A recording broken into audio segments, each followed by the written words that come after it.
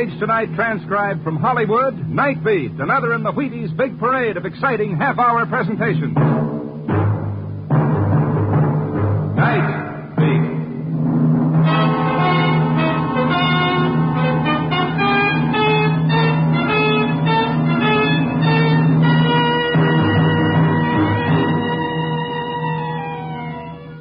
Hi, this is Randy Stone. I cover the Night Beat for the Chicago Star. Stories start in many different ways. And sometimes when you pick up the threads of a yarn and start putting them together, you find you've woven yourself a shroud. Night Beat, starring Frank Lovejoy as Randy Stone. Did you know? Wheaties at 7 can help at 11. They really can. The world isn't half so tough to face when you've got a good breakfast under your belt. And it doesn't matter what part of the world you're facing either. Farmers can farm better, actors can act better, salesmen can sell better on a better breakfast. And that's what you start with when you start with Wheaties. Because here are flakes of whole wheat, with the vitamins, the minerals, the wonderful, life-giving energy of whole wheat. The very things you need to get work done that you're meant to get done in the morning. Of course, there's no fun getting up in the morning to just a batch of vitamins and minerals. Wouldn't that be dull? But it's fun, you bet it is, to lay spoon to crisp, flaky little flakes called Wheaties. Pour on the cold milk, put on the fruit you like best, and eat happy. Breakfast of champions. Breakfast for you. Come on now. See how Wheaties at 7 can help at 11.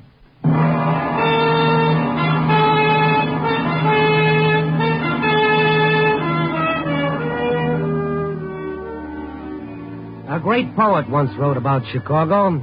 He said it was a city built by men with muscles and a willingness to use them. Well, Chicago is still full of willing people. Some willing to work and others willing to let them.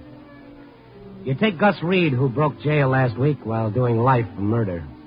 Not that he ever became bent with honest toil. He just got crooked trying to avoid it. But now he was out, escaped with a famous hood named Neil Ramsey.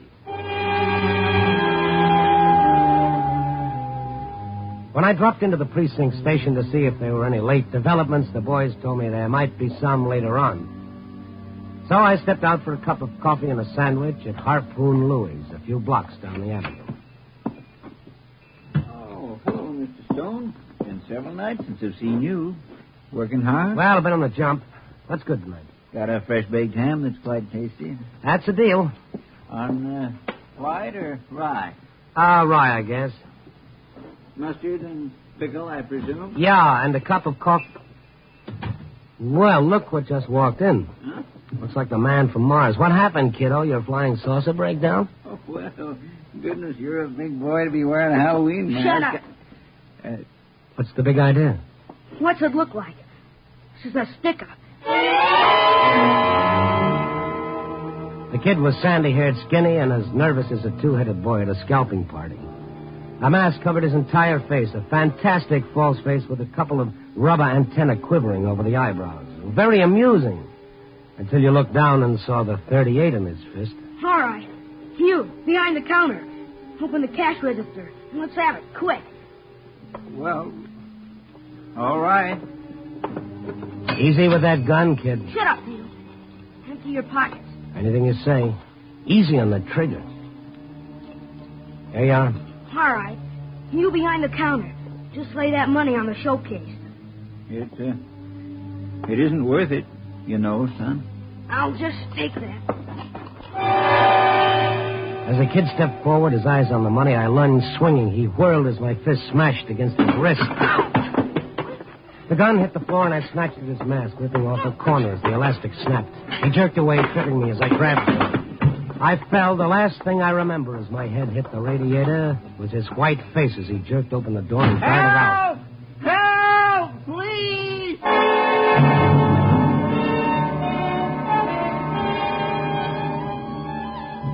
When I came to, I was lying on the floor with the delicatessen owner and a couple of cops standing over me. I stared up at them, my brain knee-deep in fog. That man's gone, huh? Oh. How's your head feel, Stone? Oh, it's sagging like a wet circus tent. Here, let me help you out, Mr. Stone. Thank you. I can manage. Hey, here's a description of the kid Louis gave us. See how it checks with you, will you? Okay. Yeah, that's right. About 13, 5'3", light hair. Mm-hmm. I suppose you'll be able to trace him by that gun you left, won't you? Oh, it's probably stolen. Why do you suppose a boy, a child, would do a thing like that? You suppose he was hungry? Those little rats are just born mean, I know. But all this juvenile delinquency we've been having lately, can't something be done? The only answer is treat them rough. You got to be twice as hard as they think they are. Well, tombstones are hard, too, officer, but they generally have a good word or two for the people beneath them. Okay, Mr. Stone. After what happened to you tonight, I'll leave it to you to find a good word for them. Well, heaven help us if we don't. Come on, Joe. Be at Detective Headquarters first thing in the morning, will you, Louis? Yes. Well, I suppose I'd better make a report to my insurance company. Uh-oh, what's this? What is it, Mr. Stone? You find something? Yeah, a piece of the kid's mask. Tore it off when I grabbed him. Police must have overlooked it flying there on the floor. Well, it doesn't matter, I suppose. No, maybe not, but it's the part that has the price label stuck on the inside. Oh? Yeah, with the name of the store printed on it. Eddie and Mabel's, refreshments, toys, novelties. Louis, where's your telephone directory?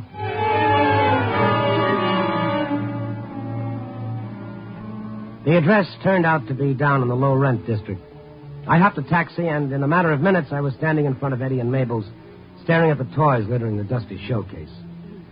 Among them lay a few tired-looking masks, each one identical with the one the kid had worn. I went in.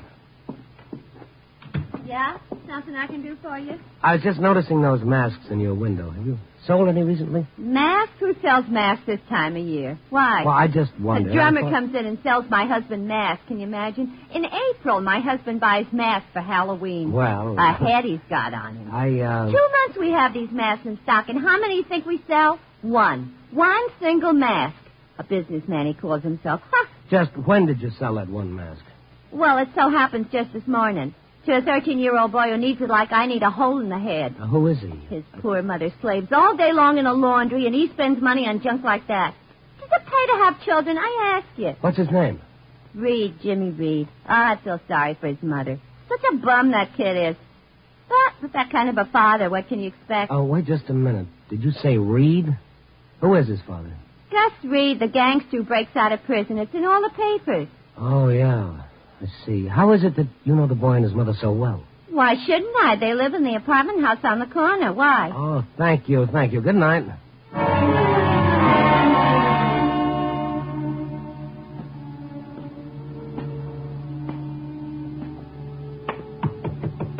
I could have sworn that I'd heard dim voices as I'd approached the door of the Reed apartment, but now there was nothing but silence.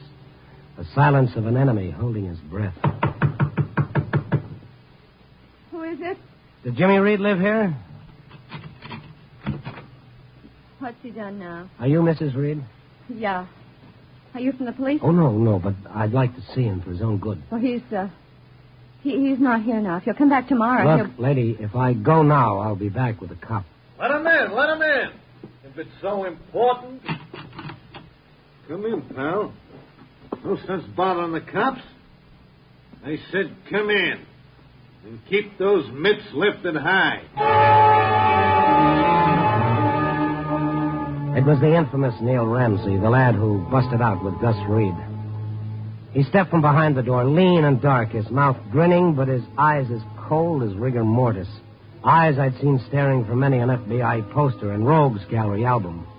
And behind him, the heavier, red-eyed Gus. Well, what are you waiting for? Come on in. Okay, Gus, I'll go along with the crowd. Those guns you've got look like a big crowd to me. Hey, Pop, that's the guy who jumped me at the delicatessen. Hi, Jimmy. Him? The boy made a slight mistake, Gus. He didn't keep his eye on the sucker. You and your lousy $2. I would have done all right if you hadn't stuck your big fat nose in. Yeah, not much of a teacher, are you, Gus? But then I don't suppose I can blame you. You never had nerve enough to stick up anybody yourself. You shot him in the back and then robbed him. So I ain't got nerve, huh? Show him, Pop. Gus, don't. Please don't needle him, mister. He's been drinking. Yeah, I know. Whenever he gets into trouble, he tries to pull himself out with a corkscrew. You can't do it, Gus. He said Papa's yellow. So I'm yellow, huh? Oh, sure. You're a colorful character, Gus. A red nose, white liver, and a yellow streak.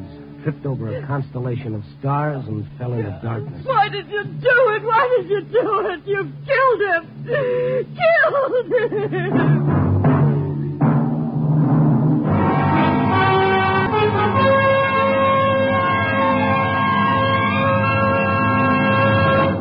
General Mills is bringing you Night Beat, starring Frank Lovejoy as Randy Stone.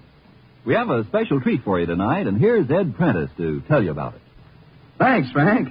Folks, I'd like you to meet an old friend of mine. Here's Luke Appling, the dashing young man of the Chicago White Sox. Cut it out, Ed. I've been playing ball for the Sox for over 20 years. Why, that's way back before Wheaties baseball broadcast. That's almost way back before Wheaties. Say, Ed, speaking of Wheaties, I brought along some peaches from down home in Georgia.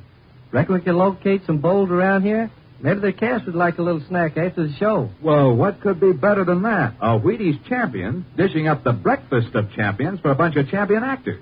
Stick around, Luke. I got a whole case of Wheaties waiting for you. That's swell, Ed, but could I have just one bowl now? Wheaties are awfully tough to wait for.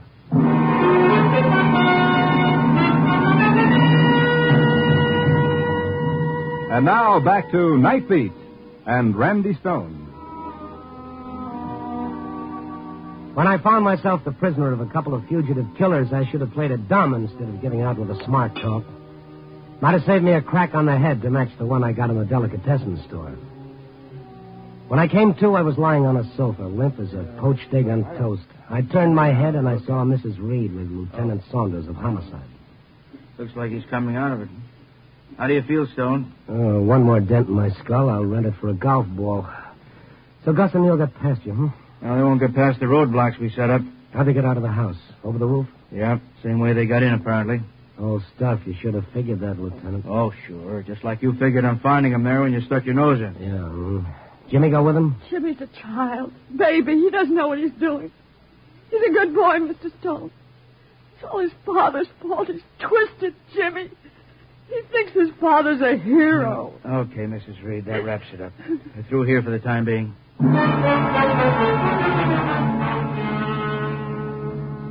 After Lieutenant Saunders and his men left, I tried to get the answers to some questions I'd missed. For instance, why had Gus and Neil come here? What had they wanted? Food, liquor, money. They took everything I had. Have any idea where they might be heading? I only wish I knew. Well, Gus broke out a week ago. If this is the first time he's been here, there's a chance he's been laying low in a hideout, probably just outside of Chicago. I don't know. Mrs. Reed, do you think Jimmy's known about the hideout? Has his father been in touch with him this past week? I don't know. He's been acting so strange. Mm-hmm. You think Gus could have contacted him before he broke out? Or that Jimmy might have known in advance? Well, how could he? Did he see his father in prison lately? No, not lately. Uh-huh. Gus write him very often? No, not nearly as much as Jimmy wrote him. He kept his father's letters? Oh, of course. Kept them like they were treasure. Can you get them? I'd like to look them over. I'll see if I can find them.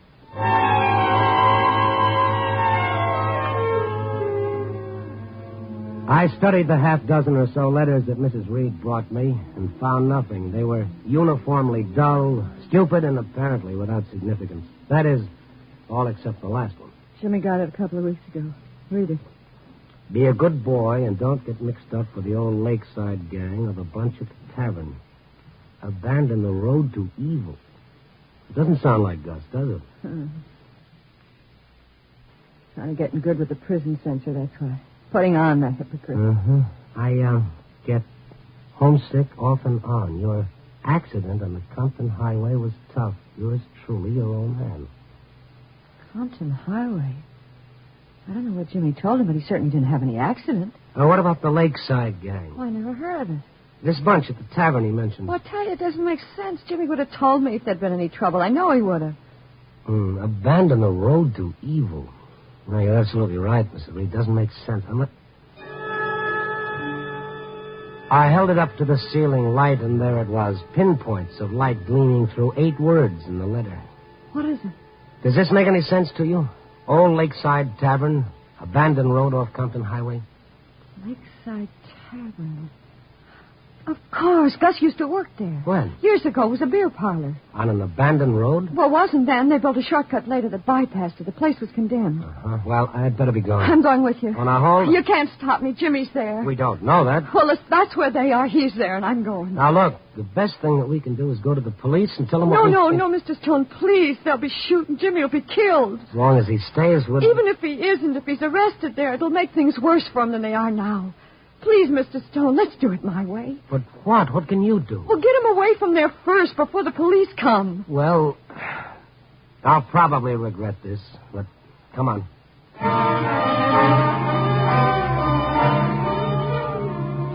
We took a taxi to the garage where I picked up my car, and we headed out past Lincoln Park, turning southeast for the highway.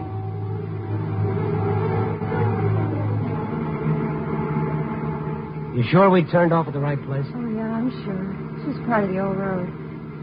There. There it is, the tavern between those trees. Oh, yeah. Uh-oh. What is it? Thought I saw a light in one of those windows. Oh, I didn't see anything. Now, look. We passed a filling station about a mile back down the road. Be much better if we went back and buzzed the state highway. Oh, no. Now, what are you doing? Hey, wait! Jimmy! Jimmy! Look, you want to get us killed? There's nobody here. All right, let's get back to the car and get out of here. Wait. What are you doing? I'd like to take a look inside. Why? Well, they may have been here and gone. Please wait. We might come on a clue.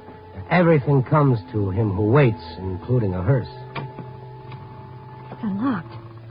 Now, let's get a match going. Okay, let's go in and watch out for snakes. Don't you ever knock? Well, I was afraid we'd find a snake in here. Hiya, Neil. Stay right where you are, wise guy. What are you doing there in the dark, waiting for something to develop? You know, that door with the moonlight behind you makes a very nice frame. I couldn't miss. Jimmy! Jimmy, where are you? Cut it out, sister. Okay, Gus, open up the lantern. We got him. Yeah. Gus. Yeah. Close the door, mister. So you found the place, huh? Gus. Well, I hope you're satisfied. Gus, where's Jimmy? What's happened to him? What's happened to him, she says. Here I am sitting with a bullet in my chest, and all she hollers is, what's happened to that dumb little punk? Gus. She sees me. Gus, where is he? Don't dry up. He'll be back. I just sent him down the road for a can of gas. Where's your car? You think we'd leave it out in front? What happened to Gus? Who shot him? What difference does it make? This is one story you ain't covering, pal. There ain't no kibitzes tonight. You dealt yourself in, and your cards don't look good, pal. Not with me holding 6 bullets in my hand. Well, like they say, Neil, the game is always darkest before you've drawn. Yeah, you don't get no more cards, friend. You're through. The roadblock. Of course. Gus got it when you crashed the roadblock. Give the sucker a cigar. You know, I'd get a bang knocking you two off right now. But just in case we do have trouble, maybe we could use a hostage or two. Hostage? Neil, that's a $2 word. Yeah. I got a 39-cent rope to go with it. Turn around, both of you.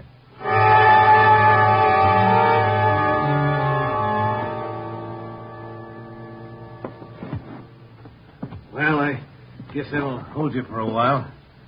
Keep him covered, Gus. As soon as the kid gets back, he can come upstairs and stand watch at the window while I come down and take over. Give you a chance to sleep. Yeah. And if they try anything, let them have it. I can handle it. Go on.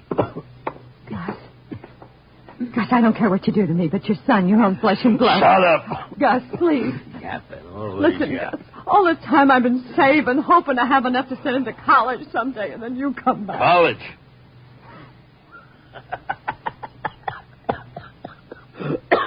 All right, so he'll go to college. I got some deals coming. Look, you help me get out of this spot, and we'll have enough dough. The Gold Coast Servants College, huh? So I'll send him to college. But you can send him to college, Gus, now. What? What are you talking You're worth $5,000. Dead or alive. Reward for me? $5,000.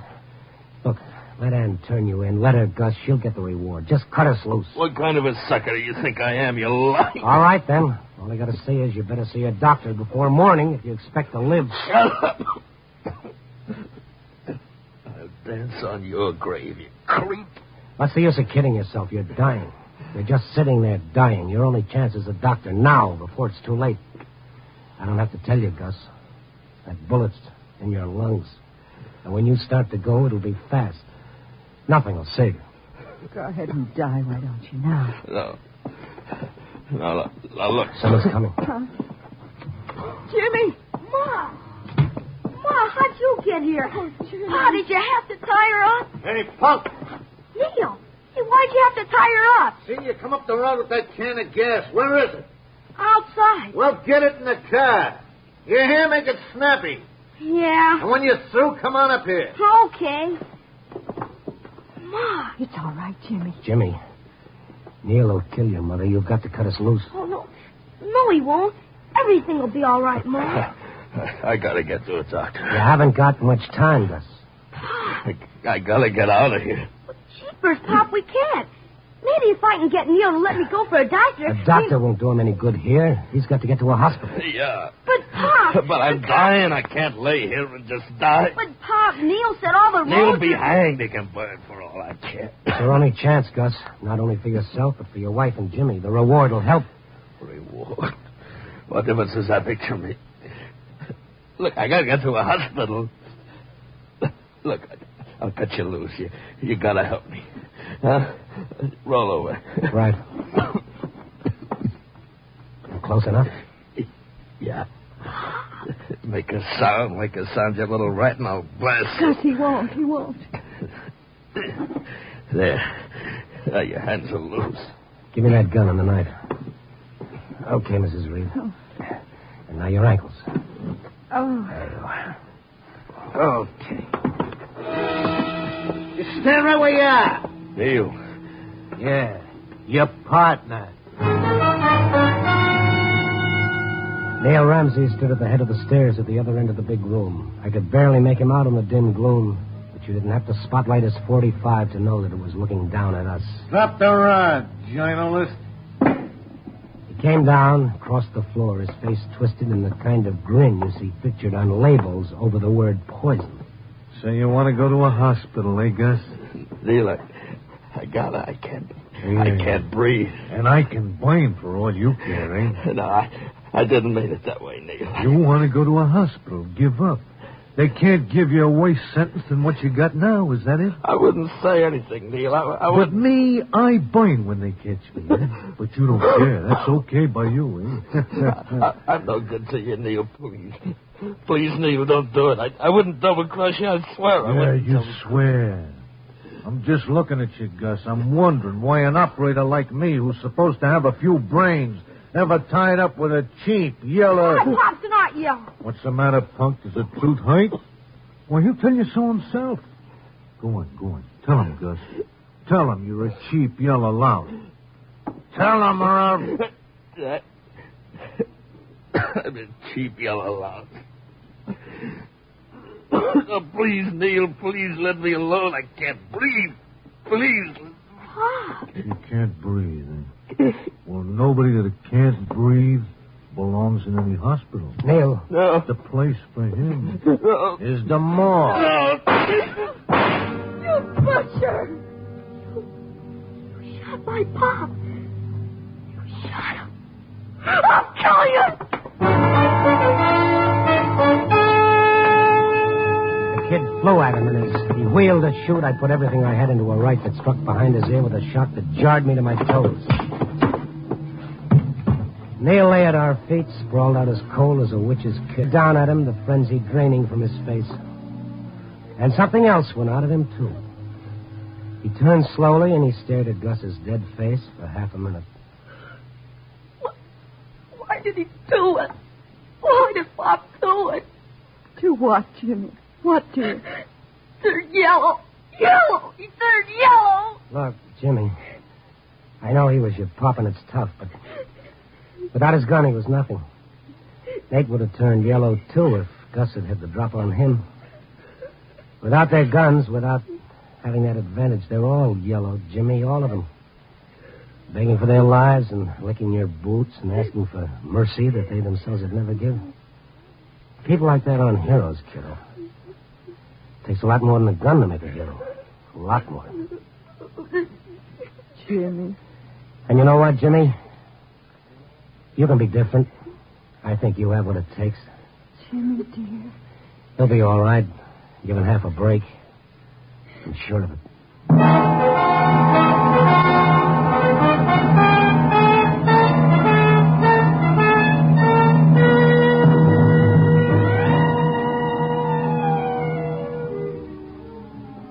4 a.m. The morning's still dark with leftover night.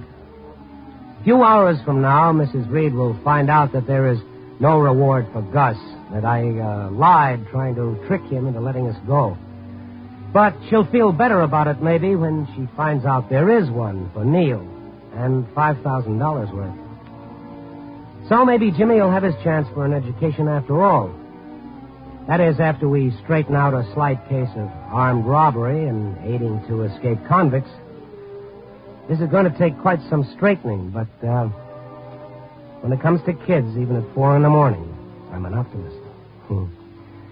Well, so that's it. It isn't often life ties up a story with a rose-colored ribbon. Usually it just leaves the loose ends dangling. So, well, let's tie it up. Copy, boy.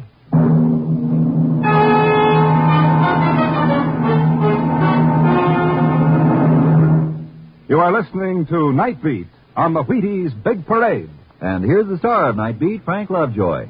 Got your Wheaties on you, Frank? Oh, no, I hardly ever carry them with me, Frank, but I always know where I can get them, you know. Mm. We have a place on the cupboard shelf at home reserved for the Wheaties box. Well, I suppose with a couple of youngsters digging in, the Wheaties don't last long at the Lovejoy house. No, that's for sure. We really go through them. So do we. I guess there are a lot of families like ours, Frank, where Wheaties have a reserved place on the cupboard shelf. Well, I can't think of a nicer whole wheat flake to reserve a place for, Frank. Good night. Good night, Frank Lovejoy. Get your Wheaties, everybody.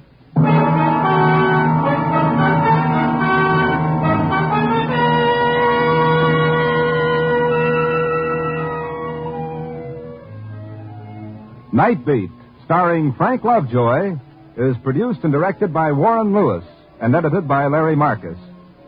Tonight's story was written by Irvin Ashkenazi and John Robinson, with music by Frank Worth.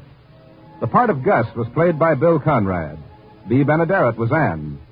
Others in tonight's cast were Jack Crucian, Sheldon Leonard, Jeff Silver, and Parley Bear.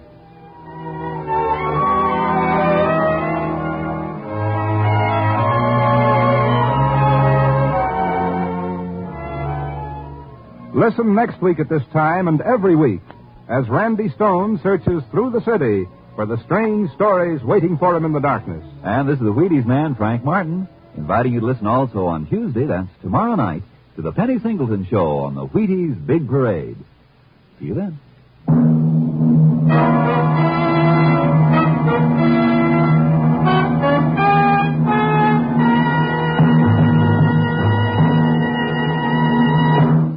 Night Beat came to you transcribed from Hollywood. Stay tuned now for Top Secret, starring Alona Massey on NBC.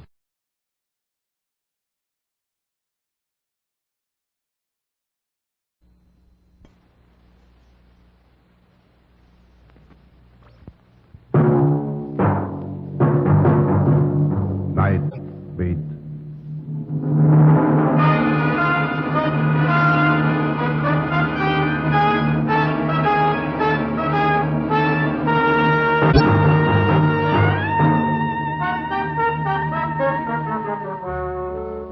Lucky Stone is the name. I'm the guy that writes that column that's buried somewhere in the middle of your Examiner, called Night Beat. They call me Lucky for the same reason they call a fat man Slim. Because the best you can hope for on a job like this is chronic bronchitis, rings under your eyes, and the fact that you're awake when regular folk are asleep. Sometimes the worst happens to you. A story grabs your heart and shakes it until it hollers uncle. A corpse in the dark alley is the business at hand. In the big city, a dead man is a pretty impersonal thing. But this one I had a special interest in, because they wanted me to identify it.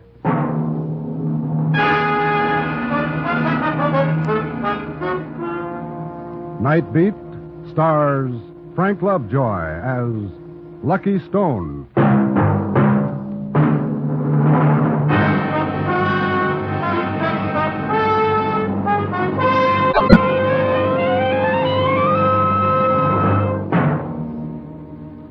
It was early morning when I walked into the county morgue. There was that same familiar ammonia smell stinging my nostrils, that gleaming tile, that cold, empty feeling you get. The way the morgue always swipes across your face like the tail end of a nightmare. The police lieutenant was waiting for me. He nodded for the attendant to pull back the white sheet. Well? Yes, that's him.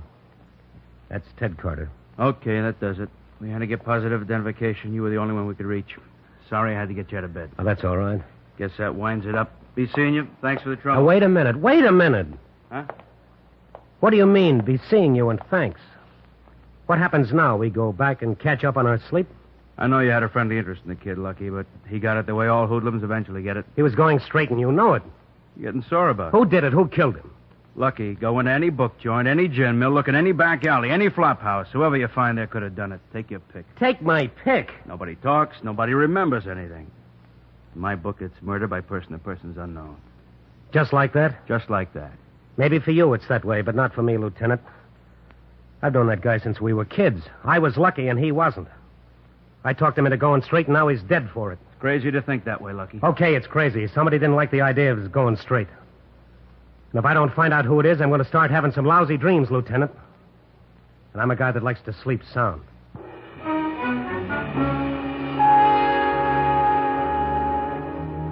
I walked away from the lieutenant like he had the smallpox and I'd never been vaccinated. When I hit the street, it was raining. The sky was gray and there was a cold chill in the air. I waited for a cab thinking that for the first time I hated this city. I hated it because somewhere in that rain was Ted's killer. What was he doing now? Sleeping? Having his morning coffee? Waiting for the first editions to come out and see how well he'd done? You'd have to look hard to find anything about Ted. Page 6, ex-hoodlum found shot, period. When you're an ex-anything, that's a nice way of saying you're dead, brother, lie down. When a cab showed up, I went over to see Ted's girl, Joan. As soon as she opened the door, I knew she'd found out. Her face looked pinched and pale, and her eyes were red like she'd squeezed out the last tear. Lucky, why did it have to happen like that? I'm sorry, Joan. You didn't go down to... No, I couldn't. I understand. Who do you think did it? I don't know. He told me he was all through with the racket. Well, what was he doing? Who'd he been mixed up with? He never told me anything. I never asked him. I believed him when he told me he was going straight. I'm going to find out who killed him, Joan. Look, Lucky, you and Ted lived in different worlds. He wouldn't want you to get hurt because of him. This is for the police, Lucky. I'm sorry, the police aren't interested. Well, then why should you... Because he followed my advice and now he's dead. Now, who was the last guy he worked for, Joan? Who got sore when Ted decided to go straight? I don't know, Lucky. I don't know.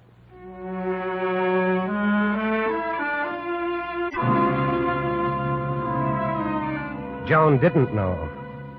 I went around to the old haunts, his former friends. They didn't know. The district attorney didn't know. The cops didn't know. Ted had kicked around in this city among all these people for 28 years. And now, suddenly, it was like he'd never lived at all.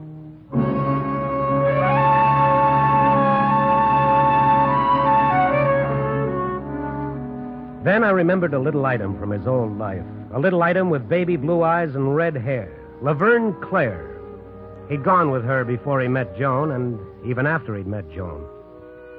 I know he'd kept sneaking back to Laverne like a drunk trying to decide whether to spend his last coin calling Alcoholics Anonymous or buying a glass of Muscatel. I went looking for Laverne. She had the number 4 spot in one of those 5 times a day shows on the untidy side of town. When I got there, I had to wait until the fleshy part of the entertainment was over, and then I went to her dressing room.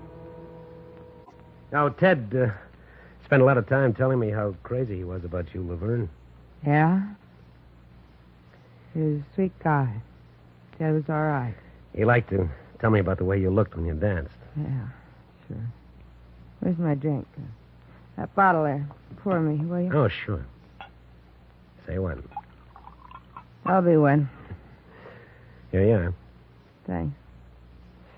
Who do you think killed him, Laverne? Look, Mr. Stone, you're a nice guy.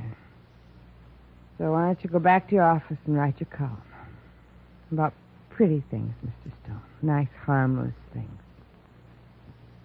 You don't want to get mixed up with Bailey here, with that guy Jerry. Bailey? I didn't say Bailey. Oh, so it's Bailey.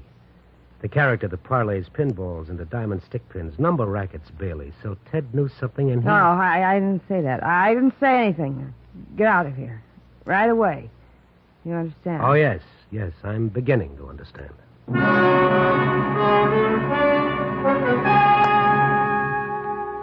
So I had myself a lead, George Bailey. Only it was like going fishing with the hope that you'll be lucky enough to catch a trout, and all of a sudden, look who's eating your worm. Moby Dick, the whale. Before I told anyone else, I thought I'd go back and see Joan. I think I know who killed him, Joan. You do? I'm not positive, but it's a beginning. Who? George Bailey. Know him? Bailey. Who told you it was Bailey? You're getting pale, Joan, so you think it was Bailey, too. Listen, Lucky, stay away from Bailey. He's trouble. Yeah? I'll let you know exactly how much trouble. I'll see you later. Lucky. It's dangerous. Please be careful. The lieutenant told me anyone could have killed Ted. He invited me to take my pick. I'm going over and see that cop. I've taken my pick. George Bailey.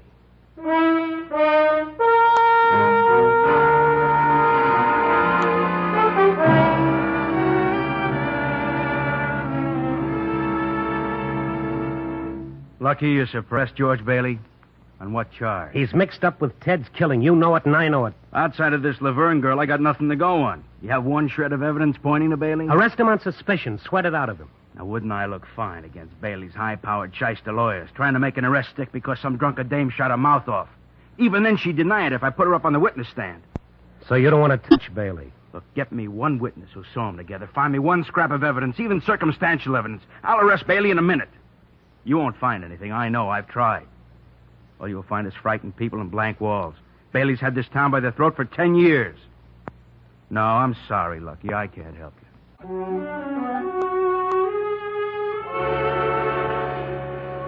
But I couldn't stop.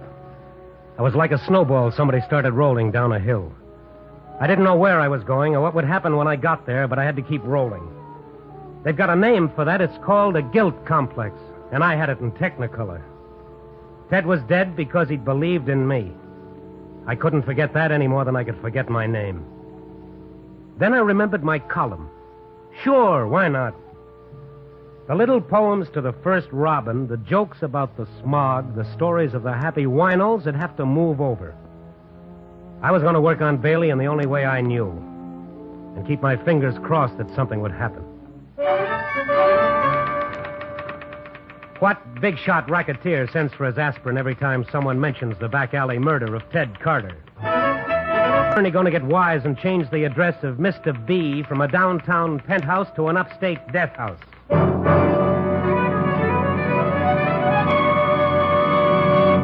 Listen to this, boss. Huh? Stone's latest little offering. When are the police going to bring in the Carter killer? Let me see it. And if they don't know who it is, I'll give them a hint. Think of Daly and reach for the letter B. How long's he going to get away with that? Hand me the phone. Sure.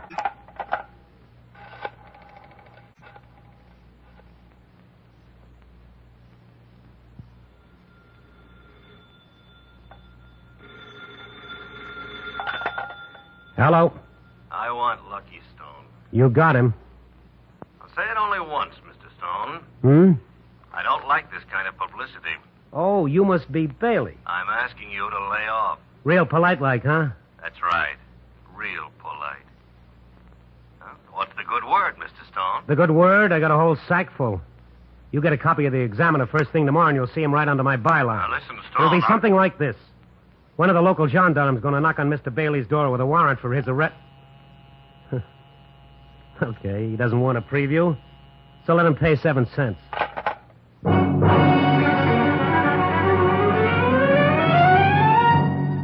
Well, that was more like it. So Bailey was beginning to squirm. Well, on him it looked just fine. I worked late on the column that night, giving Bailey enough needles to sew a circus tent. I was feeling pretty good.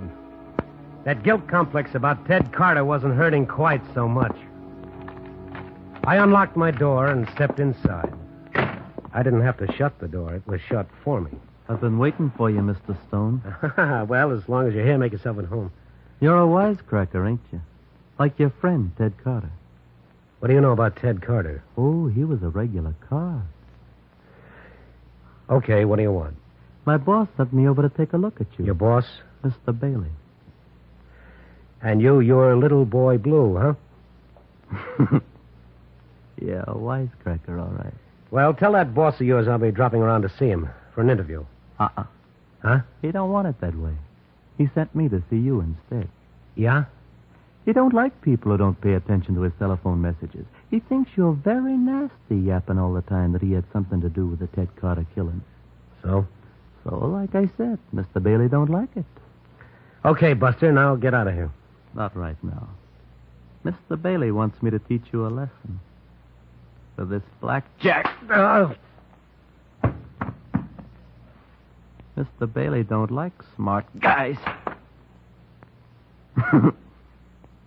Wisecracker.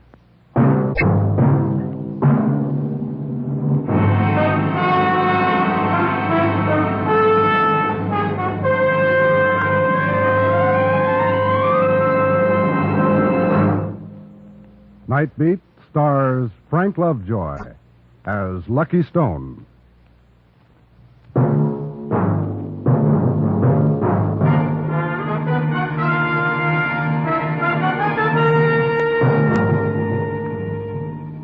I woke up with a nice view of my ceiling.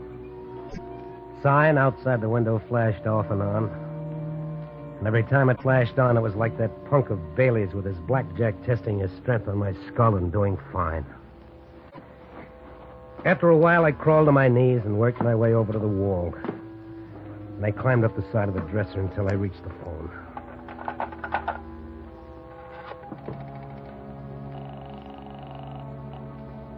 Operator? Operator, get me the police. No, never mind. Skip it. All of a sudden, I didn't want the police in on this. I wanted this to be a private party. All of a sudden, I wanted to feel a gun in my hands.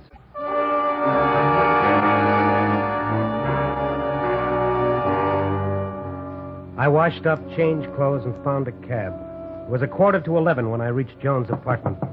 I had to knock a long time before she came to the door. She was rubbing the sleep out of her eyes. Lucky? Oh, come on in. Thanks, honey.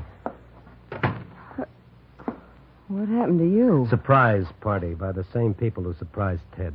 Wait, I'll get some bandages. Now, that's not why I came. No? When Ted quit the rackets, what did he do with his gun?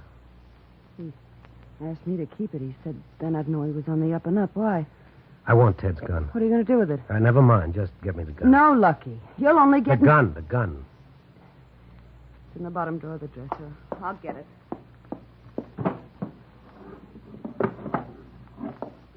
I think you're crazy. Here. Thank you. Where are you going? Wentworth Towers. Bailey has an office there. Lucky you are crazy. You're walking right into a trap. They'll kill you like they killed Ted. Well, if I don't go, Jerry will be coming around again. You see, the way it's no good. At least this way I say when. Wish me luck. Luck? Oh, you fool, you poor fool. You'll end up like Ted with 5 bullet holes in your back.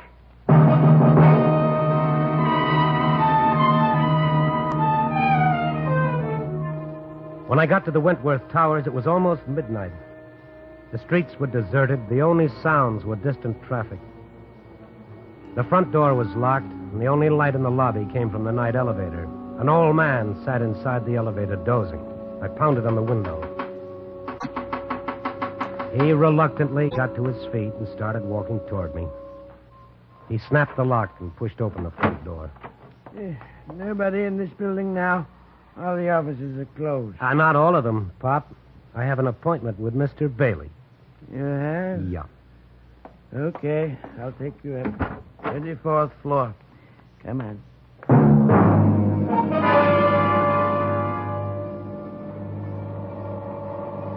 As As the elevator rose, I dipped my hand in my coat pocket.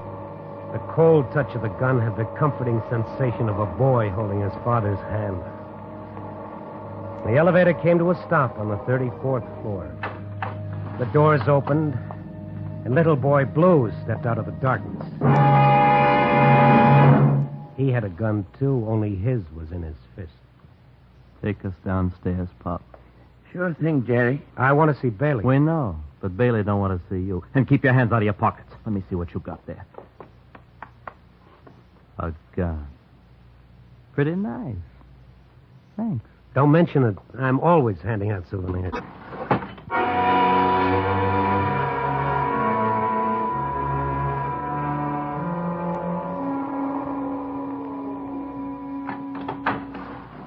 You go out first, Pop, and open the street door. All right, Jerry, I'll get it open for you. Is everything all right, Pop?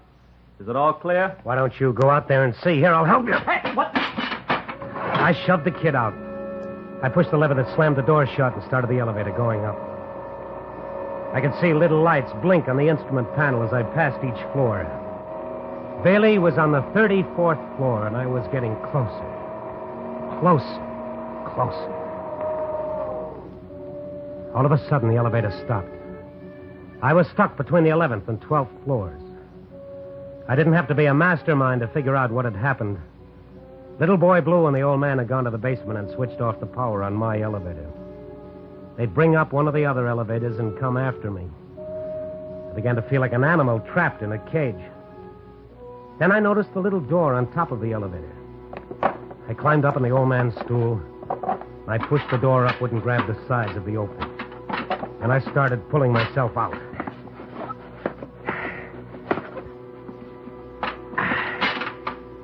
And now I was standing on top of the elevator, hanging onto a greasy cable that ran down from the roof of the building. Far below, I heard the other elevator with Jerry and the old man start climbing. I leaned forward to reach the door of the 12th floor. I couldn't reach it. The other elevator was coming up fast. As I lunged for it again, their elevator stopped at the 11th floor. I was trapped good. But as long as I was between floors, they couldn't get to me either. Little boy Blue figured it that way, too. Well, how are we going to get his elevator down here so we can get at him? You wait here. I'll go down to the basement and get him down to the 11th with the emergency train. All right, but hurry.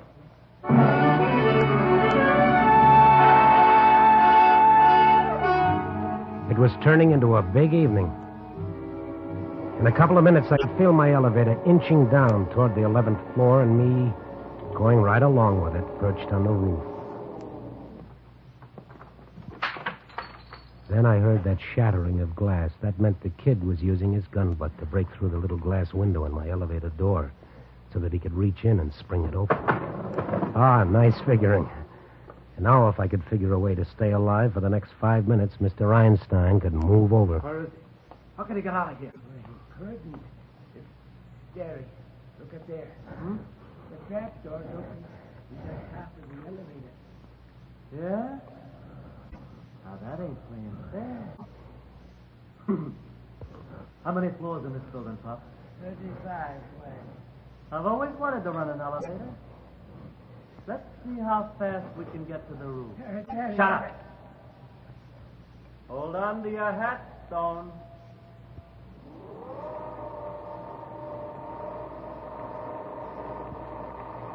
We were rising a mile a minute.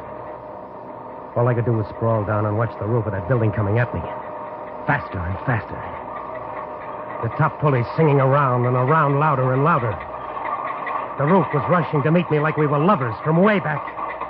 Faster and faster, almost to the top. Almost.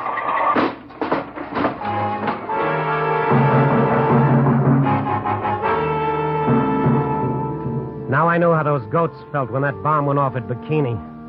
The shock of the elevator smacking against the huge top springs shook me up like a bag of cement in a concrete mixer. But I was alive, which is always encouraging. Jerry stopped off on the 35th floor. Pop started taking the elevator down very slowly, and I was still sprawled out on the top of it, trying to get the cobwebs out of my brain. All right, Pop. You must be the original Indian rubber man, Stone. You'd make a fortune in the circus. Oh, it's nothing at all. I owe it all to the heavy underwear. Come on, climb out here. Well, how can I refuse such a nice invitation? Especially when you're holding a gun. Come on, back up, Pop. Elevator? Wait a minute, will you please? Who's that? One of the cleaning women. Better put your gun away. Well, this is sure a break. I thought you'd be taking a snooze. All right. Come on, get in. Yeah, let's all get in. It's hard to get an elevator this time of night. We rode down, the four of us. No one said anything. The cleaning woman was half dead on her feet, her head bobbing, half asleep. Oh, that lovely, innocent, tired old gal was saving my life. So long as she was with us. I'll get out on the 3rd floor, Pop. I'm going to the dressing room. 3 it is. Here you are, number 3. Thank you.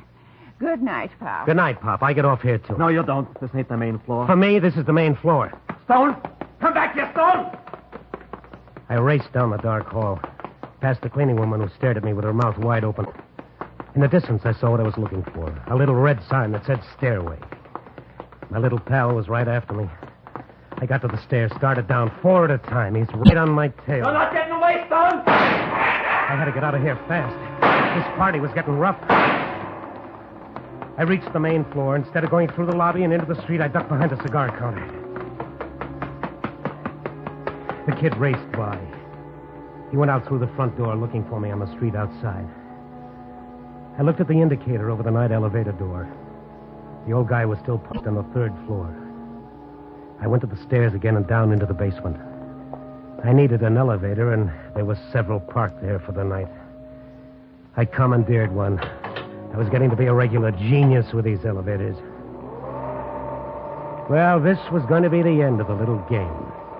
I was finally on my way up to Bailey.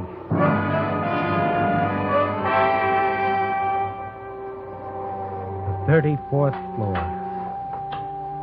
The building tapered off up here.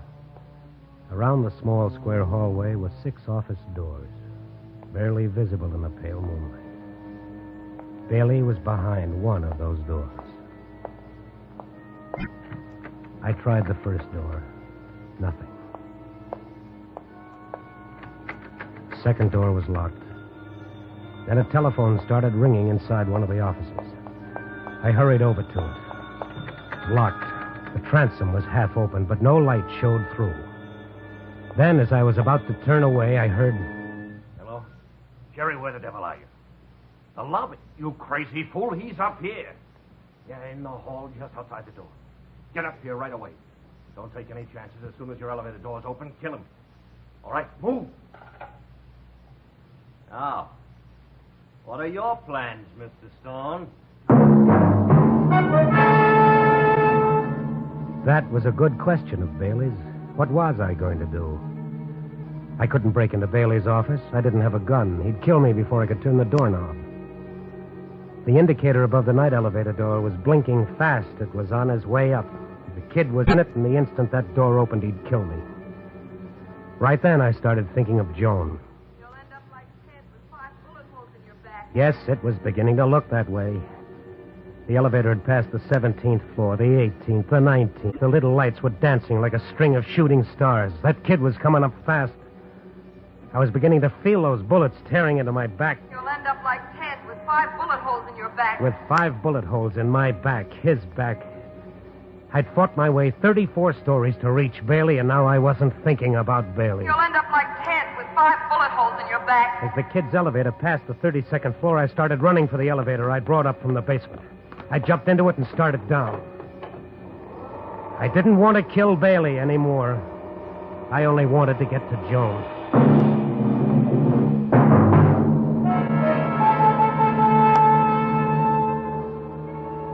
Joan was waiting for me when I got to her apartment. She wanted the whole story, everything that happened. When I'd finished, I watched her relax a little. Then you didn't kill Bailey. No, Joan, I didn't kill Bailey. Oh. Police siren. Sounds like it's stopping in front of the house. Yeah. They came here sooner than I expected. Sooner than you... Lucky you've been lying to me. You did kill him. They've come to arrest you. You lied. I haven't lied, Joan. They haven't come to arrest me. They've come to arrest you. Me? For the murder of Ted Carter. What are you talking about? I didn't... Oh, but you did. You said the wrong thing tonight when I went out to get Bailey. What do you mean? You said I'd end up like Ted with 5 bullet holes in my back. How would you know about that? It wasn't in any of the newspaper stories. You never went to the morgue. There was no way on earth you could have known unless you killed him. Be right with you. That's the police, Joan. Any more questions? Yes. Don't you know what it's like to love somebody? I was willing to do anything for him. Scrub his floor, wash his clothes, give him a good home, anything. But he always kept going back to Laverne. The way I loved him, do you think I could let any other woman in? All right, boys. All right, I'll let you in. I want you to know one thing, Joan. No matter what you thought, Ted really loved you. You see, Laverne represented his old world. But with you, he was going to have a new life. You remember that, will you? Okay, boys, she's all yours.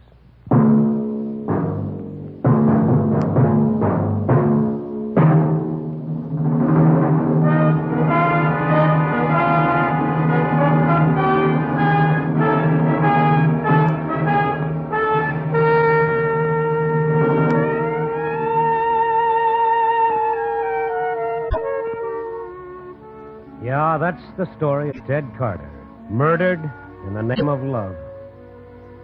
Okay, if that's what love does to you, I'll string along with Pinochle. I'm just feeling low tonight.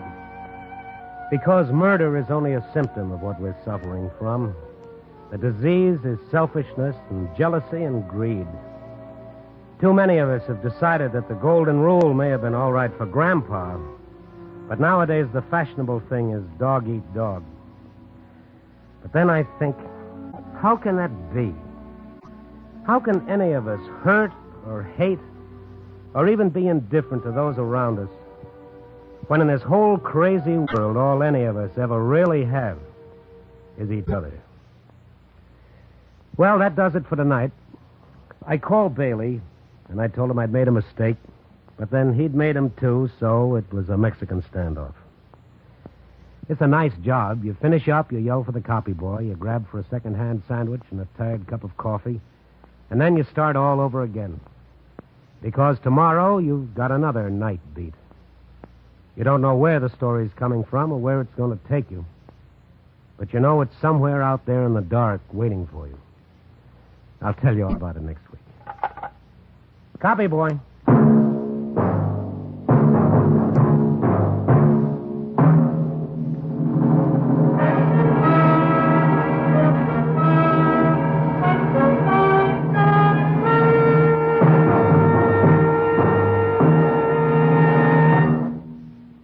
Night Beat is written by Larry Marcus and produced by Bill Karn. Music is composed and conducted by Frank Worth. Frank Lovejoy can currently be seen in the Motion Picture Academy nomination Home of the Brave and the Universal International production of South Sea Sinner, and is featured in the forthcoming Warner Brothers production The Rock Bottom. This is NBC, the national broadcasting company.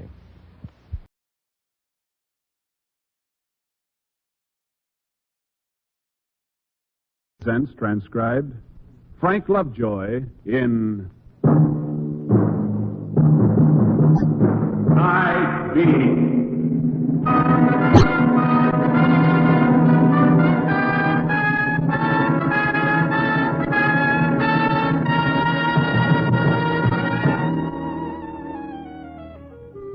Hi, this is Randy Stone. I cover the Night Beat for the Chicago Star. You know, in the long story of human relations, conflict between brothers is no new item. It goes all the way back to Cain and Abel. Now, you can see it all the time if you care to look, but most people don't. It's not always pleasant. Anyway, I want to tell you a story about two brothers. They were jockeys, and when they started knocking up against each other, coming down the stretch in a drive for the wire, all mixed up with a ton of horseflesh and a mess of pounding hooves. Well, somebody should have run up the red flag of danger. It all goes back to yesterday morning. I was sitting in front of my typewriter trying to get a story to fit into place. It was close to 5 a.m., and the clock on the wall was sticking its tongue out at me. I just about decided to turn in what I had and let it go when I felt someone move up to my desk. Hi, Randy. It was Ben Clark, a jockey fellow I'd known on and off for years and a pretty good friend. Well, Ben, you old son of a gun, how are you? Pretty good, Randy. Good to see you. Where'd you pop out of all of a sudden? Well, a meet's opening this afternoon. I was on my way out to the track for a little morning workout. Saw the light on up here. Wondered if it was you. Well, I'm glad you came up. Sit down. Thanks.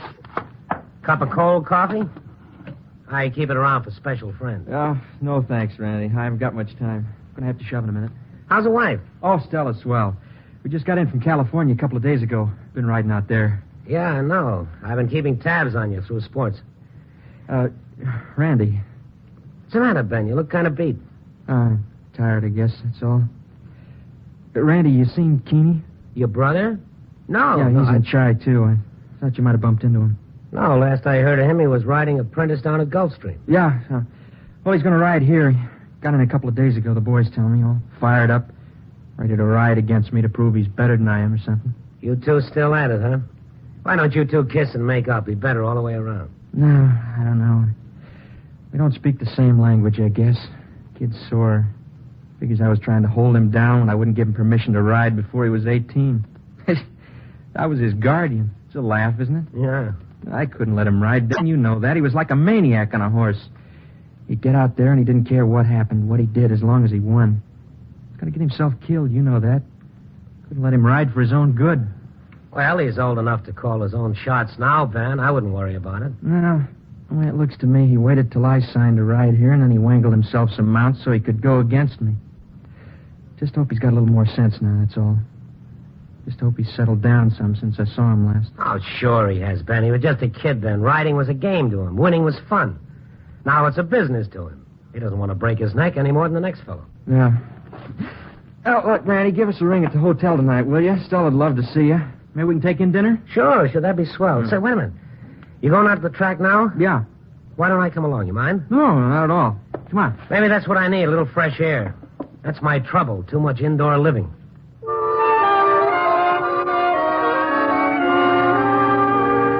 It was just after dawn when we reached the track. Ben went on into the jockey room to suit up, and I ambled over to the rail. There it was, the dawn patrol, watching the horses in their early morning blowouts. Trainers, owners, exercise and stable boys, and handicappers. Each of them with a stopwatch in his hand or in his head. And most of them looking for the pot of gold at the end of a mile and an eighth. A big gray was thundering down the track, and I recognized the jock, Keeney Clark. I knew right then and there why I'd gone out to the track.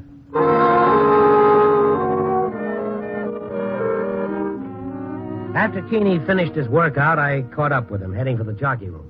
Hey, Keeney! Keeney! Huh? Just a minute. Oh, Randy Stone, hi. Hi. I saw you on that gray. You look good. Thanks. What you doing out? They got you in sports now? Oh, no. Nothing like that. I want to talk to you. Me? Yeah. Come on, let's sit down over there. Yeah, all right. How you been, Keeney? Hey, you did pretty well down at Gulfstream. Yeah, I did okay. Okay. Leading apprentice, that's better than okay, isn't it? It's all right. Yeah, sit down. Yeah. Well, what is it, Randy? Well... Go on, I'm listening. You know, you're looking at a guy who's just about ready to put his foot into something he'd do better to keep it out of. Go ahead, shoot. I talked to Ben a little earlier. Oh. He's kind of worried. He is, huh? About you. Me? What's he worried about me for? Well, I told him it was silly, but you know Ben sometimes. He's a little old woman. I hadn't noticed. Well, he's worried about the way you ride. He's afraid you're going to bust yourself up or something. You know, I think it'd be pretty nice if you went up to see him. I'll see you around, Randy. Now, Keeney, wait a minute. You got things mixed up, Randy. Ben's not worried about me. Not one bit, no. What do you mean? He's worried about himself, like he's always been. That's what I mean. He's worried I'll become something and beat him out of some headlines. Ben? He's worried about two guys with the same name. He's worried he'll have to share the glory. He's been stepping on me all my life. He wants me down. He wants to be up. I don't like that. And I'll tell you something else. Oh, now ease off. He's scared. Yeah, Ben's scared. Deep down in him, he's scared because he's getting old for a jock and soft. And it eats him because he thinks I'm better than he is. And he's right. Mm-hmm. Okay, you run down now? Just a pause for a station break. Well, I think you got it wrong, Keeney. You do, huh? Okay, I got it wrong. You got it right? You got all the facts? Well, You know everything that's going on between us? No, I don't. Okay, you gave yourself an answer. Now, listen, Randy. Ben's business is Ben's and mine is mine. Yeah, and neither of them is mine. Yeah, I know. Okay, Keeney, you told me. I'll see you around.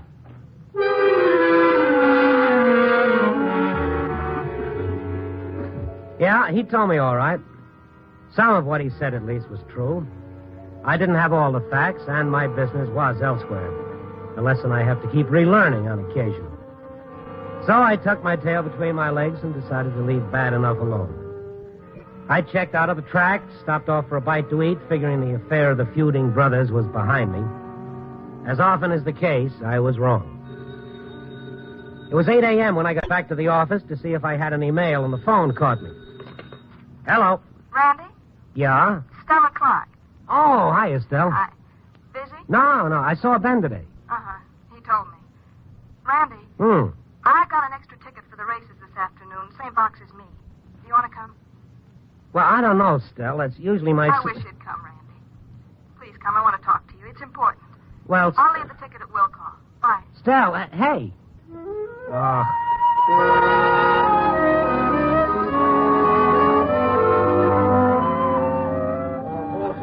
Reach the post in 5 minutes. I'd gone on home, caught a few hours of sleep, and made the track just before the first race. I shoved my... Blonde, a little heavier than before.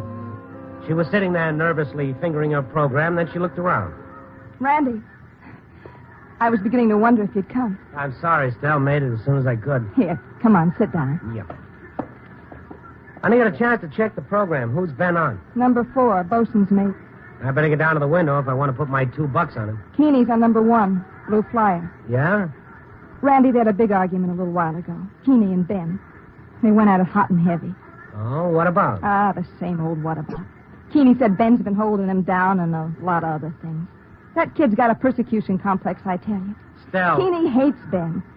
He's just waiting for a chance to get back at him. Now, Stella, please, listen to me. I talked to Ben. I talked to Keeney, too, this morning. This is none of my business, Stella. I don't know what it's all about, and besides, there's nothing I can do about it. I'm only talking to you, Randy, because you're a friend of Ben's. Because I got no one else to talk to. Yeah, I know. It was all right as long as they were apart. Riding on different tracks, it didn't matter none. But now, down there on the same track, pounding down the stretch together, something's going to happen, Randy. Oh, now, wait a minute, Stella. Nothing says anything's going to happen. No, nothing says it. You won't find it written anywhere. But something is, I know. The horses have now reached the post. Randy, I'm afraid. Easy, Stella. I'm afraid. I can't help it. I got a feeling. They're off and running. Randy. They came out of the gate in a pack, 10 horses going 6 furlongs. They began to string out on the back stretch, Canapé in front by a neck, Ben's horse, Bosun's Mate, second by a length over Pedro D. And Keeney's horse, Blue Flyer, was well back. They held their way pretty much coming around the far turn with Keeney's horse picking up ground. And then they headed into the stretch. And in the stretch, Canapé in front by a head, Bosun's Mate second, and next over Pedro D. Laconic, and here comes Blue Flyer between horses. Keeney. Canapé, Bosun's Mate, next and Blue Flyer gaining steadily. Canapé, Bosun's Mate, Blue Flyer, Bosun's Mate, Canapé, Blue Flyer. Keeney, Randy, that fell. Well, a lot of things happened after that, and all about the same time. Keeney's horse streaked across the finish line the winner, but the inquiry sign went up just as fast, which meant the stewards were going to look at the motion pictures of the race to see if everything had been on the up and up. Meanwhile, the word foul was rumbling through the stands, and so was a sense of tragedy. Ben Clark hadn't moved at all from where he'd fallen on the turf. The track ambulance made it out to him fast, and a few minutes later he was in the track infirmary. A couple of pale green rooms attached to the jockey room. The doctor was bending over him. Stella sat in the anteroom doing a good job of turning her handkerchief into a wet and salty pulp. I can't stop crying, Randy. I can't. Well, then don't, I Stella. want to cry. I want to hold up. I do. I can't think of one reason why you should. Now, go ahead. Cry, Stella. Ben can't be hurt, Randy. He just can't be hurt bad. Well, then he won't, Stella. He's pretty solid. He's taken spills before. Yeah. But how long can you keep taking them? Mind if I come in? Keeney. Yeah. How is he? We don't know yet. What'd the doc say? He must have said something. He hasn't come out yet. Oh. Get out of here, Keeney. Get out of here. Stella. Beat it, get out of here. Get out of my sight. Now, wait a minute, Killer, Stella. that's what he is. Maniac. Ben was right when he called you that. Please, Stella. What'd you do, come to gloat? Oh, Ben ain't dead yet, I'll tell you that. He's too good a guy to die because of a punk like you. Guess I better take off. Keeney, I guess you better. For your sake, sonny boy. Ben better be all right. Yeah. Can you come out a minute, Randy? Oh, yeah, sure. Excuse me a minute, Stella. Kind of upset, isn't she? Now, it's hard to blame her. Yeah. She doesn't mean half the things she says, though. Only half? Half of what she said's enough. You think like she does, Randy, that I fouled Ben deliberately? I don't know. Wait until the stewards see the pictures, huh? A man's innocent until proven guilty. You're a good guy no matter what. Don't you even have an opinion? On something I don't know about? I thought you told me once before. That was kind of dumb. I'm sorry. I didn't mean to ride you. I guess I'm kind of edgy. Randy, I didn't foul Ben. Well, then I hope the pictures show it. There was some bumping in there, that's true. But I don't even know for sure who was bumping who. There were 3 horses in there. I was riding pretty hard. That's true, too. Yeah, I heard about the way you ride. Nothing intentional, though, Randy. No, nothing that seems intentional, at least. What do you mean? Well, we do a lot of things unintentionally that we really mean to do all along. Then you are blaming me. No. It's just a comment. Like we said, I haven't got all the facts. Funny kind of comment. Yeah, maybe it is. Well, I better get inside, Keeney. Stella's alone. All I know is, Randy, that I ride hard. Rough, I guess. Yeah, I'm a cowboy on a horse, like they say. When I get in there, I drive with all that's in me, and I don't think too much. That's because I want to win and keep on winning. But that's one thing. Fouling's another, and that's something I've never done. Ladies and gentlemen, your attention, please. The inquiry signs come down. The stewards have viewed the motion pictures of the first race, and the results are now official. 1, 6, and 3. Blue Flyer, Canopy, and Pedro D. The stewards have declared no foul. Well, that's it.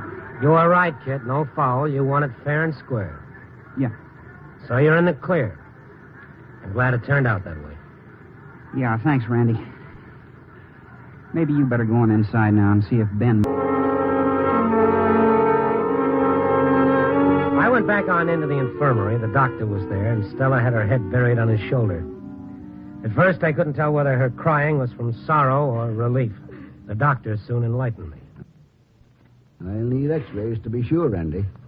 But it may be a broken neck.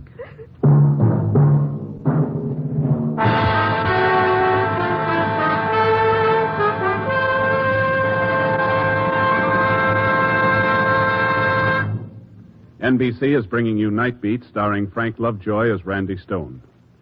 For millions of Americans, tonight marks the beginning of a 3-day holiday. A large percentage of these people will be out on the highways driving to vacation spots, and it is to these people that this message is directed. Actually, we don't like to be grim at times such as these when a holiday is in the offing. Unfortunately, it is sometimes necessary. The National Safety Council estimates that 310 persons will be killed in traffic accidents during the next 3 days. 310 people will die on our highways. Now, the council hopes that the estimate is high. When you drive this weekend, please be careful. Be alert. Drive only at the safe speed limit, even though it is many miles less than the legal limit. Be courteous in traffic deaths on this holiday weekend by practicing the golden rule when you drive. Don't chisel in traffic, or you may be only a statistic on Monday. The life you save may be your own.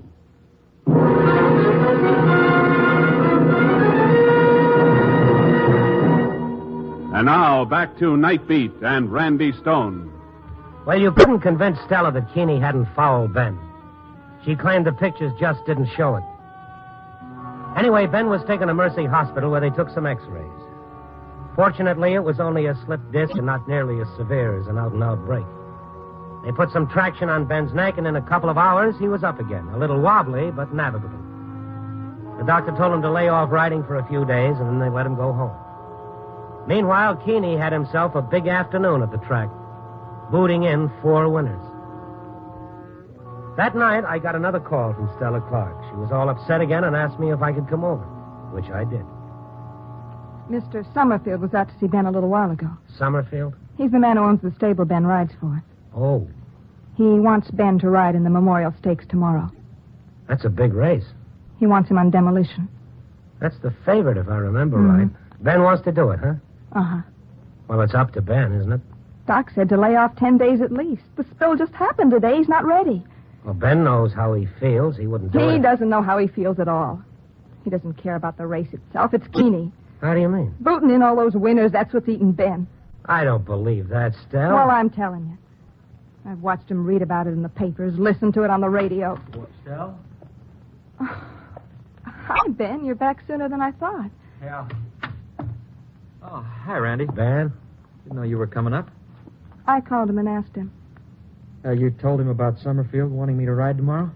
Uh-huh. She's worried about me. Well, that's a good sign. She loves you. Yeah, I know. I'm not complaining. Just wish she wouldn't worry, though, that's all. I'm riding tomorrow because I feel like it. Because racing's my business. Gave me everything I've got. A bank account, a reputation. And you, Stell. Oh, Even Ben. gave me you. Ben. That's why I'm going tomorrow. And you're wrong, hon, about what you're thinking.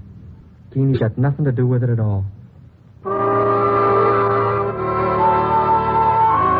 Ben was convincing. His manner was easy. He was quiet and dispassionate about the whole thing. Then all of a sudden, I got a funny feeling. I began to think that maybe he was too quiet and too dispassionate because the truth of the matter was there was going to be another test between them. Ben and Keeney were going to play out any grievances they had or thought they had the only place they knew how, on the track. And to me, the whole thing began to feel like a stick of dynamite with a short fuse.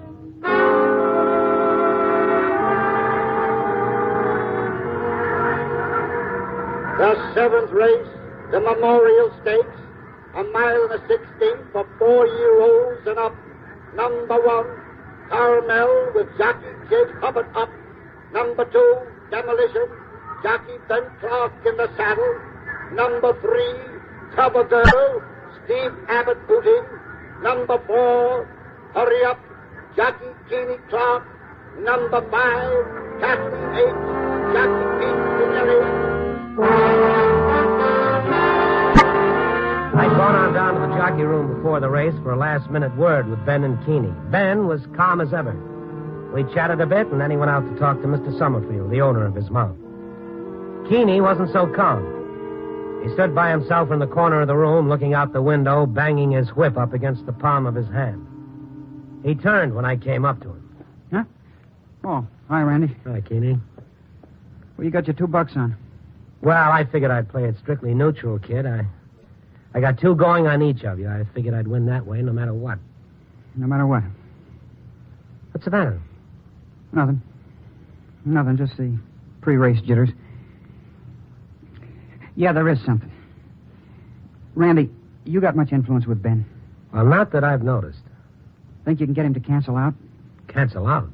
It'll be easy for him. He's got a headache or something. Don't feel so good on account of the spill. He don't look so good, you know. He's not up to it. Well, that's up to Ben, Keeney. He's calling it. Why do you want him to cancel out anyway? Like I said, he's not in very good shape. It's going to be rough out there. Well, who's going to make it so rough? There'll be 10 other guys out there besides him. Including you? Including me. I'm telling you, Randy, if it's him and me coming down to the wire, I'm not letting up no matter how big that spill Ben took yesterday. No matter how he's feeling. Well, I don't think Ben would want you to. Okay, just thought I'd say it for the record. I'm going to beat him again, Randy. I am. And that won't sit well with him. You still got to do it. I'm telling you, I will. I'll beat him, you'll see. Like I've wanted to all my life. He's going to get the dirt in his face this time. I'm going to win it. You know, kid, I've heard a lot of guys talk about winning before. But you got a way of making it sound like it's a sickness. Yeah? Maybe so, Randy. All I know is I got to win and keep on winning. Why? Simple. Take a look at me. What do you see?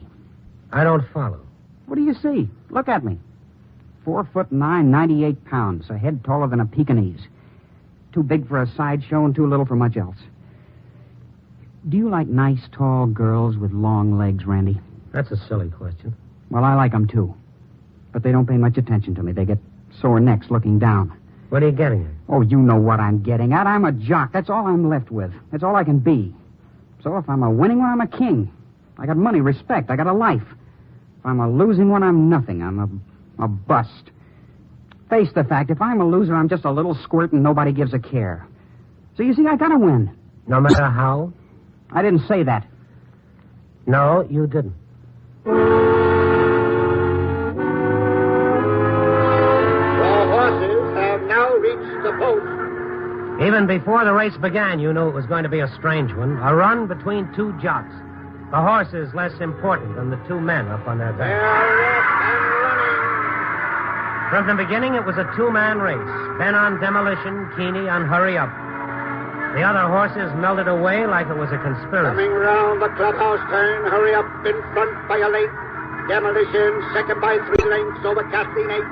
Cover Girl, Fade Away, and Empire Queen. They held that way past the half-mile post and onto the back stretch. Keeney in front, Ben a length or so behind. On to the far turn, hurry up in front, 2 lengths over Demolition. Empire Queen third, 4 lengths back. Kathleen H., Grassroots, and Cover Girl. Coming into the stretch, and here's Demolition making his bid on the inside. Ben on Demolition began to move.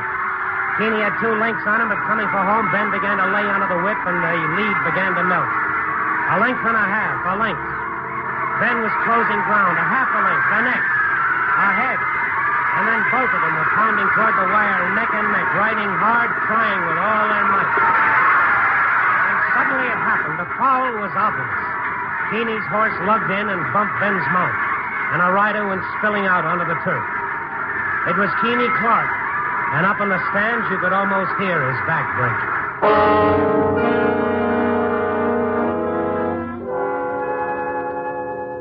5 minutes, Randy. No more. All right, Doctor. That's you, Randy? Yeah, it's me, kid. I'm a mess, ain't I? Doc says I'll be laid up for months. Yeah, I know. Take some of the steam out of me, huh? Doc says maybe no more riding, ever. No, he's wrong there. If I say I ride again, I ride again. I believe you. What's with Ben? I don't know. I haven't seen him. The stewards, they had a lot to say, I'll bet. No, not much. They saw the pictures of the race. Your horse lugged in badly, bumped Ben's. That gave him the race, cleared him of the blame. They figured you'd fouled him to keep him from pulling on ahead and winning. They did, huh? Randy, I'm going to tell you something. I want you to believe me. It's not going to be easy. Go on. I didn't foul Ben. My horse lugged in. It bumped Ben's mount. I know that. But I didn't foul him. Honest to Pete, I don't know what really happened out there at all. Ben. Hi, Keeney. Randy, glad you're here. What's the matter, Ben? What happened? You look like you've been through a ringer. Yeah, I have, Randy, I have. Let me sit down. I've been walking. I've been thinking about the kid up here with his back busted. Here, Ben. Thanks. Gentlemen, you ever hear of a louse who never knew he was a louse? A real no-good guy who always figured himself for a prince of a fella? I know a guy like that. You want to know who? Ben. Me. Yeah, me, old Ben, Keeney's big brother. Old Ben Clark, louse. Keeney's always known it. He knows exactly what I was. But so help me on a stack of Bibles I didn't know until today. And when I got a look at myself, it turned my guts. Oh, now settle down, Ben. Please, Randy, don't stop me. Let me get this out, will you? Sorry. It was an impulse, Randy. You know what that is? Something you do on the spur of the moment without thinking. Something that comes from deep down inside of you, and it's got more truth to it than anything you do. Well, that's what it was. An impulse. Hey, kid. Yeah, Ben? Can you forgive me? Coming down that stretch, I suddenly felt I couldn't let you beat me. The pictures didn't show it, but the foul wasn't really yours. I stuck my whip in your horse's eye.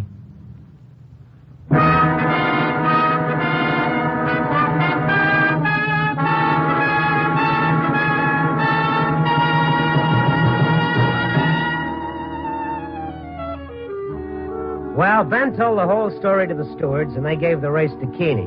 Not that it mattered much anymore. What's going to happen now between the no longer feuding brothers? Well, I don't know for sure. Ben's given up riding. He's going to try his hand at training. I like to think in the not-too-distant future, Ben will saddle himself a fine animal, Keeney will get in the irons and boot him home a big stakes winner. But win or lose, Keeney and Ben bear out something I've always believed. You don't have to win to be a winner. In our book, it's how you run the race that counts. And remember, just because you didn't come in first doesn't necessarily mean you've lost. Copy, boy.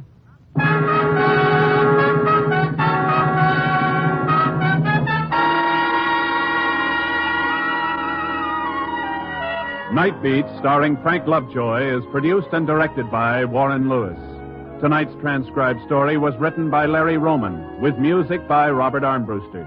The part of Keeney was played by Sam Edwards. Dick Crenna was Ben. Others featured were Harry Lang and Ann Diamond.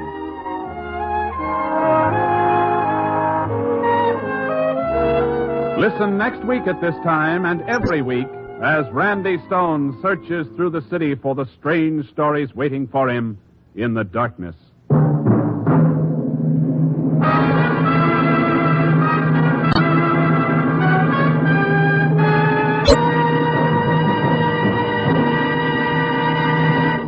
Night Beat came to you from Hollywood.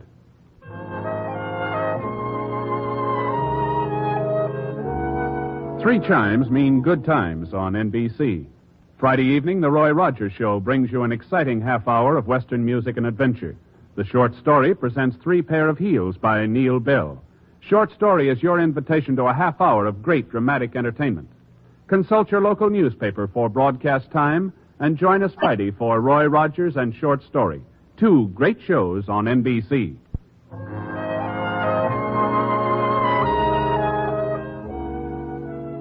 Tonight, Dragnet brings you authentic adventure on NBC.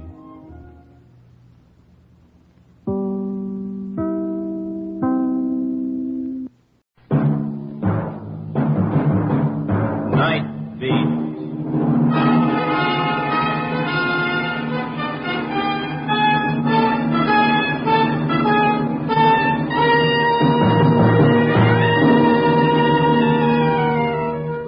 Hi, this is Randy Stone. I cover the Night Beat for the Chicago Star. My stories start in many different ways. This one began with a man who was blind and ended when he saw his blindness went deeper than his eyes. Night Beat, starring Frank Lovejoy as Randy Stone.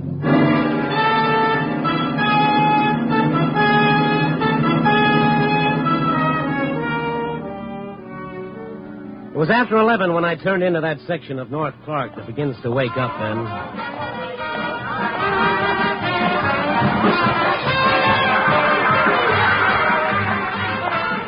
Tonight it was jumping no more than usual. It just seemed that way.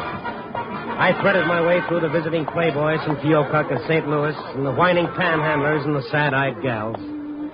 Then I stopped for a minute to watch old Pop. There he stood as I'd seen him stand night after night before the little burlesque theater, sawing away at the same old tune and the same old battered fiddle. I walked up to him, listened for a moment, and then... Thank you, thank you. Business good tonight, Pop? Randy. Uh-huh. You never miss, do you? Not my regulars. How have you been? Oh, good. You? All right. Business good? Lousy. Well, it's still early. Midnight shows ought to bring in some tariff. Uh-huh. What's it look like tonight, Randy? I don't have to tell you, Pop. I think you can see more than I can. Yeah, that's the trouble with being blind.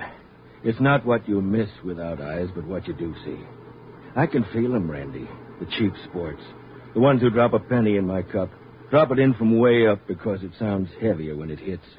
Big shots. The ones who drop $50 when they're with a girl and pass me up when they're alone. Where do I fit in, Pop? You never change. Always a quarter. Night you drop in something else, I'll know something's wrong. Well, the show's breaking. Here come the girls. Dancers, they call themselves. Dancers, cheap, shoddy. Careful, Pop. Well, if it ain't Horace Greasy. Greeley. It's Horace Greeley. How are you, Pearl? Feet are killing me. From what? Standing in one spot and... So I should move around? Here. Thank you. For nothing. Ain't seen you in a month of Sundays, Randy. Now, you have to wait your turn. See the show? No, should I have? Nah, new one's moving in tomorrow. Bigger and better. And bearer. When I'm paid to wear more, I'll know I'm washed up. How's it going? Same old grind. Ha, get it? Every night the same lousy joke. So what? Every night you play the same lousy tune. Oh, who asked for hyphen? Long time ago, I played better. Yeah, I played fiddle for the Tsar, so comes the revolution. Honest, Pop, you know anything else? Who'd recognize it around here if I did? So where's your hi-hat? Oh, shut up. Now, listen. Cheap burlesque dancer. Hey, wait a minute. Who you calling a... You, all of you. Hey, Pop, now, Pop, take it easy. What's the matter with you? Now, let me alone. Just let me alone, that's all. Hey, wait a sec. Well, what's eating on him? He blew up like a boiler. Yeah. He ain't never done that before. And calling me a cheap dancer. Who does he think he is? Plays for nickels and sops himself in cheap wine when he's got the price. Hey, Randy. What? No wonder. He was sober. Yeah, I saw that, too. First time I ever seen him come out from under that cloud. He's sick. Well, maybe there's something else for him. Nah, he'll take his nickels and dimes, buy a bottle, and soak in it. Believe me, there's nothing wrong with Pop that a wet cork won't cure. I don't know. There was something else. Honest, you give me the willies. Okay, Pearl, I'll throw in a cup of coffee. Come on.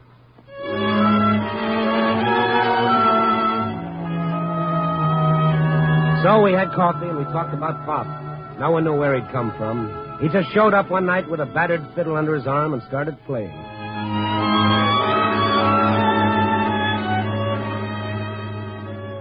It was a half hour or so after I left Pearl.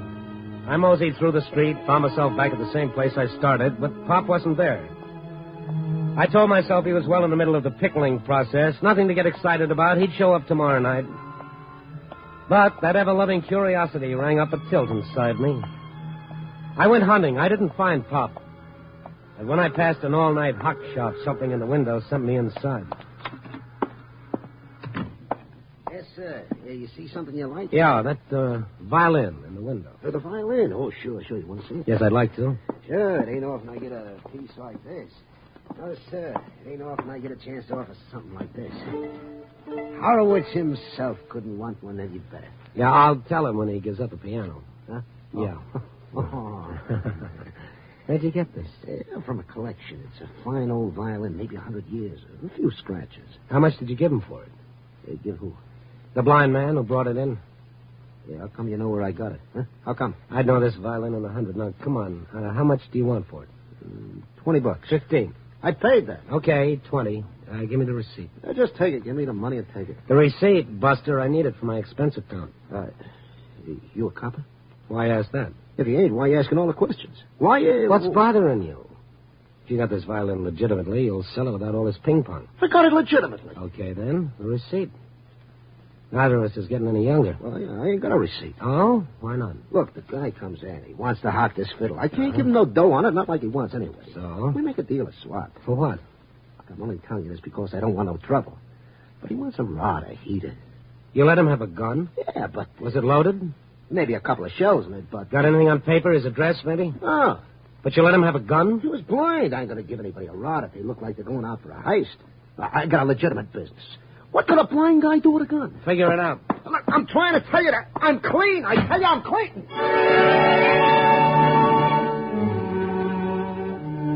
I had no idea where to look for Pop, but I thought maybe one person might know. Pearl.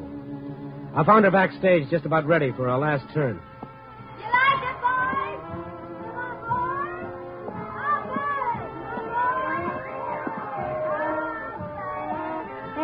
grab yourself a fan and cut in any place. Pearl, this has got to be quick. You know where Pop lives? Huh? Yeah. Hey, what's wrong? He traded his violin for a gun. What for? I'd like to know. Now, come on, you got any idea where he lives? No. But I walked a couple of blocks with him one night. He was too stiff to do it alone. Yeah? Then he turned off in some street. I didn't go no further. Feet were killing me. Which street? I never look at street signs. There was a candy store on the corner. So you know the street? I guess so. All right, then let's go. But my aunt... Forget it for now. Pop's liable to do something with that gun. Okay, I'll fix it. Don't make no difference anyhow. New show opening tomorrow. Hey, Gracie! Gracie! Yeah? Come here. Sure. Oh, pleased to meet you. You ain't. And you ain't gonna. Now, listen, you gotta go on in my place. Me? Me? You've been yammering how good you are. Now's your chance, honey. I don't know nothing. It ain't education they want out there. Here, take my balloon. Blow it up a little bigger. You need it. Oh, but I can't. All you gotta do is be careful of the guy in the first box. He's got a rubber band and some bent pins. Let's go, Randy.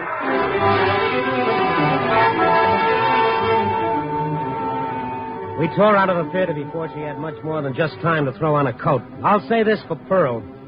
She didn't catch cold easily, but if there was a wind blowing, she'd have been a sensation. Anyway, she found the street and a few questions and answers sent us to what is politely known as a theatrical boarding house. And then outside Pop's door... Bust it in, Randy. Pop! Hey, Pop, it's Randy. Open up. Bust it in. Okay, look out. Wait. Pop. Are you all right? Yes, I'm all right. What do you want? We're coming in, Pop. No. We're coming in. Yo, Sponge, what's the idea of throwing a scare in Wait a there? minute, take it easy, Pearl. All right, let's have the gun, Pop. There it is, Randy. Give it to me. You look better in a fiddle. Crying Jack, that's what it is, a crying Jack. No, he's sober. And for this, I let Gracie do my act. I'm ruined. Get out of here, both of you. Leave me alone. Now, just a minute. Randy, don't point that. You couldn't fire this in a million years. The firing pin's filed off. He cheated me. No wonder he let you have it. Okay, Pop, what's the idea? I thought I could kill myself. Okay, you thought you could kill yourself. Why? I wanted to stop living this way. I wanted to stop lying to myself. So all of a sudden you don't like the way you've been living? Shut up. Okay. I'm sorry. Pop, you want to talk about it? Well, he already did. He already said No. That's not the whole story. You know, don't you, Randy? I know there's something else. What is it? Yes, there is. There's 9 years of lies and cheating. 9 years of running away from something I want to face but can't. Tonight, I want to stop it. Stop what? Stop the whole thing from coming down. Coming down and killing me. And her.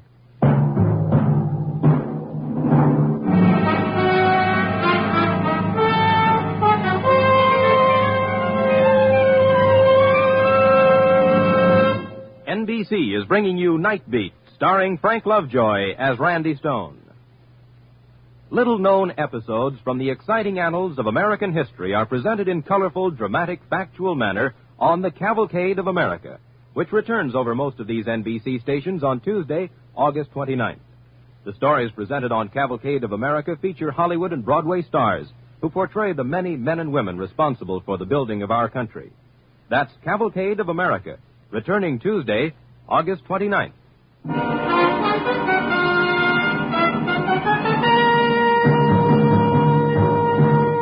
And now, back to Night Beat and Randy Stone. For a moment after Pop said that, he stared into space. His sightless eyes seemed to be seeing something neither Pearl nor I could sense. And then... Over on the dresser, Randy. Picture, face down. Get it? Okay. You mean this one of a girl? Yes, bring it here. Gee, nice. Here, Pop. I haven't seen it in 5 years. Since my eyes... She's a beautiful girl, Pop. Hey, that's Vicky, my daughter. This classy-looking dame? Yes. You know, I've seen her someplace. She's famous. What about it, Pop? I'm a great old man for a kid like that. Busted, broken down, blind, playing for nickels and dimes. Look, if she's the right kind, what difference does it make what you did? I lied to her. For 9 years, I've lied. Well, what about? And when did it start? Well, when she was a kid. I was playing in the vaudeville house. She was going to school. That and learning to dance. And her mother? Left. Ran out. But I didn't care. I had Vicky. On days when I didn't have to be at the theater, we had big dreams. Great big dreams. I'd play for her. She'd dance.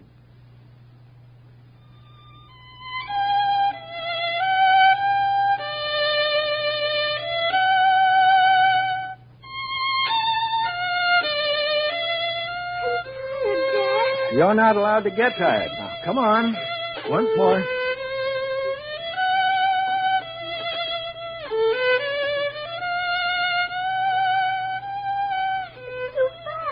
Just right, Vicky.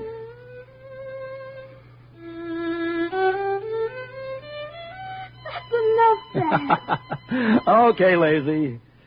Come here. What's the matter, honey? Nothing. Now, come on. Let's have it. I can't dance as good as the rest of the kids. Who said so? Me. What's your teacher say? Nothing. What do you want her to do? Hang flowers on you? Now, listen. Listen. What do we always say? We'll go all over the world together. That's right. And you'll be the greatest ballerina in the world. I'll lead the orchestra for Vicky. France, Italy, England. Great big oysters full of pearls. You wouldn't let me down now, would you, honey? I don't want to. Besides, we've always got each other, Vicky. No matter what happens, we've always got each other. I don't ever want to leave you. You won't, honey. Never. Now, come on. Let's try it again.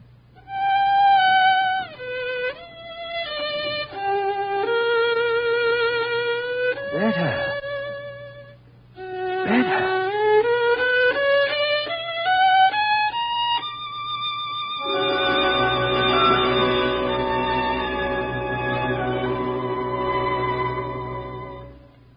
Yeah, she got where I said she would, Randy.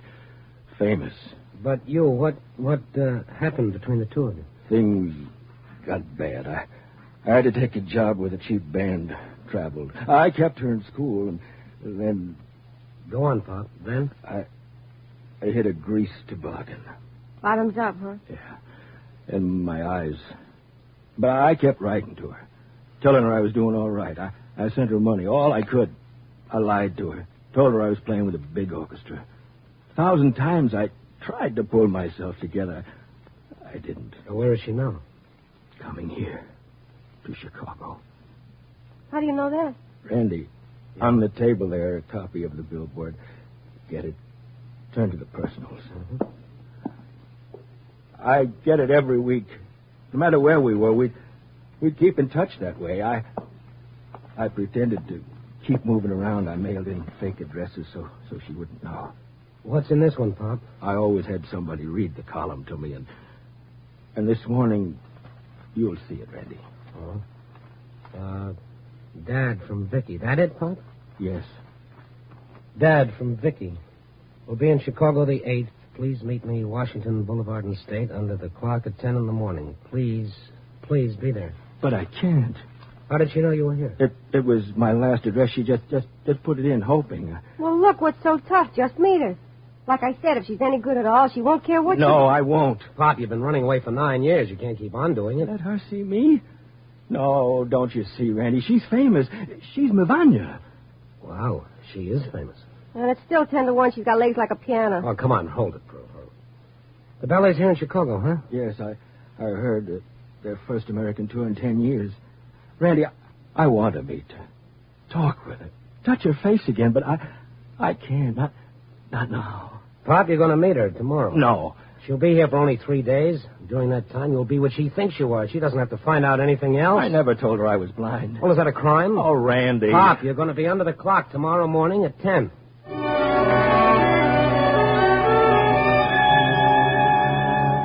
It was easy to say, just like that. But I wondered what would happen. Playing with other people's lives is like splitting an atom and including yourself in the chain reaction. But I wanted Pop to meet Vicky. I stayed with him that night, got him into a clean press suit, made him shave and stay out of striking distance of anything that looked like a bottle. And then it was 10 in the morning.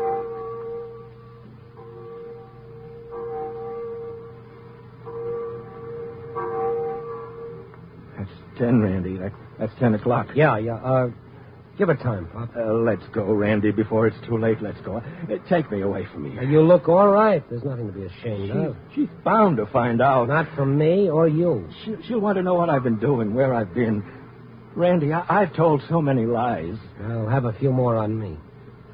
Do you see her? Not yet. I hope she doesn't come. I hope she does. She will. What'll I say? Randy, tell me what to say. You'll know, Pop. Nobody will have to tell you. Now stand still. Take it easy. Help me. Help me tell one more lie. He didn't have to tell one more. Vicky didn't show up. Not at 10, not at 10:30, or not at 12 when we finally left the corner. I didn't want to leave Pop alone, so I took him to my apartment. I left him there in the lobby with the clerk keeping an eye on him while I went calling. Calling on a lady named Vanya. My press card works magic, especially backstage. I got in to see him, Vanya, all right. It is so charming, Monsieur Stone. Yes, of course, charming. I expected to meet you earlier. Oh, so? I'm glad you did not. I'm afraid I do not look my best before noon or later. Maybe that's why you didn't show up. Pardon? Show up? Hello, Vicky. You called me what? Just Vicky, for the present. I may think of something else later. I do not understand. Look, baby, I got a hunch you were there this morning. You saw him and decided not to stop. Is that it? Well, if this is a joke, Monsieur Stone, I do not appreciate it. Oh, please, let's stop the polite tennis.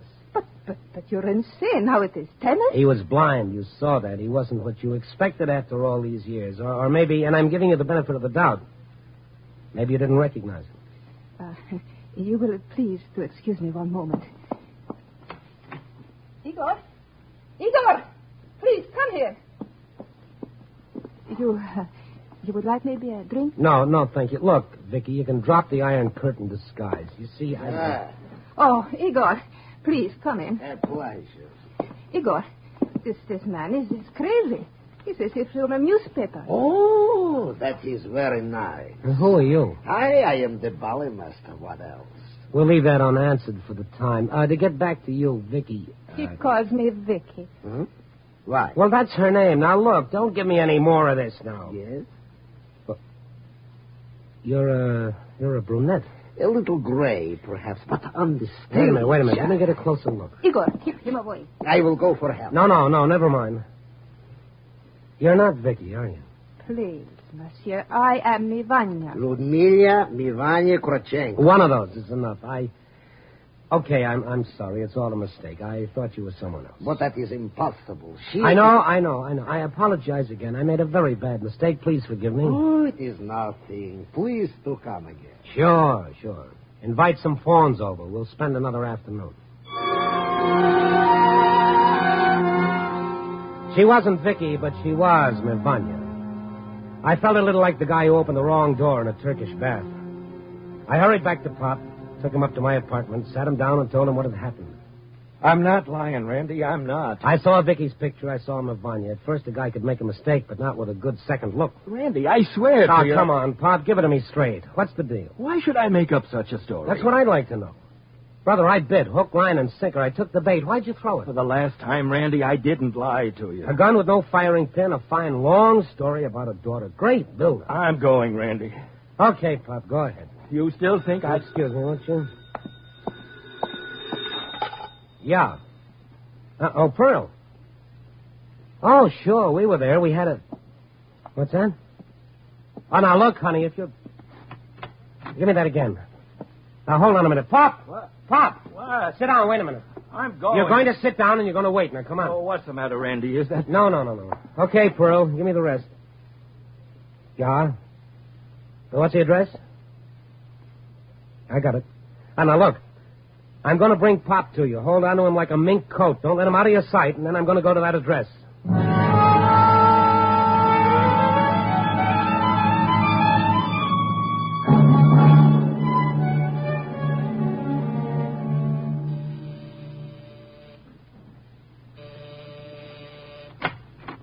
Yes? How do you do? My name is Stone, Randy Stone, Chicago Star. Here's my press card, Social Security. What do you want? May I come in? What? Thank you. you've got a nerve. Yeah, today I've got to have. May I sit down? And if I say no? Well, I'll have to stand. I can say what I want standing up. All right, what do you want? I want to know why you weren't under the clock at 10 this morning. I don't know what you're talking about. Dad, from Vicky in Chicago the 8th. Please meet me. Where'd you find that out? Billboard magazine, personal column. I don't want to talk about it. Well, I do. And so does your dad. Where is he? How is he? Well, first tell me why you didn't show up this morning. Is he all right? I guess so. You guess. Don't you know? Answer me. Vicky, you are Vicky, aren't you? Yes, what about Dad? You want to see him, don't you? More than anything else in the world. I thought so. Now, how about tonight? Tonight? But I'll fix it. You know who I am? As far as I'm concerned, you're Vicky. That's all I care about. That's all he cares about. I want to believe that. Well, you can. Now, how about tonight? What'll I say? Vicky, you'll know what to say when you see him. I wanted to be there this morning. Now, look, don't give me the excuses or reasons. Just meet me tonight. Where? I'll pick you up. A date? Why are you doing this? Human interest stuff. Let it go at that, huh? But... Tonight, and Vicky. What? Maybe you'll be a little shocked. I will? Yes, maybe you will. Well, I'll see you tonight. And this time, show up.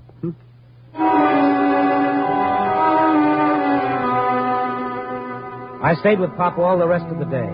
I had a story now, right up to the final paragraph. What the tag would be, I didn't know. I wouldn't know until that night. All depended on how things turned out, and I wasn't at all sure. When you play Mr. Fix-It with people's lives and emotions, you're cooking up a surprise party. Anyway, I had to try it. And so that night... Randy, what are you doing? Now, take it easy, Pop. Everything will be all right. I hope. Well, why did you bring me back here? Well, this is where you always stand, isn't it? Right in front of the burlesque theater? Yes, but I can't... Pop, you've got to trust me. Do you? I guess I have to, Randy. Okay. Here, take this. What is it? You'll know what it is. My violin. Yeah, it was lonesome in that hock shop. It needs a chin to cuddle up to. Try yours on for size. No, I don't want it. Randy, take me away from here. Now, look, Pop. Today I stood under a clock for 2 hours. I made an idiot of myself in front of two people I never saw before in my life, and all for you. Now you're going to do something for me. Now you get ready to play that violin. Randy? Yeah, hiya, Pro. Come here. Excuse us, Pop. Randy. I will be a second, Pop. Well? Yeah. It's all set. Good. How long? Just a few seconds. Randy? What? You got your fingers crossed? All 12 of them. Run for your lives, boys. The dam is burst. Here they come. The gals of the chorus. 8 luscious beauties. Count 'em, boys. 8. All right, stand over there. Randy. Yeah, I'm right here, Pop. I'm right next to you. Now, listen. Remember that piece you used to play for Vicky when she was a kid, learning to dance? This one? That's it. Play it, Pop, huh? Now? Why? Oh, Pop, play it. Now, go on. But... Play it. Play it for me, huh, Pop?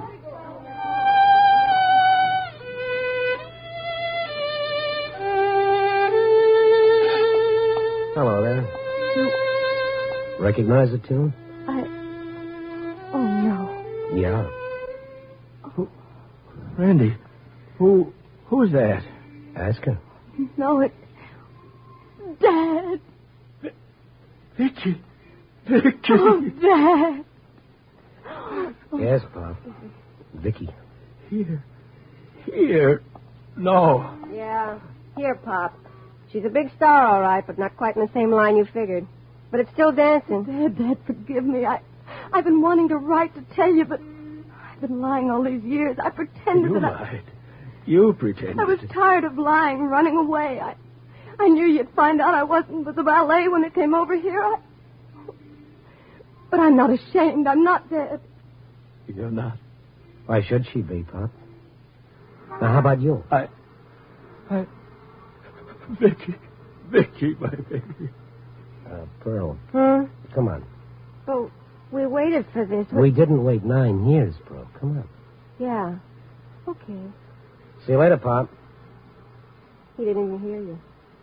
Come on. Worked, didn't it? Could have gone haywire. Oh, I don't know. The odds were with us. Yeah. I gotta apologize to her. What for? No muscles in those legs.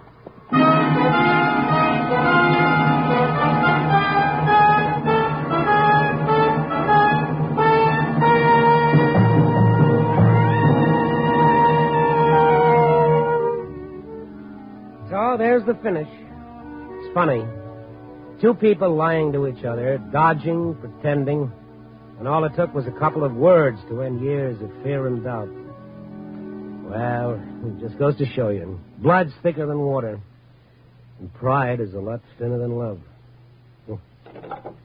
Copy, boy.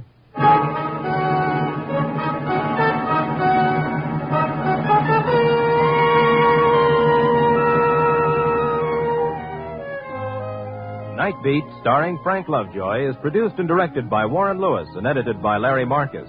Tonight's story was written by Russell Hughes with music by Frank Worth. The part of Pop was played by Charles Seal. Others in tonight's cast were Lou Krugman, Charlotte Lawrence, Betty Moran, Veronica Pataki, and Ann Whitfield. Frank Lovejoy will next be seen in Milton Sperling's production, Three Secrets, released by Warner Brothers. Listen next week at this time and every week as Randy Stone searches through the city for the strange stories waiting for him in the darkness.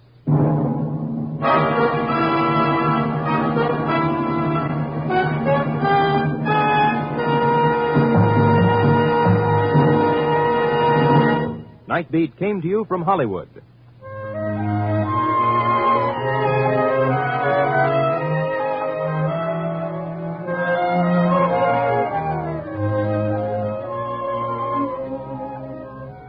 Programs, get your programs here. More action-packed adventure mystery programs are yours for the listening Wednesday night on NBC. Hear The Falcon, Mr. District Attorney, The Big Story, Dick Powell as Richard Diamond, and Brian Donlevy in Dangerous Assignment. For stellar suspense-filled radio drama, tune here Wednesday for great adventure mystery shows.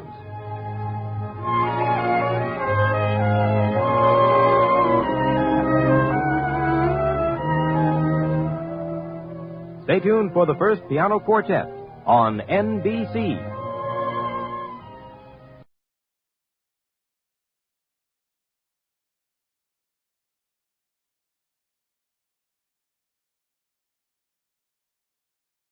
NBC presents, transcribed, Frank Lovejoy in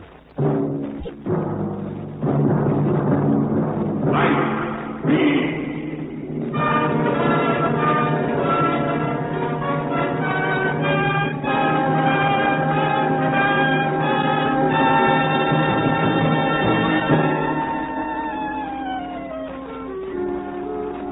Hi, this is Randy Stone. I cover the Night Beat for the Chicago Star. Sometimes the stories of the night have their beginnings on the day side. This one did. It was less than a dozen hastily written words on a piece of paper when I first saw it. My city editor Farley's words, all black and white in the light of day. It took the night to add the color and the shadings, to give them perspective and make them come alive.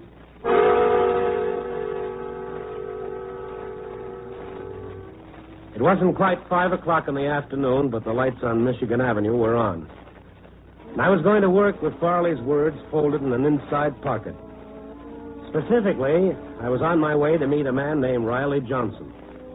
More specifically, Mr. Johnson owned a small plastics manufacturing plant on the south side. Most specifically, Mr. Johnson was giving the plant to his employees. I haven't met a real live humanitarian in weeks. This I had to see. Yes, can I help you? I'm Randy Stone, Chicago Star. I'd like to see Mr. Johnson. Well, he's busy at the moment, Mr. Stone. Can I wait? Yes, if you like. Have a chair. Thank you. News travels fast, doesn't it?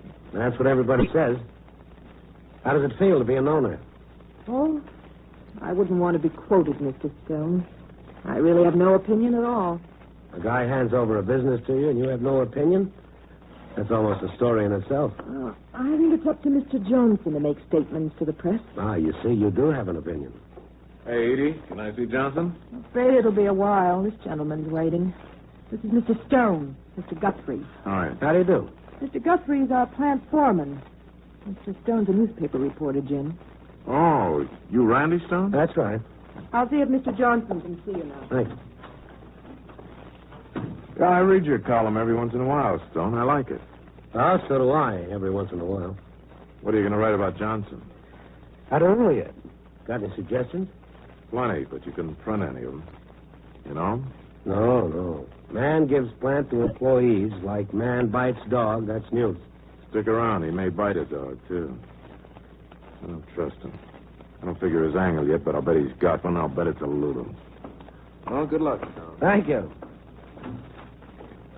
Mr. Johnson will see you now, Mr. Stone. Fine.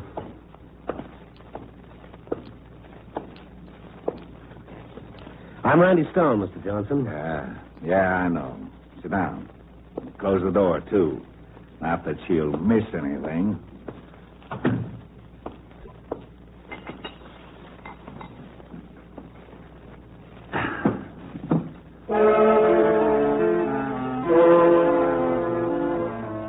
He didn't look up when I came in. Riley Johnson was drunk from years of drinking. His florid face was all puffed. The pink flesh stretched tightly across it. The gaze he finally directed at me was fluid and colorless. Now, let's get each other pegged right from the start, Stone. If you expected a wide-eyed visionary, you could save yourself a trip. Well, it's too late to save the trip. I understand you're giving your plant to your employees. I already have. Everything's signed over. And get this. I'm no philanthropist, so don't be writing any fine motives into it. But I haven't written anything into it yet. Just cut out all the humanitarian stuff out of it and get the facts straight. I'm just giving them one big headache back for the million little ones they've given me. Let them try to run it. All the little people working together for their common good. They'll murder each other. Well, you could have sold the plant and saved all those lives. I'd have sold it. I could have kept enough money to matter. Kill themselves. One of their inalienable rights.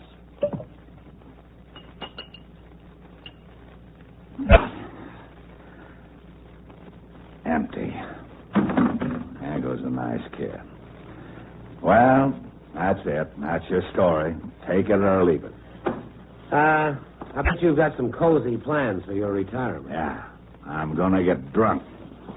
You going back uptown? Yeah. I'll hook a ride. I can't drive a car. I'm a menace. Ask anybody. I'll take your word for it.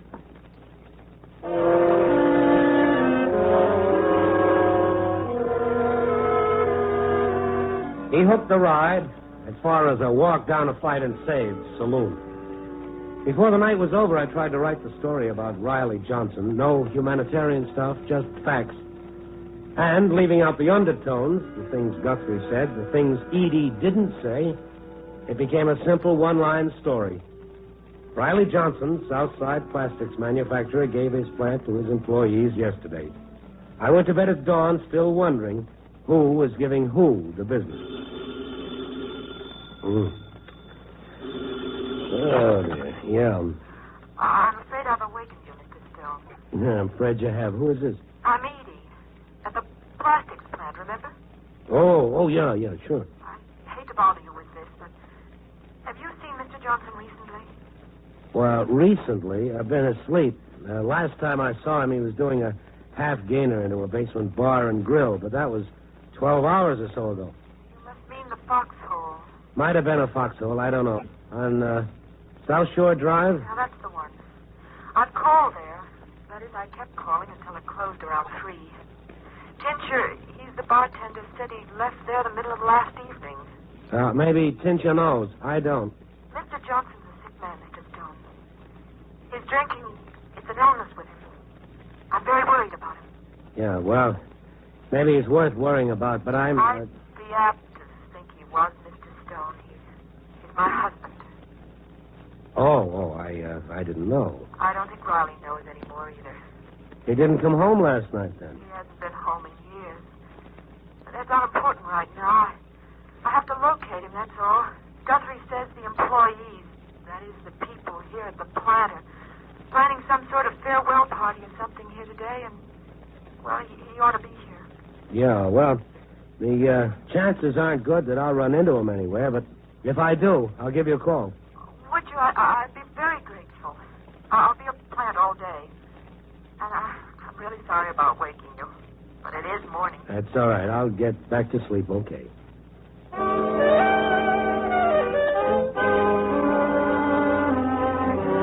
dreamt a lot, and it was a big dream about getting back to sleep in the daytime. Edie's call at 7:30 a.m. was some sort of psychic cue for the kid across the hall to get a toothache and yowl his head off. And this touched off a chain reaction. By noon, I threw in the towel and took my curled lip and jaundiced eyes out in search of food. Curiosity took me all the way to the foxhole, dark and musty and open for business. Well, Riley will be back. Yeah, he's never very far away from here. This place says home sweet home to him. How's the egg, huh? You're a better bartender. That's good. I wouldn't want this trap to get a reputation for fine food, you know? It classes up the clientele. Well, you can't have that. No. You seem pretty sure Riley will be back. Oh, sure. He had a hatful of dough last night. I relieved him of most of it. When he knows what he's doing, I'll give it back. Hey, you know him pretty well. What's he trying to prove?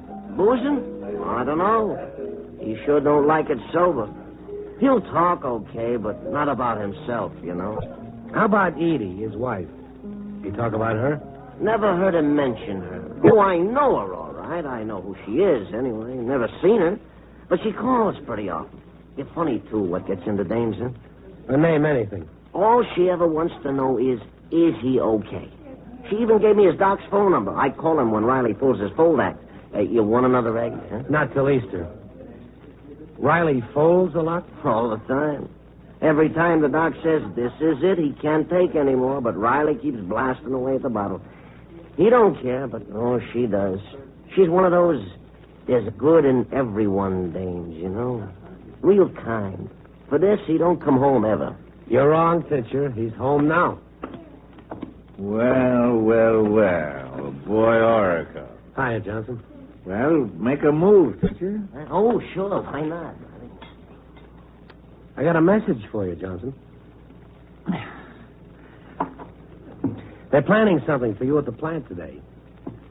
Maybe you ought to show up, take a few bows. You ever read the kind of bills the boy Oracle here writes, Tincher? Now, take it easy, Riley. Full of big talk about the little people. The little people with their big hearts. And the big people with little hearts. The old cockeyed world is full of do-gooders, cheek-turners. Let's all get together and smile through our tears. Love will find a way.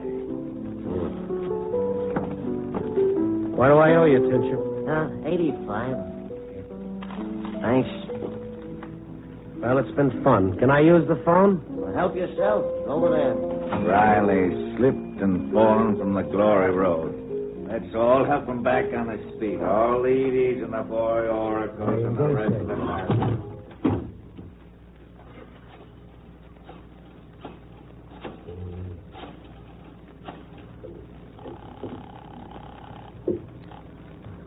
Johnson's Plastics Company. Oh, Edie, it's Randy Stone. Oh, Mr. Stone. I haven't found Riley yet. I'm just beside myself. Well, he's at his natural habitat, the foxhole. Oh, thank God. Is he all right? Well, I wouldn't plan on him showing up at the plant. Oh, I see. Well, I guess I didn't really expect him. Thanks, Mr. Stone. Thanks for calling, anyway. Sure. Bye, Edie. Goodbye.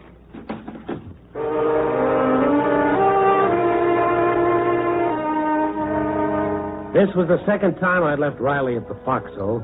It got easier every time. Outside, the sun shone and life went on. I knew the real story was all the things I didn't know about Riley and Edie. Maybe I'd never know them. Right then, they didn't seem important. I say right then because a couple of hours later, when I checked in at the paper, all the things I didn't know became very important. Riley Johnson's employee-owned plastics plant blew up right in their faces.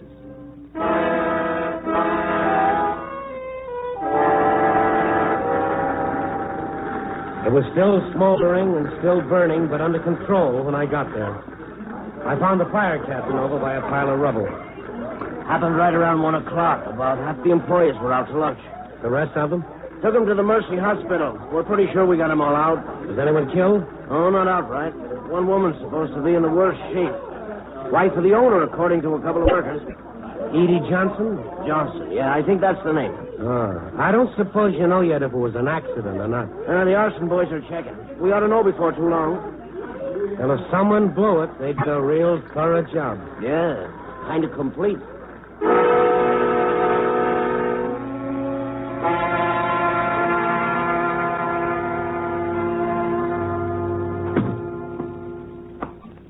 Missed the fireworks, Tom. Guthrie. Hey, you all right? Yeah, I'm fine. Lucky, too. The doc says these are just superficial. I'm walking along, and all of a sudden I'm not walking. Feels like a truck hit me in the back. Then I wake up, the darn thing blew me clean out of the plant. Ever hear of such a lucky thing? Well, that much is good, Guthrie. I understand that Edie's pretty bad off. Bad off? Yeah. I guess you could call it bad off. Told you Riley had an angle. Edie's blind.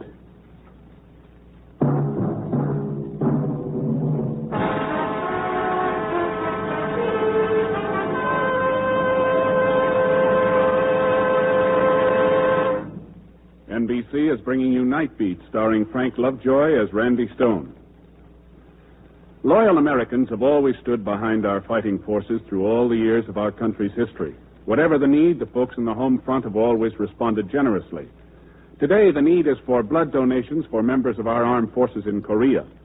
The prompt use of blood plasma on the battlefield and whole blood in military hospitals saves the lives of many casualties. General Matthew B. Ridgway, Commander-in-Chief of the United Nations Command, has said, "Every American who has given blood can and should feel he personally has contributed directly to the saving of the life of an American boy." Today, with the reserve of blood plasma virtually exhausted by GI requirements, an emergency exists. The Department of Defense is calling for an immediate stepping up of blood collections. This is an opportunity for you to have a part in this program, a program vital to our fighting men in Korea. Call your Red Cross chapter or local blood donor center for an appointment to make your donation of blood for the armed forces. All types of blood are needed.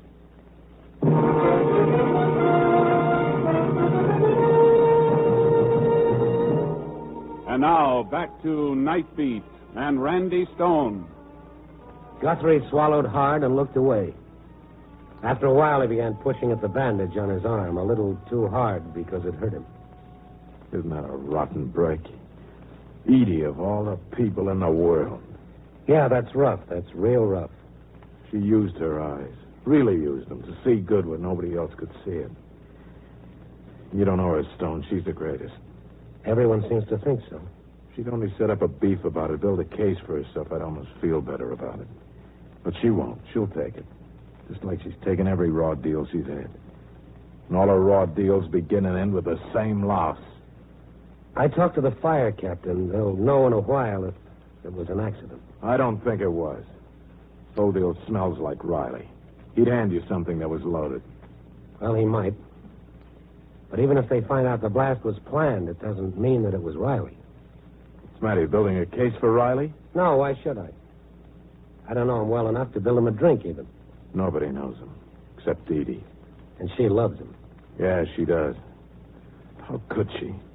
Edie's the only one who can answer that. Oh, I've asked her lots of times. She knows I love her. Did you expect Riley at the plant this morning?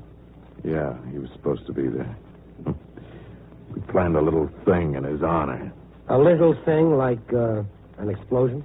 Look, there are simpler ways to get rid of him, Stone. I wouldn't blow up a plant full of people to get to him. No, I don't think you would. Any more than I think Riley would blow it up to get to Edie. Unless he was after more than Edie. Huh, Stone?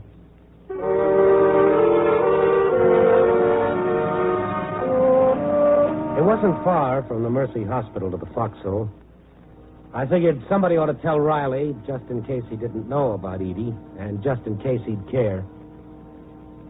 Tincher was half-seated on a bar stool, and at first I thought he was all alone, until he nodded across the room.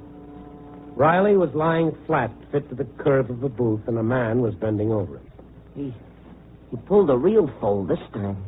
Is Doc? Yeah. Yeah, he's been working over him quite a while. I don't know how you keep a guy from taking on such a load. If I didn't let him have it, he'd get it somewhere else. A guy don't know what to do. When did it happen? Well, not long after you left. He just ups and keels over. Had a devil of a time locating the doc, too. I think you better locate an ambulance, since you might as well get him to a hospital. Yeah, okay. Oh, Doc, this is Randy Stone. He knows Riley. I don't think you'll know him much longer, Stone.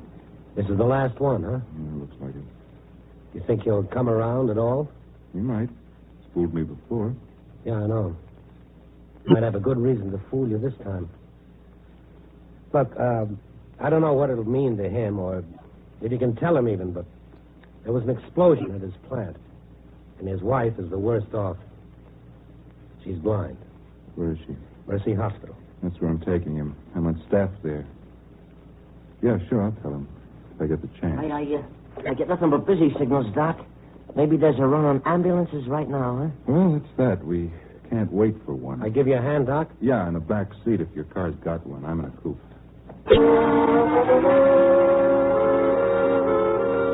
The doc took over when we got to Mercy Hospital.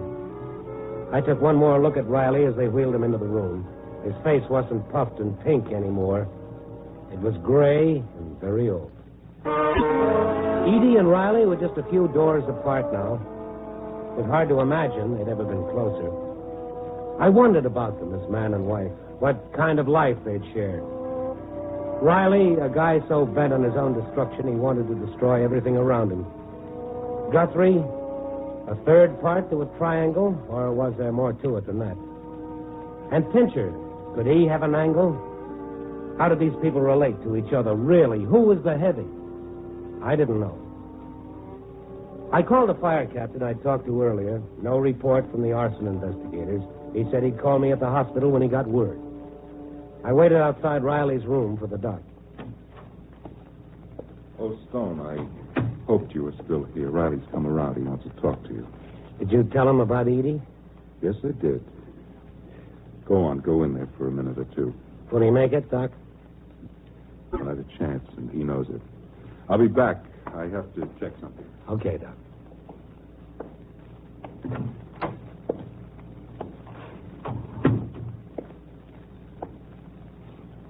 Hello, Riley. Boy, Oracle. I'm in a fine fix. You're the best I can come up with. The doc said you wanted to see me. I never wanted to see you. Right now, I don't have much choice. Maybe I should have made a friend along the way. Believe me, if I had a friend, I wouldn't be asking for you. Okay. So we're real pals. Now, what do you want, a friendship ring? Find that lousy Pincher. Tell him he didn't put a thing over on me. He never could, and he never did. I got it. I suppose you'll understand. I wouldn't trust him as far as I could throw him. Understand? He should. He's not satisfied that I practically kept him in business with my regrettable taste for whiskey. Got to steal me blind. I'll tell him. Thought I wouldn't remember. I remember plenty. Plenty. I had a fistful of dough last night. Thinks I don't know. He took it. Just tell him I know, that's all. He's told me about your dough, Riley. What does that prove?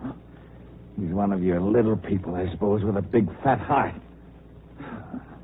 Brother, you don't know anything about people, not anything. You said you had a couple messages, Riley. Yeah. I did, didn't I? Well, the other one's for you. Get out. Yeah, sure.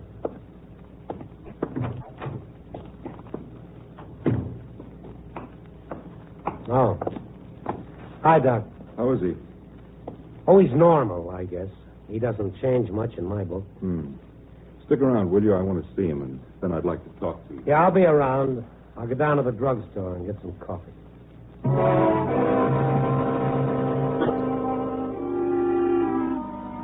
The first cup of coffee did nothing for the tight knot I was using for a stomach. I wanted a phone call from the fire captain to point the blame for the explosion. I couldn't figure Riley.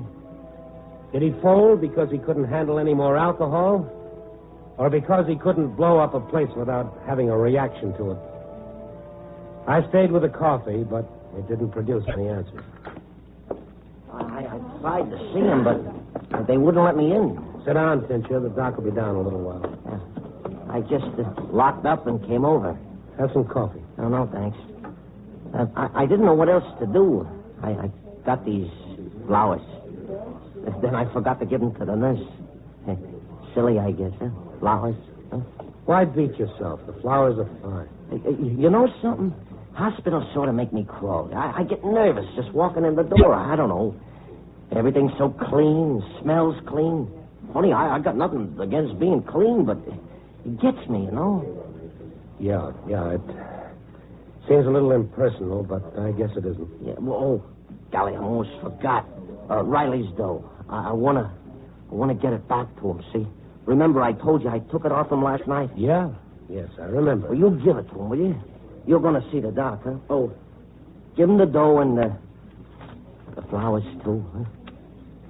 Sure, if that's the way you want it. Yeah. Tell Riley I'll be back when he's feeling better. I'll tell him. See you. Okay. It was beginning to get me, too. I paid for the coffee, scooped up the fat wad of money and the thin bunch of flowers, and went back up to Riley's floor. The nurse at the desk took the flowers and told me that Edie was about the same, whatever that meant. That's when the doc came out of Riley's room and motioned me down to the waiting room. Got a cigarette, Stone? Well, sure. Here. Thanks.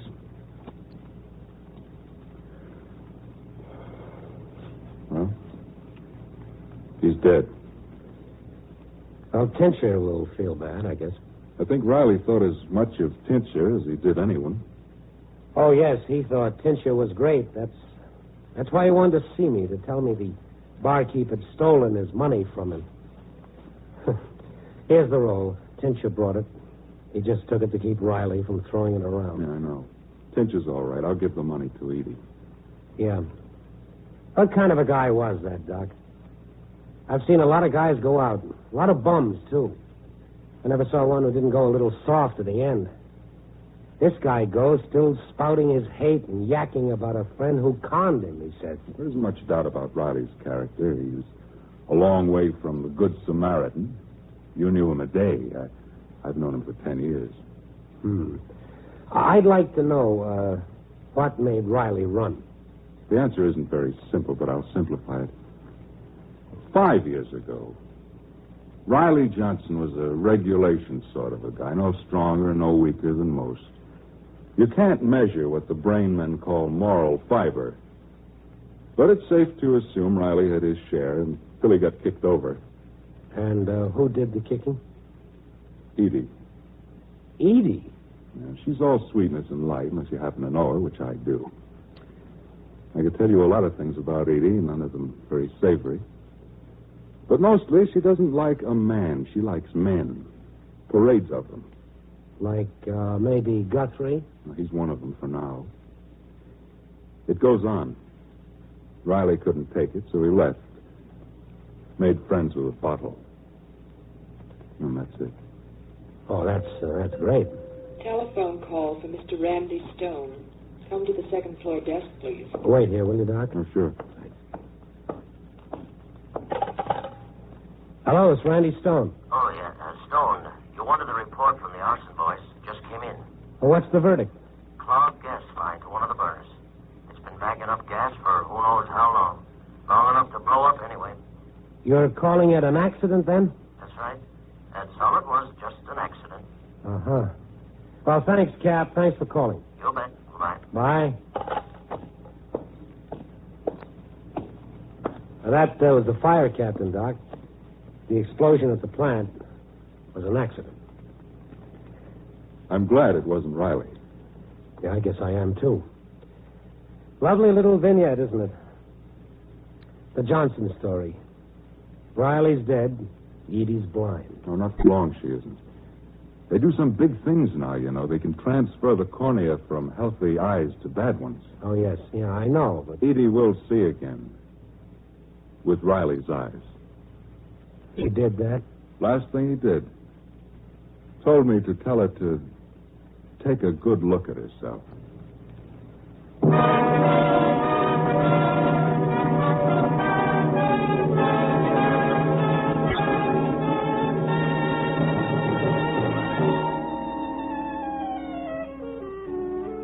wasn't quite 5 o'clock in the afternoon, but the lights on Michigan Avenue were on. The traffic was taking on that rush hour look, and most of Chicago was getting ready to call it a day.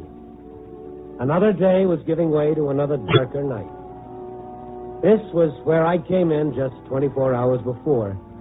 I still had the slip of paper Farley had given me, and it read, Riley Johnson, Linton Avenue, South Side, giving plant to employees. Might be a story. Yes, Farley, it was a story. Copy, boy.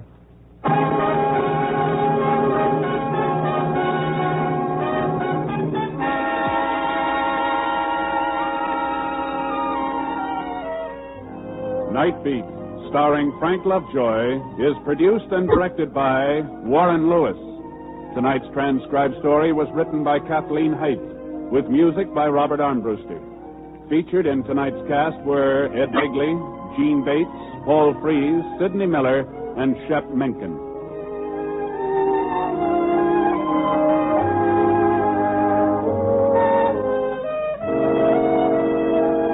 Listen next week at this time and every week as Randy Stone searches through the city for the strange stories waiting for him in the darkness.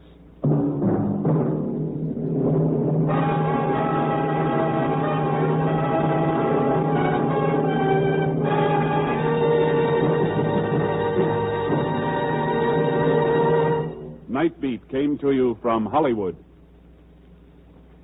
3 chimes mean good times on NBC. Friday, enjoy sparkling comedy and musical variety with Inside Bob and Ray.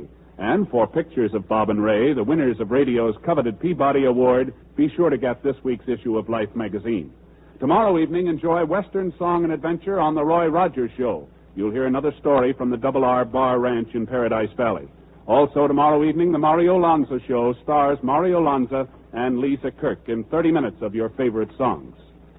Dragnet, Authentic Adventure is next on NBC.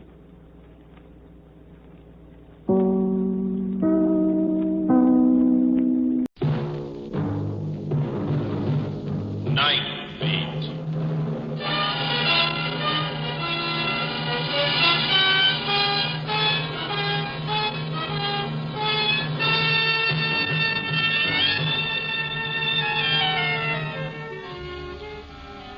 Hi, this is Randy Stone.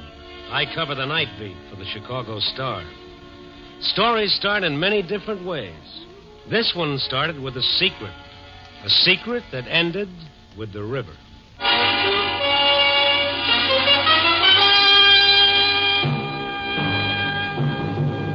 Night Beat, starring Frank Lovejoy as Randy Stone.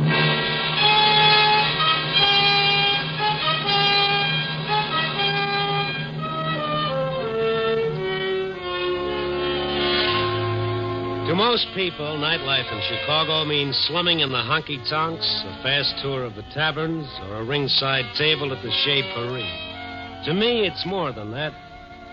Nightlife is made up of the stories that happen in the lives of ordinary people that wouldn't happen in the light of day, and I've got headlines to prove it. It's the time when darkness can hide the ugliness of dirt and misery, or the gloom can make it worse.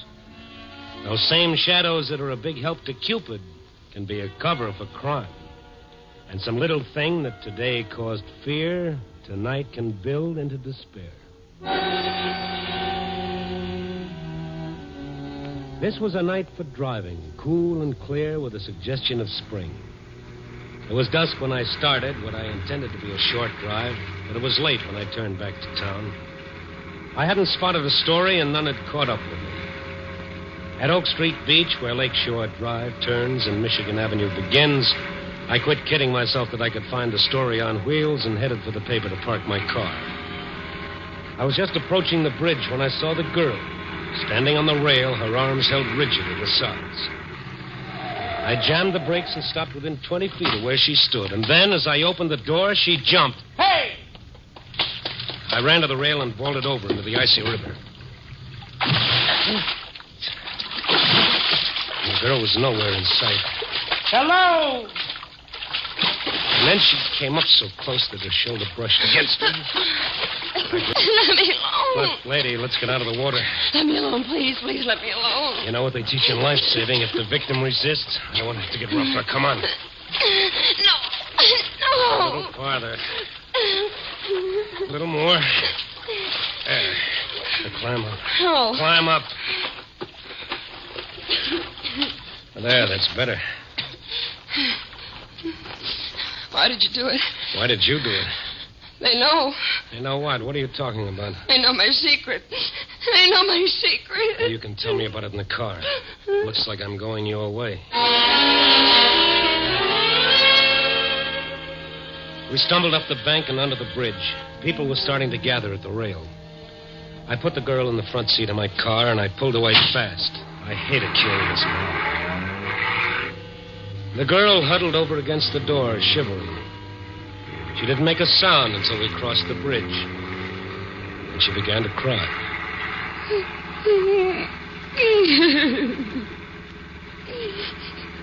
Want to tell me about it? All right, you've been a hero. Why don't you let me alone? Look, I'm only trying to make it easier for you. Strangely enough, when you try to take your own life, it becomes a matter for the police. Oh, no. Does that frighten you? I don't want to see the police. They want to see you? Why don't you mind your own business and leave me alone? I want to help you. No one can help me. No one. Nothing's ever that bad. Just seems like it. That's easy to say about somebody else. Well, I know it wasn't very original, but neither is jumping off a bridge. Are you a detective? No, I'm just a guy. Why did you go in after me? Oh, I saw you jump just as I drove up. Reflex, maybe. I was in the water before I had time to think. I guess I do owe you something. Well, now that's more like it. I'll settle for a cup of hot coffee and some dry clothes. I can make the coffee. I don't know about the dry clothes. Maybe the janitor can find you some. It's quite a trade. A cup of coffee for my life. One of us is getting gypped.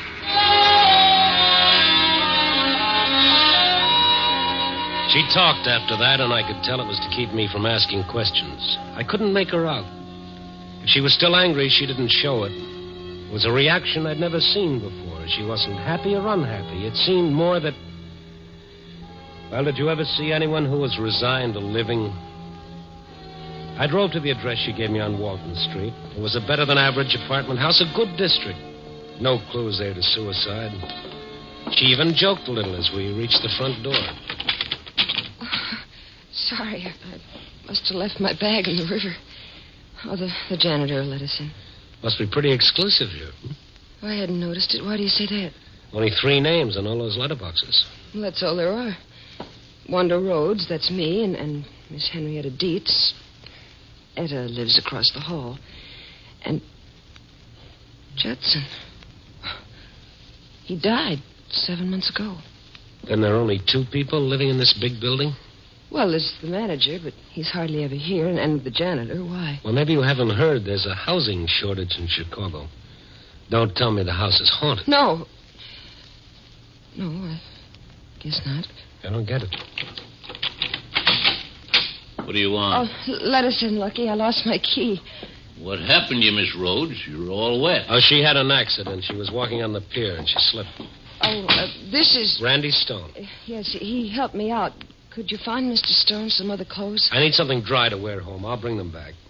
I don't know. Well, anything will do as long as it's dry. Here's a deposit.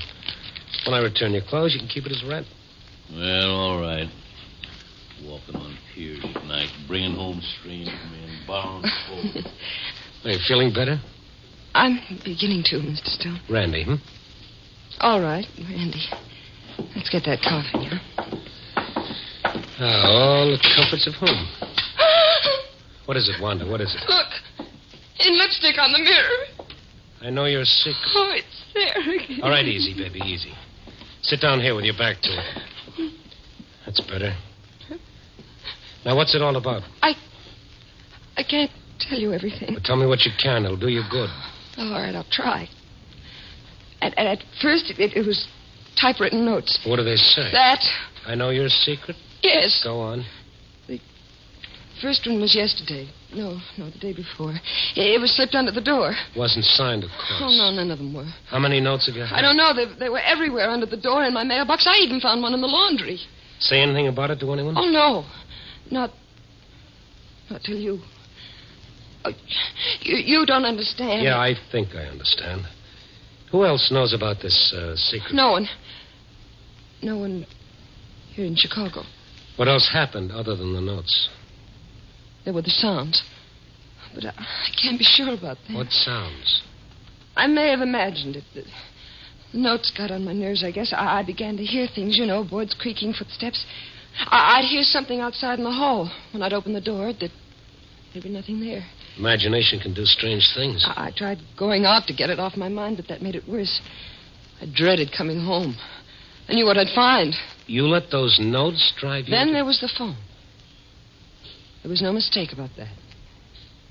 That began late this afternoon.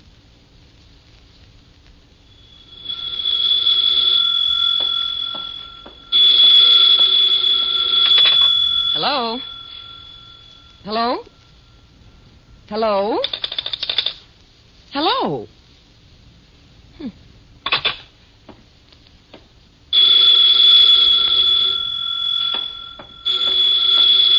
Hello? Hello?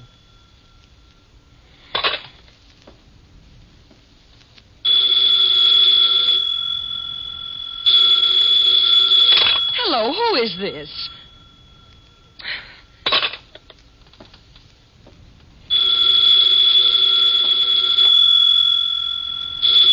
Oh, ring. Go ahead. Ring your head off. Hello. Hello. Oh. Look, what are you trying to do? I'll fix you. I'll leave the receiver off the hook. There. That'll settle that. All the crazy things. Well, ring. Go ahead. See if you can ring now. Oh. Hello. This is the service operator. Is your receiver off the hook? Well, yes. Are you using this line? Well, no, but you see... Then I must ask you to hang up your receiver. Operator, let me explain. My phone keeps ringing. When I answer, there's no one there. There is a party waiting for your line. Is it a man or a woman? I'm sorry, we cannot give out that information. Will you please replace your receiver and see if your number can be dialed? Oh, all right. Hello? Hello? Oh.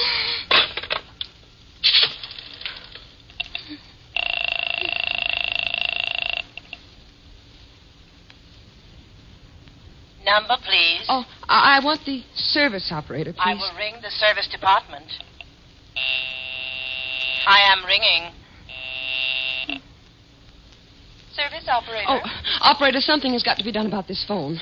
What is your trouble, madam? Well, I just talked to you. You made me hang up my receiver. Oh, well, that must have been another operator.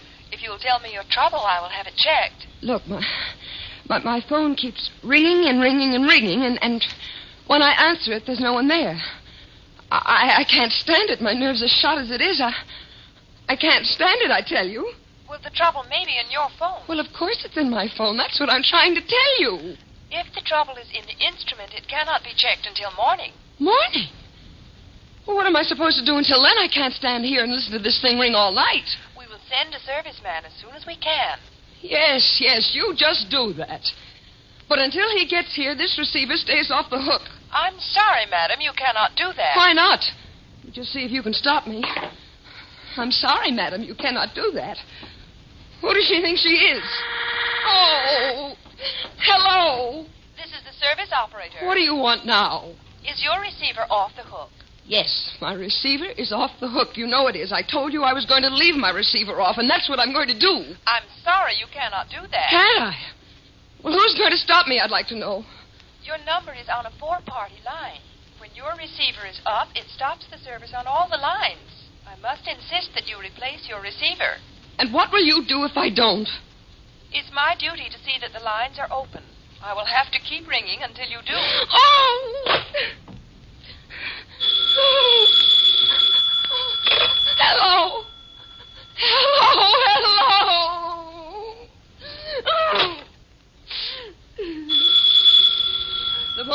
ringing. And ringing. Until I guess I went a little crazy. I grabbed my coat and ran down the hall. When I got to the front door, I found a note pasted on the glass. I know your secrets.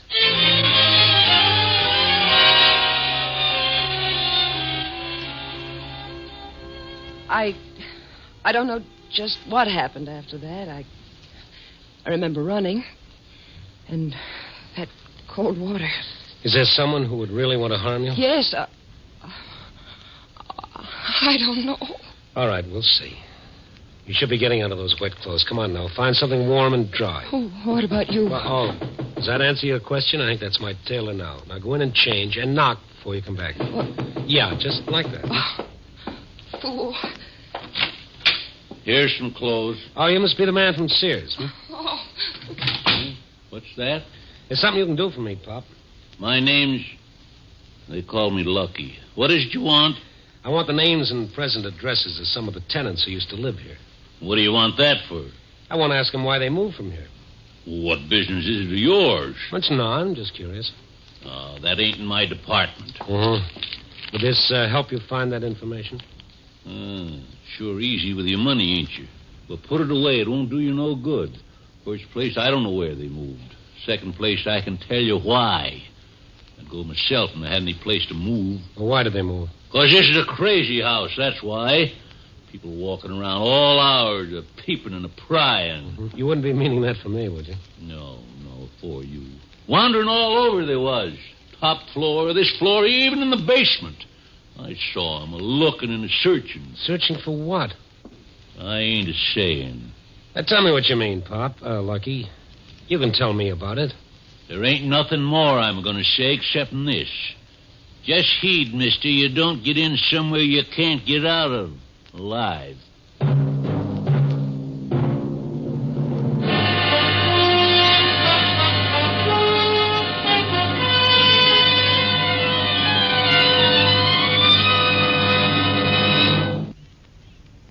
You are listening to Night Beat, starring Frank Lovejoy as Randy Stone.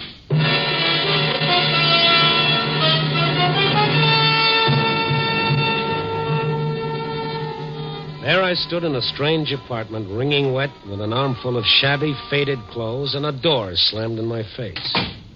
Well, I wonder what that was all about.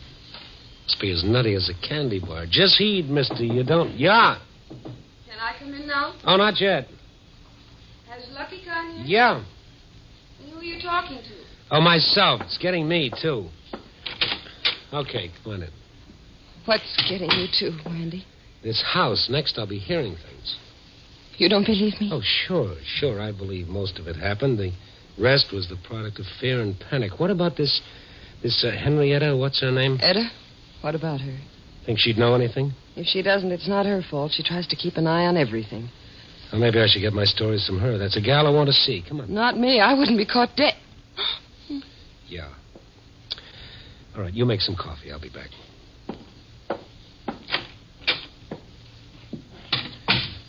I stepped across the hall, rang the buzzer. There was no answer.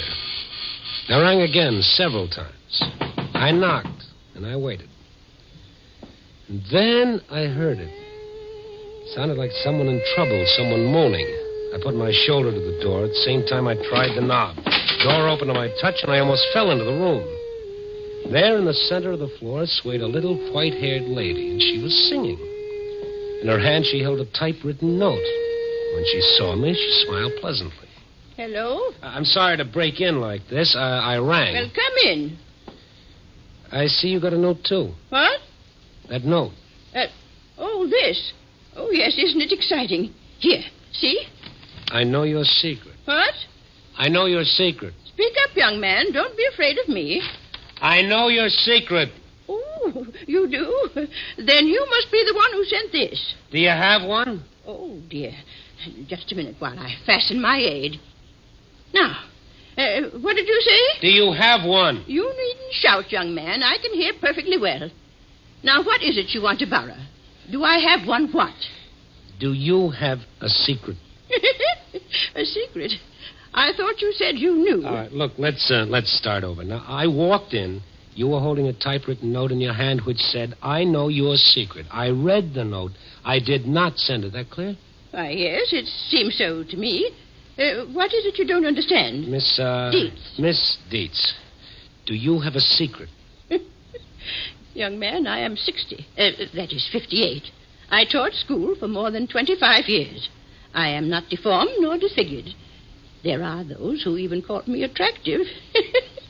Is it so hard to believe that at some time in my life there has occurred one event that could be called my secret? Well, has there? Not that I can think of. I should have known better. All right, thank you, Miss Dietz. I'm afraid you can't help me after all. Well, try. Ask me something. All right, okay. Once more. What can you tell me about the tenants who were here, the last ones to move? Oh, I can tell you plenty. Now, there was that Mr. Taylor. He was a traveling man, and you know how traveling men are. Yeah. Yes. Then there was that Mrs. May. That one, she spent a fortune on psychiatrists, but that didn't keep her from drinking alone. You know, she would draw the shades. She said it was her eyes. And she would come out for 3 or 4 days. Do you know why they moved? No, I don't. I know where they moved, though. Yes, I have it right here. There, here you are. Thank you, yes, thank you. Now, let me tell you about them. No, thank you, Miss Dietz. I know when I've had enough. Wanda had coffee made when I got back to her apartment. It was strong and hot. Wanda sipped and watched me. I drank 1 cup, and I started on another. See her? Yeah. Why didn't you tell me? I tried to. I feel like I'm playing hopscotch. Yeah, I know what you mean. Oh, this whole thing is out of my line. I'm pulling out of it. Oh, well, that's just dandy. Now, wait a minute. This is a matter for the police. I don't want the police to know anything about it. And I say that they should. If you've committed a crime and you're hiding, go to them and get it over. If not, they have detectives who can clear this up. No. I haven't broken any law. But there'd be publicity. I've seen it happen before. Pictures, names in the papers. Okay.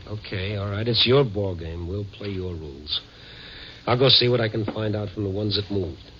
You are going to help me? Sure, baby, sure. Promise me you'll stay right here, hmm? Oh, I won't try it again. Once was enough.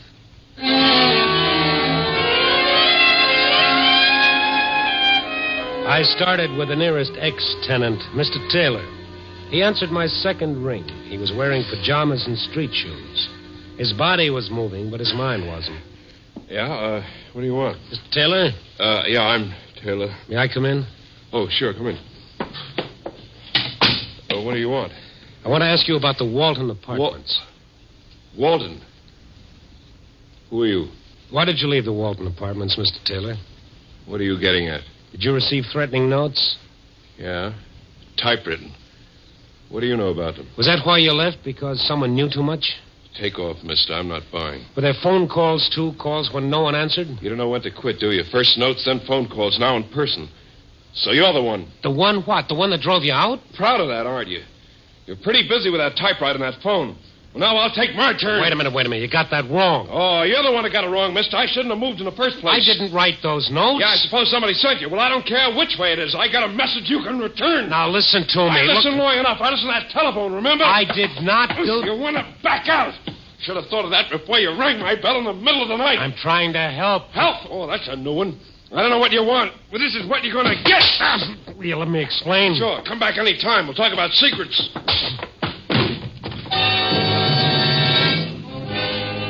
For a traveling man, Taylor had a good right. I don't know what he sold, but it must have been heavy, for his arm was in good condition. When I came to, I was lying in the hall in front of his door like a watchdog. I was convinced that Taylor was not interested in my explanations, so I went to see Mrs. May. I knocked several times at her door before it opened a little way. She looked at me and started to close the door again. I stopped her with my foot. She was in cream and curlers. I could have chinned myself on her breath. What do you want? I want to talk to you about the Walton apartments. I don't know anything about them. Who are you? I'm a reporter, Chicago Star. No, I don't know you. You get out before I call the police. I wouldn't do that, Mrs. May. Why? The Walton apartments, remember? The Walton apartments. Why did you move? There's no law against it. What business is that of a reporter? Did you ever receive threatening notes or phone calls? No, I I just wanted to move. That's all. So I did. Mrs. May, I know your secret. Oh, you're the one that sent those notes. You're the one that rang me all day and all night. What do you want with me? You can't blackmail me. I'll go to the police. I'll put a stop to this here. I'll put a stop to this. So you did receive typewritten notes? Man, not the papers. I'll do anything you say, but don't print anything in the papers. What do you want? Mrs. May, I'll pay you anything, only don't tell my secret. And all the time, I thought it was her. She watched me all the time. I was ashamed of what I'd done, but it was the quickest way, and there wasn't much time. I apologized for the ruse and the shock it had given her. When her alcoholic brain finally understood what I was saying, she turned her back and started for a tray of bottles on the table. I used her phone and called Wanda. No, don't call Wanda. anymore. I'll do anything, but only please don't call anymore. Please. Wanda, it's Randy Stone. Everything's all right. I'll be right over. Mrs. May didn't hear me when I left. Wanda was near collapse when I reached her apartment. Her phone had rung almost constantly since I left there, and it was still ringing. Randy, that phone is driving me crazy. All right, let it ring. I can't stand it. I gotta get out of here. Then maybe that would be better. I'll take you to a hotel. You can stay there the rest of the night. Pick up your things tomorrow. No, I've got to get out of this house. I won't live here with just a loony old woman and a snooping janitor. Okay, baby, okay. I'll ring for your trunks. The house phone. Use the house phone over there. Okay. Do I press a button? No, just lift the receiver up. He'll answer. I guess he isn't there. Oh, Pop, it's Randy Stone. I'm in Miss Rhodes' apartment. Will you bring up her trunk? She's moving out tonight. Okay, Lucky. That phone, I can't stand it. I've got to answer it, Randy. It stopped. Yeah. It nearly had me stopped. Sometimes you look right at a thing and you never see it. It was there from the very beginning, but it was too easy, and I refused to see it. I met Lucky at the door and helped him carry the trunk into Wanda's apartment, and I closed the door behind us. What's that for? Why'd you shut the doors? There's another trunk out there. We won't be needing it, Lucky.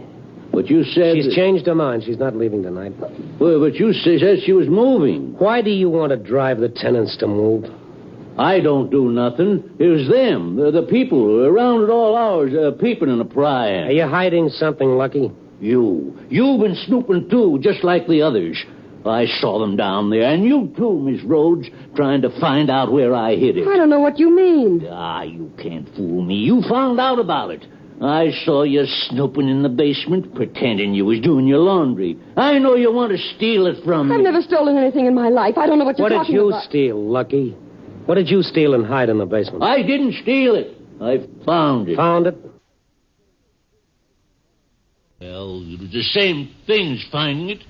It was in that suitcase Mr. Judson stored here when he come back from the war. It was loot. It weren't his. He stole it. I didn't. What was it, Lucky? A bag of jewels. A plain old canvas bag of jewels. Oh, they were so pretty. I never had nothing so pretty before. If you took them from his case, that's stealing. But I didn't. The case got knocked off in the basement and come open. He never come back. He was killed in that plane crash. That makes it mine. Now, don't it the same as I find it? You were the one that was phoning me? Sure. I knew if I could scare you off, you'd quit snooping. And I would have, too, if that nosy newspaper guy hadn't butted in. But how did you know about my secret? I didn't. Then why did you type those notes? I knew you had a secret. Everybody has one. And if you thought I knew about it, you wouldn't tell about me. You didn't know anything about Wanda? No. When I tried the first time, the people moved, and that gave me the idea, so I've been doing it ever since. Lucky. That's what they call me, Lucky. And now your luck has run out. No, it ain't. This was in the bag, too. A gun? Yes, Miss Nosy, a loaded gun. Hey, what's that? It's the phone. I'll take care of that gun now. Oh, no, not again. All right, baby, I'll answer. Hello. We have been able to check your line. We cannot locate your trouble. Oh, yes. Thanks a lot, operator. You can cancel the complaint. We've located the trouble right here. Oh, and operator, get me the police.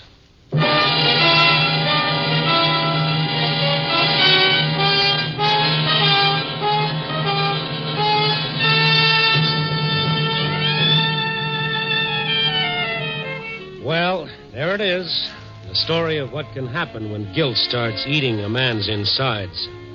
He didn't intend to hurt all those people, but he did. He just happened to hit a sore spot they all had. And Wanda's secret was something very small, but she'd made it important. That's not so hard to do.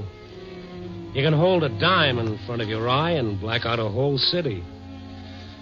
Pretty good writer once wrote, "Thus doth our conscience make cowards of us all."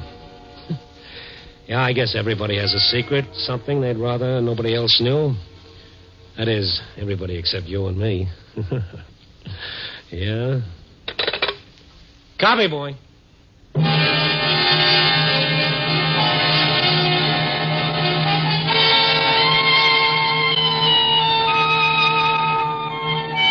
Night Beat, a new dramatic series, stars Frank Lovejoy as Randy Stone. Tonight's script was written by Joel Hunt. Night Beat is edited by Larry Marcus and directed by Warren Lewis. Music is by Frank Worth. The part of Wanda was played by Joan Banks. Others in tonight's cast were Jeff Corey, Martha Wentworth, Betty Lou Gerson, Colleen Collins, and Will Wright. Frank Lovejoy will next be seen in Milton Sperling's production, Rock Bottom, released by Warner Brothers.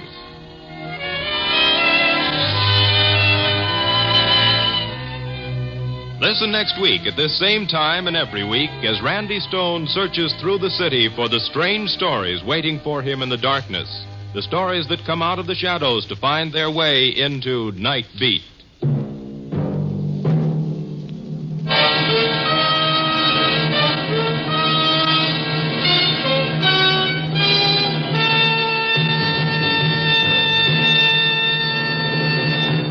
Richard Diamond, Private Detective, is now heard on Wednesdays. Yes, now on Wednesdays, hear Dick Powell as Richard Diamond, Private Detective. You'll hear action-packed entertainment as glib Rick Diamond fights his way to fame, fortune, and a red-headed girlfriend over most of these NBC stations. For $100 a day in expenses, Richard Diamond tackles adventure that will hold your interest right up to the smashing climax. Be sure to tune for the thrill-packed action drama that is yours for the listening every Wednesday on Richard Diamond, Private Detective. Now on Wednesday night, NBC brings you a trio of great adventure and mystery shows. Mr. District Attorney, The Big Story, and Richard Diamond. Hear them all Wednesday night on NBC.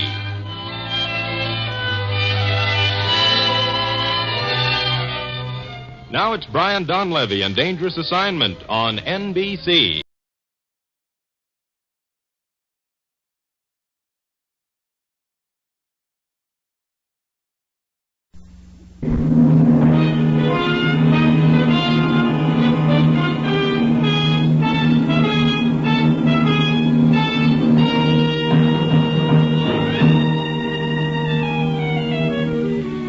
Hi, this is Randy Stone. I cover the night beat for the Chicago Star. Stories start in many different ways. This one began when I bumped into a wonderful legend out of the past and watched that legend die before my eyes. Night Beat, starring Frank Lovejoy as Randy Stone.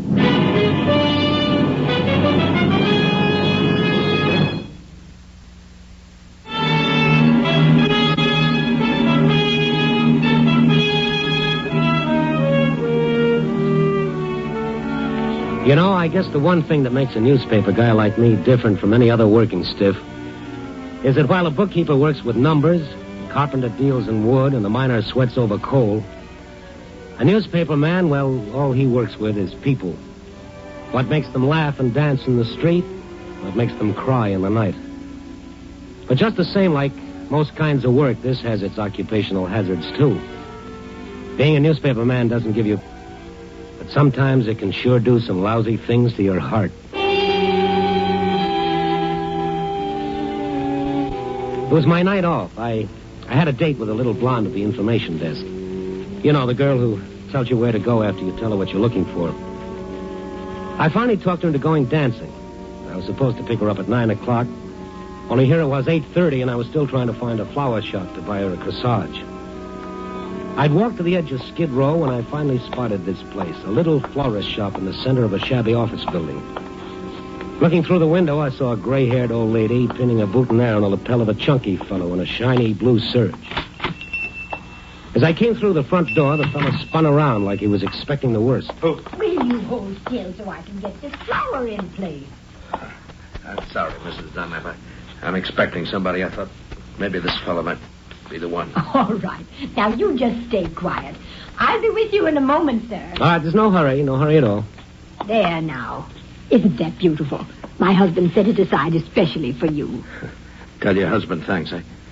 I don't know, no matter how punk I feel, if I get a fresh flower in my lapel, it picks me up better than a shot of raw gin. How much do I owe you? 50 cents. Here you are. Oh, I'll pick it up.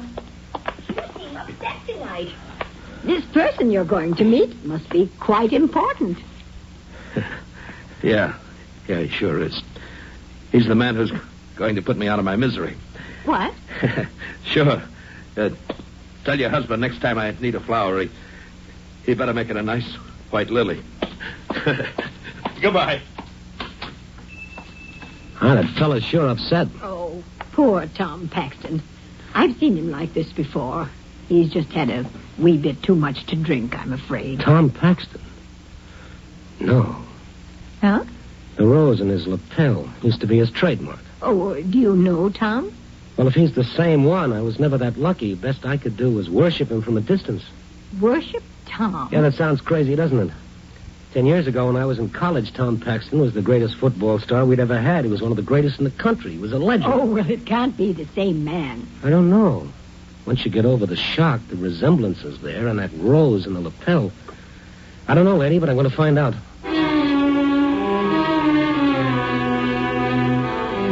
I went out the side door of the florist shop into the lobby. And there was Tom standing in the dark, pushing the button for the elevator.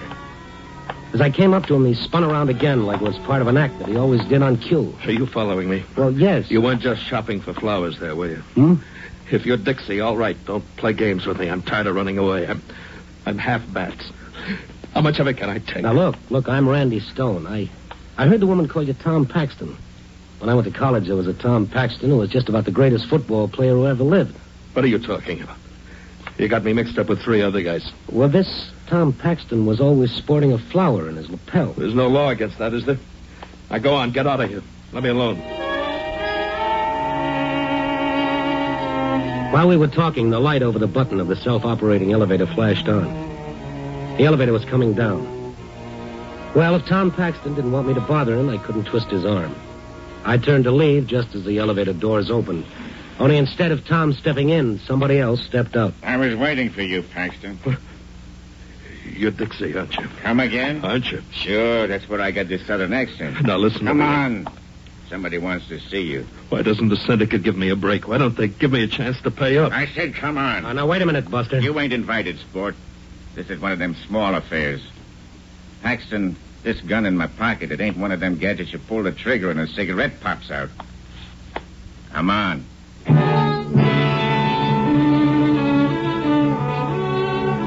Tom and the mug went out to a small black sedan parked at the curb.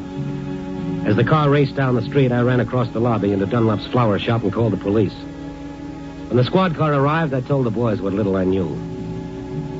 We found Tom's office on the 4th floor. It told me more about his life since he left college than a 600-page biography.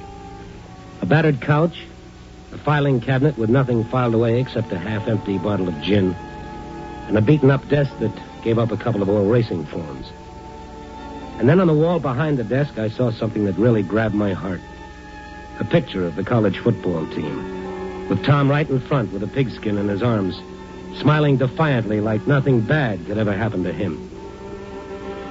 I hung around after the police left.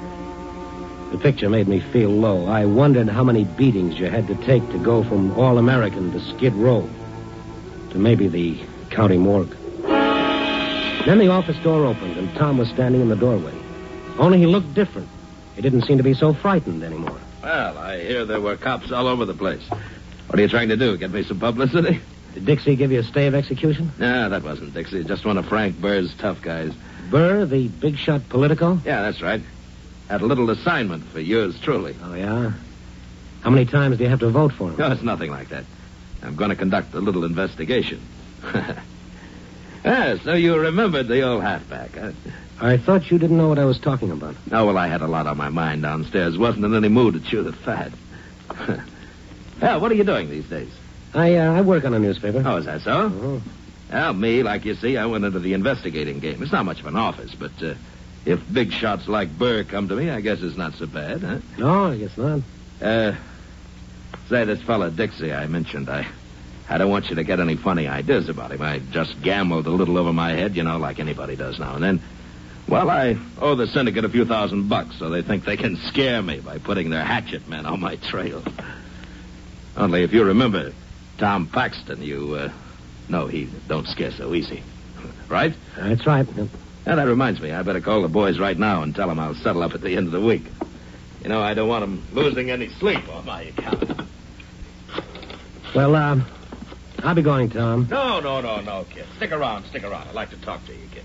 About old times, eh? All right, okay, Tom. Hello, Jack. Hiya, kid. This is Tom Paxton. Say, look, baby, I got some good news for you. I'll be able to settle with you boys at the end of the week. Well, I know I have, but this time it's on the level. Well, now, wait a minute, Jack. Don't hang up on me. Well, now, give me a break, baby. 3 days? Oh, but I can't do the job in 3 days. No, wait, please, don't hang up. Okay. 3 days. Only tell Dixie to lay off. Yeah. Thanks, Jack. Thanks a lot. 3 days. How am I going to find him in 3 days? Tom, is there anything I can do? What? Oh, yeah. Yeah, there's something you can do. You can clear out of here. So you found me out, huh? That make you feel good or something? Oh, now, look. Maybe if you'd taken the beatings I have, maybe if you'd been crossed up, stabbed in the back, slugged, cheated as many times as I have, you... Oh, what am I telling you for? Go on, get out of here. Sure thing. So long, Tom. No, wait a minute. Yeah? Look, you being a reporter, you could get into records I couldn't even touch, couldn't you? Well, I think so. Look, if I had a week, I could do it on my own, but I've got to find him in 3 days. Who do you have to find in 3 days? Look, Stone, I'm not going to kid with you anymore. I've got to make good on this job Berg gave me. I've got to get that fee. If I don't, this guy Dixie will. Who is this guy Dixie? Well, that's what drives me nuts. Nobody knows, only the syndicate. Well, why don't you go to the police? No. Cops are out of my line. If I could clean this job up in 3 days, Burr will pay me $5,000, and I'll be all right. That's like I've always said. All you need in life is one good break. And after that, you can roll on your own. Well, what about Burr? Well, for a big shot, he's sure plenty scared. Says the newspaper's trying to destroy him. Oh, so? So the only way they can do it is to find somebody named John Durand. I never heard of him. Nobody, but not to Burr. Well, what does Durand look like? Well, Burr wouldn't know what he looks like today. He hasn't seen him for 25 years. I've only got one thing to go on. Now, what's that? John Durand is a blind man. A big shot like Burr afraid of a helpless blind man? Afraid?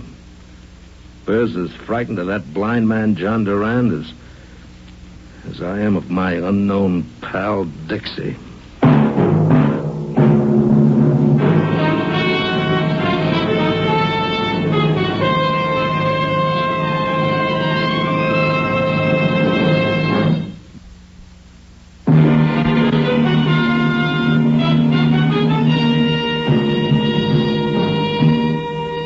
And now, back to Night Beat and Randy Stone. Tom and I started work the next morning, right after he picked up a fresh, sweet-smelling rose from Mr. and Mrs. Dunlop's florist shop in the lobby. It's funny, but for Tom, a flower in his lapel was like a shot of Benzedrine. After that, we split up. I went down to the paper to have a talk with the political editor. Yes, everyone interested in clean government was trying to wash that Burr right out of their hair. But so far, nothing definite had turned up against him. Only a funny blank space in Burr's biography, a blank space that happened 25 years ago. And I got that ever-loving jackpot feeling. 25 years ago, that's when John Durand, the blind man, entered the picture. Tom and I had to find that blind man, and we had 3 days. Randy, I'm calling from City Hall. I've checked all the city directories. No John Durand. Oh, that's great. I visited every agency that helps the blind. Nobody's ever heard of it. Well, what are we going to do, Randy? What else can we do? We keep looking. He's not on any credit report. His name's never appeared on any police blotter. Well, we're running out of time. Well, nothing to do but keep looking. I'm going through the records over at the county building. I can't find a trace. We've got only 1 day left, Randy. The syndicate gave me till midnight tomorrow. What are we going to do? What we've been doing right along. Keep looking. The third day, we started making the rounds of all the hoodlum hangouts. The bars, the pool halls, the mangy little side street flop houses. I took one section of the city and Tom took the other. And late that night in one of those flop houses, I got the shock of my sweet life. No, nobody named John Durand ever stopped here. Well, I thought he might have stayed here under a phony name. He's a blind guy. Yeah, I know all about him, mister. You what? What did this poor sucker do anyhow? Every hoodlum I know is looking for him. What are you talking about? Just what I said. Every guy in town who'll cut a throat to earn a buck is looking for John Durand.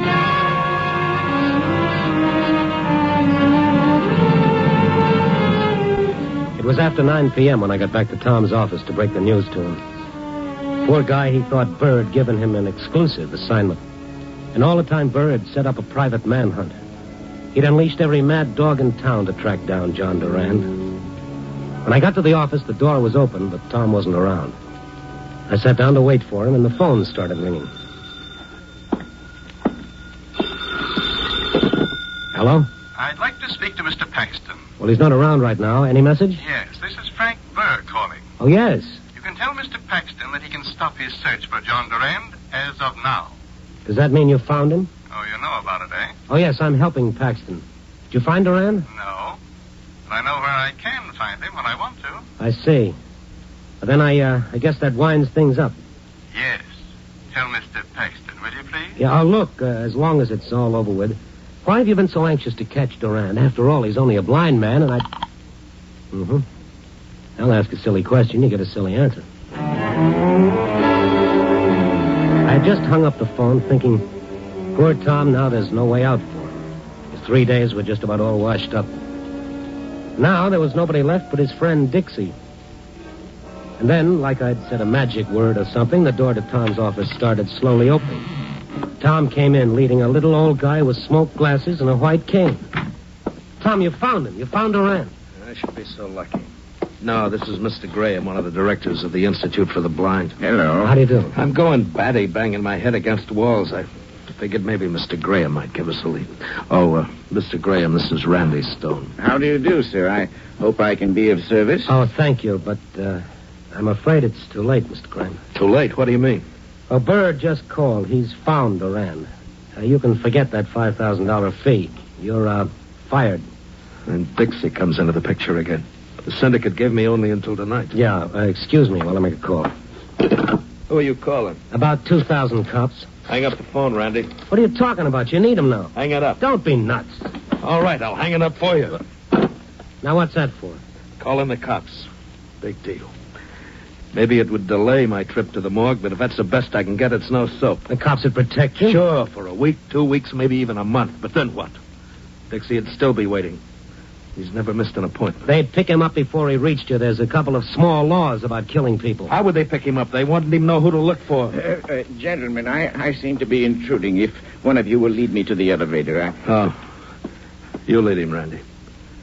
Then you get on the elevator right with him. Thanks for the try. Oh, now, wait a minute. Beat it, will you? I'm expecting a guest. Mr. Graham, before we leave, for my own amazement, I want to ask you something. Yes? Can you think of any reason why a powerful man like Burr should be afraid of a helpless blind man? Well, of course, that's hard to say. Randy, will you get out of here, the both of you? Unless, of course, the man saw something just before he went blind that would incriminate Mr. Burr. Hmm? Yes. You see, the blind never forget the last thing they see before they go blind. It stays alive in their mind until the moment they die. Well, then, if Durand had been a witness to a crime Burr committed and then went blind... That would indeed make him the greatest possible menace to Burr. Well, then that's it. Hooray for our side. A lot of good it does me now. I can tell you how it was when I went blind. It happened quite suddenly, as the doctor said it would. I was out in the country with my family. Wildflowers everywhere. And now that my blindness has made me so overly sensitive to the lovely scent of flowers, the picture is even more real. You know, it's a strange thing about flowers. The blind man kept talking softly, more to himself than to us. Tom had spun his swivel chair around so that he was looking out of the window. The back of his shirt collar was soaking wet. I knew the pressure was building up inside him like steam in a boiler. Absently, he'd been taking the ever-present flower from his lapel, and he was tearing it apart with nervous fingers. And then Tom's back stiffened. He was staring through the window down at the dark street. I looked over his shoulder. A big car had stopped a short way down the street. A heavy-set, well-dressed man had stepped out. As he passed under the street lamp in front of the flower shop, I recognized him from his pictures. Burr. It's Frank Burr. Tom's voice sounded cockeyed. I looked at him. His face was falling to pieces like an overripe melon. He was looking at the flower he'd taken from his lapel. Mrs. Dunlop, she won't like what I'm doing to her flower. Always so proud because her husband could select. Graham, what did you say before? Now that my blindness has made me sensitive to the scent of flowers. Yes, I see. Mr. Dunlop, the florist. I never had a good look at him. He was always puttering around and back. You think? I know. John Durand was always just downstairs in the lobby. And there's still time for me, Randy. There's still time.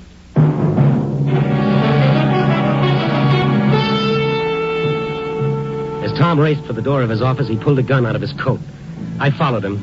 He went to the elevator, pressed the button a couple of times, and then decided to take the stairs instead. He looked back at me, chasing after him, and waved me back. He started down the stairs 2 at a time. I caught up with him at the second landing. I grabbed his shoulders. He tried to tear himself away. Let me go, Randy. Let me go. What do you mean there's still time? What are you going to do down there? Randy, I'm telling you to let me go. Answer me. What are you going to do? Sure, I'll answer, you overboy. What do you think Burr was going to pay me $5,000 for? Just to give him Durand's address so he could send him nasty letters?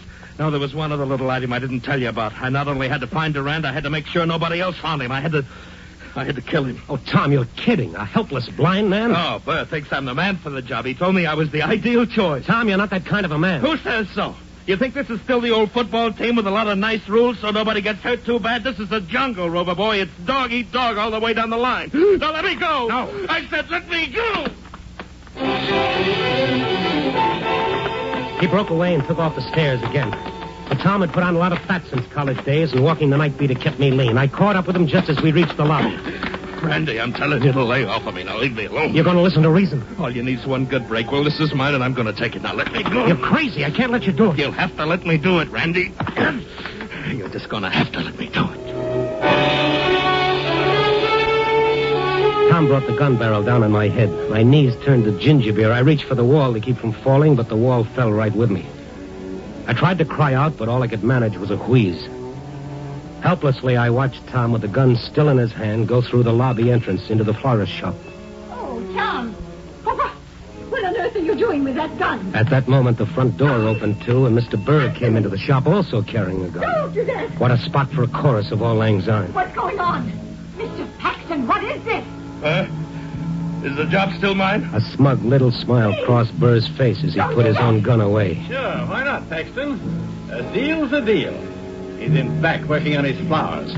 But it'll have to be her, too. Oh. Okay. No! Please! Tom! Tom raised his gun as old lady Durand started running for her husband. And then Tom seemed to hesitate, like something was going through his mind. Go on. What are you waiting for? Maybe Tom was thinking about his last 10 years on Skid Row when he'd never done one decent thing. And maybe he thought it was time to start. Go ahead and get it over with, Paxton. Suddenly, Tom swung the gun away from the cowering Durands and began shooting. There wasn't even time for that smug smile to leave Burr's face as Burr slowly crumbled to the floor. After that, everything started getting foggy for me. By the time the police arrived and splashed cold water on my face, Tom had gotten away, disappeared into the night. Burr was dead, and now John Durand wasn't afraid to talk. 25 years before, Burr had been a punk in the rackets. There'd been a bombing. One man killed, John Durand blinded.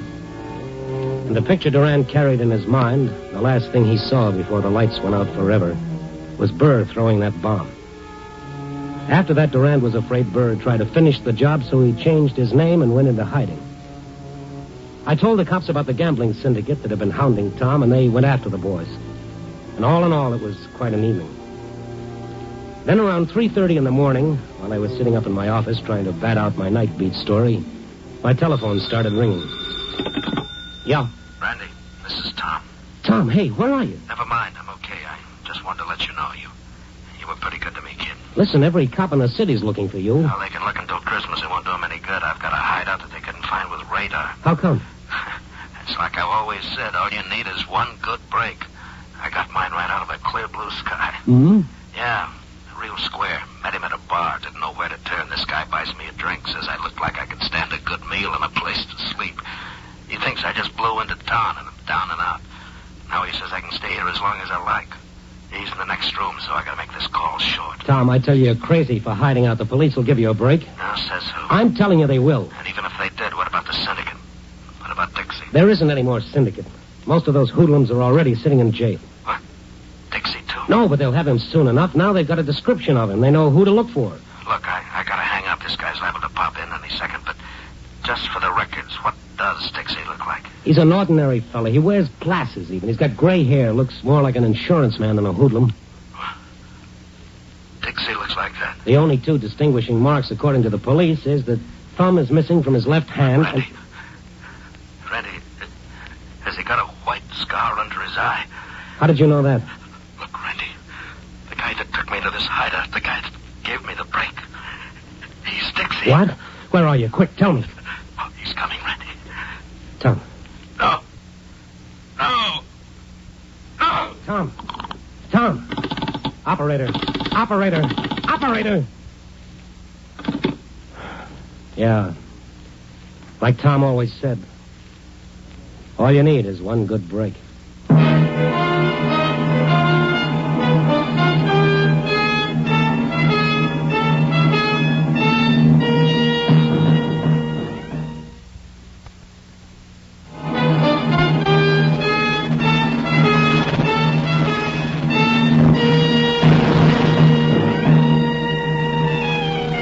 Tomorrow? Sure, a nice, pleasant morrow coming right up. Well, maybe not so pleasant. Tom had been dead a long time before Dixie caught up with him. Tom had died when he found out he wasn't always going to be a hero, the guy on top of the heap. What is there about people that they've got to be number one or they won't play? What's so bad about being number two or number three? Why does life have to be one great victory after another? What's so fancy about us that we can't afford to fall on our face every so often? The fellow who said, God, give me the strength to fail, really had something.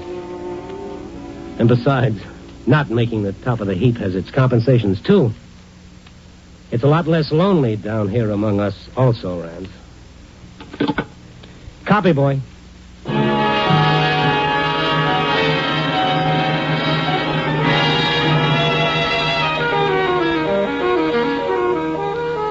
Night Beat, a dramatic series, stars Frank Lovejoy as Randy Stone. Night Beat is distributed exclusively by Nostalgia Broadcasting Corporation, Cedar Rapids, Iowa.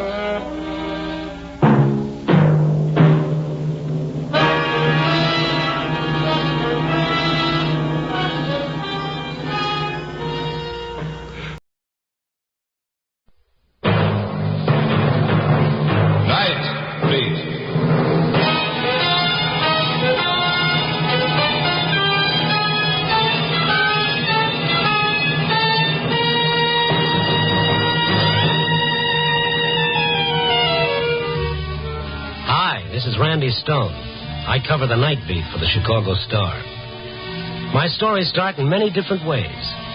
This one began with an old man's fury and ended with the murder of a dream.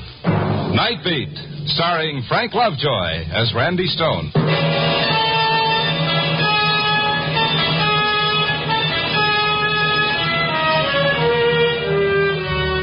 It was one of those half-spring, half-winter nights. Tried to convince myself that the tingling in my toes was youth on the march, but it was only the stone corpuscle slowing up. So I'd almost decided to go back to the office and do a human interest story on the H-bomb when I noticed where I was. It was on one of those streets lined with cheap tenements.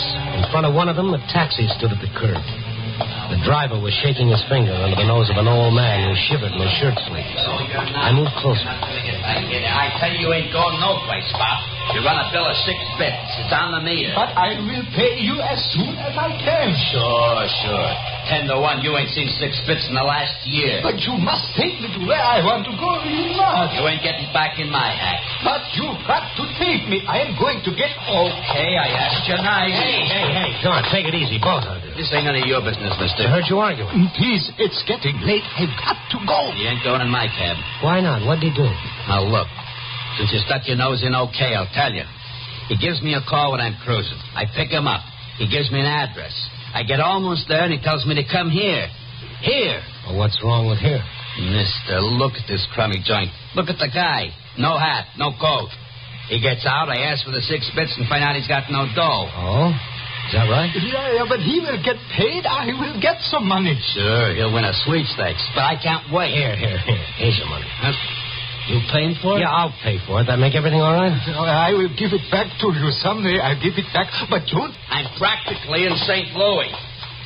He's all yours, mister. You paid 6 bits for him. No, make him wait. Make him... Take it easy, Pop. Come on. Settle down. He is gone, and I didn't do it. You live here? Yeah, I had to come back for something. Well, look, we better get you to your room. It's cold. You got no coat. But I have to go.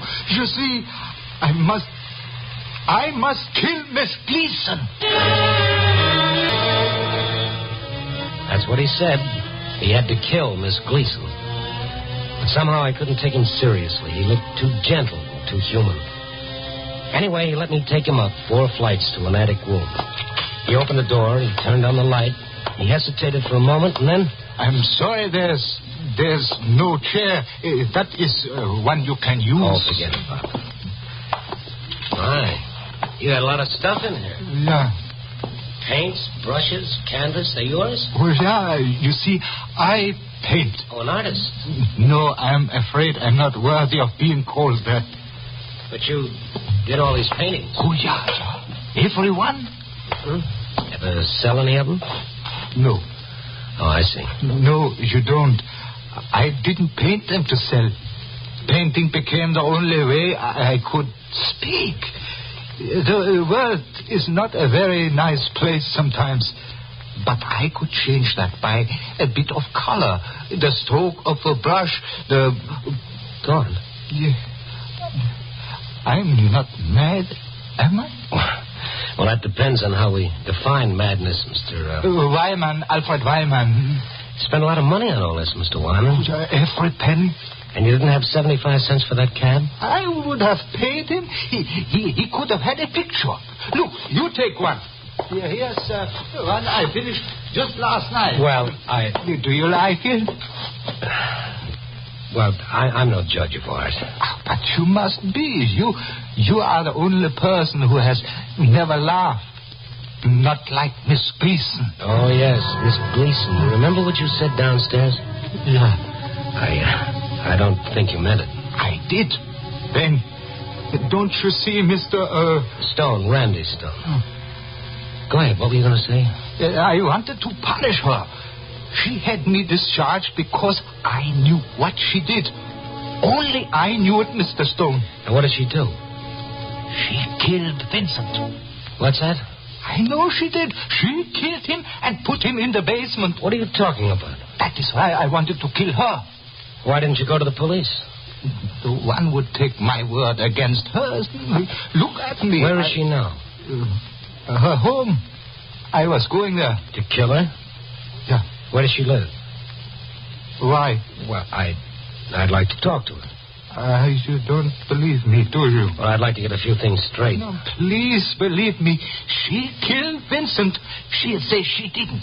But I know. All right, Pop, all right. Now, if I go to see her, you've got to promise me you'll stay here until I get back. Yeah. I will wait. All right, fine. Now, give me her address. Police? Well, with what? Wyman's story? I don't think I believed him then. But funnier things have happened to me, maybe because I looked for them. A half hour later, the clerk in a very shishi apartment hotel sent my name up with the urgent tag on it and the fact that I was from the Star. Yes, Miss Gleason would see me. And did. Mr. Stone, May I see your credentials? Why, sure. Here you are. I see.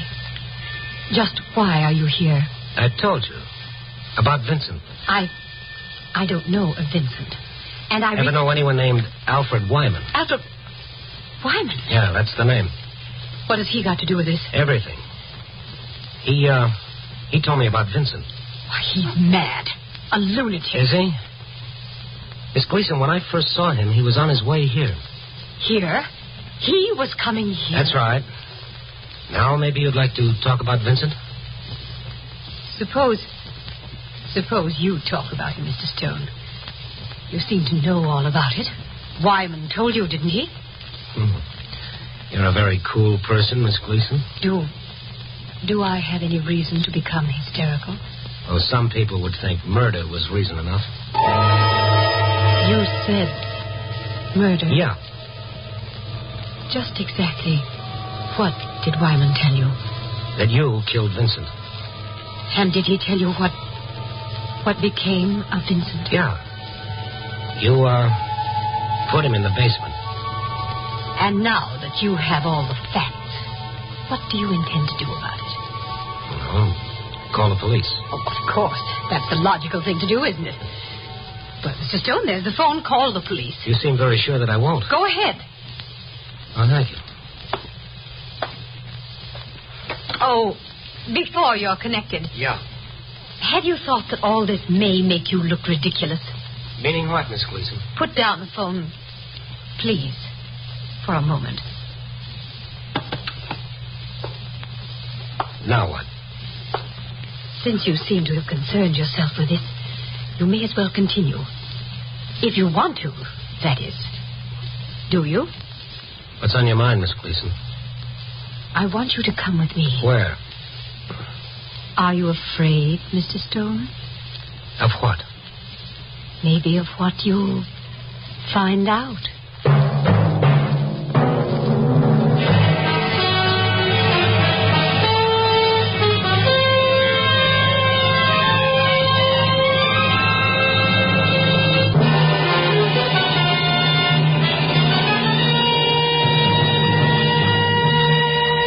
And now back to Night Beat and Randy Stone. It was a strange ride in the cab with Miss Gleason. She watched me with a peculiar little smile on her face as though she were amused at a joke. There was no concern at all, just an icy coldness and a confidence that disturbed me. Then the cab pulled up in front of the address Miss Gleason had given. We got out and walked up a flight of marble stairs. Surprised at coming here, Mr. Stone? Bender Art Galleries. There's a night bell there. Ring it. The night watchman will be here in a moment. Well, what do we do here? You want to see Vincent? Very well. Here's the watchman. It's Miss Gleason, Charles. Open the door, please.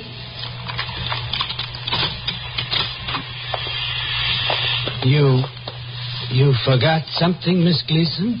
No, Charles. Anything I can do, Miss Gleason? This gentleman and I are going to the basement. Basement? Yes. Please turn on the lights down there. Sure, Miss Gleason. They'll be on by the time you get there. Thank you. Oh, Charles. Yes, sir? As soon as you turn them on, come into the basement. Right away, Miss Gleason. Well, Mr. Stone? Coming? You first, Miss Gleason. Certainly. This way. Lights are on. Shall I go first, Mr. Stone? I insist, Miss Gleason. Everything all right, Miss Gleason? Yes, Charles. Quite all right. Come along, Mr. Stone. The stairs are kind of steep, mister. You're not used to them. They'll fall. I'll sort of watch my step.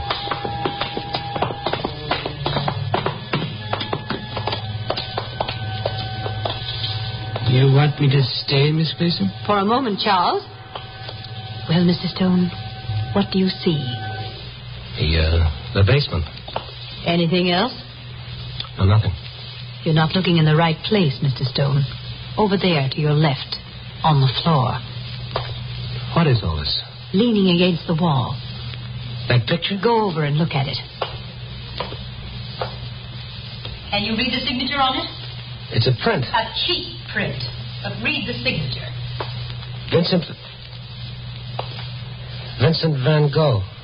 All right, Charles. That'll be all, thank you. Yes, Miss Gleason. Now, Mr. Stone, do you realize how big a fool you'd have made of yourself if you'd called the police? This is Vincent. That is Vincent. Why didn't you tell me before? I wanted you to see it with your own eyes. You took Wyman's word against mine, believed him. I wanted to make you look and feel as ridiculous as this whole idiotic thing is. Now, good night, Mr. Stone. I don't think so. What? He said you had him discharged, did you? Yes. Why? What's this Van Gogh print got to do with it? He'd become a nuisance, an old fool. All I saw was a pathetic old man. Get out of here. First, tell me why Wyman was fired. He was a guard here. It was his job to see that people kept their hands off the paintings. But he'd become a nuisance. Yesterday, I happened to go into one of the rooms. Wyman was there, speaking to one of the customers. A thing he had absolutely no right to. No, please don't buy it, Mr. Evans. It is not good. It is cheap and tawdry. Look at the tricks he uses. Tricks? There's no depth. It is shallow. Wyman! Wyman! Oh, yes, Miss Gleason. Please come here. But I'm talking to Mr. Evans. I was just leaving, Miss Gleason. Mr. Evans, if you'll just wait, we'll talk about the Willoughby picture. I don't think I want it now. But, Mr. Evans, surely you don't think Wyman knows anything. I don't know, Miss Gleason. You seem to hit the nail on the head. Painting is shallow. Good day, Miss Gleason. Wyman, how dare you? I only did what I felt was right, Miss Gleason. You meddling idiot. I've had enough of this. You come with me. But, Miss Gleason... Go on, go to Mr. Temple's office. Yes, ma'am. How dare you criticize a painter like Willoughby? He? But he is not a good painter. What do you know about it? I know he's not good, and he doesn't feel what he paints. I've got to talk to you, Mr. Temple, about Wyman. Wyman? Oh, not again. Please, Mr. Temple, I did nothing. He did nothing but keep Mr. Evans from buying the Willoughby. Oh, ridiculous. Mr. Evans wouldn't listen to what Wyman has to say. But he did. He knew what I was trying to say. Mr. Temple, Wyman has made me look ridiculous for the last time. This is the last straw. I'll go to the board. Miss Gleason, I'll not put up with it. And the board won't like to hear that the Willoughby hadn't been sold because this fool... Miss Gleason, remember there's an exhibition of Willoughby's paintings tomorrow. We have enough to do without bothering... Either this man is discharged or I'll resign and tell the board why. You seem to forget this is a business, Mr. Temple. Are you worried about business or your own feelings, Miss Gleason? Mr. Temple, I warned you. I'm going to the board. Oh, wait. Wait a minute. Wyman. Yes, sir. I'm sorry, but I'm afraid Miss Gleason is right. We'll have your check for you this afternoon. You were warned several times. I know, Mr. Temple. Thank you, sir. Thank you, Mr. Temple. It was a distinct pleasure, Miss Gleason. Now, both of you leave me alone. I'm busy. You had this coming, Wyman. You think I care about the job, don't you? But I don't. I only care... Where is it? Where is what? What's the matter with you? The Van Gogh. The one I hung there. You hung that cheap print? What did you do with him? Where is it? What did you do with it? I had it put in the basement. You destroyed it. You killed Vincent. You and people like you. You laugh. You won't understand what a great man is trying to say with his art. You killed Vincent, and now you want to kill me because I understand. But you can't, and you won't. I will kill you first. Martin! Samuel, come here, quickly. You killed him because you couldn't understand him. You killed him. Martin, Samuel! I will kill him out you. Of here. He's crazy. Get him out!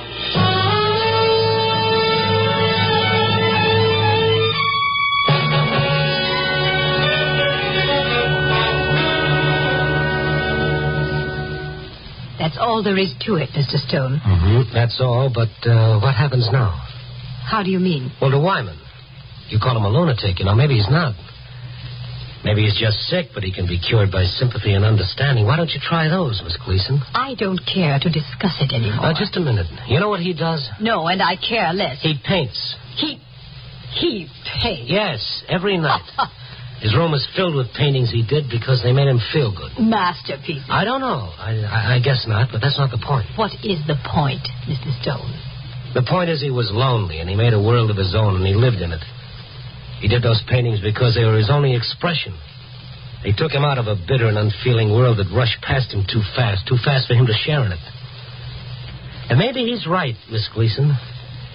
Maybe we did kill men like Van Gogh because we didn't understand or didn't want to. Admit just once that you understand and like something different, and you've set yourself apart. You're a curiosity. You're as mad as he is. Well, thank you, Miss Gleason. I think that's the nicest thing anyone ever said to me. Good night. Oh, sure, it did me a lot of good to tell Miss Gleason off. It did Alfred Wyman a lot of good, too, but not much. I had to go back to his rooming house to tell him that he was mad and the rest of us was sane. I went up the stairs, but when I knocked at his door... You looking for Wyman? Yes, I am. He's here, isn't he? Not much he ain't. I put him out. You what? Put him out. When? Oh, about an hour ago. You a friend of his? Yes, I am. Why did you put him out? I'll show you. Nearly burned down my house, he did. Look at this room. I ain't going to get the smell out for days. He burned everything. Like as not, he'd have had us all roasted in our beds if I didn't smell the stink this stuff was making. All of his brushes, his paints, his canvases. Why? Did he say why? Mister, if you're a friend of his, you'll go after him with a rope. I asked you why he did this. Did he say? Sure. He said it was a joke. That it was going to be a big joke. And then I chased him out. Joke? What did he mean? Could you understand what he meant? Yeah, it's 2 in the morning. Even if it wasn't, I couldn't make out what that loony was talking about. Which way did he go? Oh, up the street. He took something with him. Never mind that. Do you know where he might be? You know, Miss Gleason? Gleason, yes. Why? Well, he might have gone to see her. Because he said the joke was going to be on her. I got to a telephone fast, found Miss Gleason's number, and called it.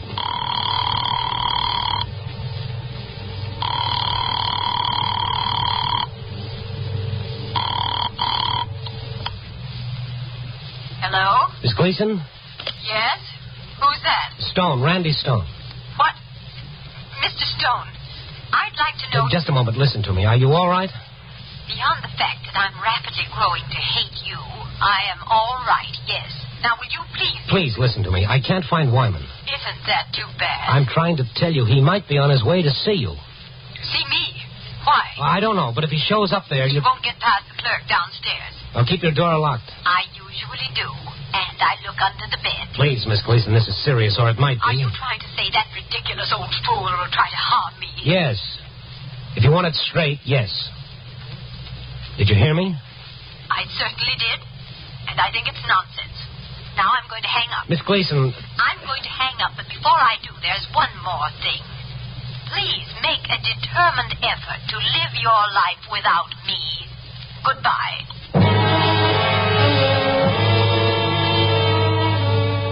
That click in the receiver was very final, and it made me feel a little foolish. After all, what could Alfred Wyman do? Killer? I didn't know, but what was his big joke, and when would it happen? At 3:30 in the morning, I gave up trying to find him. I went home, I fell asleep at 5:30, and I didn't wake up until after 11. And with daylight, it all seemed a little silly.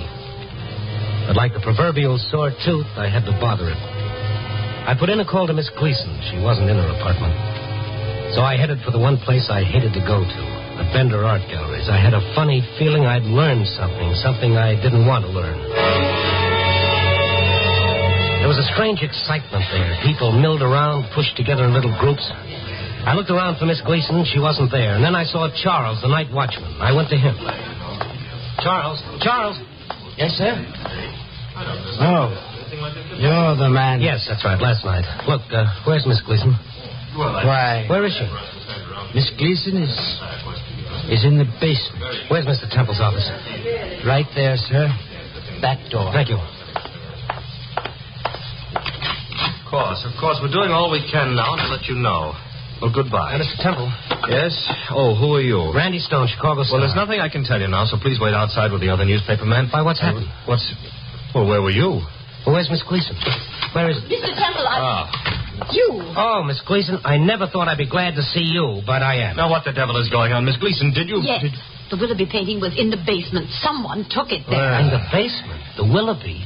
Mr. Temple... Thank goodness it's been found. If it had been stolen, who on earth put it in the basement? If I tell you, will you tell me what's happened around here? Don't you know? What's happened here? Well, we were to exhibit Willoughby's latest painting. But when I pulled aside the drapes... Well, just a moment. This was in its place. Instead of the Willoughby, this painting was hanging, unsigned. Mr. Stone, you seem to know more about this than we do. Yes, I do. Mr. Temple, a man named Alfred Wyman played a joke on you. He painted this. Wyman? Yeah. That miserable... Of course. He had a key. He could get in the back way before anyone... It was a joke on you, Miss Gleason. Willoughby in the basement... Where is he now? Where's Wyman? I don't know. I left word to call me in case he's located. But his painting... It's a harmless joke. A joke? Yes. He burned everything else he had. He left this for you. Oh, excuse me. Hello? What?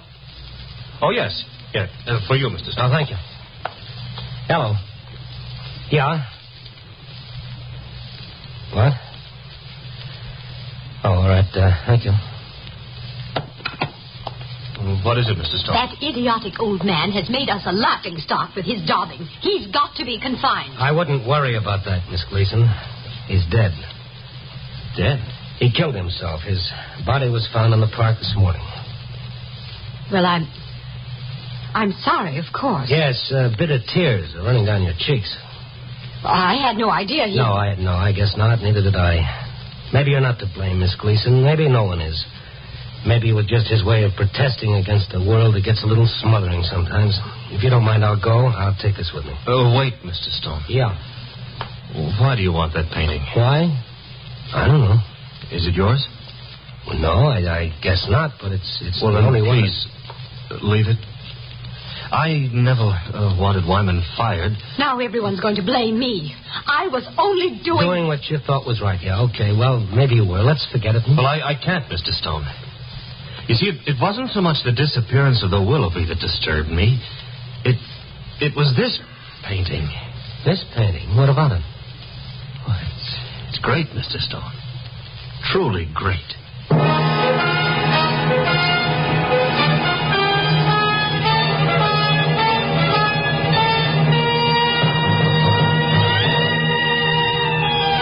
Well, it was a big joke, all right. But on whom? Was it on Wyman himself? I think not. On us? Well, isn't it always? It's a joke that's been going on for years and years and will never stop. It's played 1,000 times and we never learn to dodge the gag. We never see it coming. The joke that we never appreciate the sane people until it's too late. Copy, boy.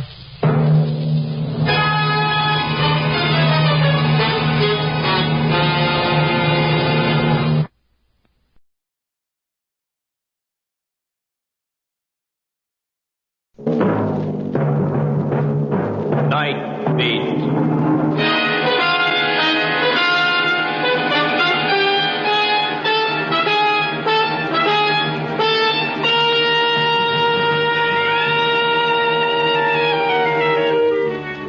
Hi, this is Randy Stone. I cover the night beat for the Chicago Star.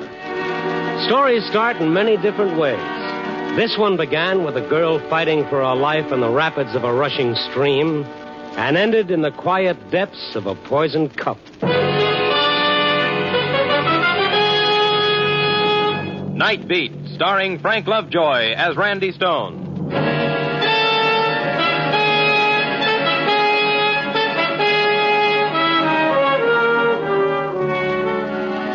A guy in my business has to take his vacation whenever he can get it. And the best I could get was a string of short weekends at a little resort town called Paradise Lake. It's only a few hours' drive from Chicago with lots of woods and streams. It's a lovely spot located just outside my income. It was after one of these weekend, if you'll pardon the expression, vacations, that I was heading for Chicago in time to get back on the job that night. I checked out of my rented cabin and had just crossed the bridge over Rocky Creek when suddenly I saw her. I jammed on the brakes. The girl lay on the edge of the road unconscious, my front wheels almost touching her. Hey, you, what's the matter? I got out of the car and ran over to her. The late afternoon sun gleamed on her wet, disheveled hair. I could see tracks where she'd climbed up from the rapids below to the edge of the road. I chafed her wrists and slapped her hands a little. Hey, wake up. Can you hear me? What happened? Come on, baby, snap on it. Oh. That's the girl. Oh, no. You look like you've been half drowned, beautiful. Well, she's still out. Well, better get you into my chariot before you catch pneumonia. Some other car finishes you off. Up we go. Funny how silk clings when it's wet.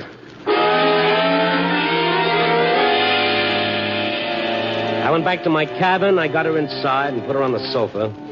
Then I started the fire in the fireplace and got the oil stove going in the kitchen. Eagle Scout Stone was doing his good deed for the day. I'd be late for the office tonight, but she looked as though it might be worth it. Who's in there? I came out of the kitchen and saw that she was sitting up, her big gray eyes wide and a little dazed. Who are you?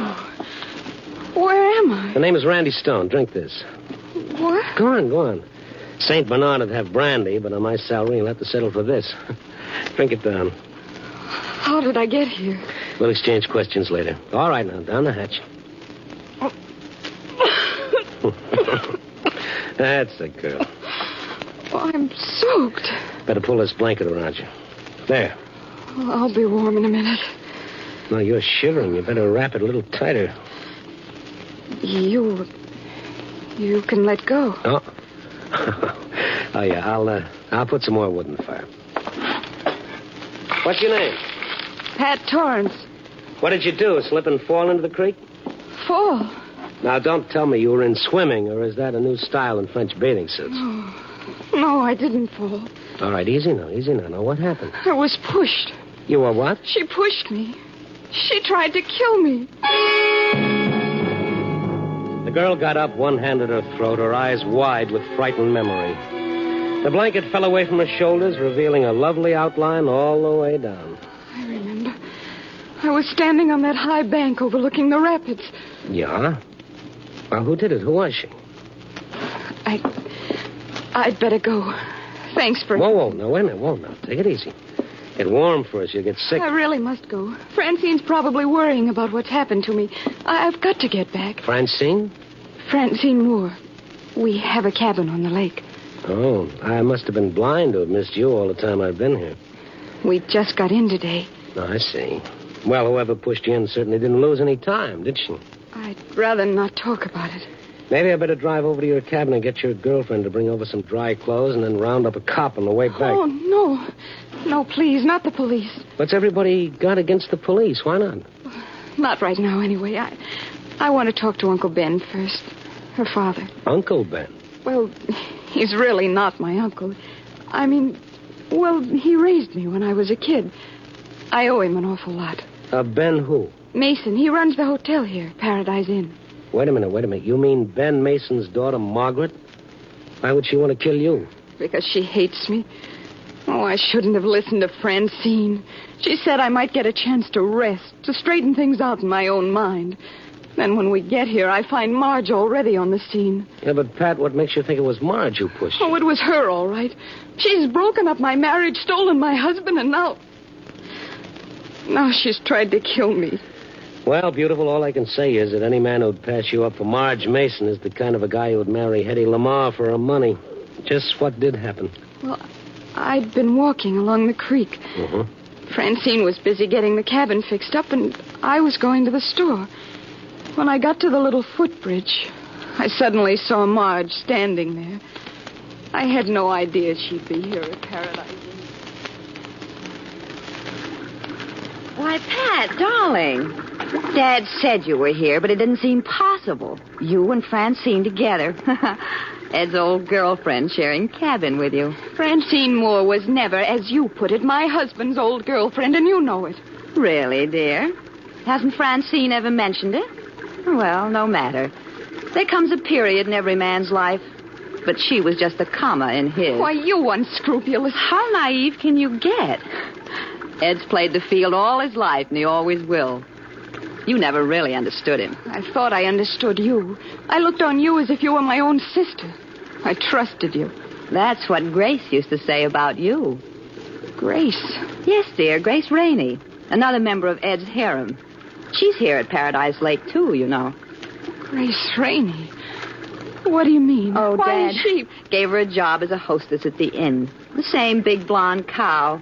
But you know Ed. He always did suffer from high blonde pressure. Ed was never interested in Grace. Wasn't he? Don't play innocent with me, darling.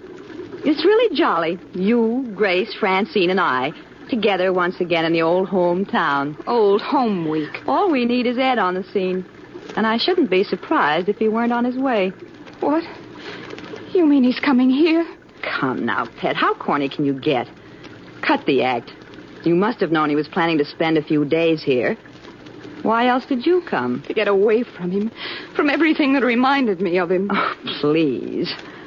Why don't you do the decent thing? Call it quits. Give him his divorce. Why? So you can profit by what you've done to me?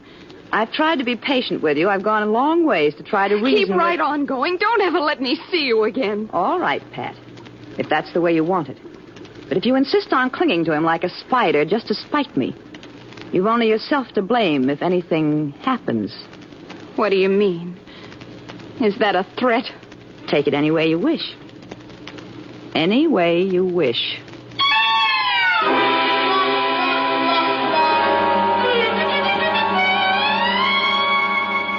And Marge just walked away and left you there? Yes. Then how could she have pushed you? Well, I don't know. She must have come back. There was no one else around. Well, she had the motive, I suppose, but It's still. like a bad dream. To think Marge could do a thing like that. We used to be so close. We were even brought up together when we were kids. All right, now, all right. Everything will be all right. Use my shoulder if you want. You want a handkerchief? Thanks. What did you say your name was? Randy Stone. Oh, you've been very sweet, Randy. I must be a sight to behold. Well, on the contrary, you're a sight to be held. Oh, I'll bet. Oh, that's a lousy pun, I know. Anyway, this fire's nice and pleasant. Yeah. Say, maybe I better fix up something to keep you from catching cold. Oh, I'll be all right. No. I got some stuff left in the kitchen and in this bottle. I'll fix you a hot toddy. Oh, don't bother, Randy. It's no bother at all. After you drink this, I'll drive over to your cabin and get your friend Francine. All right. Where is your cabin? I'll have this ready in just a few seconds. Well.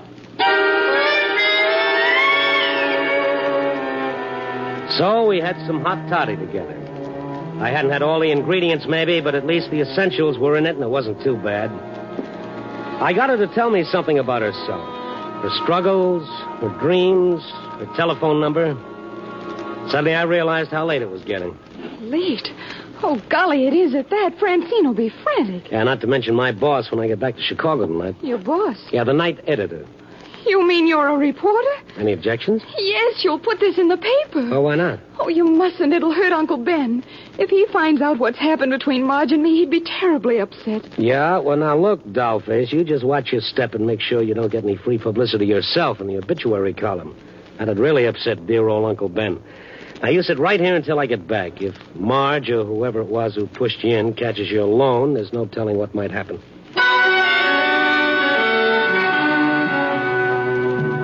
I guess I just never could understand the feminine psychology. Bunch of dames trying to bump each other off over a guy who was never any good to begin with. Give me a nice, clean, masculine murder any time. At least it makes some sense. I drove back toward the inn, following the road along the course of the stream. And then suddenly ahead of me, I saw a couple of flares burning in a car parked across the road with its headlights focusing on the rushing stream below. I pulled up. A big white sheriff's star was painted on the car's side. Some men were working along the edge of the stream, and a small crowd was watching. I got out, walked down the bank toward the edge of the creek. Oh, now, great. There were two girls standing at the edge of the crowd. One was a tall blonde who was crying softly, and the other was Marge Mason. Hiya, Marge. Oh, Randy Stone. What's going on? They're dragging the creek. Dragging it? What for? They're trying to recover the body. The body? Whose body? A friend of ours. A girl named Pat Torrance. I see. What happened? Grace says she jumped in. Yes. Yes, I saw her. Oh, you did? When was this? Just a short time ago. I was on my way back to the inn from the store when I heard her cry out. For a moment, I could see her face through the trees as she fell in. It was Pat. Randy, this is Grace Rainey. She acts. Yeah, I noticed. Randy Stone, a reporter from Chicago, Gracie. Oh? A reporter? Couldn't you get help? Wasn't there anyone else around? No. It was so dark. I didn't see anyone. And she couldn't swim. I knew she couldn't swim. She couldn't swim. Grace can't either. Can't act either. What makes you think she jumped? This wasn't the first time she tried to commit suicide. That's right. How do you know that, Marge? Why, her husband told me, Ed. Just a week ago, he tried to persuade her to go to a sanitarium and take treatment. When did he tell you that? Why, just this afternoon. This afternoon? Well, I was talking to him on the phone when I ran in and told her what had happened. It was awful. You mean talking to him long distance to Chicago? Why, no, Mr. Stone. Ed Torrance got here this morning. He's right here in Paradise Lake.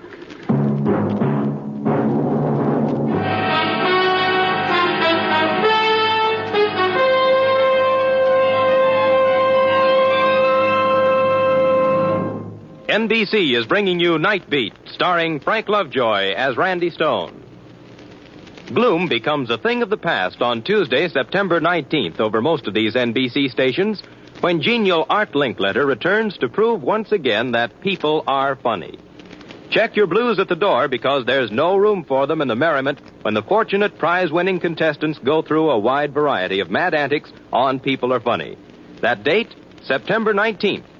And it's important for another reason. It's the day that Fibber, McGee, and Molly and their delightful guests at 79 Wistful Vista will be back where the chimes are. NBC.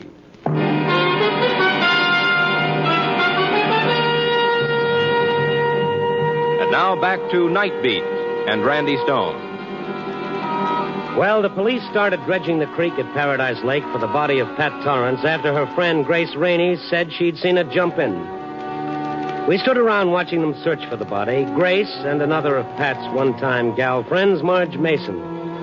So many girls involved in this mix-up, I was beginning to feel like a lone male at a ladies' seminary tea. I wondered if I should tell the gals that at this very moment Pat was sitting in my cabin alive and kicking. Poor Pat. Marge kept talking as we watched them drag the stream. Complex.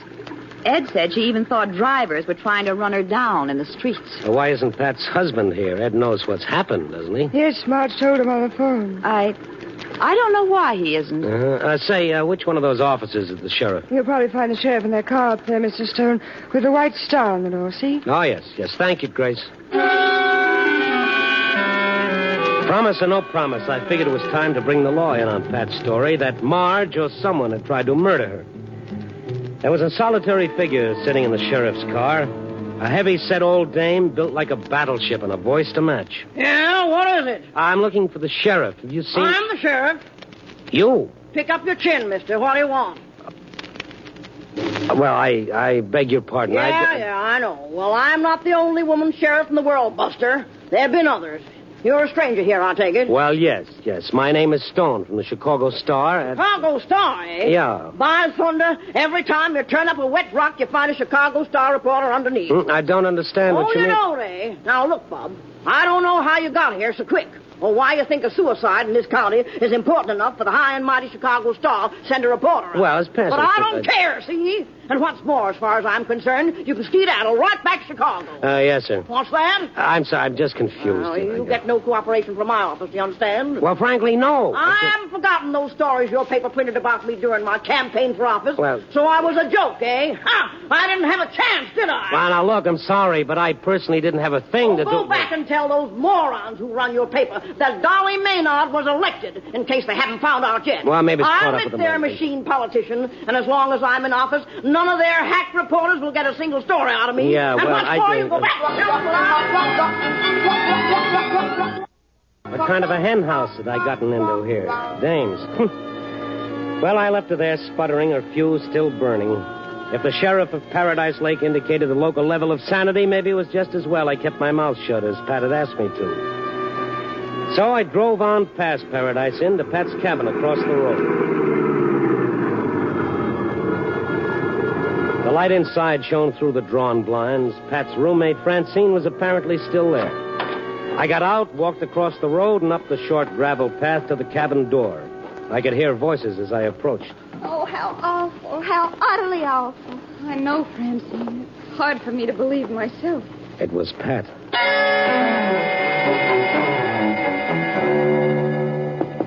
Oh, I'll get it. Randy. I thought you said you'd stay put at my cabin. Oh, forgive me, Randy. I just couldn't. I got so nervous there all by myself. Come in, won't you? Oh, Francine, this is the man who rescued me, Randy Stone. Oh? This is Francine Moore, my very best friend. How many best friends can a girl have? Oh, I'm so grateful for what you've done, Mr. Stone. Pat's my dearest little old friend, and if anything had happened to her... Well, everybody else thinks something has happened to her. What? What do you mean? Well, when you hiked up the road, didn't you notice the crowd by the creek? The creek? No. Well, they're dragging it for your body. Oh, no. Oh, yes. How could you miss seeing it? I didn't come over the road. I cut through the meadow. I didn't want anyone to see me all wet. Oh. Well, what makes them think that Pat is in the police? No, not me, baby. They're already looking for you. When I came by, everybody thinks you jumped in. Jumped in? Yeah. Pat, you didn't. Of course not. I told you how it happened. I was pushed. Oh, Mr. Stone, did anyone see her? How would they know? Well, Grace Rainey says she saw her. Oh, Grace. You mean she says she actually saw me jump in? She seems to think she did. Pat, darling, couldn't you have just slipped and thought No, perhaps... I tell you, I was pushed. I didn't just imagine it, Francine. Why do you look at me that way? Someone did push me deliberately. Oh, now, darling, why don't you go to bed now? And in the morning, I'm sure we'll all have a more sensible outlook on everything. Listen, I'll fix you a cup of hot chocolate. Go on, dear. Go to bed. Oh, Francine, you're a love. Good night, Randy. You've been wonderful. Thanks so much for everything. Yeah, send me a medal. Good night, baby. Poor dear Pat. What does that mean? What? The way you said that. Oh, come into the kitchen. Oh, the poor darling has been under an awfully severe nervous strain the past month or two. Did you know that Ed's here, too? No. Yeah, the Don Juan husband of hers, Marge, was talking to him. Here? At Paradise Lane? Yeah. Well, why would he come here? Well, he probably heard it was open season on dames. Oh, no. Now, seriously. Well, Pat seems to think it might be on account of Marge. That's strange. Oh, would you like some hot chocolate? No, thank you. I better be on my way now that Pat's in good hands. Nice to meet you, Francine. See you again sometime, I hope. Well, you never can tell. Good night. Goodbye, Randy, and thanks again.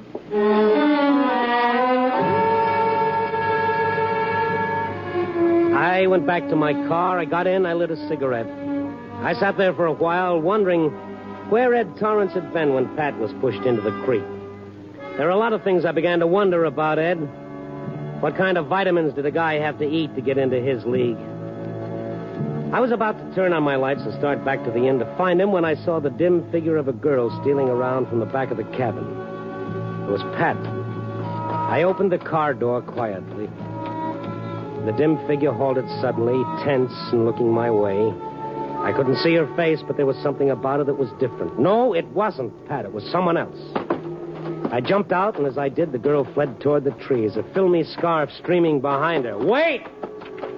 I ran across the road as she disappeared. I started running down the road after her, but she crossed it and disappeared into a grove bordering the inn grounds. I thought I saw her go up the veranda of Paradise Inn, and I bounded after her. There was no one around except a couple of elderly dowagers in rocking chairs.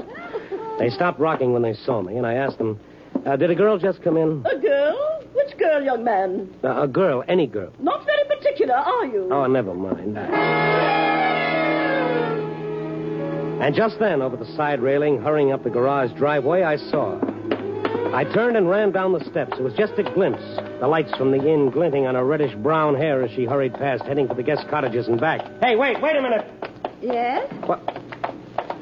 Marge, it was you. Why, Randy. Who did you think it was? Didn't you just come from behind Pat's cabin? Whatever are you talking about? What would I be doing there? I'm sorry. I thought I saw you. Well, never mind. What's the matter? You seen Ed tonight? Ed? Yeah. Why, no. Why do you ask? Well, I just wondered why he came here today. Well, he must have found out Pat had come here, I suppose. He phoned you said. Well, yes. Why are you asking all these questions? I'm a reporter, remember, dear? Grace is fixing some coffee at the cottage we're sharing here in back. Why not join us before you go? I wouldn't miss it. This way. So you're bunking with Grace? Yes, the inn's so crowded I had to move in with her in one of the guest cottages. The one right over there, with the lights on. Oh, yes, I see. Looks like she forgot to draw the blinds. Yes, and the window's wide open. I hope she isn't on... Well, it's a warm night. Looks like she's curled up in that easy chair for the evening. She and that telephone. That woman. She simply monotonizes the telephone. Right around this way, Randy. Mm-hmm. But, Ed, why'd you have to leave without at least telling? Wait. Ed, at least What's the matter? Quiet. Marge put her fingers on my lips, and we stood there by the cottage door motionless. You're on your way back to... Grace Rainey's voice came through the open window clearly, and with every word, Margaret Mason grew more tense and strained, and her eyes more stormy. But Ed, darling... This Ed again, this Superman. Yes, I know, dear. My Ronnie was a bit stuffy. I can imagine how surprised you were when you called the cottage and she answered the phone. Why, of all the... Steady. Yes, I know, darling. Well, Francine's here, too, but what of that? All that's water in the creek, you might say. There's nothing to stop us from getting married. Married? No, dear. Well, they haven't found the body yet, but Pat's dead. How do I know? Well, you see, darling, I saw her pushed in. Yes, that's right. Pushed. She did it. Well, let's face it, darling, we both wanted her dead. So, now our wish is granted. We're free to marry. Free, is she? So, you're free, are you? Not for long you won't be, you two-timing, double-crossing she-Judas. Easy. You'll be in jail within 24 hours for murder. Just again, dearie. You see, I know who killed Pat Torrance. Oh, goodness. What's all the commotion? Francine. Francine Moore, Little Miss Dixie, stood in the doorway that opened on the little back porch. When I saw her standing there, a long silk scarf trailing over one shoulder, I knew at once it had been she who'd come from around back of the cabin, hoping not to be seen. What are you doing here, Francine? Oh, I thought I'd drop in to straighten out a few little things for both of you and Marge. Francine, what do you mean? If you thought Ed had any intention of marrying either of you, I'm terribly sorry. Because you're wrong. What? Ed and I are being married as soon as his divorce is final. Oh, you are you? Yes, Grace, we are. Well, congratulations. How many of you is he marrying? I'd say those congrats if I were you, Randy. Because she isn't marrying anybody. Little Miss Moore is going to the electric chair for murder. Grace. Now, wait a minute. I saw Francine push Pat in the creek. Oh, how very amusing. So I murdered Pat. Well, do you know where she is? At our cabin, asleep in her own bed. How long do you think that story will stand up? Ask Randy. Well, I left Pat at their cabin, all right, just a few minutes ago. So, she's got you to lie for her, has she? Well, I shouldn't have left Pat alone, Randy. She's not well. No telling what she's liable to do, but I felt I owed it to these ladies to set their minds at rest, if they have any minds left. You're not getting away with it, Francine. I'm going to the police right now. Come back here. Grace, come back. I'm warning you. Francine, drop that gun. Let go. Take your hands off. Drop it. Do I have to break your arm? Oh, stop So you came here to find out how much Grace really knew? Now you know the game's up. Killing won't do you any good. You're finished. You're through. Oh, stop. All right, drop it. The gun exploded as it hit the floor. Francine's soulful brown eyes widened in an instant of horror, and then suddenly she slumped. And I know that little Francine had caught one of her own bullets. Marge and I bent over her. Randy, is she... Get on the phone quick. Get a doctor. Yes. Francine, do you hear me? Randy, Mary, this go is to Marge. the cabin. I'm in the cottage. Pat. Bring a doctor over here. Pat, what about Pat, Francine? Is she all right? Pat mustn't drink the hot chocolate. Poison. Poison? I didn't bother with a car, but covered the 100-plus yards between the inn and Pat's cabin in an unofficial world speed record. I yanked open the cabin door, rushed through the room, and into Pat's bedroom. Randy, get out! Oh, I'm sorry, honey. I came for some hot chocolate. Did you drink any? Hot chocolate? Uncle, have you gone crazy? Of course not. Can't you see I've just come out of the tub? Yeah, I didn't mean... I'll wait outside. Get your clothes on, beautiful. You're having more company. What? Who? For the sheriff. She'll want some of that hot chocolate, too, so don't touch it until she gets here. You understand?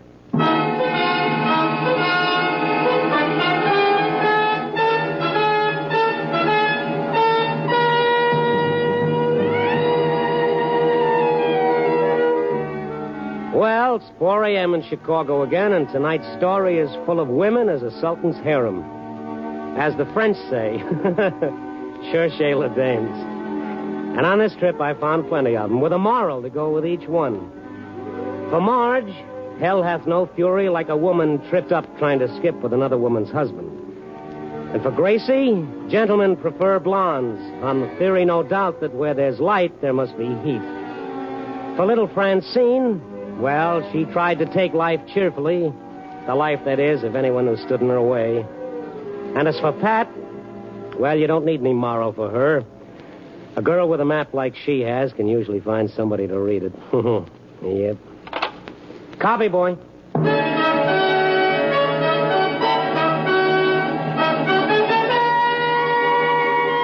Night Beat, starring Frank Lovejoy, is produced and directed by Warren Lewis and edited by Larry Marcus. Tonight's story was written by Irvin Ashkenazi with music by Frank Worth. In tonight's cast were Barbara Fuller, Rose Hobart, Shirley Mitchell, Eileen Prince, and Martha Wentworth. Frank Lovejoy will next be seen in Milton Sperling's production Three Secrets, released by Warner Brothers.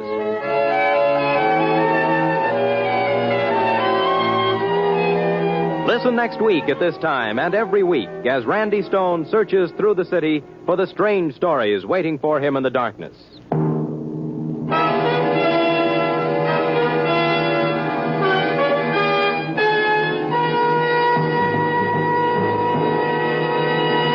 Night Beat came to you from Hollywood. 3 chimes mean good times on NBC. Sunday marks the return of Theater Guild on the Air, with Rosalind Russell and Charles Lawton as first guests in Edward, My Son. A week from this Wednesday, that's September 13th, Mr. and Mrs. Ronald Coleman resume their popular roles in The Halls of Ivy. And please remember, this weekend, 400 Americans have a holiday date with death. Stay off the list. Be careful. This is NBC, the National Broadcasting Company.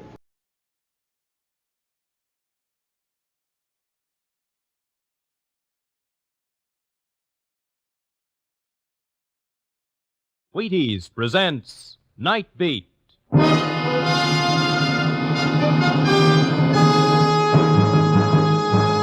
On stage tonight from Hollywood, Night Beat, another in the Wheaties' big parade of exciting half-hour presentations.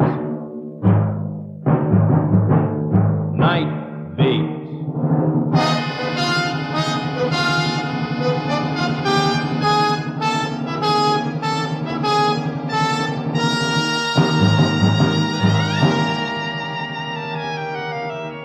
Hi, this is Randy Stone.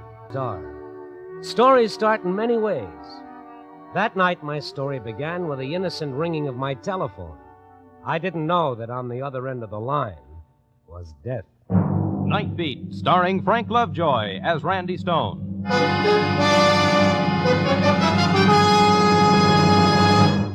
When you get up and stretch and find your way to the kitchen tomorrow, reach for the Wheaties.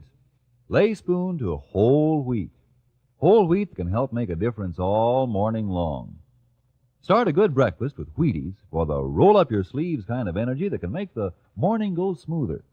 There's a whole kernel of wheat in every Wheaties flake. You got it? A whole kernel of wheat in every Wheaties flake.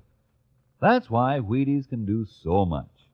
That's why Wheaties at 7 can really help at 11. Tumble out those golden flakes, pour on the milk, put on the fruit, pick up the spoon, and smile. You're getting nourishment to help send you through the morning on high. You do it. Help yourself to Breakfast of Champions. And see how Wheaties at 7 can help at 11.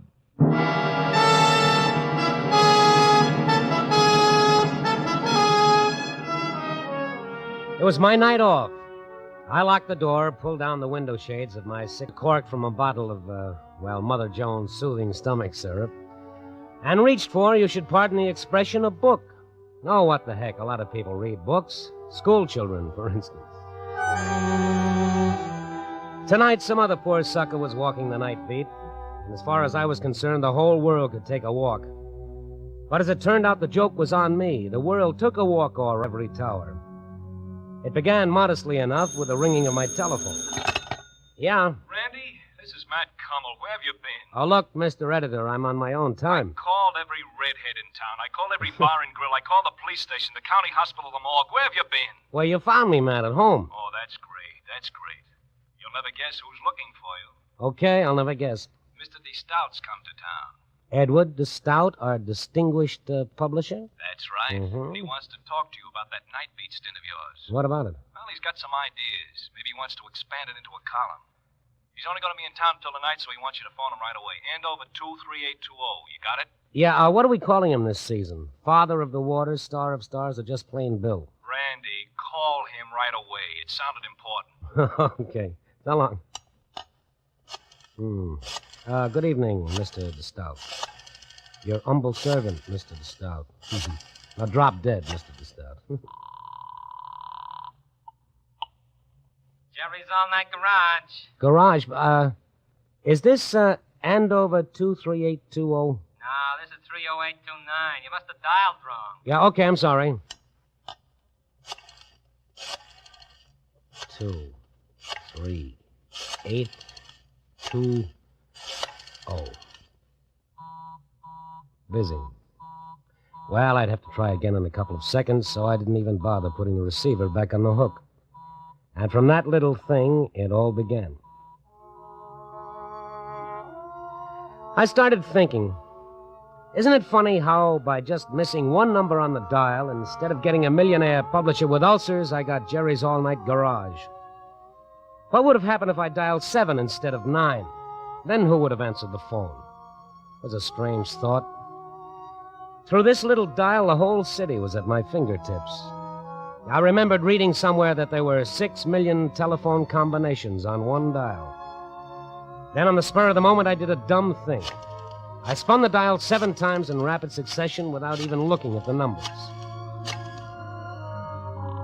And the phone started ringing. I had a connection. Where was it ringing? Who had destiny chosen to get my call? Some frowsy little gal crying her eyes out in the back bedroom? A dozing night watchman in an office closed for the night? Was my call interrupting a family brawl in some dark flat on the north side? Was it breaking up the sleep of some poor guy working a night shift? Well, wherever it was ringing, there was no answer. So I tried dialing De Stout's number again. I thought, what a swell idea for a column. The whole city at your fingertips. Still busy. So, again, just for the fun of it, and without looking at the phone, I dialed 7 times.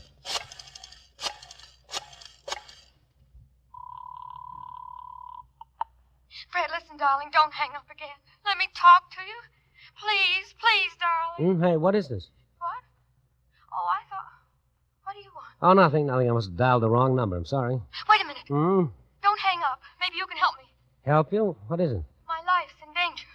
Come again? I've got to have a doctor right away. Well, I'll call one for you. But I can't have any doctor. I've got to call one who would understand. One who wouldn't betray Fred. Then why don't you call Fred's doctor? I've called Dr. Bechtel. Bechtel? Yes, Russell Bechtel. He's Fred's doctor. But his nurse says he's out on a call and she doesn't know where to reach him. I couldn't tell her the trouble I'm in. She wouldn't understand. She'd only tell me to call the police. The police? Yes. Fred's had one of his attacks. He's threatened to kill me again. And this time he's gone for a gun. Oh, well then, sister, you better call the police. No! They put Fred away for good, and I couldn't stand that. I'd rather be dead. I get it. You don't believe me? Oh, you catch on fast. Who put you up to it, honey? Sounds like the boys on the police beat. Listen, you've got to believe me. Does it say so in the Constitution? Look, I'm pretty busy. Please, you've got to. You've just got to. You've got to. Wait a minute. How could this be a gag? You didn't call me. I called you. I swear I'm telling you the truth. You've just got to believe me. It's my only chance. Keep talking. Look, I don't know who you sure how you happened to call this number, but if you don't help me, I'm finished. All Fred needs is a doctor, one we can depend on. Fred's been sick for a long time. When he gets these spells, he temporarily goes out of his mind. And Dr. Bechtel can always snap him out of it. Well, we'll call him. But I told you I can't reach Dr. Bechtel. Well, Oh, you must believe me. And you've got to promise not to call the police. what are you talking about? If your life's really in danger, of course I'll call the police. All right, then just forget the whole thing. Goodbye. Wait a minute. Don't hang up. Just give me a chance to catch my breath, will you? Now, let me see. Yes? Well, okay, you sound like a good kid. Maybe I can get you to a doctor. My doctor, Lawrence Blair. Will he do as I say? Yeah, but I better be able to tell him a few things about this, or he'll just tell me to go to bed with an ice bag and a couple of aspirins. Now, just who is this guy, Fred? He's my husband, Fred Schwery. He's threatened to kill you? Yes, as soon as he returns. Why don't you get out of the house before he returns? I'm not in my house. Oh? We were out driving when he got this spell. Oh, it was terrible. Terrible. All right. Now, try to relax. Now, tell me about it. He started accusing me of not loving him anymore. And he threatened me like a madman. Yeah? And then he drove me to the studio and locked me in. Said he was going for a gun to kill me. Where is this studio? I'm not sure. I didn't watch closely. I was pleading with him all that time. Oh, fine. That makes it dandy. I never knew about the studio. He's a commercial artist, and I guess he came here to work. See, we've only been married for 3 months. Well, aren't there any windows you can break through and get out? No, it's on the 8th floor. Well, what about the fire escape? It's at the end of the building. I've pounded on the door and tried to get help, but no one's come. We haven't lived in the city very long. I've called a few friends we know, but no one's home. I don't know what to do. Now, look, there's no time for that. I'm going to get my doctor over to you. I got to know where you are. Now, you go and look out the window for any identifying landmarks that would help us find you. All right. But please don't hang Now, up. I won't hang up. Now, go on. Step on it. While I waited for her to return, I opened my collar and I loosened my tie. What had I gotten into? Me, nothing. But what about that poor kid? Why wasn't she back on that phone? Where was she? Come on, lady. Where was she? And then she was back. Hello? Yeah. Oh, I was so afraid you'd hung up. Well, now do you have any idea where you are? Well, there's a big warehouse directly across from this building. Yeah. And about a block east of here, I can see a radio tower. But I can't quite make out the name on it. A radio tower. What else? Well, there's just the usual apartment buildings along the street. But on the corner, there's a large supermarket. A supermarket? Anything else? Yes, there's a park a few blocks away. Looks like Lincoln Park. And the building you're in now, can you tell me anything about it? It's white brick. And there are 2 more floors above this one. All right, okay, we'll be able to find you. I'll call my doctor right away. He knows the city better than the guys who built it. He'll find you. And I'm going to stay right here at this phone. If anything goes wrong, I want you to call me right away. You understand? Yes, I will. My number is Butterfield 13003. Have you got that? Butterfield 13003. That's right. But remember now, I'm depending on you not to call the police. Yeah. Mm-hmm. Because if you do, I'll deny everything. Maybe that sounds crazy, but you don't know how much I love Fred. How wonderful he is to me when he's well. Yeah, well, kid, nothing sounds crazy to me anymore. I'm even ready for that thing about the storks. Now, don't forget to call me right back if you need me. I'll call my doctor right away. All right.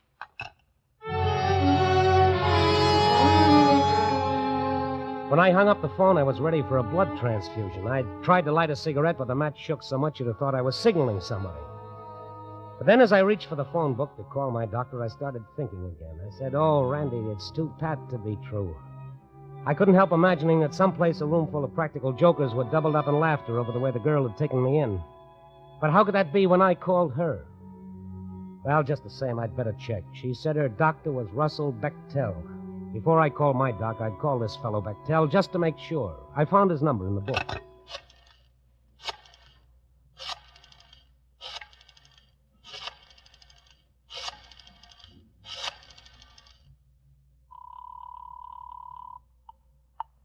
Edgewater 66989. Dr. Bechtel's office? Yes. Who's calling, please? I'm a newspaper man on the store. I'd like to talk to the doctor. Oh, I'm sorry. He's not in now. He's out on a call. Can I help you? Well, maybe.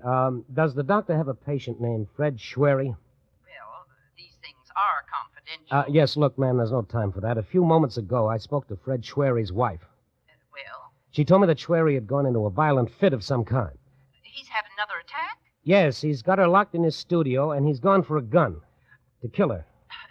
Then you'd better call the police right away. You mean she was telling me the truth? I mean, Fred Schwery's a dangerous paranoid. He's had 3 attacks in the last 2 months. Why wasn't he put away? Oh, the doctor's begged that girl to commit him to asylum, but she's so stubborn. You know the address of Schwery's studio? No.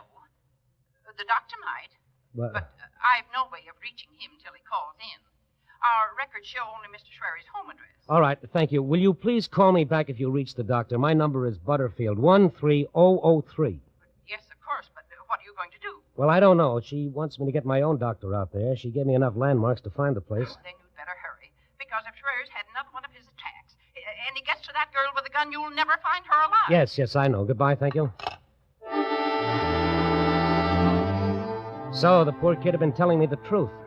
I know I ought to call the police, but I remembered her saying that if I did, she'd deny ever talking to me. Yes, and maybe she was stubborn like the nurse said, but she was also a mighty brave kid.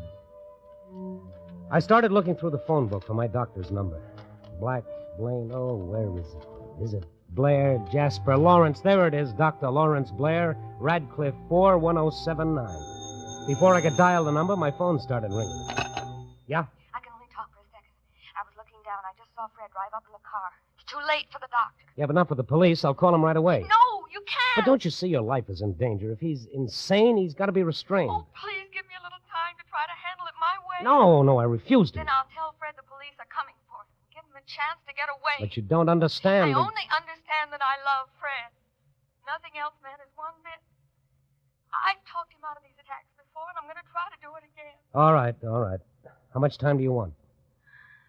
Give me half an hour. No, 15 minutes. If you don't call back in 15 minutes, I'll know you're in trouble, and I'll have the police out there at once. 15 minutes. All right, now I've got to hang up. He's unlocking the door. Now remember, 15 minutes. Yes, I've got to hang up now.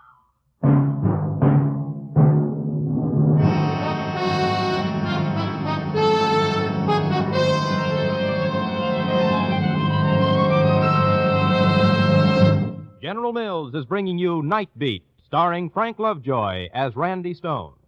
Salesmen can sell better, farmers can farm better, housewives can housewife better on a better breakfast. Sure. And sure as you start with Wheaties, you're going to have a good start to a better breakfast. Yup, whatever you do, whatever your job, do it better, smoother, easier with Wheaties to help. Because there's a whole kernel of wheat for every Wheaties flake. And what a difference that can make. Whole wheat protein for vigor and stamina. Whole wheat vitamins and minerals for vitality. Naturally, it makes a difference. Naturally, you should feel a bright and pleasing difference in your morning with whole wheat Wheaties tucked inside. Have some and see. They're good to get up to, these golden flakes. Crisp, you know, not sweet. Fill those breakfast bowls with Wheaties, pour on the milk, put on the fruit, and eat happy. Yes, eat happy and work happy. It's likely to be a brighter morning when you've had your Wheaties. Thousands of people think so, too. Get up and go, folks, people with things to do and places to go. They're getting Breakfast of Champions in the morning. Are you? Get yours. Starting tomorrow, see how Wheaties at 7 can help at 11. Wheaties, Breakfast of Champions. And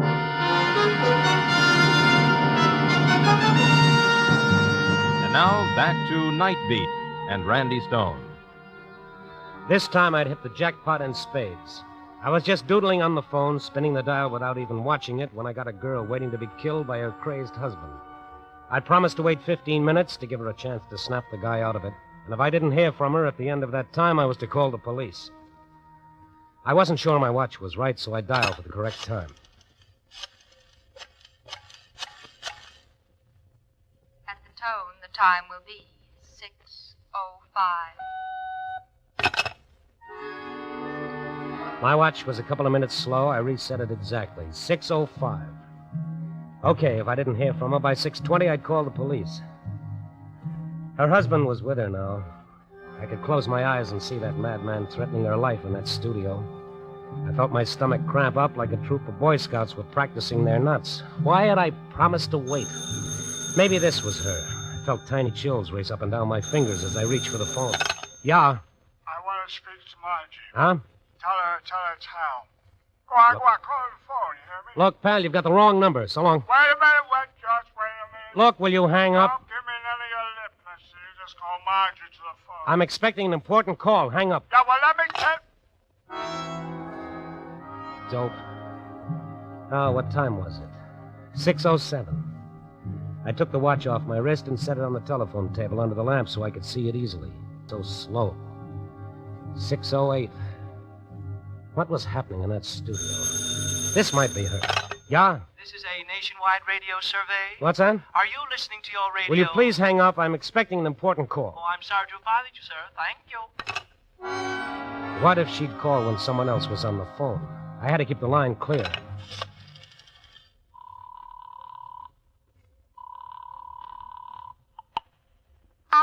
Operator, I'm expecting a very important call during the next 10 minutes, and I don't want to receive any other calls. Can you help me?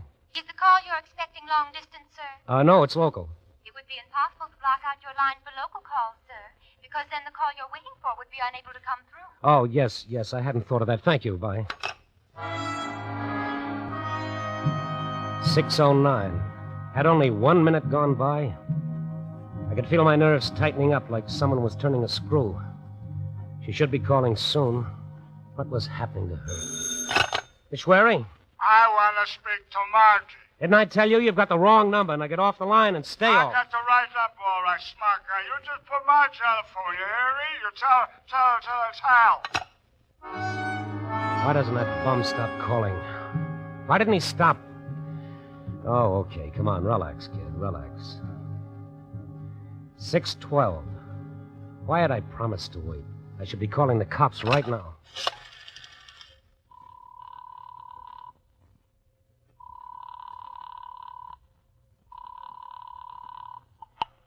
Operator? What do I dial for the police department? You dial 211, sir. Or I can connect you. No, not yet. I was just wondering about it. Thank you. I promised her I'd wait. Maybe she could control the guy, but why wasn't she calling? 6:13. Time was passing so slow. Oh, if that's that drunk again. Who is it? Stone, what are you trying to do to me? Get me fired? Oh, Matt, it's you. Yeah, your boss and editor. Who are you expecting? Truth or consequences? Look, Matt, hang up, will you? I'm waiting for a call. Waiting for a call? Yeah. What's wrong with you, Randy? Didn't I tell you to call Mr. DeStout? He's waiting for your call, you crazy loon, and you know how our honored publisher likes to be kept waiting. Yeah, I haven't time to explain, Matt. Don't explain anything. Get on that phone and call Andover 23820. Now, that's an order. He just called and tore into me. He asked me if he was expected to phone you. He's pouting up there, Randy, feeling abused. And you know what happens when Mr. DeStout feels abused. Yes, all right. Hang up, Matt. You'll call him. Yes, right away. Hang up. Okay, and after you talk to him, call me back. Yeah. I looked at my watch. 6:17. There was just 3 minutes left to get her call. I couldn't phone DeStout now. What if she should phone when I was talking to someone else? What if she had only that one chance and all she got was a busy signal? No, I couldn't call now. Hello. Hello. Is this the Stone residence? Yes, what do you want? I'd like to speak to Mrs. Stone, if you don't mind. There isn't any Mrs. Stone. Look, I'm very busy. No, Mrs. Stone? Well, I'll just have to talk to you then, won't I? Yes, but some other time. I beg your pardon. I'm very busy now. Oh, this won't take but a tiny moment, and I have so many calls made. Look, madam. I've been appointed by our local committee to call you about the coming election, to ask you to cooperate with us in our drive to register all voters regardless of party. Madam, I'm not old enough to vote. But if we all vote, then don't you see we can do something? Look, I'm going to have to hang up. But for heaven's sake... Some other time. Yeah. Buddy, you better not hang up on me again. Will you stop calling this number? 6:19, and she hasn't called. I'm going to wait for 1 more minute to pass, and then I'm going to call the police. Hello. Randy Stone? Yes? I asked Matt Cummel to have you call me, Mr. Stone, but apparently you were unable to. This is Edward DeStout speaking. Oh, the big boss. Oh, no. What's that? Yes, Mr. DeStout. I was going to call you as soon as I had the time. As soon as you have the time. Well, I must say, that's not exactly flattering, Stone. I'd rather imagine... Mr. DeStout, I'm expecting a very important phone call, there are and people who think that a call from me is also rather important. Can I call you in 5 minutes? And what am I supposed to do? Just sit here waiting for your call like a lackey? I believe Cummel told you I was leaving tonight. But, Mr. DeStout... So we'll talk now, if you don't mind. Look, instead of talking about this on the phone, how about me taking a cab over to your place as soon as my call comes through? We could talk it over much easier. Oh, I think we can handle the matter over the phone very nicely. But we can't handle it over the phone. Don't you see? A girl's life is at stake, and you prattle on like we had all day. A girl's life at stake, is it? Yes. I've heard about your talents for invention, Mr. Stone, but I don't think I enjoy the idea of you practicing them on me. Look, to start, I'm afraid I'm going to have to do something else you won't enjoy. I'm afraid I'm going to have to hang up. I wouldn't do that. What time is it now? 6:21. It couldn't be. I couldn't have talked to him that long. Oh, hurry. At the tone, the time will be 6:21 and 1/2. 6:21 and 1/2. Well, I've kept my part of the bargain.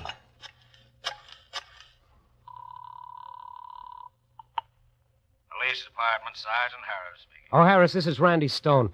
Listen to me closely. We don't have any time to lose. What's up, kid? You better send out an all-points alarm on this. It's got to be fast. Hey, slow down. I can't understand you. Look, a while ago I spoke to a girl on the phone. She told me her life was in danger. She was locked in a studio and her husband was coming there to kill her. Easy. I gotta write this down. You got to move fast, and we're not going to make it. Go on. This husband of hers, he's insane. He became violent. How long ago did you talk to this dame? 15 minutes ago. Why don't you call us right away? I'll tell you all about it later. We got to get to her.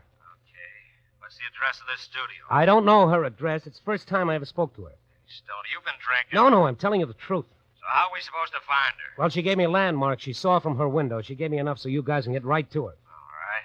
What are they? All right, now let me see. She said her window looks right out on the blank walls of a warehouse. Whose warehouse? Well, she didn't say. Oh, that's a big hint.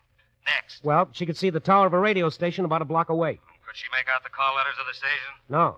That's no good. What else? What do you mean, no good? How many stations you got on your radio, Stone? What else?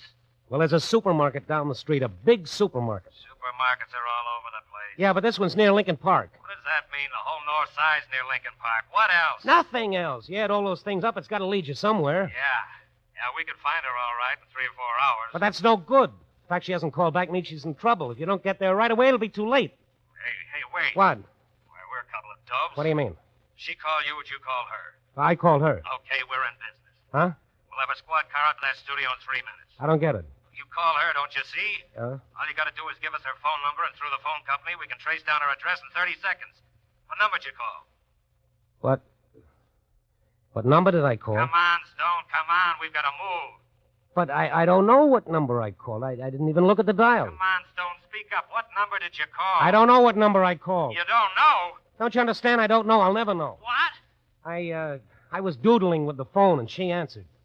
Oh, well, I guess we'll just have to try to find her with the information you gave us. It's going to take a long time, but there's nothing else we can do, huh, Stone?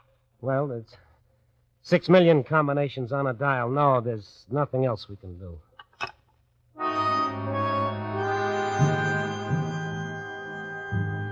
I hung up the phone and just sat there. I wanted to die quick and easy. What was I going to do now? How was I going to be able to go on living as though nothing had happened? I was just as much of a murderer as that crazy husband. How could I be so stupid? Why didn't I ask for a number? Why didn't I? Yeah? Mr. Stone? Yes? This is Dr. Bechtel's nurse, Mr. Stone. Yes. Oh, I'm so glad I got you. It's all right. What's all right? I was able to locate Dr. Bechtel just after you called. You what? He knew the address of the studio, all right, and he got there in plenty of time. We're sending Snorri to a sanitarium for treatment. And the girl? Oh, she's fine. Had to give her a sedative, though. That's why she didn't call herself. But all's well that ends well, like they say. Oh, you know what I've been doing the last 15 minutes waiting for her call? I'm half nuts myself. I'm ready for a straitjacket. But, Mr. Stone... Why didn't you call me right away? But, Mr. Stone, I've been trying. Your line's been busy.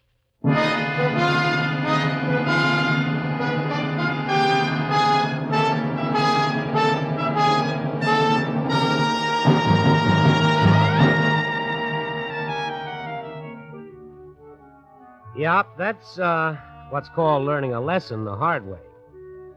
The lesson being that ivory towers went the way of hoop skirts and 60-cent steaks. No, there's no escaping from the world. We're all tied together, for better or worse, whether we like it or not.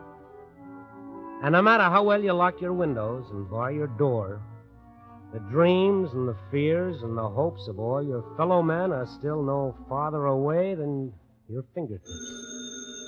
Oh, no, I won't answer. No, I can't. Oh, well, what's the use?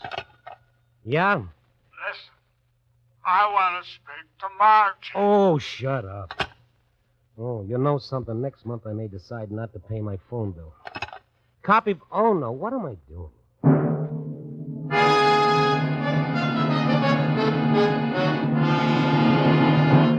You're listening to Night Beat on the Wheaties Big Parade. Oh, Frank Lovejoy. Yeah. How do you like that slogan we've got for Wheaties? Oh, you mean that one about 7 and 11? Yeah, you know. See how Wheaties at 7 can help at 11. Well, I think it's swell. How'd you happen to think of it? Well, can you keep a secret? Oh, Silent Frank, they call me. Shoot. Well, the other morning I missed my Wheaties. Imagine.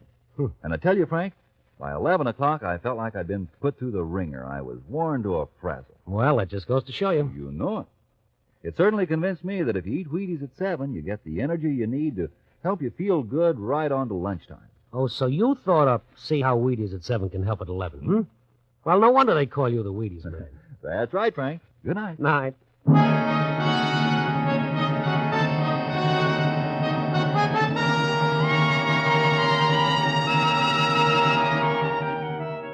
Night Beat, starring Frank Lovejoy, is produced and directed by Warren Lewis and written by Larry Marcus with music by Frank Worth. The part of the girl was played by Lorene Tuttle. Others in tonight's cast were Catherine Card, Barbara Dupar, Bill Lally, Peter Leeds, and Jane Avello. Frank Lovejoy will next be seen in Milton Sperling's production Three Secrets, released by Warner Brothers.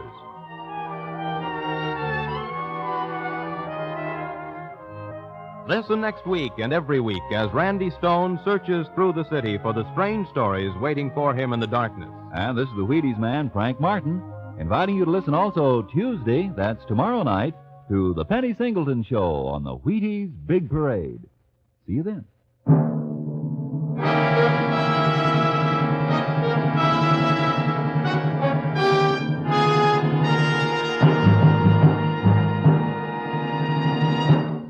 Night Beat came to you from Hollywood.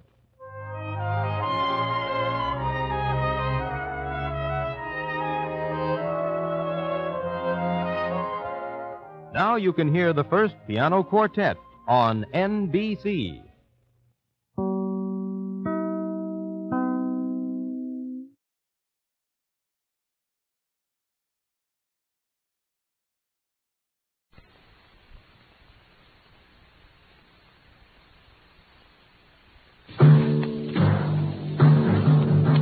Night Beat.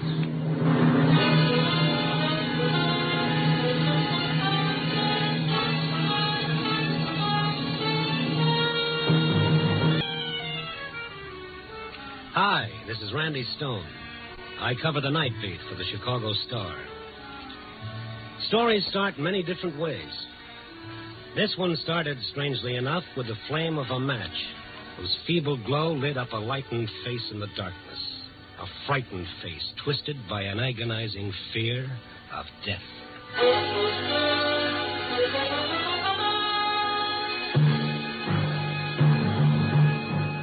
Night Beat, starring Frank Lovejoy as Randy Stone.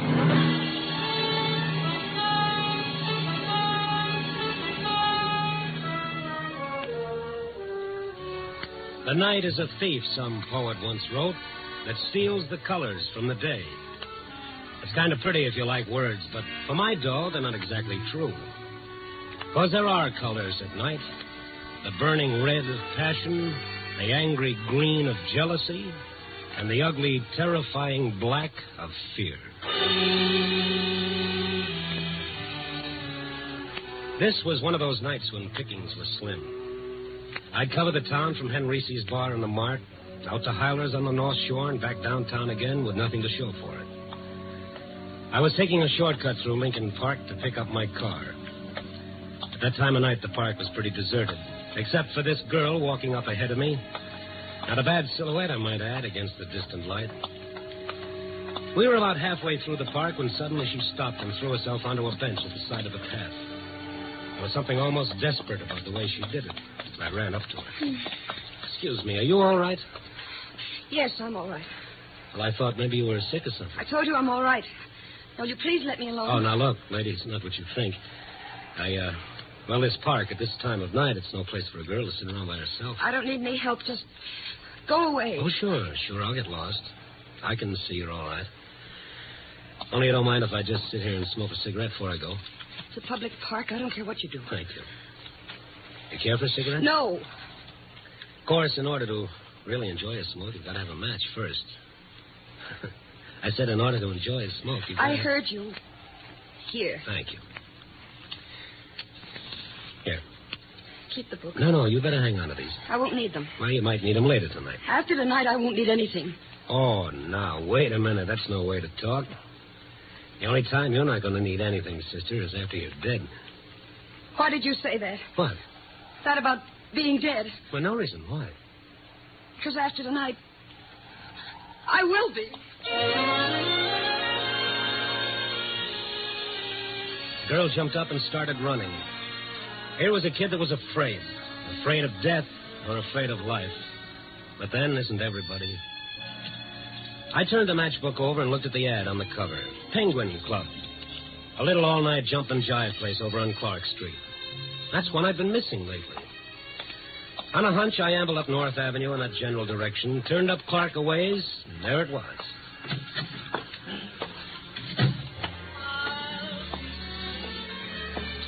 It was good to get inside out of that wind. Check your hat and coat, mister? No, thanks. I'm just looking around. Can I get you a table? It's almost the end of the floor show. Now, anywhere in the back will be all right. Okay. The hat check girl, hostess, or whatever she was, walked me through the bar to the edge of the main room. And then I stopped and really did a take. Out in the middle of the dance floor, under a little baby spot, singing in front of a 5-piece band, was Little Miss Desperate from the park. Nice voice, don't you think? Yeah. Who is she? Well, that's Franny. Fran Fowler. Haven't you been in here before? Not for quite a few months. Of course, she hasn't got much experience yet. From out of town, Someplace over in Wisconsin. Not bad looking, huh? In everything. Hey, what's wrong with her? Gee, I don't know. I can't. Well, how do you like that? Come on, folks, come on. Let's give the little girl a great big hand.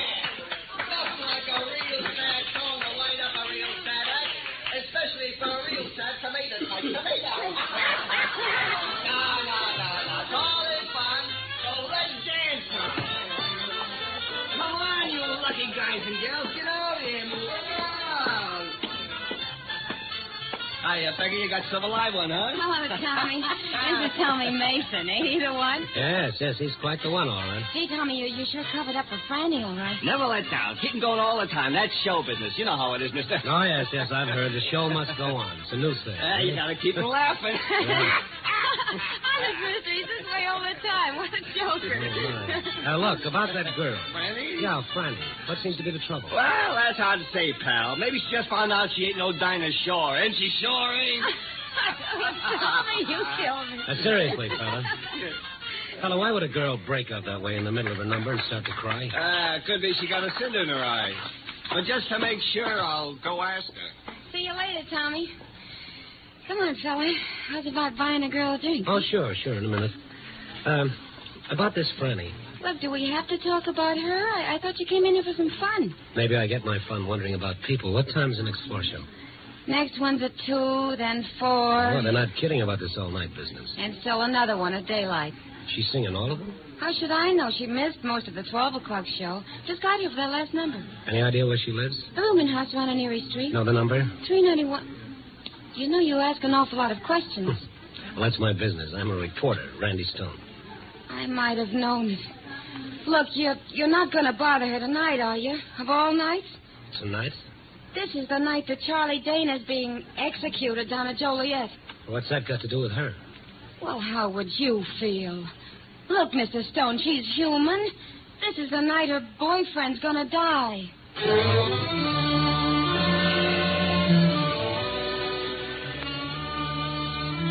I went up to the front of the bar to a phone booth and called the paper.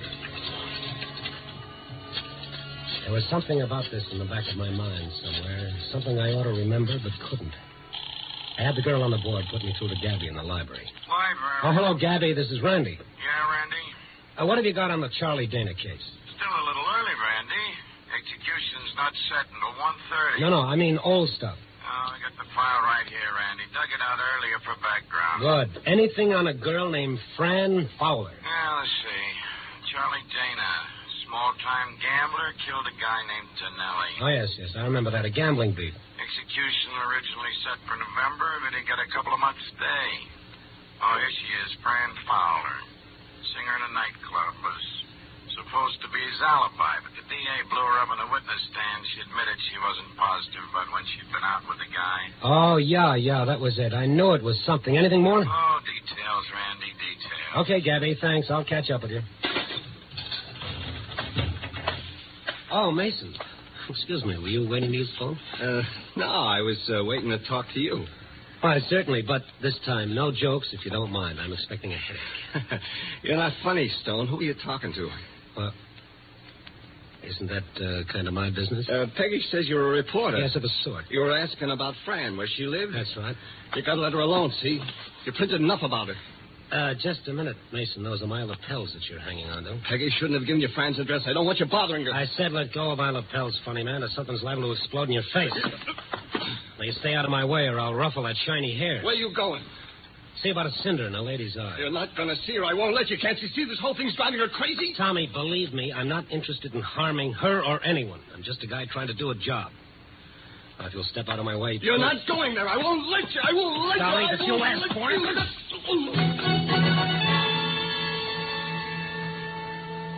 My, that's a real nervous fella. Now that he'd made such an issue out of it, going around to see Fran Fowler was a definite must on my schedule. I picked up my car and drove over to Erie Street. 391 wasn't much different from any of the rest of the rooming houses on the block.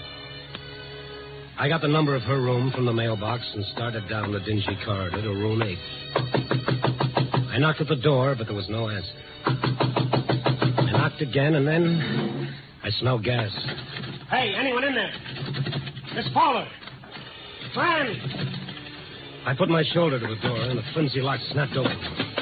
I rushed into the gas-filled room, holding my breath until I could smash open a window and let in some air. And then I saw Fran Fowler, the girl from the park, lying across the bed. And on the table beside her, one of those 2 burner gas stoves with both jets wide open. I turned them off and started shaking the girl. Miss Fowler, Franny, come on, get up. You got to get out of here. Look, am I going to have to carry you? Put me down. You little fool, this room is filled with gas. Not my purse. Where? On the table. Okay, I've got it. Oh. Fine thing, with a gun in it. Give that to me. Outside, baby, outside.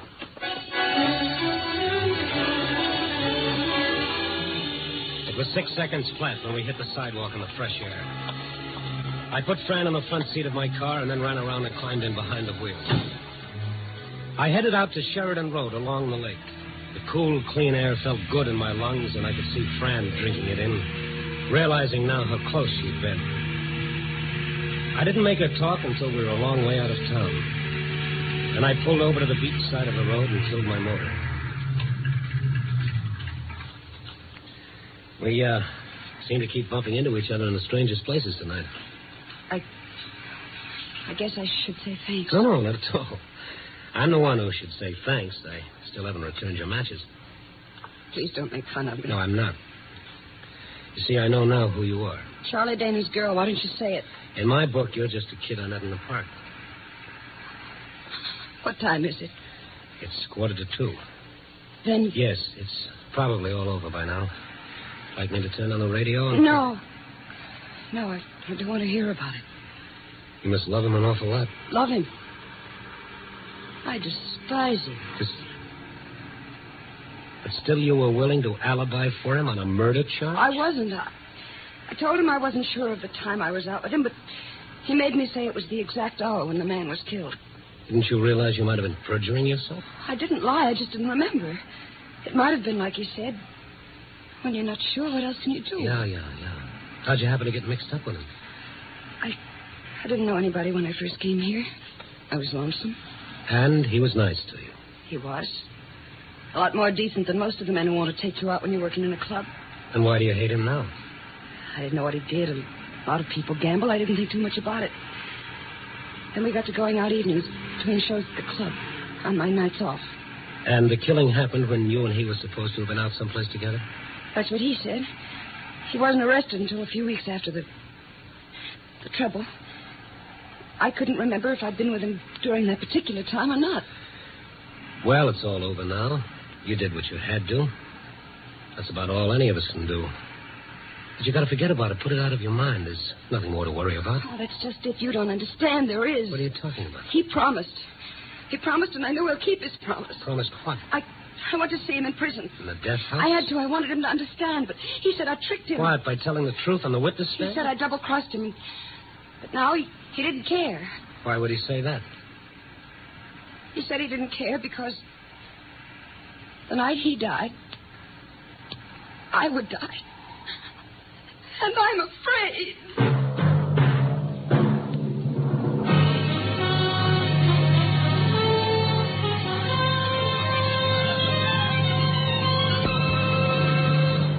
You are listening to Night Beat, starring Frank Lovejoy as Randy Stone.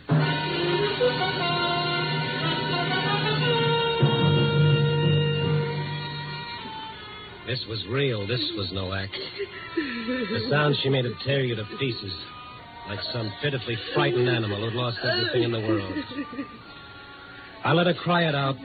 After all those months of strain, she'd have to get it out of her system. He said the night he died, I'd die. Sure. So you were scared. Who wouldn't be?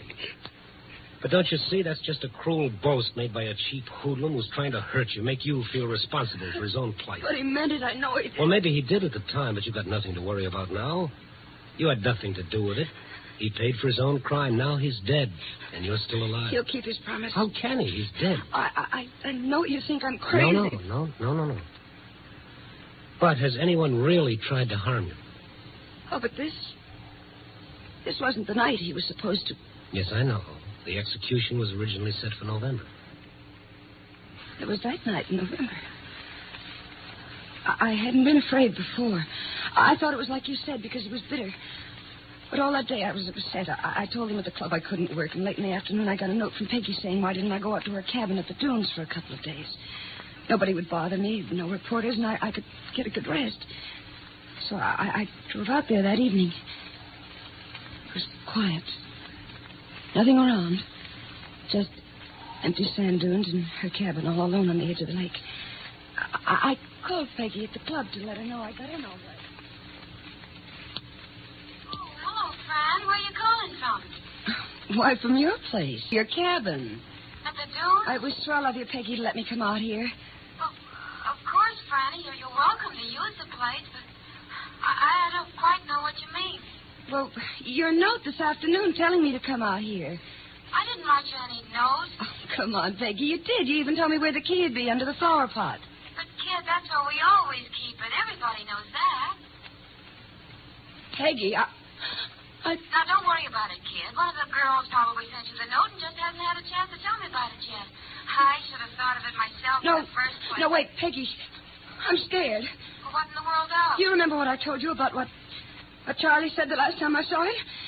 It was about tonight that he said when he died... Cut it, Franny. Now cut it before you drag yourself back. Peggy, I'm all alone and I'm scared. I don't know what to do. Franny, you gotta hang up right away. You shouldn't be out there all alone tonight. Get in your car and come back to town as fast as you can. I'll wait for you here. All right, Peggy. All right. I hung up the phone and ran out of the house to my car. I turned on the ignition key and stepped on the starter. It wouldn't start. My car wouldn't start. I looked at the gas gauge. Empty. Somebody had drained the gas out of my car. I got out in a panic and started toward the highway. But there was a car out there, parked behind a big sand dune. I turned and ran back to the house. It was like some crazy, frightening nightmare. I didn't know what I was doing, but somehow I managed to get inside and lock the door. And then suddenly I was at the telephone. Operator, answer me. Operator, you've got to answer. I want the police. Operator, please help me. Someone. Operator! It was no use. The line was dead. While I was outside, someone had pulled the wires away from the wall. Crawled over to the window. Looked out to the highway. There was a car out there. Its lights were on. But as I looked, they went out. And now, I was alone. In the dark. With him out there.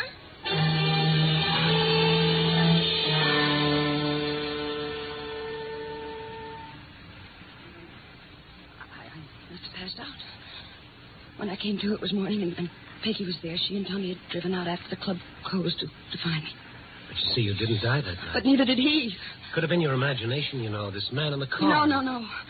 The news about this day of execution was on the radio. The man in the car must have heard it and gone away. Did you call the police? They didn't believe me. Just because I'm a nightclub singer, they said I was trying to get publicity. How about the car not starting and the telephone being dead? According to them, my car was just out of gas, and I must have pulled the telephone wires off the wall myself. In the panic you were in, you could have. But I didn't. I tell you, I didn't. All right. Anyway, it's tonight that we're concerned with. I don't know what to do. I just don't know what to do. Well, if it's true, this fear you have, you've got to find it out tonight. If you don't, it'll haunt you the rest of your life. Oh, I know, but how? You've got to go back to your room. Oh, no, I'm afraid. I'll be with you. Still got your gun, remember? By the way, what were you going to do with it? I didn't have the nerve to use it. Even on myself. Well, if anything is going to happen, it'll happen tonight. Not tomorrow or any time after that, but tonight.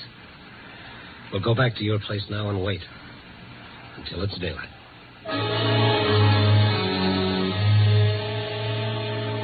I drove Fran back to the rooming house on Erie Street. There were no lights on anywhere in the building. We tiptoed down the empty corridor to Fran's room, listened at the door a minute, and went in. The door closed all right, but it wouldn't lock. I must have sprung it when I forced the door. We settled down and waited. For what? Once I thought I heard steps on the sidewalk far out front. It was that still. And then I did hear steps, slowly coming down the hall. There's someone in the hall. Keep it down. He stopped outside the door. Don't move. Who's a knocking at my door? Who's a knocking at my door? Who's a knocking at my door?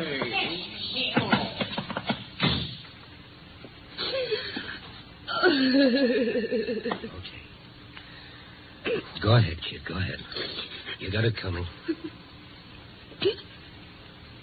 I'm sorry. I'm all right. Nothing to be sorry about. I was kind of scared myself. It's a funny thing about fear. It's catching.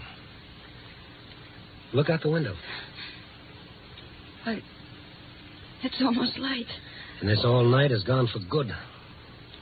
You see? It was all in your mind.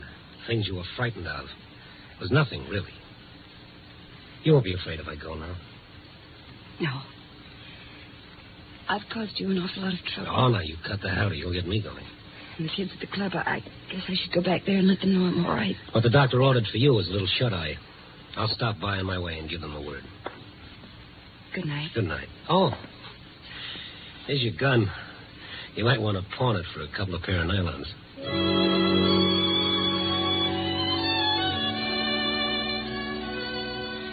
Yes, a real nice tomato-type tomato, as the funny man at the club would say. On the way over, I got thinking about him and that girl, Peggy. Come to think of it, that was one point Fran had forgotten to clear up for me, about the note that sent her out to Peggy's cabin at the dunes that night. Yeah, my mind wouldn't let go of that. When I got to the club, it was daylight, and they were folding up the joint, and Peggy was sitting alone at the bar. Well, you got a nerve coming back here after... How's your boyfriend? He's not my boyfriend. It's a figure of speech. Where is he? He just left. Okay, I'll settle for you. If you don't mind, it's a little late for small talk, mister. Okay, I'll give it to you fast. It's about that note you wrote to Fran Fowler last November on the night Charlie Dana was supposed to die. What note? A little late for small talk, remember? I don't know what you're talking about. You don't know anything about a note inviting Fran to stay out at your place at the dunes? I told her. I didn't know who wrote it. Were you telling the truth? Yes, I was. Okay, maybe you were. But you found out later who wrote it, didn't you? No, Now tell me the truth. Or would you rather tell the police? All right. I did find out, but it wasn't like you think. Well, who was it? Tommy Mason. Tommy Mason, the funny man? His idea of a joke, no doubt. A hilarious joke that might have scared a poor kid to death. No, you're wrong. It wasn't a joke. Well, then why? Why did he do it? Because he's in love with her. He made me swear I wouldn't tell her. He wanted to wait till the time when she needed him, and then he'd tell her himself. Until she needed him? How was he going to make her need him? Use a condemned murderer's empty threat to frighten her out of her sanity so she'd need him? Is he crazy? He is where Fran's concerned. Where is he? I don't know. He's been like a maniac all night since you left here. After every show, he's gone over to Fran's place looking for her. He's crazy jealous. Jealous of whom? Of you. He thought she was with you. But what if she were? This was the night. He was sure she would need him, and instead she turned to you. Don't you see? Yes, I do now. Thanks.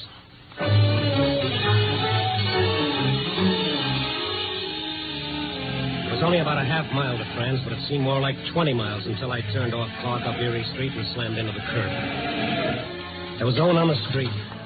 I was hoping he'd walk, and I'd pass him on the way, but there was no one. I ran down the narrow hall, not daring to think what I'd find, and I flung open the door. Are you alone? Well, you're frightened. Are you alone? Well, yes, I've been sitting here since you left. I'm too tired to undress. Come on, let's get out of here. Grab your coat. But Never mind. I'll tell you on the way. I shoved Fran out the door, and we started cautiously back down the hall. We got about halfway when I grabbed her arm. The front door was opening slowly, and a man made a dark silhouette against the gray light of the dawn. It was the funny man. The man with the slick, shiny hair. Jokes. Only the smile was gone, and he had a gun in his hand. Keep coming. Keep coming. We started towards him slowly. Tommy, it was you? You who were going to kill me? You didn't know. You didn't know that I had a heart, too, just like Charlie Dana did. Tommy, you never told me. You never let me. You didn't need me. You would have laughed at me like you laughed at my jokes. It couldn't have been you at the dunes that night. I followed you out there. And then drove back to the club. No, Tommy, no. You were lonesome, but you didn't need me. You needed Charlie Dana. I thought if you were afraid you'd need me, and then you were afraid, but still you didn't need me. But I'd make you need me. I'd make you. Step by step, we moved closer. Keep coming. I could see his face twisted with jealousy and hate, his eyes wild, as though a spark might make him explode. And tonight when you were afraid and... Tommy, please. But now you need me. Now that I have my finger on this trigger, you need me more than you've ever needed anyone in your life. You need me. You need me, Fanny. You need me. Say it. Say you need me.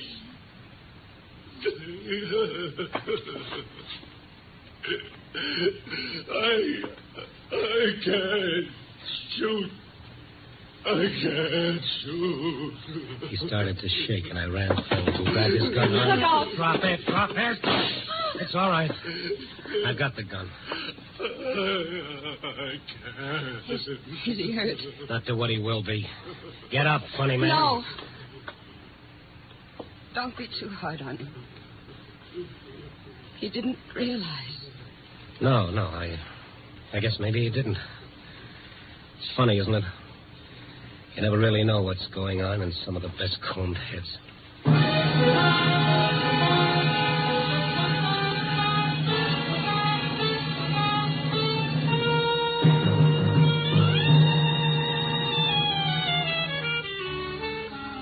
Well, that's the way it goes. A little later than usual this morning. The day shift has already moved in and let the night crew wander off to their own private little beds. Well, at least I got to see the sun come up. And here I sit, still trying to make it all add up. But no matter how I figure it, the only answer I get is, you never know about people. But bless them, maybe that's why we love them. See that man walking towards you with a smile on his face? What's he smiling about? Or is it just so you won't notice how he's screaming inside? Ooh, the trouble with me is I haven't had my coffee yet. Coffee, boy.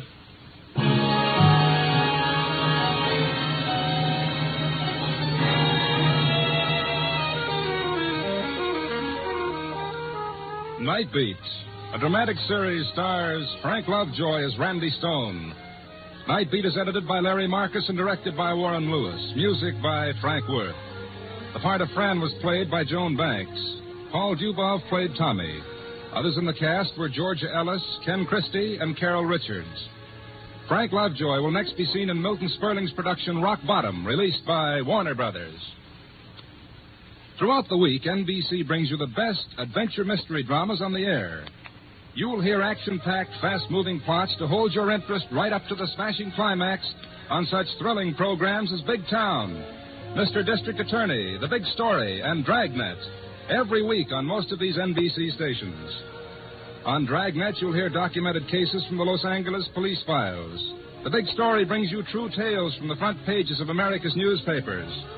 Mr. District Attorney, the champion of the people, takes you through an exciting episode in the conviction of a criminal. And tomorrow night on Big Town, you'll hear crusading editor Steve Wilson crack down on the forces of evil. For the best high-tension dramas, hear NBC's great mystery and adventure programs.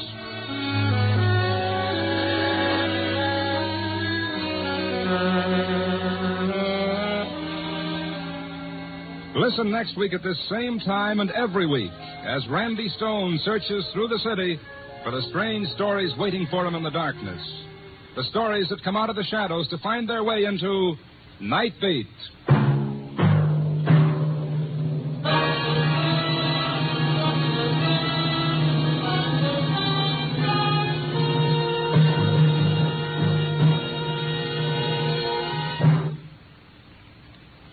Now, stay tuned for Brian Donlevy as a soldier of fortune on dangerous assignment on NBC.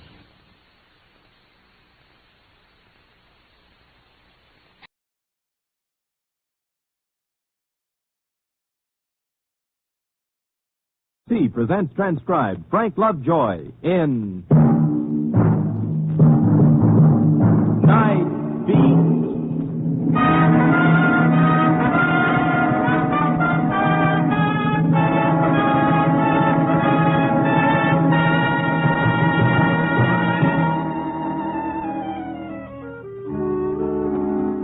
Hi, this is Randy Stone. I cover the Night Beat for the Chicago Star. Statistically speaking, someone once said a story is born every 15 seconds.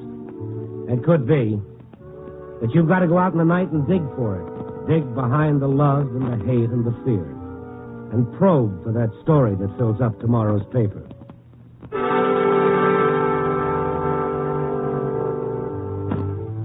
I had a couple of tired items that I've been keeping for just such an occasion.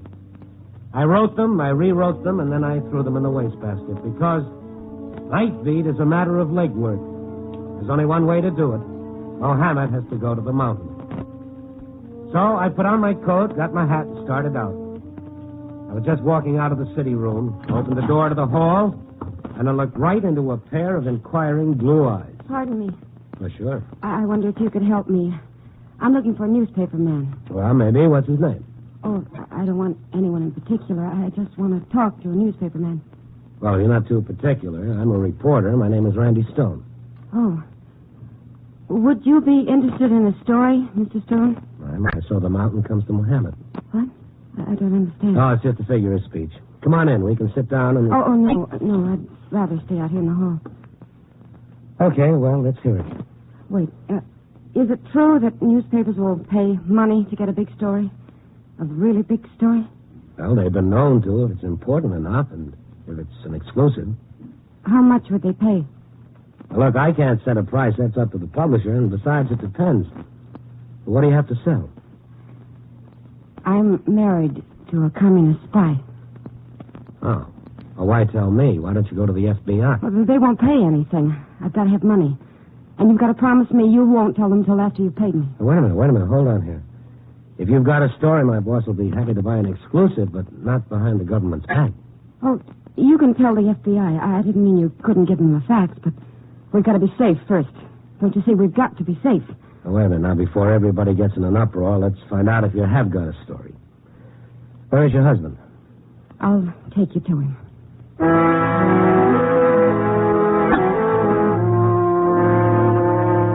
In my trade, you can't ever afford to overlook a lead because the most implausible thing turns out to be true and the most plausible, phony. I went down the elevator with the girl, and it stopped on the ground floor, and we walked across the lobby and out onto the sidewalk, and as usual, there was no cab in front. Mind walking around the corner of the cab stand, Mrs. You didn't tell me your name. It's Jane. Mrs. Jane Greash. No, I don't mind walking. How long have you known about your husband? There's somebody following us. No, there's nobody. Yes, there is. Back there. He just stepped in the shadows of that doorway. Oh, yes, there is someone. You wait for me at the cab stand.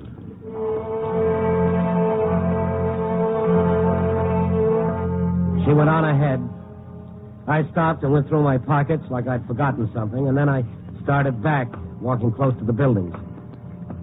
When I came to the doorway where the man had melted into the shadows, I stopped. Something I can do for you, bud? Hello, Stone. Louis Martel. Aren't you in the wrong neighborhood? I want to talk to you. I'm busy. See me tomorrow. You'll see me now. You're at my pointed enough. Louis, when are you going to quit sticking a gun in people's ribs? Don't you know that smart thugs don't do that anymore? Maybe I'm not smart, but I'm effective. You know what I mean? And I got my eye on you, Stone, so play ball. Well, what is that supposed to mean? That column you wrote yesterday, the boys didn't like it. They told me to tell you they didn't like it. That's the highest praise I've ever had. Now, if you don't mind, I'm in a hurry. When I'm ready. You said in the paper we was in for a surprise. You said somebody was going to push us out of business. Where'd you get that idea? Professional secrets. I never divulge the source of my information. What kind of stuff is that? I'm like a doctor or a lawyer. How would you like it if I knew something about you and I spilled? Wouldn't be very nice of me, would it? No. It wouldn't be healthy either. I get out of my way, Louis. Go play hood someplace else. Okay. But keep something in mind, Stone. Don't hold out on us. You know, even cops get hurt sometimes. Yeah, I'll keep it in mind.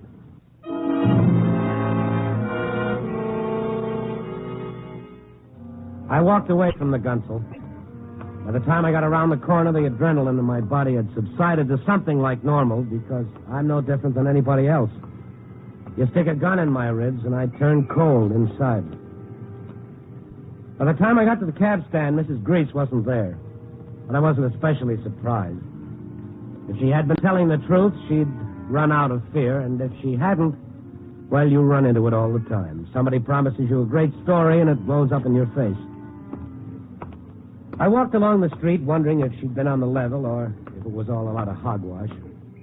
Either way, I still had a story to dig up before the night was over. I'd walked about 2 blocks and was crossing the street when a cab pulled up. Mr. Stone. Mrs. Grace. Get in. I thought you'd taken a powder on me. Who was that man who was following me? Wasn't following you. He was following me. Why? Why should he follow you? Oh, it's nothing. Forget it. Just a cheap thug who's sore over some publicity I gave him. I think you've shaken him. I don't see him anywhere. You know, I'm beginning to believe you're serious about this cloak and dagger stuff. Yes, Mr. Stone. I'm dead serious. And you'd sell your husband down the river for a few pieces of gold. Must be a great love. You don't understand. Rudy wants to quit. He wants the American people to know. He must make them realize the danger before it's too late. He wants to help them. He does? Oh, he realizes he's done a lot of harm to America, but he couldn't help himself. Oh, they twisted his arm? They sent him here from Czechoslovakia. They told him all kinds of lies. I see, and now he's seen the light. I'm afraid you don't believe me. Well, if what you say is true and he's so anxious to square the books, why didn't he come himself? He's afraid. He's in constant fear. Of what? The secret police. What, in Chicago? I know what you're thinking.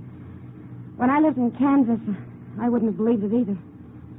But Rudy's country, well, things are different. You can't know what it's like, Mr. Stone, to know you're being spied on, to wonder who's going to kill you and when.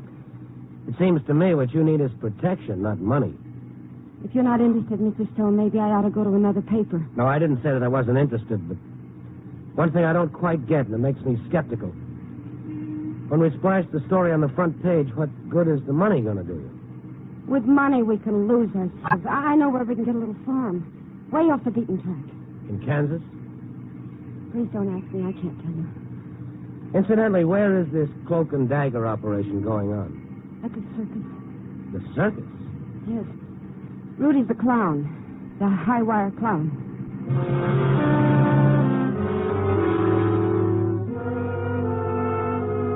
She didn't talk the rest of the way to the circus lot. She just sat and stared moodily out of the window. The circus was in progress when we got there. Had about half an hour to go before it broke. Mrs. Grease took me in through the back way, zigzagging between performance trailers to a dressing room tent. The well-known Clown Alley.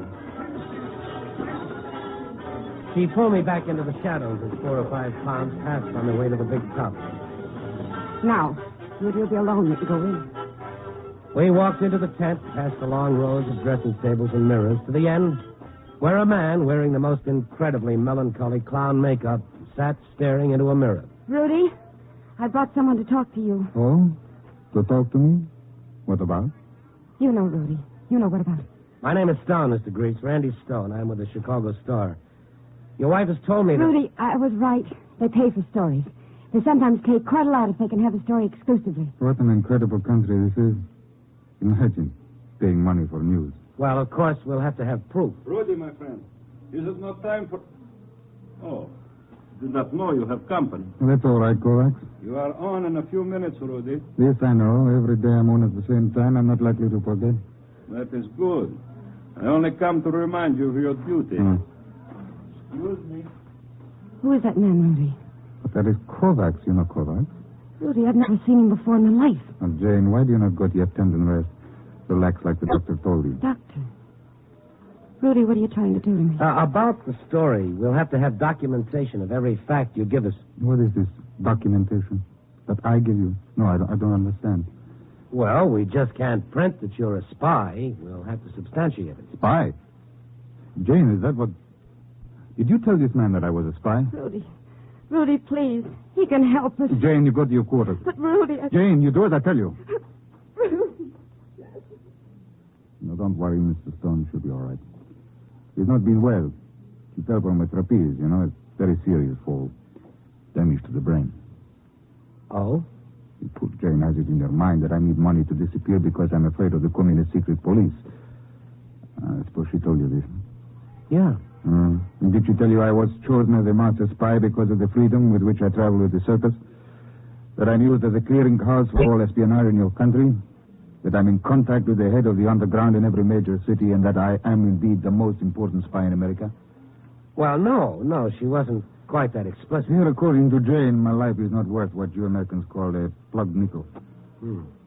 There must have been some fall she took. It was unfortunate. Any minute she expects none other than Mavlik to appear and eliminate me. Mavlik? The big iron curtain hatchet man? It's fantastic, no? And poor Jane, she worries more about foreign intrigue than the State Department. No, Mr. Stone, I'm afraid I'm just a clown. I'm just a simple clown who knows how to stay on a high wire without falling off and breaking his neck. I'm sorry I've been caused so much trouble. I have to go now. I'm on in a few minutes. Oh, yeah, sure. Why do you look at me like that, so searchingly? I was just wondering what you look like under the makeup. Well, I'm just an ordinary fellow, Mr. Stone, like anybody. No, there's no story in me, Mr. Stone.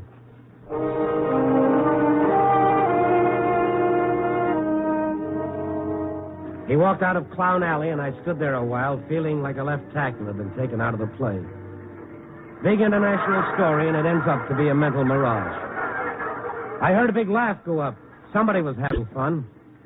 And since I'd gone to all the trouble to come to the circus, the least I could do was to catch Rudy's act. I slipped into the big top, feeling like a kid who'd sneaked in for free. And from the performer's entrance, I watched Rudy, the clown with a sad face, high on the top of the tent, killing the crowd with his crazy antics on the high wire. He'd take a couple of clumsy, uncertain steps. He'd start the fall with no net beneath him. The crowd shrieked. He grabbed the wire, regained his footing, scratched his ribs with one hand and his head with the other. And they roared with laughter. Then they shrieked again, but this time they didn't laugh, because there wasn't anything to laugh about. Because Rudy wasn't on the high wire anymore. Rudy had plummeted to the ground.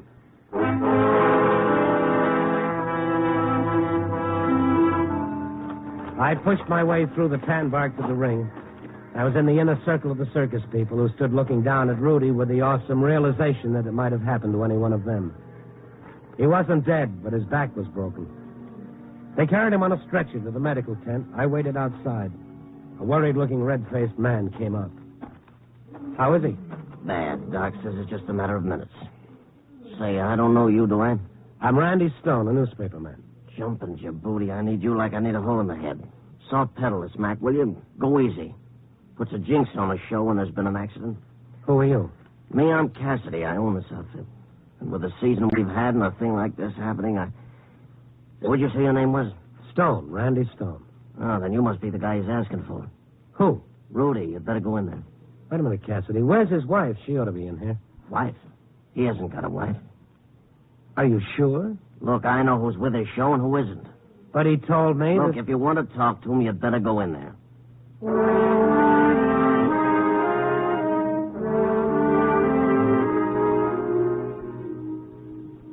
Stone? Stone, Mr. Stone. I'm here. I'm right here.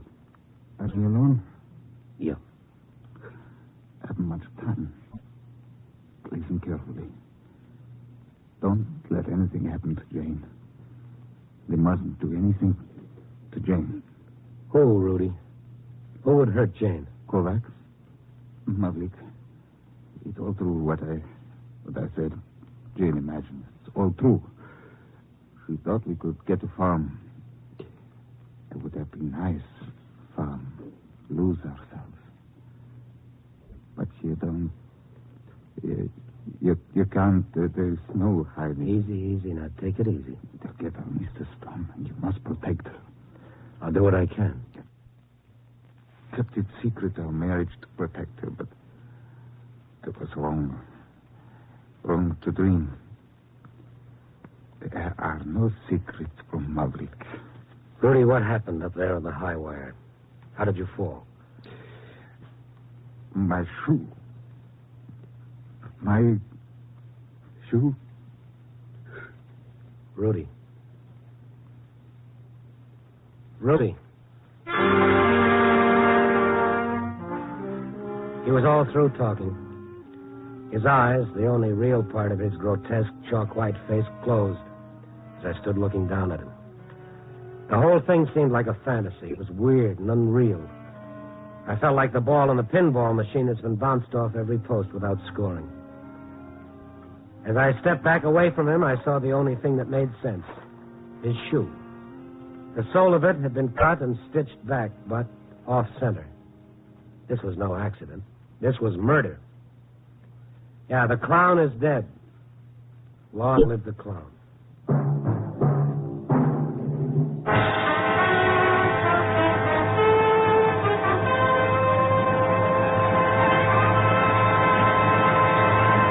NBC is bringing you Night Beat, starring Frank Lovejoy as Randy Stone. As a civilian at home, what is your obligation to a soldier in a foxhole in Korea? Maybe you haven't considered that question. If you haven't, it's understandable. The foxhole in Korea is a pretty remote, after all, from your everyday life. And it wouldn't help if you were constantly worrying. But if you've stopped to consider it, the least we can do here at home in the States is to help keep America financially strong. That's the best way to back up the men in the Army, Navy, and Air Force.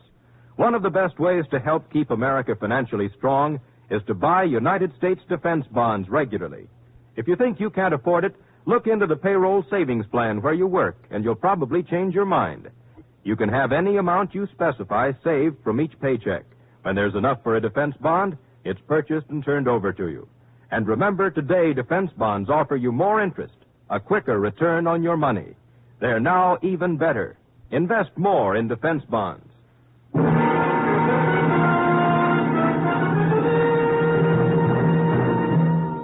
And now back to Night Beat and Randy Stone.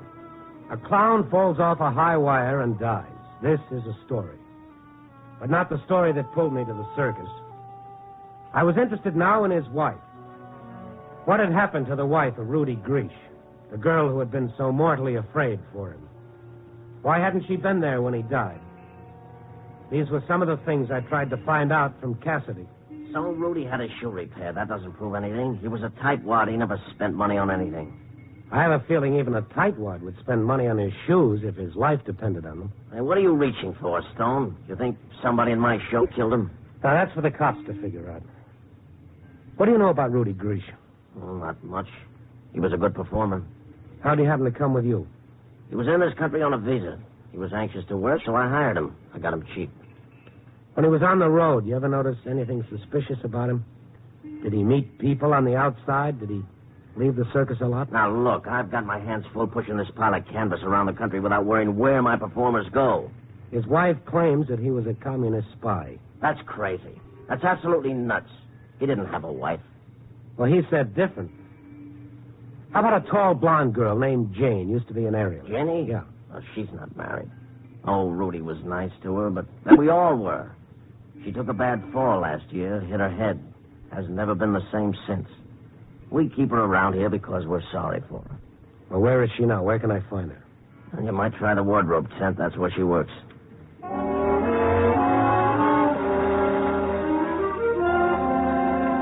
But she wasn't at the wardrobe tent. I checked all over the lot. I couldn't find her anywhere. The circus grounds were almost deserted. The crowds were gone. The performers had disappeared into that world of tents and trailers that belongs exclusively to them. Everything was battened down except the shooting gallery.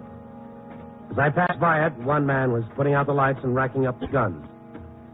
The man who had reminded Rudy of his entrance cue, Kovacs. Do not move. Stand where you are.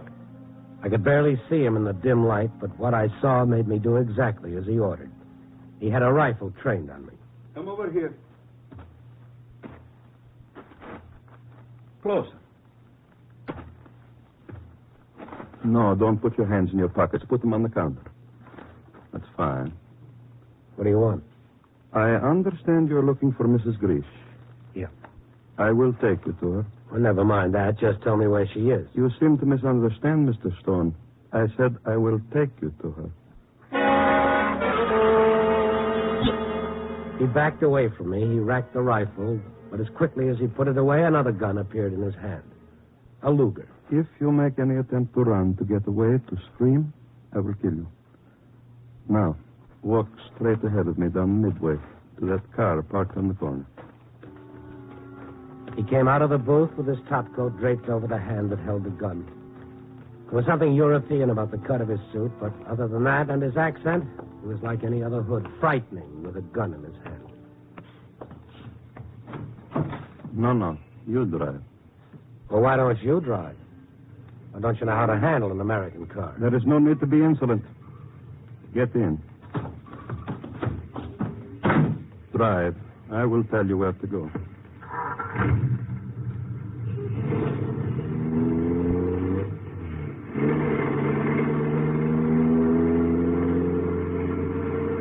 I thought I knew Chicago, but so did my friend with the Luger. He gave the directions, and I followed them. North on Lakeshore Drive, left on Randolph, down Michigan, over to State Street, and back to Michigan. We didn't cover much territory. Actually, we kept circling around the same area. Pretty soon he got tired of it, or else he felt safe. We drove back the way we'd come, past Grant Park, Shed Aquarium, Soldiers Field. And there, at the far end of the circus encampment, out of hearing of any other trailers, we stopped at a luxury house trailer parked on the lakefront. He got out of the car, held the door open for me, and we walked to the trailer steps. Go on. Open the door. Now step inside. Mr. Stone! Mr. Stone!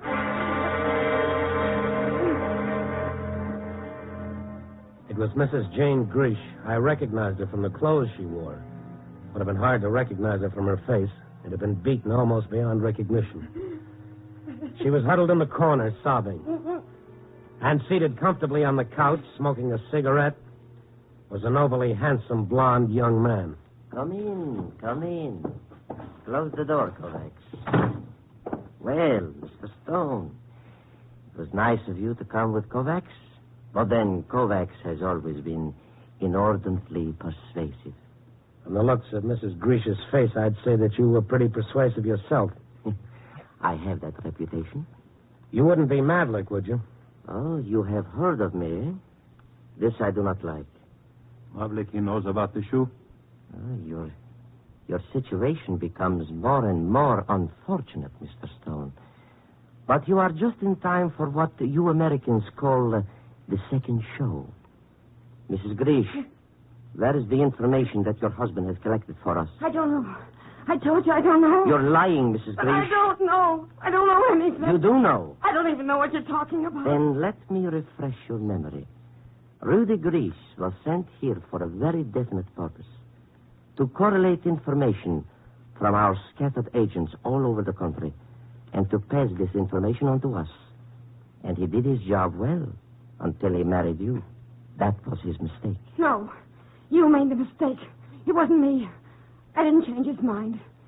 It was being able to go from state to state without showing papers, to do what he wanted without asking permission.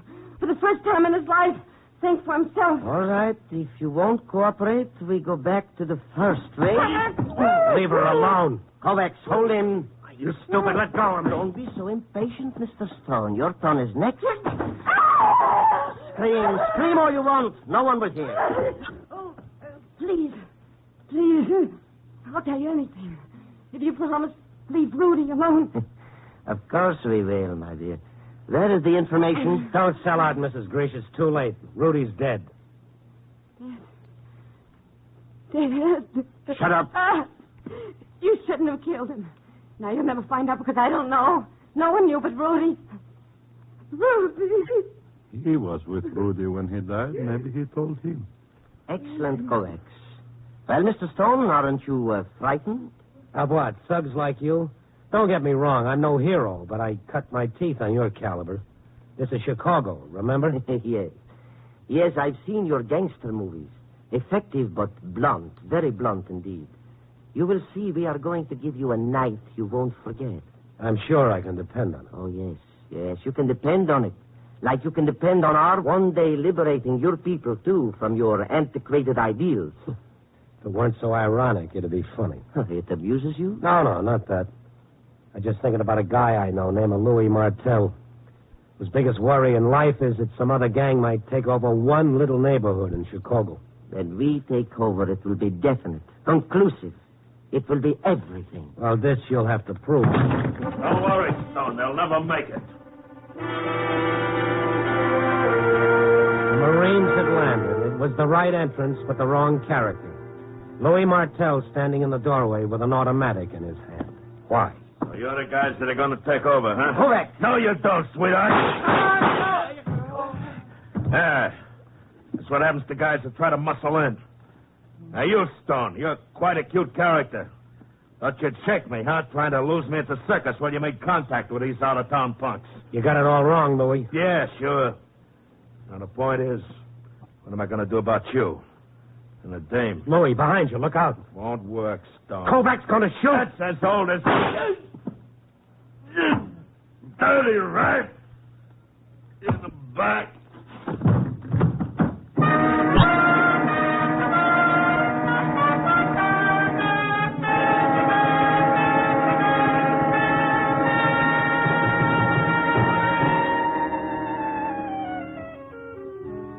A great international story. I believed it. I bought it. But I couldn't print it because I couldn't prove it. The cops, they pegged it for a gang killing, and you couldn't blame them. That's how it looked. 3 dead hoodlums. I told them the blonde man was Mavlick, and they thought it was plausible and interesting. But his identification read, Herman Kennedy, Pittsburgh. They almost believed me when Mrs. Grish backed me up, that is, until they checked and found out that she'd had a bad fall and hadn't been the same since. Oh, they were nice about it. They told me to come back if I ever got any proof. Fat chance. But there is one interesting slant to the whole case.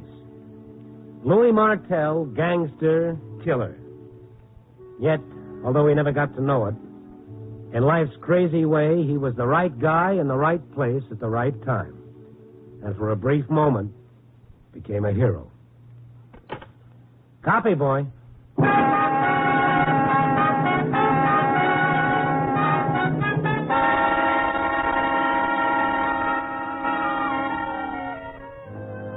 Night Beat, starring Frank Lovejoy, is produced and directed by Warren Lewis. Tonight's transcribed story was written by John and Gwen Bagney with music by Robert Armbruster. Featured in tonight's cast were Georgia Ellis, Bill Conrad, Ben Wright, Sidney Miller, and Lou Merrill. Don Rickles speaking.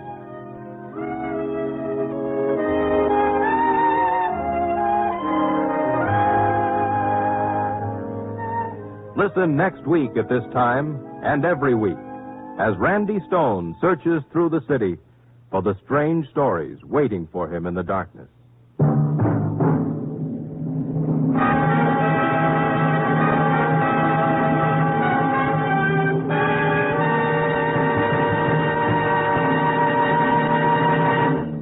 Night Beat came to you from Hollywood.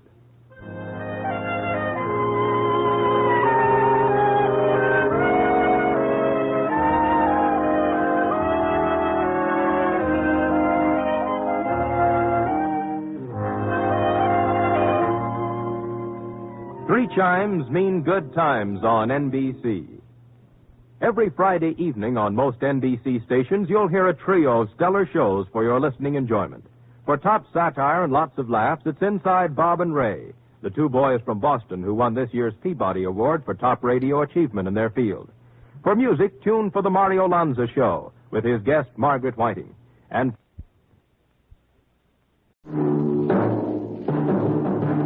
Night Beat.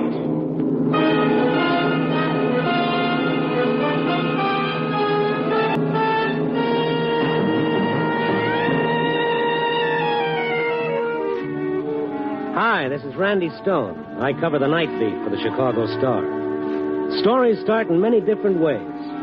This one began with a bloody brawl in the darkness of an alley and ended in the glare of a fight arena with the winner and still champion, Old Kid Death.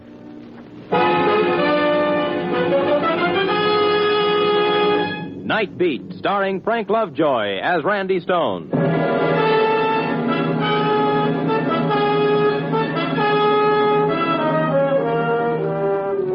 All that people need to make them happy, said Juvenal, are bread and circuses. And up to a point, I suppose the old Roman cynic was right. The promoter of the Metropolitan Arena probably never heard of Juvenal, but he would have agreed with him 100%. His fight club is a cut-rate monument to what the old Romans meant by circus, a place where gladiators meet regularly in combat. Its marquee flashed in the gathering twilight as I cruised past and crossed Madison and went up Clark, taking my time, for the night was young and the waking nightlife of the jukebox taverns might offer an incident for a story. But there was no inspiration there, so I kept going, cut through a cheap rooming house section and headed for the office. I stopped for a red light, and that's when it happened. A burst of footsteps pounded up from behind, and a man, his shirt blood-spattered, his head bleeding, jerked open the door and filed in beside me. Get going. They're after me. Hurry, please. Who's after you? Nicholas Gunn. Step on it. I ran the light, noting several figures in my rearview mirror as they stopped running and turned toward a car at the curb. I made several turns as my passenger kept looking back. And finally, satisfied that we'd lost them, he leaned back, took out a handkerchief, and wiped the blood from his face. Lost him. He was a stocky, heavy-shouldered guy, rather good-looking in a rugged sort of way. The ridges over his eyes were thick with old scar tissue, and there was a dent in his nose. The ear facing me seemed in good enough condition, but the mark of his profession was on him unmistakably. Oh, thanks, pal. Thanks an awful lot. Dirty rat. There was more than just one of them. I counted 3. Oh, 5. I took care of the other 2. The rat I mean is the one who hired him to do the job. Who? Marty Bannon. Bannon? Yeah. Someone else must have tipped him off where I was staying. This the same Marty Bannon who was up before the grand jury last month in that gambling investigation? You must read the papers. Oh, more than that. I covered the story. A reporter? I'm Randy Stone, the Chicago Star. I'm Gunnar Evans. Yeah, I know. I saw your name on the marquee at the Metropolitan. You're fighting Pete Madigan tonight. That's right. You've seen me fight before, huh? Oh, yeah, but not lately. Not since you started your comeback. Last time I saw you was over 5 years ago when you nearly lifted the crown from the middleweight champ. Say, which way you going? Well, right now we're heading to the hospital. What? Oh, look, you got to get to a doctor. Your head... that. I'm okay. Now, you look at... It's just a scratch, I tell you. Don't let a little blood scare you. All right. Oh, there's a cop there by that street lamp. No, Tell keep him going. Please, I haven't got time. What's that? Look, Mr. Stone, I appreciate you helping me, but if I go to the cops now, they might hold me while they're investigating. I'll lose $2,000. Your purse tonight? More than just that. It's dough I put up to guarantee my appearance. Every dime I could scrape up. Look, I better get out. I'll drive you to the arena. So, thanks, but I'm going home first. Gotta pick up my manager. I'll drive you there. I'm in no hurry. Thanks, I appreciate it. Keep straight ahead. I'll tell you when to turn. Good. What's Marty Bannon got against you? I'll tell you someday, maybe. Works for a gambling syndicate, doesn't he? Works for it. He is a syndicate. I wondered. Turn here left. You, owe him money? The house right there on the corner. Okay.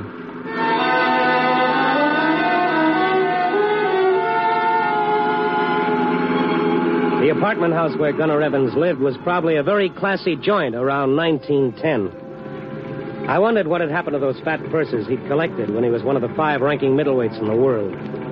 What had happened that he'd had to return to the ring to be a living punching bag for youngsters like Pete Madigan.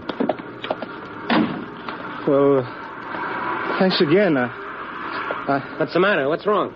Nothing. Just a little dizzy, I guess. Now, wait a minute. Come on, now, no fooling. You got to see a doctor. I tell you I'm okay. I'll be all right. Well, you better let me go up with you. Stone, I appreciate all you've done, but you don't have to worry. Okay, but you can't fight tonight. Not with that gash in your head. Heck, I can't. Dan will fix it up. You just keep your mouth shut. Dan? My manager, Dan Morgan. It's above the hairline. They'll never notice. You coming to the fight? You bet, and I'm going upstairs with you now, too. I'm telling you. And I'm telling you. Now, let's go. So we went up to his apartment together. He leaned against the doorbell like he was tired. When the door opened, he nearly fell in. Gunner! She was a little blonde with a baby face and eyes that were rhapsodies in blue. She shrunk back as he reached out to steady himself as though she didn't want him to touch her. And somehow the music in those big blue eyes vanished. What happened? Nothing much. Some hoods tried to jump me. I did all right. A friend of mine, Connie, Randy Stone, my wife. Come in. Connie, is that him? Hey, Gunner, I've been looking all over for you. What the Sam Hill happened? I told you to... Holy smoke, what happened to you? Don't get excited. I had a little trouble. Yes, in the large economy size. 5 thugs jumped him. What? Now, don't worry about it, will you?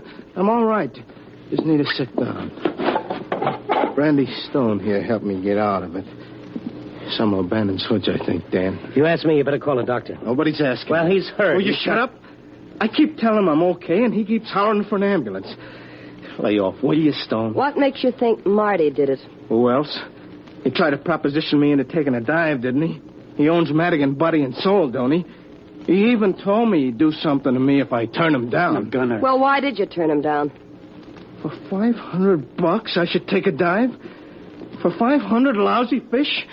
Gun. Well, why not? How far can you go? You think you're still a big shot, a headliner? Well, you're nothing but a has-been. Now, take it easy, Connie. Gunner I told him to take it. I told him. How long can he last? I'm sick of being broke all the time. We needed that extra 500. Why didn't he take it? Because I'm going to beat Madigan, that's why. Oh, you fool. What good is it? You'll never hit the top again. If you can't think of yourself, what about me? What about that kid of yours? Well, he's your kid, too, now. Don't you forget. My kid? Oh, no. Don't wish him on me just because I'm married to you. I'm sick of playing nursemaid, do you understand? And I'm sick of living like this. Wouldn't be if you hadn't ruined me. What? You've stripped me of every cent I had, threw it away on parties, closed gambling, made me sell a little business I had to pay your lousy debts. Why, you cheap, punch-drunk bum. Now, stop that, Connie. I don't have to take that talk from him or you or anyone else. I'm through, do you understand? Through, as of now.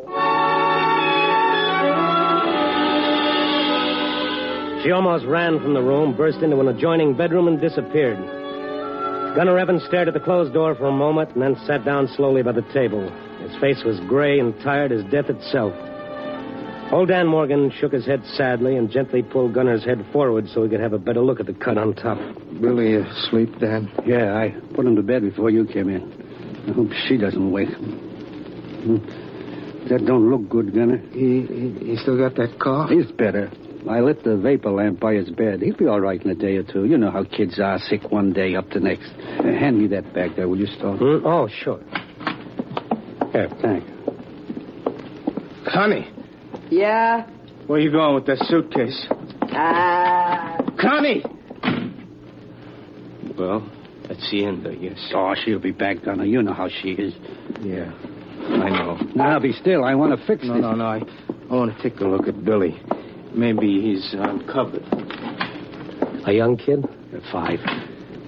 She's not his real mother, huh? No.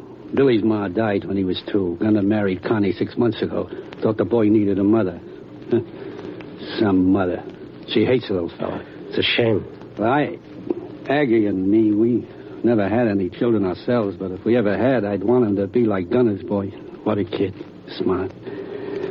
I don't get it. How can any woman, even a gold-digging little witch like Connie, not want him? Still sleeping, huh? Yeah. I'll have to see if I can get one of the neighbors to stay with him while we're gone. Sit down. I'll get my bag. What about it, Dan? Don't you think this is a job for a doctor that... Will you keep out of this? Gunner, I was going to tell you, maybe you shouldn't fight tonight. Dan, for the love of Mike, don't you let me down, too.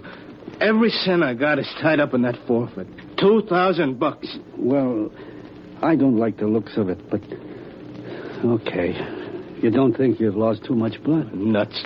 Get to work. Time's running out. We got to be at the arena pretty soon. Yeah, very well. Hold still now. This stuff is going to sting. Go on. I only wish I knew who tipped Bannon off where I was staying. Hey, Stone, a piece of cotton. There. Oh. Yeah. You didn't mention it to anyone, did you, Dan? Of course not. Skin clips, a little jar of alcohol. Oh, this? Yeah. You mean you moved out of here and you were living in a rented room? He was only there the last 2 days. We were afraid something like this would happen if they knew where to find him. Somebody must have tipped them off. They ain't bloodhounds. It must have been a fluke. Somebody must have seen you around there. A collodion, a brown bottle. Yeah. Why would Marty Bannon go to all that trouble to keep you from fighting tonight? The odds are 5 to 1 on Madigan, aren't they? Maybe they are, chum, but Bannon don't bet on anything that isn't a sure thing. Thought he could buy me for a lousy $500. Well, he was wrong. Easy. I'm almost through. I figured it was safer to claim I run out and divide my $2,000 forfeit money with that dumb punk of his. Well, for Pete's sake, what about the police, the boxing commission? I opened my yap and they started an investigation. Cancel a fight. And who's hurt? Bannon? Nah. What can I prove? I need that dough, Randy. I need it bad. I watched the savage gash in Gunner Evans' head close up and vanish under the magic touch of Dan Morgan's fingers. When he finally combed the hair over it and put away his tools, I was almost convinced that my concern had been overdone. Dan's fighter looked as good as new. Now, you go into that bedroom and get a half hour's rest, Gunner. Try to sleep. But I gotta find a sitter. Forget it. I'll call my wife. Aggie will be glad to come over. Oh, that'd be swell. I'd sure appreciate it, Dan. She'd be tickled to do it. You know how crazy she is over Billy. Yeah. As a matter of fact, why not leave him with us until you get straightened out? I'll think about it. And Billy can always find a home with Aggie and me, Gunner. I only wish I had him for keeps. Not a chance. You better get some sleep while you can. You need it. Yeah. I'm going. Oh, thanks, Stone. Thanks a million. I went down into the street, got into my car. I lit a cigarette thinking of what was to come and hating it. Gunner didn't have a chance. The odds were all against him to start with. But now Marty Bannon and his thugs had guaranteed it. The more I thought about it, the sicker and angrier I got. I knew Marty's address from the last time the police had visited him. Maybe he ought to know he wasn't having himself a private party with Gunner. Maybe he ought to know that if he got too rough, I might just invite the 800,000 star subscribers. So I started up and headed northwest. Maybe I could put a scare into this mug.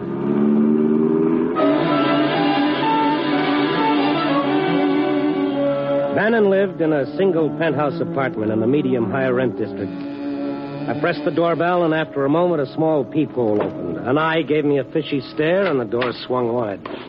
Well? How are you, Marty? Remember me? Stone, Chicago Star. Oh, yeah, one of those poison pen artists. What do you want? A little talk. About what? About Gunner Evans. Come in. All right, spill it. What's in your mind? Who is it, doll baby? Shut up. Well, I like that. I only asked a simple... You. Gunner's wife stood in the foyer entrance. Like Bannon, she was in evening clothes, wearing a gown that showed everything but good taste. When I saw, I knew who had tipped Bannon off where Gunn had been hiding, and who had sent those goons on a murder trail. It was Connie herself.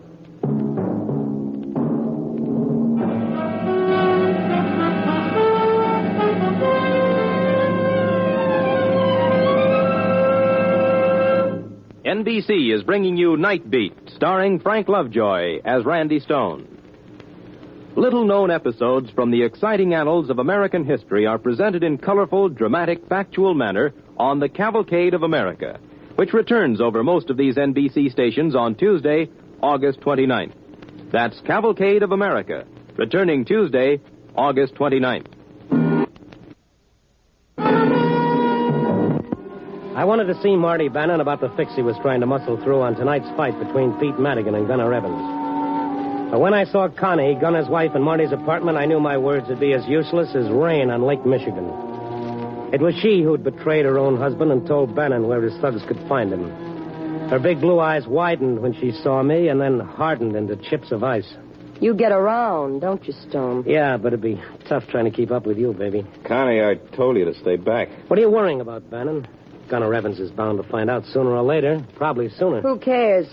I'm through with that dumb ape, and he might as well know it now as any time. Let, dollface. I got enough to worry about without having a punchy mad dog on my trail. Too many big deals coming up. What's the matter, Bannon?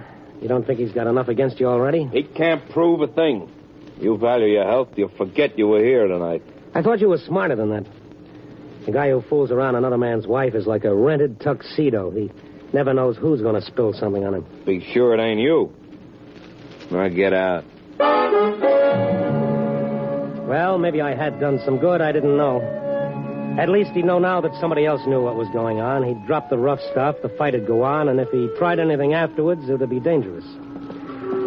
I went back down to the lobby, walked out into the street. A taxi had pulled up to the curb, and the passenger was paying off the hacky. As I turned and stepped out onto the sidewalk, he turned around, and a cold chill hit me. It was Gunner Evans. Stone, what are you doing here? Well, I bet myself that you'd win tonight, and I came here to make sure I'd have a chance to win the bet. You won't, so forget it. Why not? Why did you come here? Go home, Stone. One second. No, wait a minute. What are you seeing Bannon for? Get out of my way. You're supposed to be taking a nap and resting up. Why'd you come here? Take the $500. What else? Why? After what Bannon's done to you, after what you said, why? Why? Got to thinking, lying there. What was I gaining being so big and noble? Nothing, absolutely nothing. Your self-respect? You can starve on self-respect. Look out. You can see your kid go hungry, your marriage go in the rocks. I got nothing to gain and everything to lose. So I'll take the $500. What does it matter? I'm washed up. I might as well face it. But you can quit clean. You don't have to wind up crooked. You can get a job, do something else. What? The only thing I ever done except fight is drive a truck, and I can't do that now. Why not? Because I'm half blind, you fool. You're what? Oh, I can see you well enough for anybody else who's close up. You don't have to see like an eagle when you're throwing leather. But I can't pass no truck driving test. Well, I didn't know. In the elevator. I didn't know. Nobody knows, not even Dan. You don't fight over 400 fights without losing something. With some guys, it's their brains. With others, their hearing or their teeth or their kidneys. With me, it's my eyes. Yeah, and my teeth, too. And the way things have been going, my brains, for all I know. All right. Now, come on back home, kid. You don't need Bannon's dough. It smells. No, but I need my wife. If I can find her and tell her I took Bannon's offer, well, she might come back. Get out of the elevator door. Move. I'm not breaking up my marriage for any $500. Bannon's on the 14th floor, ain't he? Yeah, the 14th floor. Wait. You coming along for the ride? You're making a bad mistake, Gunner, going to Bannon's. It's the worst thing you could do. Now, come on. Oh, preach, Stone. I'm sick of it. I made up my mind. Sure, I know it's the end of the trail. So what? I never hit the championship, Gravy, and even when you do, it ends up like this lots of times. No dough, no eyes, no brains. You still got brains enough to lick this thing, Gunner, believe me. Where's the button? Well, Stone, it's different when you're young. The promises sound good. The world looks good. You read the stuff they print about you in the paper, you're great. Sure, it gripes me that everybody seems to be making off their fights except you.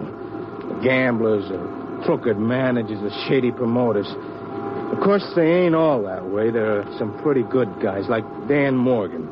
He's the first honest manager I ever had. But there's so many of the others. So you bust your fingers. You can't sleep for nights on account your hands are like two big hearts, beating with pain pumping through them instead of blood. You get your teeth knocked out. You can't breathe on account of your nose is busted. The years go by, and where are you? What do you got? Now, one day you wake up and the fires inside you are out, and you're like a furnace full of clinkers. You're an old man. That it? Yeah, an old man. You know how old I am? 33. Gunner, I wish you wouldn't. Let go of me. All right. If you must, you must. But before you ring that bell, there's something you should know about what you're going to find in there. Yeah? What? What is it? What are you trying to say? Okay, Marty. I'll meet you right after the fight. Then we can... Gunner! Connie! Marty, it's Gunner! Open up, Gunner. You open up the door. Gunner, it's no good. She's not worth it. I'll kill her rat. Come on, get a grip on yourself. Gunner! Get away from me. Connie, I'm breaking down for help me. Gunner, for the love of Mike. I told you to let me go. Listen to me. You asked for it. Whatever time had done to Gunner Evans' legs, it certainly hadn't affected his punch. I went out like a shattered light bulb. When I came to, I was sprawled on my back in front of Bannon's penthouse apartment. The door was still locked, but I could see through it like it wasn't there. The simple reason that the main part wasn't. The entire middle panel was smashed through. Only the frame remained. I got up slowly. My jaw hurt, and my brain was full of angry bees. I stepped through the broken door and looked around. I saw them. Connie and Marty lying at opposite sides of the living room. Their heads were twisted at curious angles, their necks purplish and swollen. And they were both quite dead. I found a telephone, I called the police and sat there a while trying to brush the fog away. My head throbbed as I tried to remember something I felt was important, but I couldn't quite recall. And then suddenly it came to me. The fight, the Metropolitan Arena, Evans versus Madigan. That's where he'd be. That's where I'd find the gunner. I stumbled to the elevator, went downstairs, found my car, and drove out to the arena.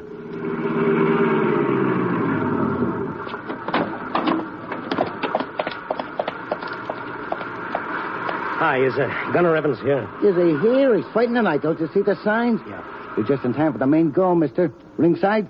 I got one on the aisle, row 5. Here's my press card. Say, what's going on anyway, you know?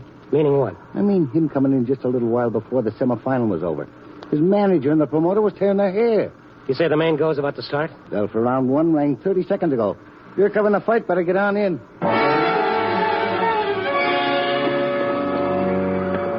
I headed down the main aisle to the press section at ringside.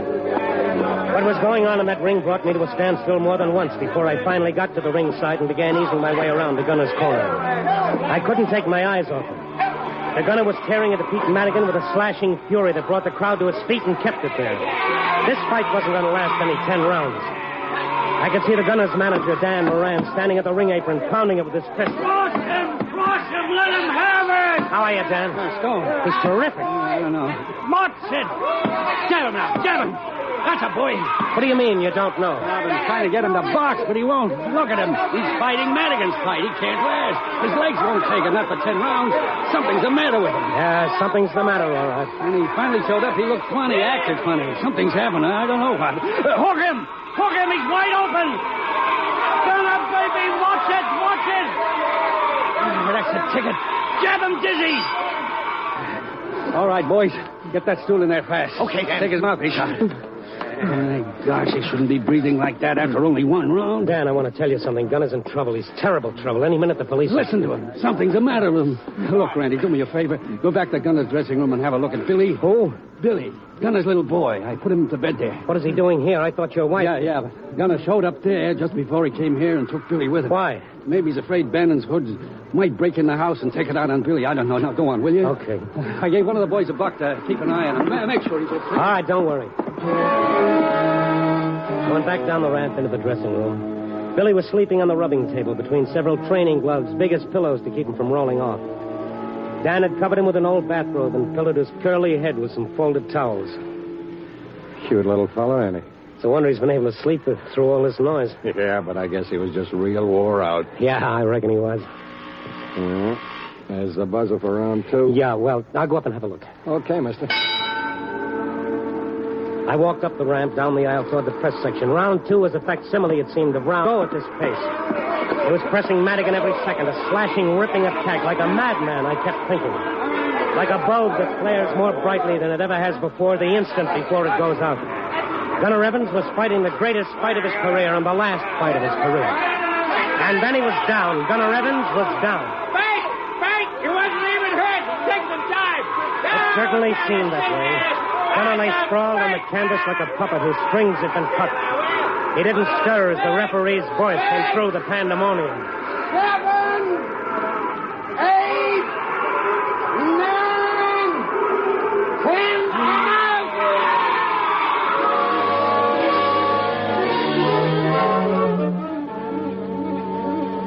I walked down the aisle through a now hushed crowd. Nobody moved.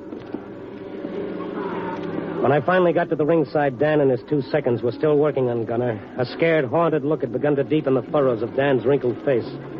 Presently, the commissioned doctor climbed into the ring and knelt beside the fallen fighter.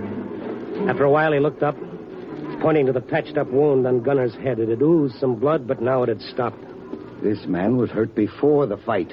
Yeah, he cut his head. I told him he shouldn't fight, but he insisted on going on. In heaven's name, why? He had a $2,000 forfeit posted. $2,000. How bad is it, Doc? His skull was fractured before he entered the ring. You mean that... He's dead. We went back to the dressing room, Dan and I. I tried to tell him what had happened at Bannon's apartment, but he didn't seem to hear. He shuffled along, his head bowed, his eyes red. We stared at the sleeping child, and I asked Dan, Gunner have any relatives? I don't know. None that I know of. No. Gunner didn't have any kin. You mean Billy's alone? Alone? Of course not. He's not alone. Billy's got me and Aggie, ain't he? Well, then you better take him before the police get here. Here. Take him home with you. Yeah, poor little fella. He must be tired. Didn't open an eye. Yeah, I'll take him home. Don't want to take any chances. There's cough coming back. You going to keep him, Dan? Huh? You said you wanted him, didn't you? You mean? Gunner would have wanted you to have him. Billy. He's yours, Dan. For keeps. Your son.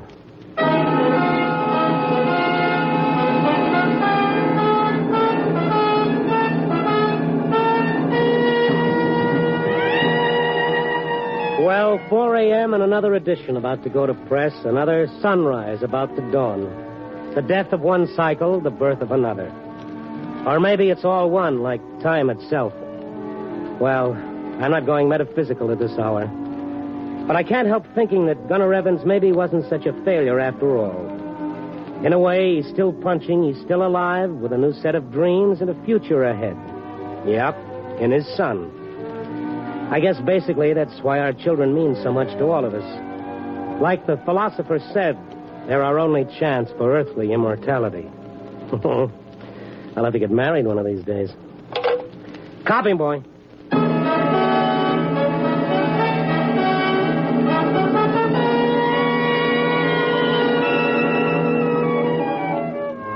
Night Beat, starring Frank Lovejoy, is produced and directed by Warren Lewis and edited by Larry Marcus.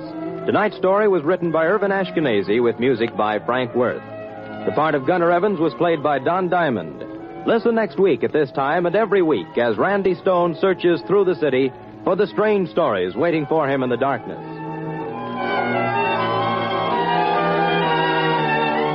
Night Beat came to you from Hollywood. Programs get your programs here. Wednesday evening brings you other great adventure mystery programs on this NBC station.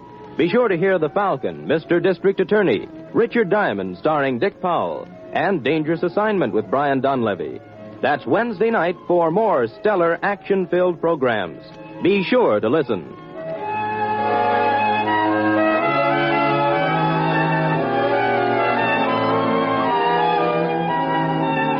Stay tuned for the first piano quartet on NBC.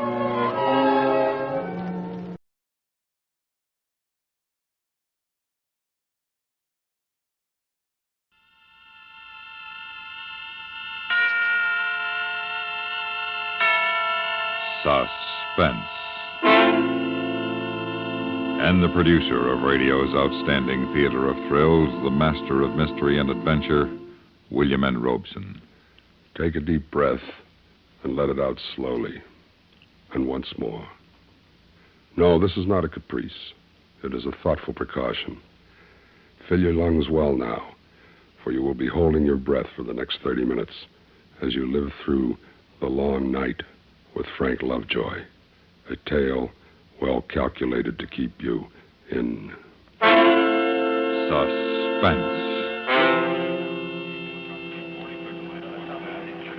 This is United 404, 10,000 over outer range. Request lower altitude, over. United 404, this is Rockford Tower. Maintain present altitude until further advised, over. United 404, roger, Rockford. Over and out. Rockford Radio, this is Delta 318, over. Delta 318, this is Rockford Radio, go ahead. Delta 318, request permission for Australian approach. I'm over Milford Hills at 4,000, over. Delta 318, straight you stand in the granted. airport control tower 90 feet up in the sky over Rockford Field, waiting to go on the night watch. And you listen to the babble of voices that fill the crowded room in an endless series of requests. Request for altitude change, request for landing permission, request for the weather. Here is the 9 o'clock weather. Low, straightest clouds over the entire Mississippi Valley, spreading out over the central states. Visibility 2 miles, ceiling 2,200 feet and lowering steadily. Smoke Clouds, and haze, smoke, haze, and fog, and a ceiling getting lower every minute. You look out through the tinted glass windows into the misty night, and you think of the strangers overhead, in and above the clouds. And you wonder if they, too, feel the hush as the long night begins. You wonder if the strangers, with the throb of engines and the harsh rasp of many voices in their ears, can feel the stillness. You look around the tower room, you look and you listen to the voices, and you're glad every time a ship touches down safely on the long, light-lined runways. Okay, Brother Ken, you can have it. For me, it's been a long day. Traffic been heavy? It started sort of slow, but it's building up. I got 3 converging on the outer marker and 2 inbound on the range. It's all here on the board for you. Yeah, okay. We're beginning to stack up over Chicago, but that's their worry. Yeah, and they can have it. Yeah. Well, happy landings, man. Yeah, so long, Charlie. Night, Charlie. Rockford Tower, this is TWA Flight 70, requesting weather your field. Over. Hello, TWA 70. This is Rockford. We have straightest clouds, ceiling of 2,000, visibility under 2 miles. Smoke, haze, and fog on the ground, over. What is your traffic there, Rockford?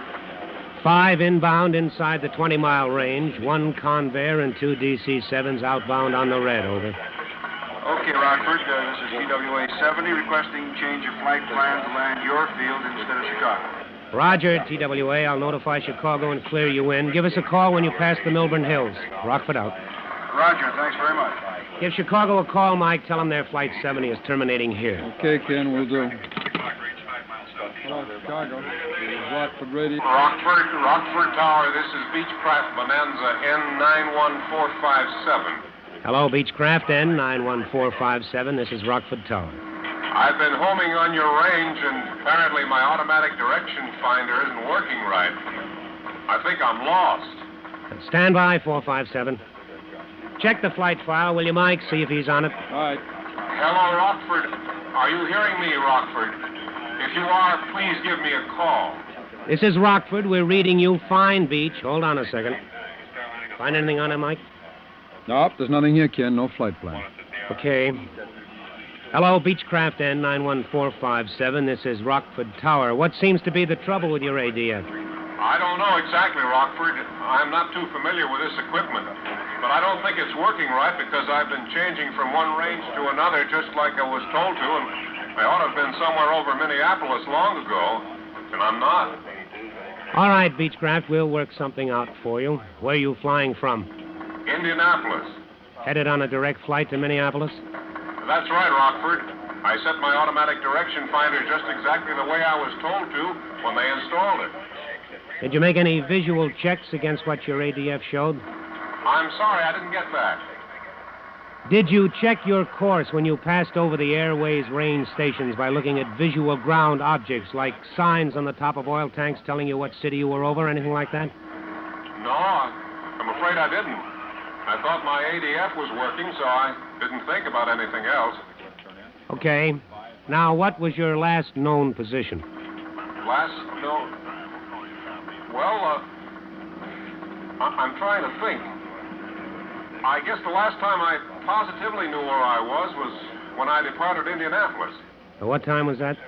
About 5:30, maybe 5:45.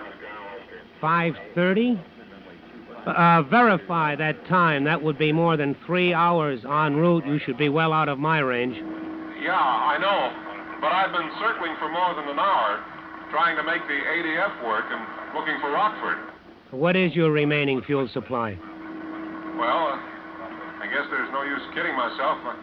I think I've got about 45 minutes, maybe at the very best, an hour. Well, here is the situation. The weather here is solid overcast at 600, visibility 1 mile in smoke and haze. Do you see any towns, rivers, highways that you can identify? No, I can't see anything but clouds. I'm on top. Holy smoke, did I hear that right? Yes, you did. Beechcraft, did you say you were on top? That's right, on top of a solid layer. Have been for a long time. At what altitude? I'm at 5,000 indicated, about 1,000 above the clouds. 457, take a good look around you. Are there any breaks in the overcast? Can you see any holes, any thin spots in the area at all? No, it's solid. It's a completely solid layer. Are you an instrument pilot? What do you mean? I mean, are you checked out on instruments? Do you have instrument training? No, I've never been on instruments in my life. I'm just lost.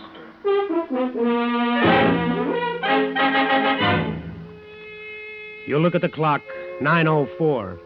You look at the clock and mentally give yourself 45 minutes. 45 minutes to find him, bring him in, and get him on the ground. You check the latest weather chart and you don't like what you see. Your mouth feels dry. You reach for a cigarette as you punch the mic button and do the next thing that must be done. Rockford Tower, to all planes working this frequency, we have an emergency. Repeat, we have an emergency. Silence on this frequency until further notice. Out. Rockford Tower to Beechcraft, N91457. Come in, 457. Okay, Rockford. Tell me, how did you... It was almost clear when I left Indianapolis. I climbed straight out to 5,000, and later, while I was trying to get the ADF working, I found myself on top. It just happened. Yes, are you familiar with range orientation? No, I don't know anything about that either. I'm just a businessman with a new airplane. I know only enough about the radio to tune in the stations. I know I'm lost, though, and need help. These gas tanks aren't getting any fuller. Yes, I know, 457. I understand. Sure, you understand, but he doesn't. He knows he's lost and he needs help. He understands that. But he doesn't know what the odds are on getting him straightened out and over the field and then getting him down through that solid layer of clouds. You fight down a sudden urge to push the microphone button and scream at him. To tell him that nobody forced him into an airplane he hardly knew how to fly. Nobody forced him to take off on a long night cross-country in weather suitable only for experienced professionals. But you know there's no time for hindsight. There's hardly any time for hopes. So you push the black button and you try to sound calm. Hello, 457. This is Rockford Tower. Now, listen to me carefully. Are you reading me okay? Yeah. Hello, Rockford. I'm hearing you fine. Loud and clear. All right. Now I'm going to try to get a fix on you, but before I do, I want you to know what the situation is. I'm sure I can find you. I'm reasonably sure I can get you over the airport before you're out of fuel. I am not sure, though, that we can get you on the ground. Do you understand? No, I don't understand. I'm lost and I'm about out of gas and I don't understand why we're wasting time talking about it. You get me over an airport and then we'll worry about getting on the ground. All right, but you understand this. It's my job to help find you. It's my job to help you find the airport, and I'll do everything I can to get you on the ground. But flying that airplane through those clouds will be the hardest thing you've ever done in your life. Do you understand that? Okay, I understand. Now, what are we going to do? Now, we're going to orient you by radio and bring you in over the Rockford Airport. I will tell you what must be done, but you have got to do it. I can't fly your airplane for you. Do you understand? Yeah. Okay, Rockford. I understand. You know the standard procedures for range orientation. You've run over every step of them 1,000,000 times for just this kind of emergency. That's one of the reasons you're up here in this modern Tower of Babel on these long nights. But you've got 2 strikes against you on this one. Time, you read the clock at 9:07, and a fool in an airplane. Mike. Yeah, Ken. Get Chicago Control Center on the horn. Ask them to set up an alert of all facilities within 100 miles. Roger. You better get them to clear all altitudes in the area below 6,000 feet. Okay, we'll do. You know, I don't know whether to try to get him down through the clouds now and then try to bring him in, or whether to get him over us on top and then let him down where we won't lose radio contact if he gets too low. Well, it's souped up all across the valley, Ken. You might get him down through it, but if he's too far out, he'd have no chance of getting here under the ceiling. Yeah, and if I don't get him started at something, he'll be out of fuel anyway, and it won't matter. I'm going to bring him in on top. Okay, I'll check weather very closely, Ken. If I hear of any breaks, I'll give it to you. Good, thank you. Hello, 457. This is Rockford Tower. Yeah, okay, Rockford. I'm going to speak very distinctly. And if you don't understand any part of what I tell you, come in and break me off. It's vital that you understand me. Is that clear? Yeah, I understand. Okay. Now, I want you to listen very closely to my range signal. Put everything else out of your mind. Listen and describe exactly what you hear. Okay. Hello, Rockford. I hear a code sound. Is that the range? That's right. What does it sound like? Well, it goes da-dit, da-dit. Okay, 457. Now, is it loud or soft? It's pretty loud. Okay, that's the N quadrant. Now, I want you to tune to the Madison, Wisconsin range and tell me what you hear. Okay, wait a minute. Yeah, hello, Rockford. I've got the Madison range. What does it say? It's just like the other, only backwards. Da-da. Da-da. That's right. I can hardly hear it, but it's there all right. Yeah, okay, 457. That's the A quadrant. Now I want you to try Peoria and then Chicago.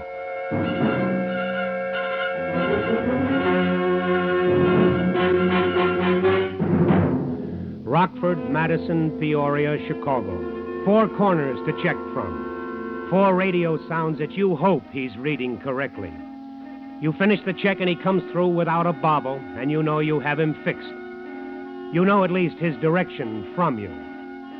You take a deep breath, and for the first time you feel a tiny flicker of hope that you're going to find your stranger and get him in all right. But you're a long way from home, and you light another cigarette and push the black microphone button hard. Now listen carefully, 457. I'm going to run a check procedure on you. I want you to take up a northeast heading, turn your volume down as low as you can, and still receive my range signal. At the very moment you detect a change in signal strength, either higher or lower, advise me. All right, Rockford. I'll do my best. I'm not sure that I'm not at all sure. Hello, 457. Can you hear me? Do you hear me, Beechcraft 457? Rockford. Yes, I read you now. I lost you for a second, but I hear your range signal now. Did you get all of my last transmission? Yeah, I think so. I think I can do it. Hello, Rockford. My gauges indicate empty tanks. There's some gas left, I know, but I have no idea how much. Do you know where I am? I'm quite sure of your direction from me, and I believe I know how far out you are within, say, 20 miles.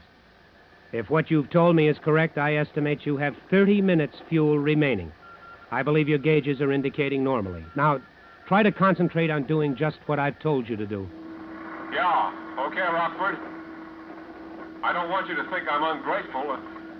I realize you can't afford mistakes. But I can't last much longer. I'm not trying to hurry you, but the gauges say empty, and my son is getting sick. You didn't say anything about having any passengers aboard. How many are there of you? Just my son and me. Is the air rough? Is there turbulence? No the air is smooth. But you said your son is getting sick. Yes. You see, he's only 9, and he's getting scared. That's what's making him sick.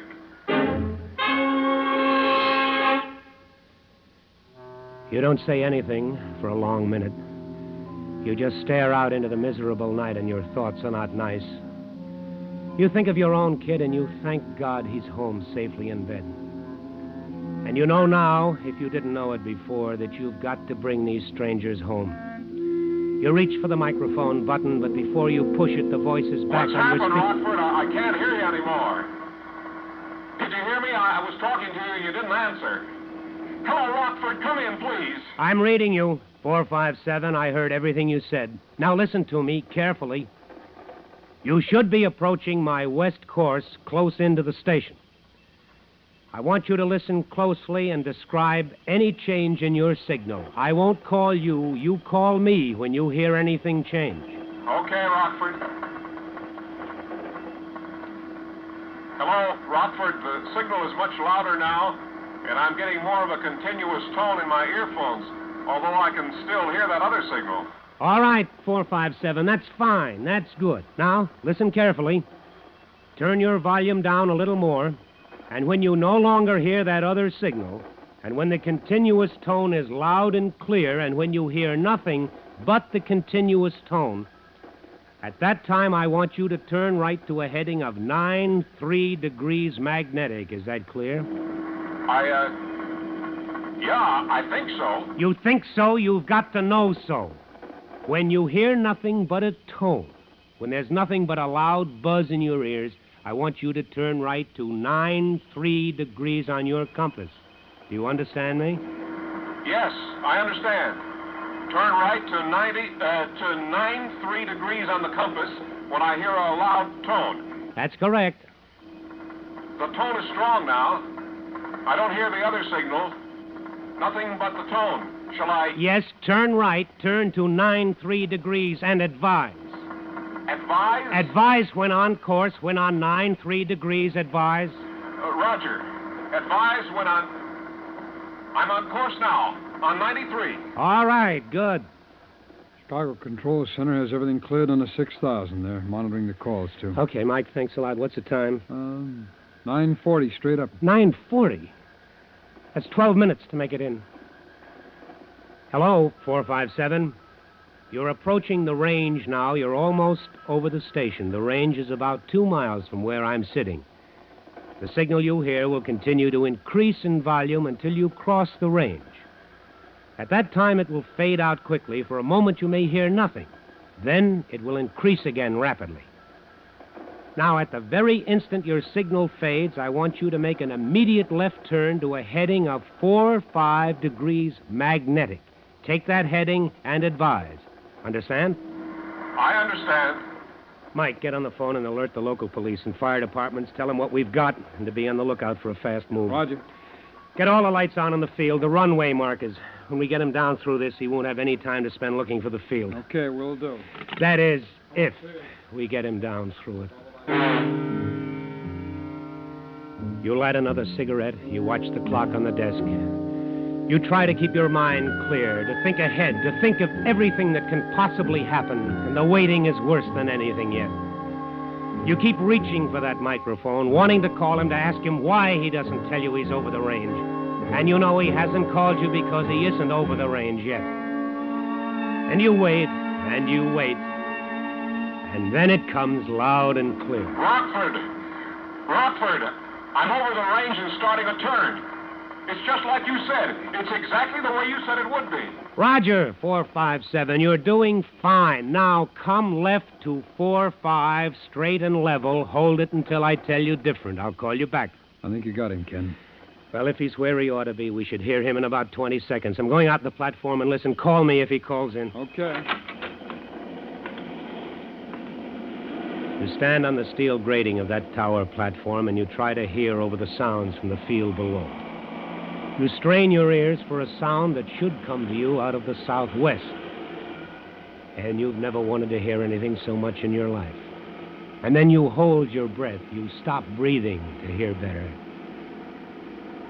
And it's there. A single engine singing a quiet, sweet sound and approaching directly on course. You flick your burning cigarette out into the black space and stumble back into the tower room. You grab the mic and you almost shout into it. 457, 457, this is Rockford. You're over the field. I hear you clearly. Start a 360 turn immediately and orbit in your present area. Beginning of 360. For God's sake, tell me what to do. This engine is ready to quit. You snap a look at the clock. 9:46. 5, maybe 6 minutes more if you're lucky. 6 minutes at the outside to get him lined up properly for a straight-in approach, to talk him down through 4,000 feet of solid clouds. 6 minutes to bring off a miracle. You waste 15 precious seconds debating the best way to do it. All along up to now, you've planned it this way. A good, steady, full-scale power approach, nose up a little, flaps down just enough, power on exactly right. Your mind has told you that this was the ticket, the only answer. With a good, steady airplane, no turbulence to speak of, well-trimmed and hands off, he might just make it. He might. But suddenly, you're not sure. Maybe if he could pull his power, slow her down, trim her slow and steady, a touch of flaps, that might be the answer. That might do it. It would save precious gas. If he missed his approach or he goofed up in the clouds, he could get back on top for another try. Maybe. You push the microphone button hard and try to sound calm. 457, I hear you plainly. You're circling the airport. There isn't time to talk this out. You'll have to do exactly what I tell you the first time and do it right. There simply isn't time enough. Oh, wait a minute. Do you have chutes? Do you have parachutes aboard? No parachutes. All right, 457, we'll have to do it this way. Now listen to what I have to say. You don't have to talk, just listen. Come around to a due west heading, due west. As you do, start slowing her down. Slow her down and trim her up for a power approach. A normal power approach, do you understand? I understand, Rockford. Don't talk to me. Bring her around, head west with the power on. Slow her down, flaps down to approach position. Trim her up, make her steady. Advise when you're headed west and slow down.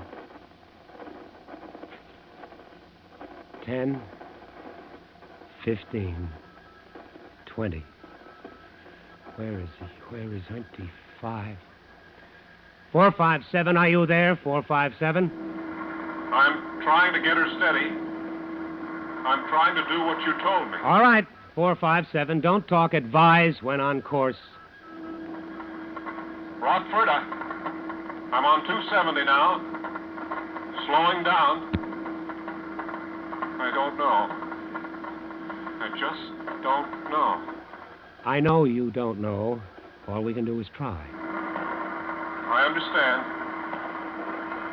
I'm down to 80 now. Flaps down and power on. Roger. Continue trimming her. Trim her down good. Adjust your power and trim her until she's descending at a steady 500 feet per minute. That's 500 per minute. Trim her good, do you understand? Trim her so good that she will let down at 500 feet per minute with your hands off. Do you get that? With your hands off. I understand. Now, 457, you're going to bring her around very slowly and precisely to an east heading. You're going to handle her very gently so she won't fall off on you flying so slow. You hear me?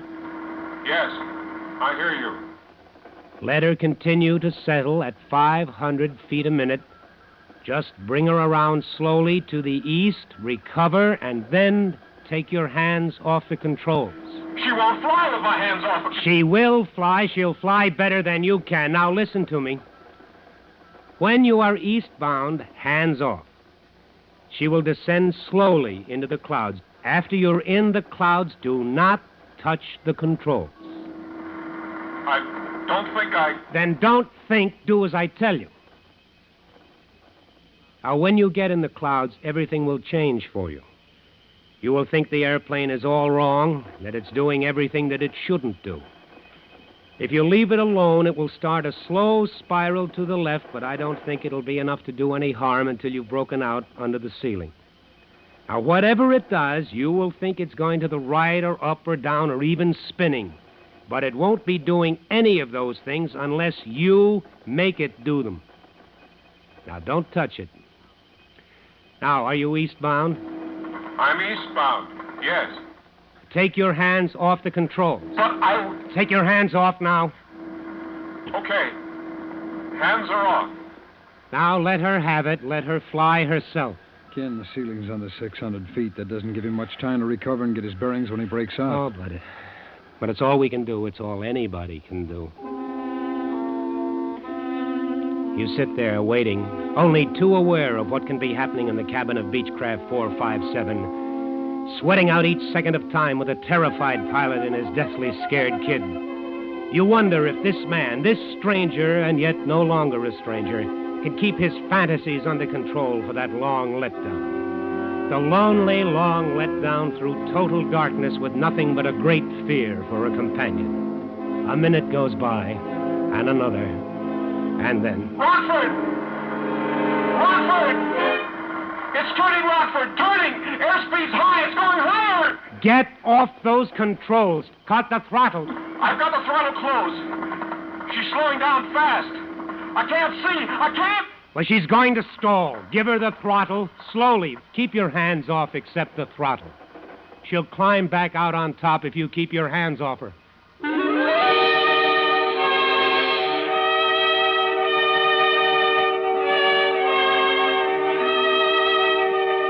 2 minutes wasted, more than 2 minutes, because he couldn't believe what you told him. You had him and then you lost him. And now, if the teacup of gas still in his tanks holds out, if he gets back on top, you still have it to do all over again. You begin to feel the long night closing in on you. He's almost calm when he calls you back this time. You can almost hear his sigh of relief. Hello, Rockford. I'm back on top now. Good. Maybe we have time for one more try. Now, let's try it with the power off this time. You may lose your engine before you can It's no use, Rockford. I can't do it. I was fine until I got into those clouds. I just couldn't sit there and do nothing. I just couldn't. I know I can't do it again. Listen, there's time. There's time for another try. Forget it. The engine just quit. That's it, Rockford. Well, you can still do it. Forget it. You're wasting your time. I just want to say thanks for trying. Hello, 457. Hello. Hello, Beach. Hello, 457. He can't hear you. His hands froze to the mic. Yeah.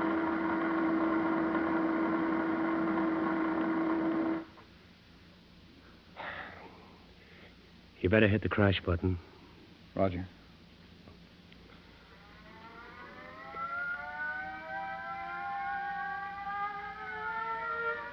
Rockford Tower to all planes awaiting landing instructions.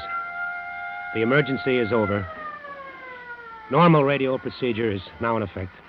Rockford, over and out. Rockford Radio, Delta 216, West. TWA 70, request permission.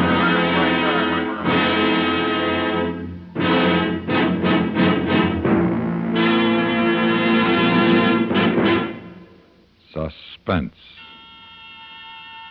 in which Frank Lovejoy starred in The Long Night, adapted by Sam Pierce from the Atlantic Monthly story by Lowell D. Blanton. Listen. Listen again next week when radio's outstanding theater of thrills brings you another tale well calculated to keep you in suspense. Suspense is produced and directed in Hollywood by William N. Robeson. Included in tonight's cast were Stacey Harris, Byron Kane, Court Falkenberg, Sam Pierce, and Jack Crucian. The original musical score was composed and conducted by Paul Barron. Sound patterns by Ray Kemper and Bill James. With Jack Benny and his gang back on the air each Sunday, there's just no excuse for a frown. Later on today and every Sunday, get in on the fun on the lighthearted Jack Benny Show. It's always a joy to hear. Stay tuned for 5 minutes of CBS News, to be followed over most of these same stations by Indictment.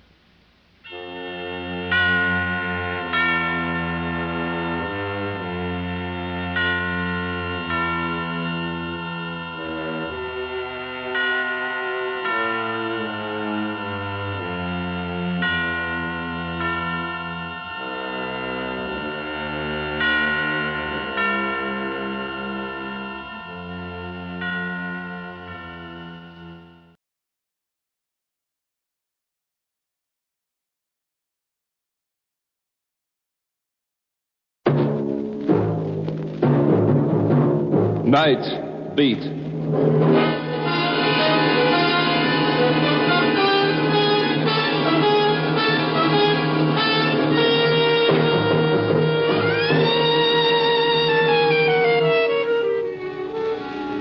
Hi, this is Randy Stone. I cover the night beat for the Chicago Star. You know, stories start out in many different ways. Tonight's story started when I walked into a nice little guy's private world and it blew up right in my face.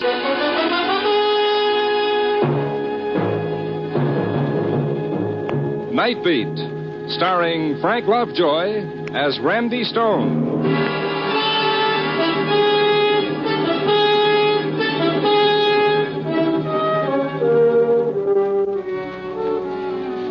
When the streetcars and the subways spill out their thousands of tired ones who scurry off into a million directions to find home, that's when my job begins. I start walking, looking for my story so that you can read about it in your morning newspaper and feel good because it didn't happen to you. Tonight I got my story fast. Just walking down Madison Street, west, away from the city. I kept walking past the shooting gallery, the Nickel Arcade with the peep shows and the fortune-telling machines, the jukebox taverns. Madison Street, the quick route to happiness with the world's worst hangover. And then straight ahead of me was Pop Gordon's training gym. That's where the public pays 30 cents to watch fellas training to beat each other's brains out. You know, when I got inside, it looked like just one of those fights. And then I heard one voice over the others. It was a voice I knew. Somebody call the cops and get that punchy loon out of here. You yellow, stupid bum fella, you laughed at me. What's the matter, Pop? At me, you Randy. Yeah. This crazy owl's gone clear off his rocker. Oh, that's Billy. Yeah. Somebody call the cops. Wait a second, Pop. He's all right. Sure. Listen to him. I tell you, anybody lays a glove on me gets killed. You Only one place for a loon like that in a bughouse. I'm going to get the cops and have this owl tied up. Oh, now, wait a minute, Pop. Let me talk to him. Randy, stay away from that lug. 5 of us couldn't hold him. He knows me. Randy, the guy's gone nuts. Yellow, like I said, everybody's scared of getting the same. Hey, Billy! Kid. Billy! What? Hi, Billy. How's it going? You coming in with me? No, sure. Make me a big man getting into the same ring with a champ. Well, that's me, champ. And you're a tophead bum. Well, that's a thumbnail description if I ever heard one. Admit it. The truth, a tophead bum. Admit it. I admit it, Billy. Yeah, but you don't mean it. You're laughing at me like the rest of them. You're laughing at me. Billy, I never laughed at you in my life. You're laughing. Well, I'll show you what happens to anybody who laughs at Billy the Kid.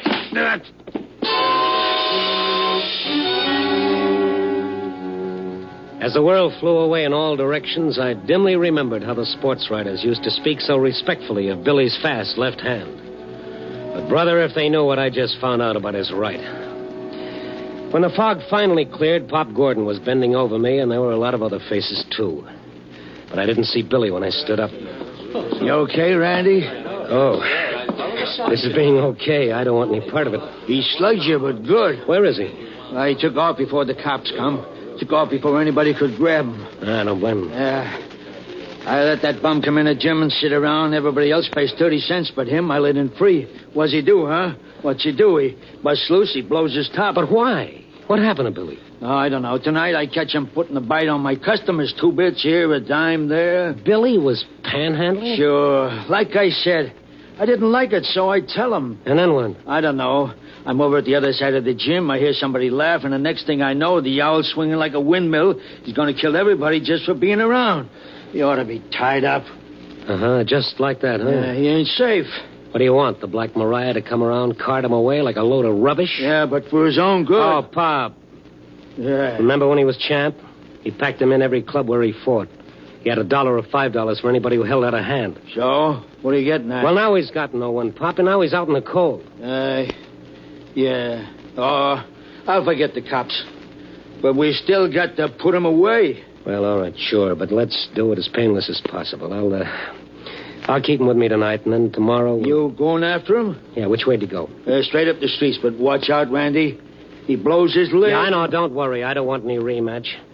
I'd like to know why he blew his lid in the first place, and my jaw in the second place. I'd known Billy a long time. A sweet, gentle guy who always seemed to be living in a world all of his own. A world that nobody else knew about and cared less. And now he was in trouble. In his mood, he might hurt someone, or worse, he might get himself hurt. I must have walked for half an hour before I finally spotted him. He was standing on a corner. I stopped and watched him for a couple of minutes. I watched his hesitant and embarrassed panhandling. Then I walked over to him slowly. Hello, Billy. What? Oh, hiya, Randy, old pal, hiya. You want some company? Oh, sure. Good. Randy, where you been keeping yourself? I ain't seen you for a couple of weeks. You haven't seen me for a couple of weeks? Well, I thought maybe you'd forget an old pal, huh? No, you're not the kind of a fellow one forgets, champ. Now, what was the trouble back at the gym? Gym? What gym? Pop Gordon's. Pop's place? Yeah. Well, let's go. I gotta help Pop. He's a good Joe, you know. He never charges me nothing. Wait a minute, hold it on a second, Billy. Hold on. Yeah? Weren't you at the gym tonight? Oh, no, not tonight. I've been here. And you didn't, massage my chin? You giving me a rib? Well, what you looking at me for like that, Randy? Forget it, Billy. You was just ribbing, huh? Oh, sure. I'm just kidding. Yeah, I like ribs. Not giving the hot foot, nothing like that. But funny ribs that don't hurt nobody. No, sure. Can I ask you a $64 question? Well, sure not. You can ask me anything, Randy, anything. I saw you a minute ago, Billy. What? I never seen you ask for a touch before. I ain't never gonna do it no more, but Randy, I got it tonight. I gotta get a few bucks. Maybe 15. I already got $2. Maybe... Why do you need $15? What? I gotta get a new suit. A new suit? What's so special about tonight, Billy? What, there's something I gotta do. I just gotta do it, Randy. I gotta have 15, but... Hey, them's cars. Hey! Is that you, Randy? Yeah? Oh, Sullivan! Yeah. Randy, don't let him pick me up for panhandling, please. No, I won't, please Billy. Now, don't. you wait here. Wait here. I'll be right back. Yeah. That's Billy back there, isn't it? Yeah, that's right, Sullivan. Why?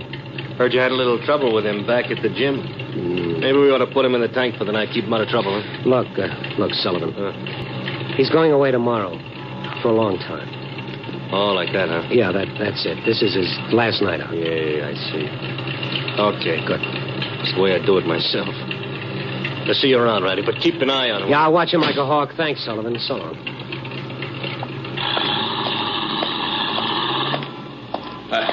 What they say, Randy, they ain't gonna pick me up for mooching, are they? They ain't going... No, of course not. Look, Billy, how'd you like to come to my apartment for a while? Oh, I can't. I told you I got to get $15. Well, we'll talk about it. Well, I got to get it tonight. Now I got to get a new suit because... Yeah, go on. Why? I can't be wearing this crummy rag when I see her. Not when I see her.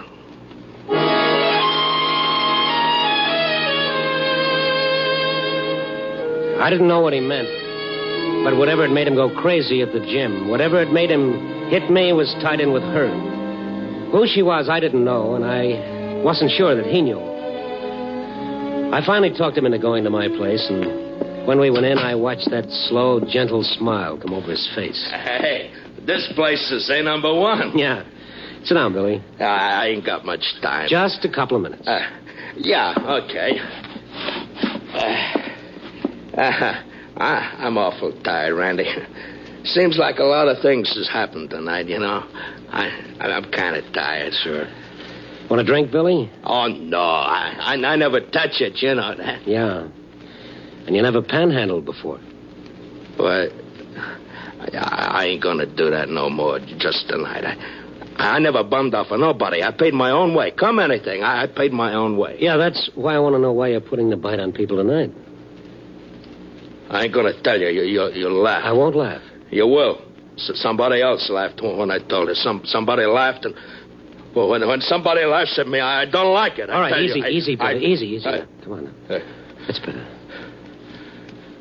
I tell you, I gotta get $15. Hey, look at this. What's that, Billy? I cut it out of the paper today. I seen it. Hey, you take a look at it, huh? You read what it says. Right. Mrs. Walter Compton and her husband... Yeah? Yeah, go on. There's more. Prominent society leaders of New York will be in town tonight. They're staying at the lake shore and... I can't go there in this crummy rag. Well, why do you have to see her? What? Well, I gotta tell her something. It's getting late, Randy. I gotta get... I'll lend you the $15, Billy. You? Oh, no. I pay my own way. Well, pay it back whenever you get a job. No, I don't want any handouts. It's just a loan, Billy. It's a loan. What? Thanks, Randy. You're a champ. Now, tell me why you gotta see her. You ain't gonna laugh? I can take anything but that, anything. I won't laugh, Billy. No, I guess you wouldn't. Okay. You remember once I was champ? Huh? Oh, everybody knows you were champ. Now, what about her, Mrs. Compton? Yeah. Well, it's one night after a fight, see? I ain't champ yet, but this one fight, she ain't there. So I go to see her at her place. She's there. And so when I'm... Who's that? It's me, Billy. Where are you? Yeah, out in a minute. Sure. Hey, I win tonight. I said I win tonight, Edna. Yeah, I heard on the radio. Well? Well, what? It don't mean a thing? Sure. Means a lot, I guess. You guess. A kid for $1 who's going to marry the next middleweight champ, you sure take things like a lump of ice. Yeah. Edna, anything wrong? No. Oh, there is. Okay, something's wrong. Have it your way. You wasn't at the fight tonight, baby. I looked for you. It took me 3-4 rounds to get going because I didn't see you. You won. Oh, kid, look at me. Sure. The eye got torn open again, huh? Oh, that's nothing. Collodion fixed it. Collodion fixes everything, huh? Get cut up, use collodion. That's nice. That puts you all together again. How long do you think you'll stay together? What's eating on you, honey? The last 2-3 weeks. The last 2-3 weeks. The last 2-3 years. Yeah, that's right. I hate it. You hate what? Oh, shut up. Oh, kid, what's wrong? You and me. I don't get it. The only thing you do get is a measly few bucks for getting your head knocked off. Oh, I'm a fighter, So you're honey. a fighter. All right, fight. But count me out. Oh, now, wait a minute. I've been waiting. I've been waiting for him to carry you home. Me? Me? It can't happen, huh? Well, all of a sudden you start blowing your top. It's not all of a sudden. You said it. You said there was something wrong for the last 2-3 years. Okay, spill it. I'm through, Billy. Washed up. Finished. What? You and me. Done. Since when? Since right now. Oh, baby, it's just the eye. You see me this way and you... The eye. Don't laugh at me, Edna. Don't laugh at me. I'd take anything but being laughed at. It is a laugh. Oh, now listen, You listen. honey. I don't care if you get punched all over the state. I don't care if you get your brains rattled so hard. It's Edna. me I care about from now on. Okay. So I'll be champ. So you'll get your fur coats. Not from you. Not from a guy who's beginning to look like a punching bag instead of a man. Look at me. Take a good look. I am. Yeah, I am. I got looks. I got class. I can do all right. I still don't get it. All right, I'll lay it on the line for you. Want me to? Go ahead. I'm not going to tie myself to a punchy character. I'm not going to have to walk in nice places with a guy whose face is... Well, look at her. Go on, take a look in the mirror. You see what I mean? You want me to quit? I don't care if you do or not, because it's too late, Billy. It's too late. Edna, you shouldn't say things. Please, Edna, don't.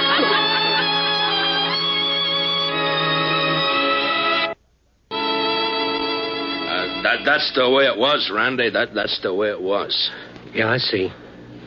Look, Billy, you don't want to... I tell you, Randy, I gotta see her. There's something I gotta tell her, and it's gotta be tonight, because tomorrow she'll be gone. Billy, how do you know that she'll... Well, that she'll see you? Oh, I know, because there's something I ain't told you. There's something I ain't never gonna tell nobody. And, Randy, please, don't try to stop me. Please, don't let nobody try to stop me, because if they do, I'll kill them.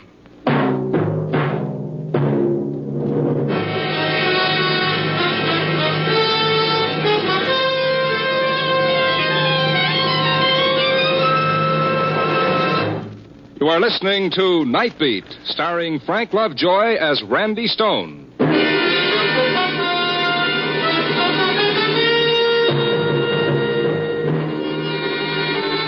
Billy said he'd kill anybody who'd try to stop him from seeing Mrs. Walter Compton. I looked at his scarred face and into his eyes. A wild fever you see in the eyes of a dog everyone says is mad, but only wants a drink of water. And then... I guess I shouldn't have said that, Randy. Well, let's forget it for a minute, Billy. Now, tell me, why do you... You don't understand dames, huh? No, my mother never told me. Well, she gives me the brush, see, like I tell you. She gives me the brush, but she does it for me, see? She don't want me to get my brains knocked out, see? Yeah, I'm beginning to see, Billy. Sure. But me, I got no sense, so I don't see it her way. So I let her walk out, and I don't see her no more. Not until I get hold of that paper today. And tonight you want to see her. To say what, Billy? Well, but don't you see? She loves me. All these years, she never lets up. And I want to tell her it's okay, that maybe her and me, we can start all over like, see? What's the matter, Randy? Nothing, Billy. Look, don't let anybody kid you, pal. You're still champion. Oh, I ain't nothing. But, I gotta go now. I gotta get $15 for a Now, look, you're tired. You need a shave. Maybe take a shower. You thought of that? No. All right, now you wait here and take a shower and a shave, and I'll bring a suit back for you. Is that a deal? Oh, gee, you're a champ, Randy. You're a real champ. I might be gone for a little while, Billy, but when I come back, everything will be okay. Sure. Okay.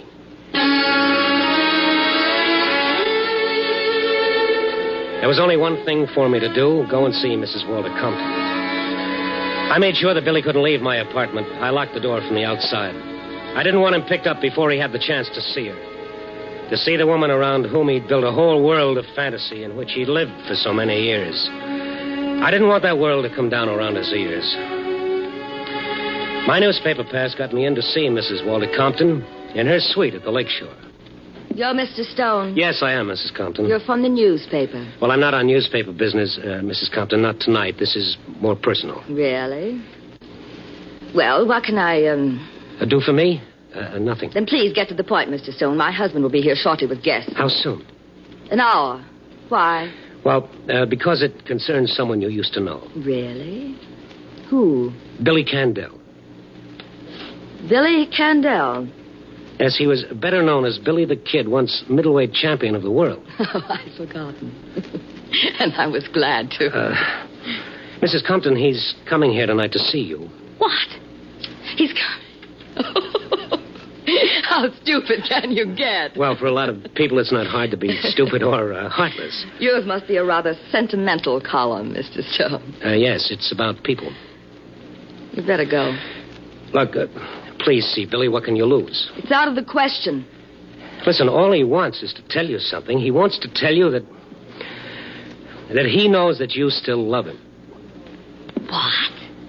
Oh, no. Oh, now listen to me, please. So tomorrow he's going to... Well, he's going where he can rest. He's sick, Mrs. Compton. He's desperately sick. Let's not be so polite. The word is punch-drunk, I believe. You want me to see a lunatic? No, he's not. And I'll be here when he comes. We'll keep it between us three. Do you know what you're asking? Yes, I'm asking you to give a guy a few minutes of his world. Make it real for him. Tell him anything. Tell him you still love him. Then he'll go away. After tomorrow, you'll never see him or hear from him again. You're asking me to receive that thing and to bring him into this hotel where everyone can see him? Do you know what that means? Well, to him, yes. I'm talking about myself. Myself, Mr. Stone. Yes, I'd like to get off that subject for a moment. It's the only subject that matters. If you don't see him, he'll crack up all the way. That happened long ago. Good evening, Mr. Stone. 3 minutes of your time. I said no. Did you hear, Mr. Stone? I said no. Okay, lady, I'm going. Thank you for everything. It's been lovely. You needn't be sarcastic, Mr. Stone. Oh, needn't I be? Look, Queenie, I got a little spot announcement for you. Billy owes you a vote of thanks. He'll never know it, but you gave him the biggest break of his life when you walked out on him years ago. Oh, really? Yes, positively. Tonight you're giving him even a bigger break. Tell me about it, Mr. Stone. Yes, I'll tell you. The only thing that poor guy's got left is his memory of a girl named Edna. Any resemblance between that memory and you was strictly coincidental. Goodbye.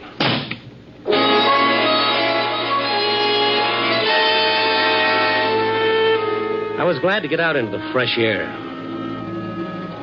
All the way back to my apartment, I kept thinking of what I'd tell Billy, how I'd tell him. Then as I walked across the lobby toward the elevator... Mr. Stone! Mr. Stone! What is it, Charlie? Here's a message for you. Okay. Here you are, Mr. Stone. Thank you. How long ago he leave this? Oh, just a few minutes after you left. Did you know you left him locked in? He called down. He asked me to open the door. Yeah, did he say where he was going? No. Just that he couldn't wait for you any longer. Oh, that is on the note. How'd he look? How'd he look? Well, I mean, anything unusual about him? No, he had on one of your suits, I remember now. That pinstripe one he must have stolen. No, he didn't steal anything. Now, listen to me. I'm going to the Lakeshore Hotel. If he comes back here, get in touch with me there. Mrs. Compton's suite. Mrs. Compton's suite, yes. Oh, and listen, I think you'd better call the police. But as for Kalski, remember that Kalski? Kalski. Tell him to meet me at the Lakeshore Hotel and quick. I took a cab, and I took the shortest way to the Lakeshore. I watched the pavements looking for Billy, but I didn't see him. He had some money on him, and he must have taken a cab himself. And then I was back at the Lakeshore talking with the clerk at the desk there.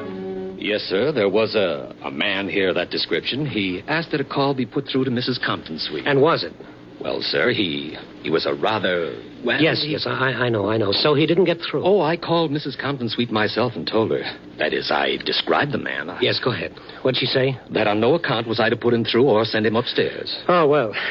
Okay, that's something. What did he do then? He left immediately. Which way? Oh, I'm afraid I didn't notice, sir. I was registering some new guests, and I paid no attention. Okay, thank you very much. I had to find Billy before... Well, before what? What would he do? Where would he go? I asked myself those questions as I walked slowly along, watching for him, hoping to see that pathetic figure in my pinstripe suit, hoping I'd get to him before someone else stopped him. I was afraid of what might happen or could happen. And then I saw him, just past the Lakeshore Hotel, shambling slowly along, his shoulders hunched against the wind that cut in off the lake. I ran and caught up with him. Billy! What?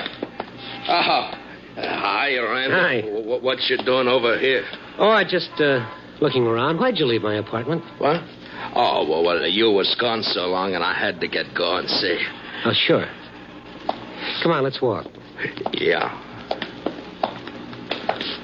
Hey, I borrowed one of your suits. It's a real champ suit, all right. You mind, huh? No, Billy, none at all.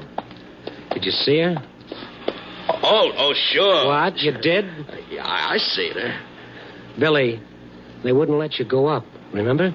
Oh, yeah, but I went up the back. The back, Billy. Now look at me. Are you sure? Oh, sure. And she still loves me, Randy. I said everything was okay. She's crazy about me like she always was. What did she tell you? She didn't want to talk to me. You know how she is. But then I told her I love her, and she loves me. Yeah? Billy. Billy. I'm tired, Randy. Lots of things happened tonight. Lots of things. Yeah, I know. What do you say we go someplace for coffee? Yeah, I'd like that. I'm awful tired. And when I get real rested good, I'll go back to see her. Her and me, we'll start over again. Hey, this is where she lives, you know. Yeah.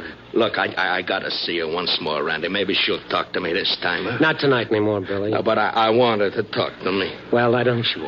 Yeah, she will. She loves me. Billy, now listen to me. You let me go up there first. I'll talk to her and fix everything, okay? Well, tell her not to act like a kid. Tell her to talk to me. Yes, sure.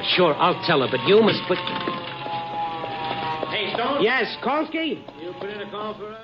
I did. It's okay now. I found him. What'd you call the cops for, Randy? Oh, Kolsky's not a cop. He's a pal of yours. Huh? He thinks you're the greatest fighter that ever lived. He always wanted to talk to you about your big fight. Oh, sure.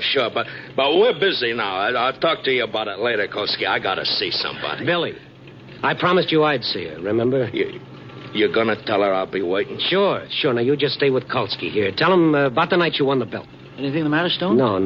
Just keep him here. I'll answer questions later. Now, Billy...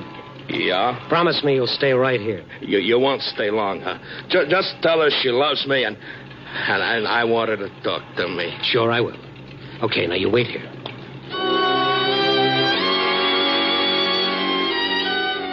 I didn't think it would do any good to see her again, but I wanted to give Billy a good memory to take along. I saw her all right, but she didn't talk to me either.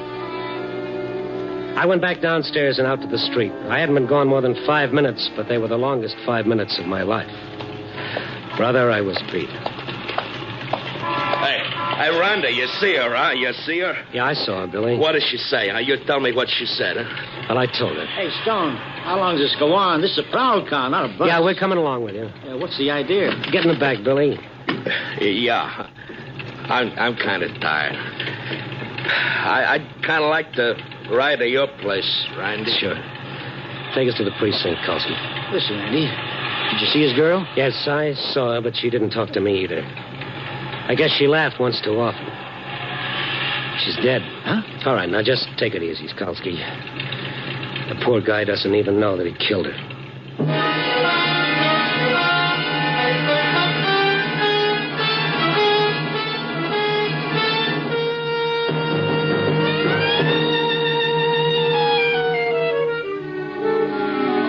4 a.m. and the lights are going out all over the city.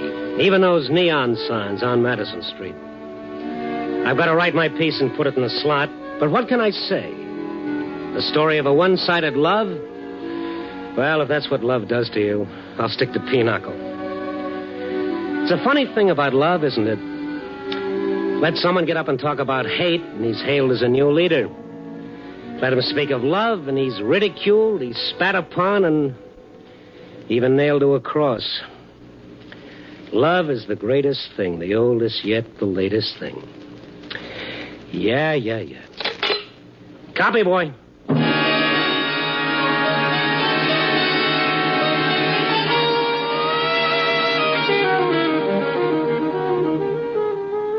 Night Beat, a new dramatic series, stars Frank Lovejoy as Randy Stone. Tonight's story was written by Russell Hughes.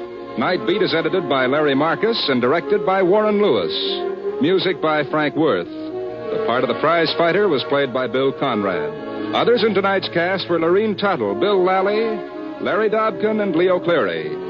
Frank Lovejoy will next be seen in Milton Sperling's production Rock Bottom, released by Warner Brothers.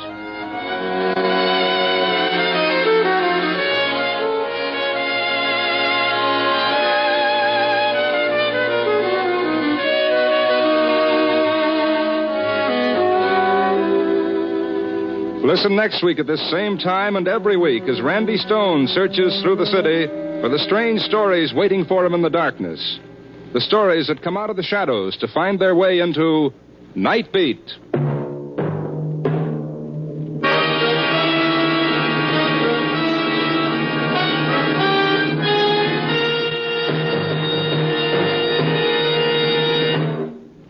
There's another great action-packed program you'll enjoy listening to on NBC every Sunday. It's Christopher London with Glenn Ford in the title role. Christopher London was created especially for radio by the world's most widely read mystery writer, Earl Stanley Gardner. You'll truly enjoy this fast-moving mystery adventure series when you tune to NBC next Sunday on most of these same NBC stations. Stay tuned for Brian Donlevy and Dangerous Assignment on NBC.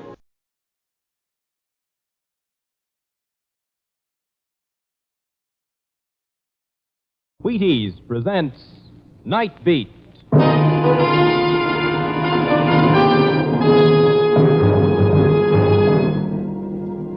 On stage tonight from Hollywood, Night Beat, another in the Wheaties' big parade of exciting half-hour presentations. Night Beat.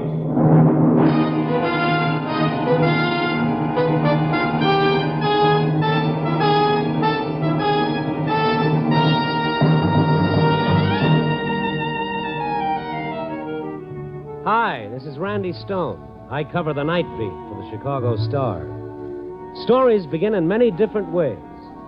And sometimes when you start digging for the facts behind the story, you end up by finding that you've dug yourself a grave. Night Beat, starring Frank Lovejoy as Randy Stone.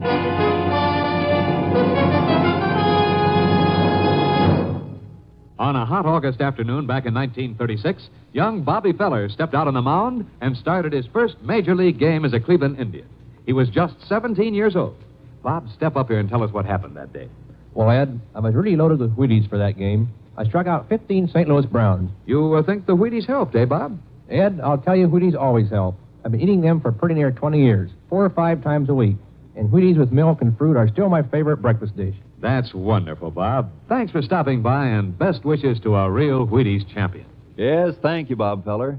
And, folks, did you hear what the man said? Wheaties always help.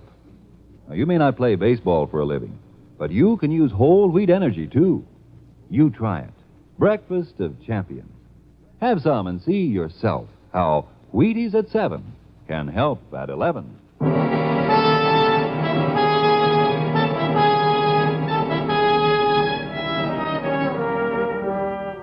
If anyone had told me once about seeing flying saucers in the sky, I'd have tagged him either as a joker or a candidate for the booby hatch. But nowadays, anything is possible, apparently. You know, you could tell me that you saw a little man from Mars 3 feet high, and I wouldn't disbelieve you. Because tonight, I saw someone almost as strange.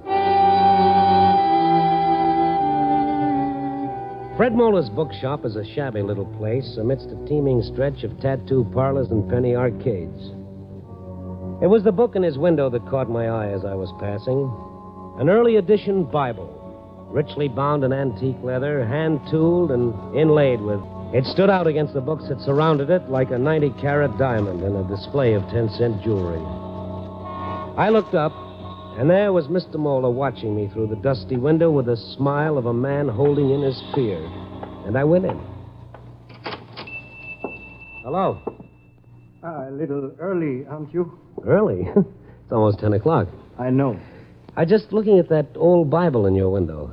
You are a collector of old Bibles, no doubt. No, not exactly. I just happened to see that same book on Mr. Ron Heileman's living room floor the night he was murdered about 6 months ago. I am aware of that. You mind if I have a look at it? You brought the money with you? No tricks? No tricks. Look, all I want to do is see the book.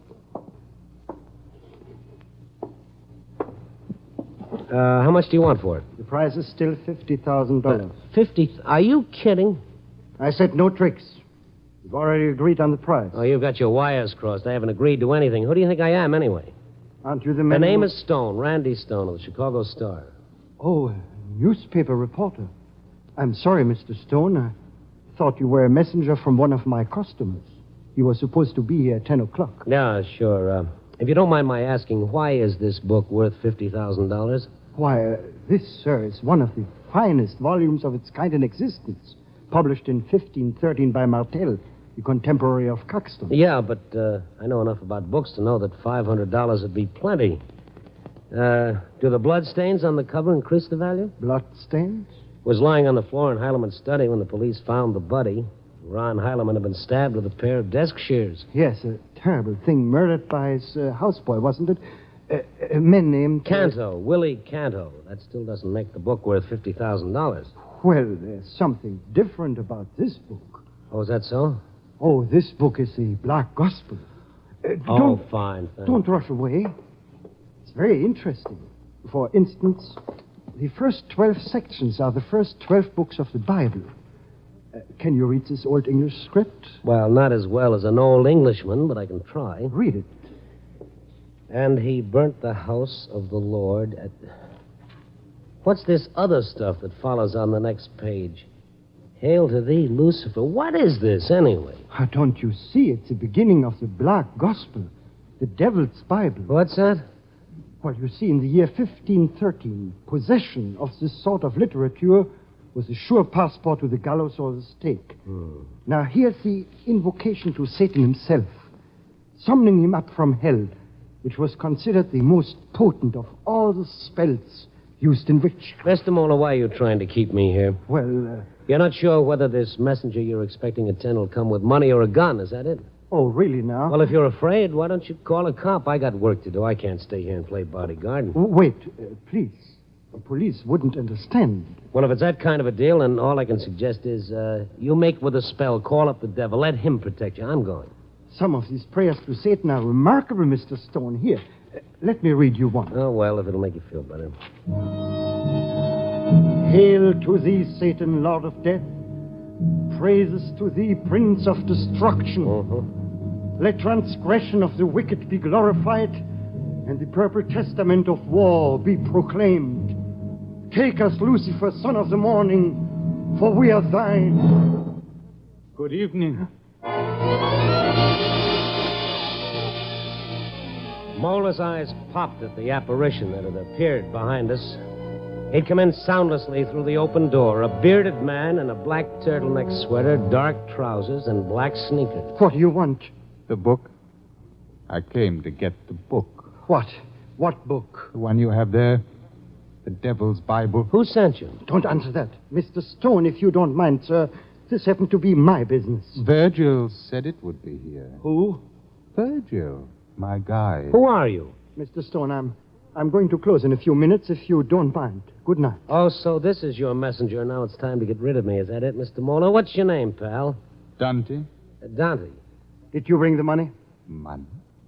What money? Well, this doesn't look like your $50,000 to me, Mr. Mola. I need no money. Get out of here. Now, wait a minute. Dante, what's your last name? I am Dante Alighieri. The 14th century Italian poet who wrote the Divine Comedy. He's a madman. Yeah, but he writes like a dream. It was Virgil who took me to purgatory. My Beatrice led me through paradise. We walked with the angel. First it's a newspaper reporter, now it's a lunatic.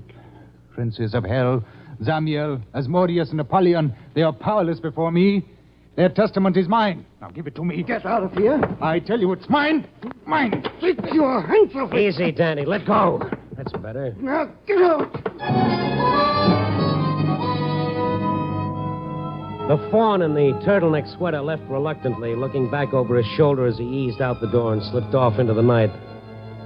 And as I watched him go, I had a funny feeling that somewhere, sometime, I'd seen that strange, thin face with the high cheekbones and the pointed ears before. I headed for the garage to pick up my car. I wondered where he'd gone and where he'd come from.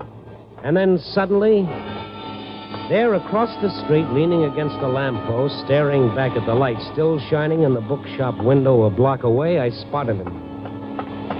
I stepped off the sidewalk and hurried toward him. He turned abruptly, and I called, "Hey, Danny, wait!" But he fled into the darkness.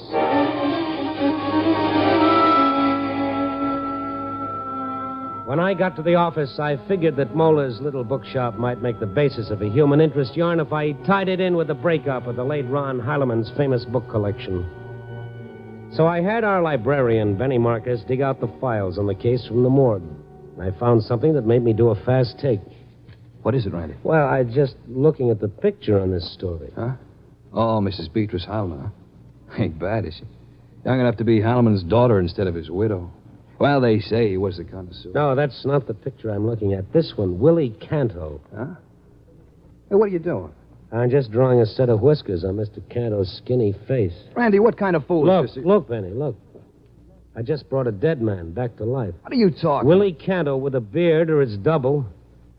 If it is, Willie, I better get over to Mola's bookshop, but quick. Well, why? He's killed one man already. Fred Mola could be number 2.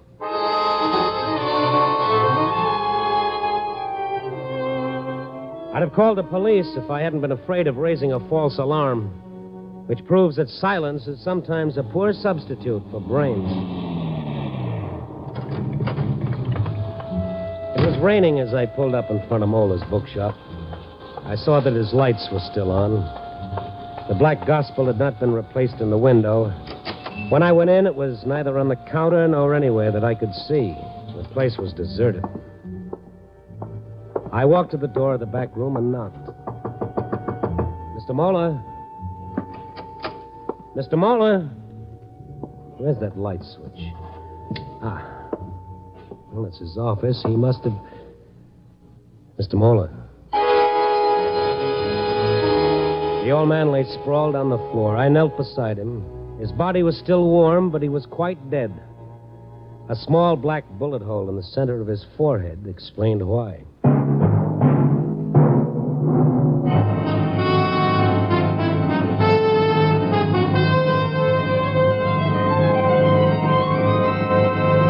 Bringing you Night Beat, starring Frank Lovejoy as Randy Stone.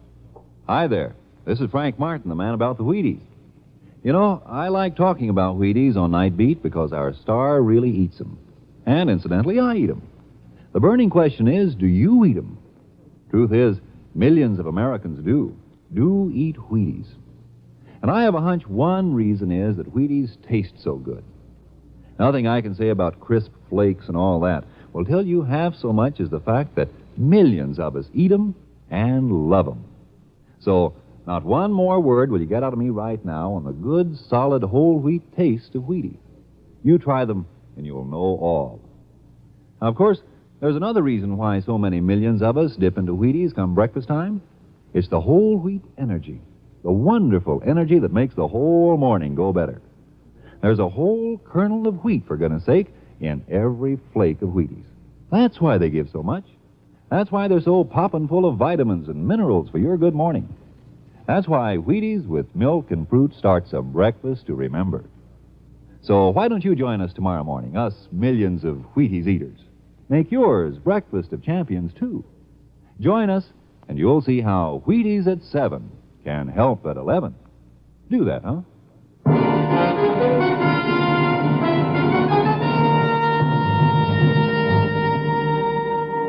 And now, back to Night Beat and Randy Stone. When Willie Canto showed up at Old Man Mola's bookshop, I didn't recognize him at first. After all, he was supposed to have drowned himself after he killed his boss, Ron Heileman. I hurried back to the book, a bullet through his head, and the book he'd been trying to sell for $50,000 gone. I reached for the phone. The phone is dead. He must have cut the wire. Yes, I did. Oh. Willie Canto. My name is Dante Alighieri. Oh, yes, I remember that. You time pointing that gun at me? Yes. Now, look, Dante. Don't come any closer. I must kill you. Why? You usually kill your friends? You're no friend. But I am. Oh, then why did you plot to harm my Beatrice? Beatrice? Oh, yes, Dante and Beatrice. I forgot. You've made spells against my Beatrice. But you are finished. You must die. The book can't save you now. Wait a minute. Let's talk some more, Dante, old boy. So you've got the book, huh? No. Virgil has taken it. Virgil? Oh. Oh, sure, Virgil, of course, your guide through hell and purgatory. Where is he now? On the Chinatown at night run? Yeah. You must die. You don't want to kill me, Daddy Chum. If you killed me, you'd be a murderer. No. You'd never see paradise with Beatrice. You'd go to hell. No. Give me the gun, Canto. No. No. We stood facing each other about 12 feet apart while he struggled with himself. I couldn't afford to wait. A little pressure on that trigger, and I'd be featured in the obituary column. I tensed for a spring, and then fell to his side, and his dark eyes were suddenly filled with tears. I stepped forward and took the automatic from his long fingers. I should kill you, but I cannot. I cannot. Well, don't feel too bad about it. I don't. Now, let's get on out of here and go for a little drive. The fresh air will do us both good.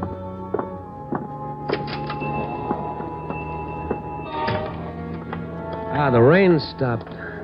There's my car. Hey, Willie, come back here. Canto, come back or I'll shoot.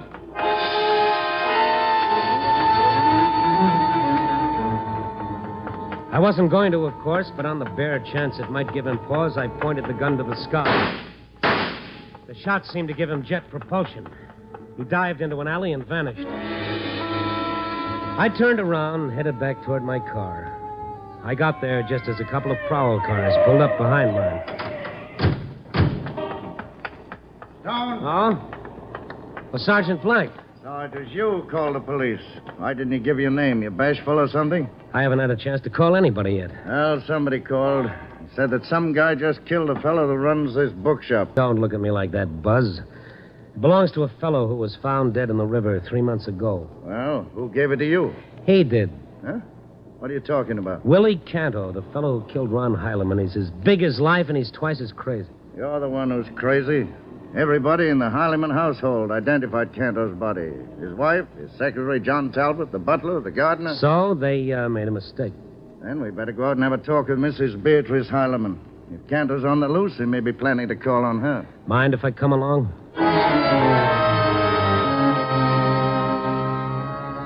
The Heileman estate featured a lot of formal gardens, 2 or 3 guest cottages, and a mansion about the size of Mount Vernon. The only thing that could have made the interior more early American was a stuffed Indian over the mantelpiece. Tears shimmered in Beatrice Heileman's lovely violet eyes as Sergeant Black told her what had happened. Oh, poor Willie. I guess I was wrong when I identified that body as his. But even John Talbot, my husband's secretary, thought it was he. I don't want to alarm you, Mrs. Heileman, but there's a chance Cantor may show up here.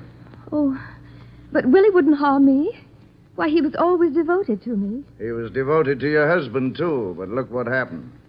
I still can't believe it. My husband was so kind to him, so gentle. He even tried to teach Willie to understand some of those dull books of his. Like Dante, hmm? Dante? Why, that was my husband's nickname for Willie. How did you know? Willie thinks he is Dante. Oh? Mm-hmm. Ron was always giving people the names of characters in his books. Sometimes I don't think they were very complimentary. But I was never too sure. Who was Virgil? Virgil? Yeah. Well, I don't know. Wait a minute. That's what he called his secretary. John Talbot? Yes, Mr. Talbot. John Talbot, Virgil. I suppose he doesn't work here anymore. Well, yes. I've needed him to help me wind up my husband's estate. There were so many things to be done. Why? Does he live here on the premises? Yes, but he isn't in town now. Poor man's been working so hard cataloging the rest of those books that I told him to take a week off. He left yesterday. I see. Where'd he go? He mentioned something about fishing in Minnesota. Well, thanks, Mrs. Heileman. Homicide will probably talk to you about this further, but in the meantime, keep your doors and windows locked, just in case. Oh, I'll be careful. Thank you.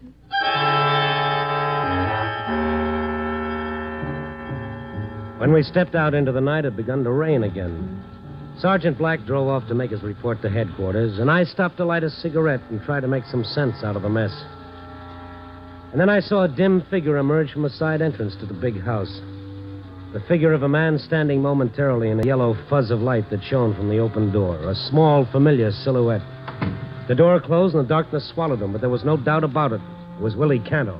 I jumped out of the car. Willie! I caught sight of a shadowy figure as he whirled and ran toward the back. Willie! He headed toward the guest cottages, barely visible in the faint glow of a distant street lamp, and for a moment I lost him. Then I heard him leap across the veranda of one of the cottages, and I charged after him. He didn't have time to bolt the door in my face. Willie, what's the matter with you? Just want to have a word? Where are you? Turn on the light. Where's the switch? Wait. Well, that's better. What are you scared of? You. You're the police. What gave you that idea? I heard you. In the house. You were talking to my Beatrice. Oh, I see. She knew you were there all the time, didn't she? Why, yes, of course. I was in the next room. Well, I'm not with the police. I'm just a broken-down reporter. So put that nice big knife down, Willie. Huh? First a gun, then a knife. You're a bad boy, Willie. What do you want of me? That knife, put it on the dresser, and then we'll talk. Now, that's better. Now, what were you doing out there in the rain? Going away. Far away. Why? She says, if I love her, I will go away. Farther than before. Than before? Where was that? Where you been spending the last 6 months? On the island. What island? Where Mr. Heileman has his summer cottage. So she told you to go there? Yes, yes. She's so kind. She gives me money. She sends me food. But it's so lonely. I had to see her. Why does she tell me to go? She told me before she loved me. Beatrice doesn't change. She's kind and generous. Her heart is like gold. Yes, yellow and hard. What? Did she ask you to kill Mr. Heileman? Oh, no. I wouldn't kill her. Yes. Yes, I killed him. It was me. I killed him. Pretty mean, wasn't he, Willie? Oh, no. He was a nice man. You killed people who were nice to you? No, I wouldn't. I killed him. Beatrice wouldn't want you to lie, not even for her sake. She'd want you to tell the truth, Willie. Did the secretary stab Mr. Heileman? No. But he killed a man in the bookshop. Yes. And you know who killed the man who was so good to you, Mr. Heileman, don't you? Don't you, Willie? You know. You saw it, didn't you? You know who killed him.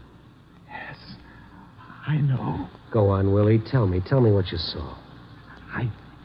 I saw through the door into the library. Mr. Heileman was there and Beatrice. Yeah? What were they doing? He says he knows about Beatrice and Virgil. He says he will get a divorce. Yeah? Go on. Then what happened? She picked up the scissors and... No, I did it. I did it. She told you to say that, didn't she? What happened after she stabbed him? She ran out of the room. I went in, and Mr. Heileman was trying to get up. He said, Willie, get me some paper. Some paper. Well, there was no paper. There was only the book. My book. And I put it on the floor so that he could write. The Black Gospel? Yes. He wrote in it. On the empty page in front, he said, give this to the police. They will know who killed me. Well, why didn't you? I was afraid. For Beatrice. And she comes in again, and Mr. Talbot is with her. They say that I must go away. You never told them what Mr. Heileman wrote in the book? No, of course not. They'd never sold it with the rest of the collection. I don't remember. Everything is all mixed up. So that's why it was worth $50,000. What? What do you say? Nothing, Willie. So they identified that body as yours, hoping the police had dropped the search. Well, you're lucky to be alive. Mr. Stone. Everything falls into place. Not a pretty picture, but it's clear enough. That's unfortunate, Mr. Stone. It was our old pal, John Talbot, the secretary. He stood in the open door of the next room, framed against the darkness. I hadn't seen him since the inquest on Heileman's death, but he hadn't changed. He was a slender, handsome man, looking like a college professor in tweeds and rimless glasses. The type generally pictured carrying a pipe or a book. But what he was carrying was a snub-nosed .38 revolver. A touching little tale, Willie. Virgil. Does that gun mean I should have knocked before entering? Opportunity is always welcome, Mr. Stone, whether it knocks or not. Opportunity for what? To dispose of an unforeseen problem. Oh, meaning me, I suppose. Meaning both of you. It's Beatrice. Her footsteps. John, it's all right. They've gone. I've been waiting for you. Oh, Mr. Stone. Willie. Beatrice, I was going away, but Mr. Shut the door. John, what is this? Why the gun? It seems that your faithful Dante has been talking to this newspaper fellow. What? Rather extensively, I'm afraid. Willie, have you gone crazy? Oh, Mr. Stone wouldn't harm you, Beatrice. You wouldn't touch her, would you, Mr. Stone? Not without gloves. What did he tell you, Mr. Stone? That lunatic. And you believe him? John, is that why you're holding a gun? You fool. What does it matter what Willie said about me? There's no proof. You consider yourself safe just because I destroyed that wretched book. Oh, no, my dear. That's not enough. I've got to silence them. Put away that gun. Let go of me, you little fool. This fellow knows too much. I can't stand anymore. Let I can't stand it. Let go of my arm. So many terrible things. I can't stand it anymore. I said let go. Oh! You hit her. You hit her. Willie, no. I'll kill you. Get back and drop that knife. Willie Canto staggered as I leaped forward and knocked the gun from Talbot's hand. Talbot reeled backwards and sat down heavily on the sofa behind him. It was then that I saw the dagger in his side and the red stain spreading. Beatrice stood with her back against the wall, her eyes wide, staring at Talbot, and then at Willie lying doubled up on the floor. And suddenly she gave way. I snatched up the gun and went to the phone. As I reached for it, I saw that Willie had risen to his hands and knees, his thin face glistening with sweat. He began to crawl towards Mrs. Heileman, one hand reaching out for her, his eyes glazed with pain. Beatrice. My Beatrice. No! Don't touch me. Beatrice! Keep away. I can't stand you. No! No! No! Beatrice, come back. Oh, please, please. My Beatrice. Dante's Inferno. Yep. Hello, operator. Get me the police.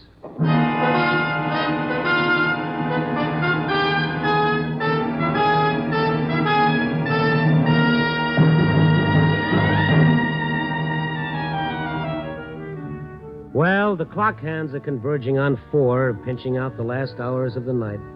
The rain has stopped and a new moon is out. No lover's moon, but thin and curving. Like a knife or a dagger. The curved dagger that Willie Canto used. Poor Willie. He wasn't the first who was betrayed by what he thought was love. Love is like eating mushrooms. You don't know whether it's the real thing until it's too late. Oh, well. Copy, boy.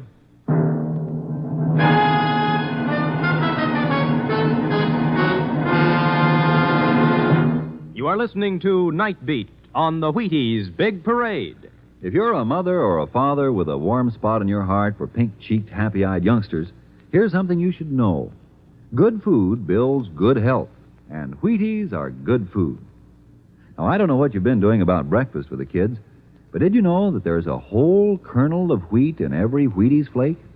With the sunny, wholehearted goodness of field-grown wheat in every flake? With the full strength of whole wheat vitamins, minerals, proteins in every flake? It's true. Whole wheat in all its richness. That's what you furnish when you fill the cereal bowl with Wheaties. Don't slip up. See that they get Wheaties. Crisp, sunshiny, good. Pour on the milk, put on the fruit, and know the youngsters are getting all that whole wheat can give. Do that now. Wheaties, breakfast of champions.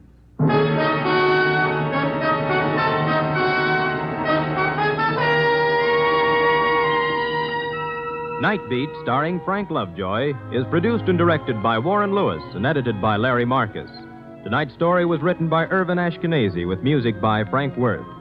The part of Willie Canto was played by Ben Wright. Beatrice Heileman was Lorene Tuttle. Others in tonight's cast were Fritz Feld, Herb Ellis, Tudor Owen, and Lou Krugman. Frank Lovejoy will next be seen in Milton Sperling's production 3 Secrets, released by Warner Brothers. Listen next week at this time and every week as Randy Stone searches through the city for the strange stories waiting for him in the darkness. And this is the Wheaties man, Frank Martin, inviting you to listen also on Tuesday, that's tomorrow night, to the Penny Singleton Show on the Wheaties Big Parade. See you then.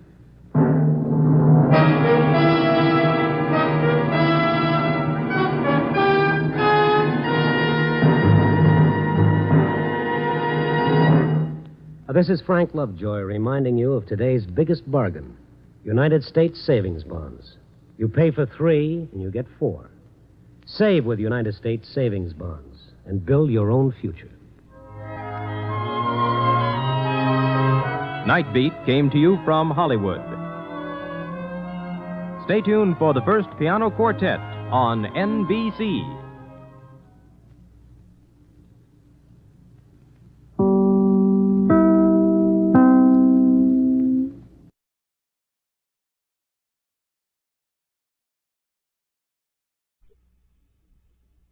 NBC presents, transcribed, Frank Lovejoy in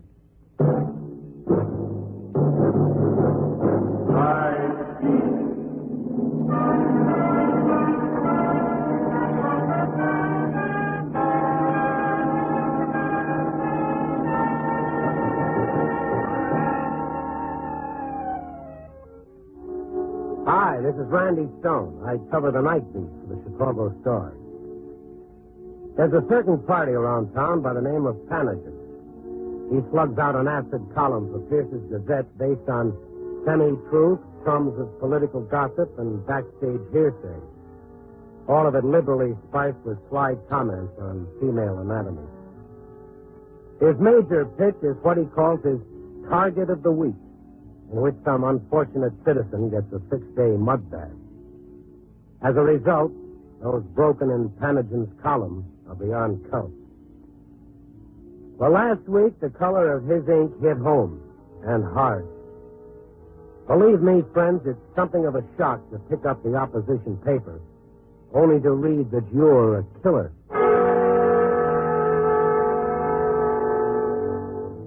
I was pounding out the final paragraph a few hours from deadline when a copy boy burst into the city room and told me my boss man, Joe Phillips, wanted to see me quick.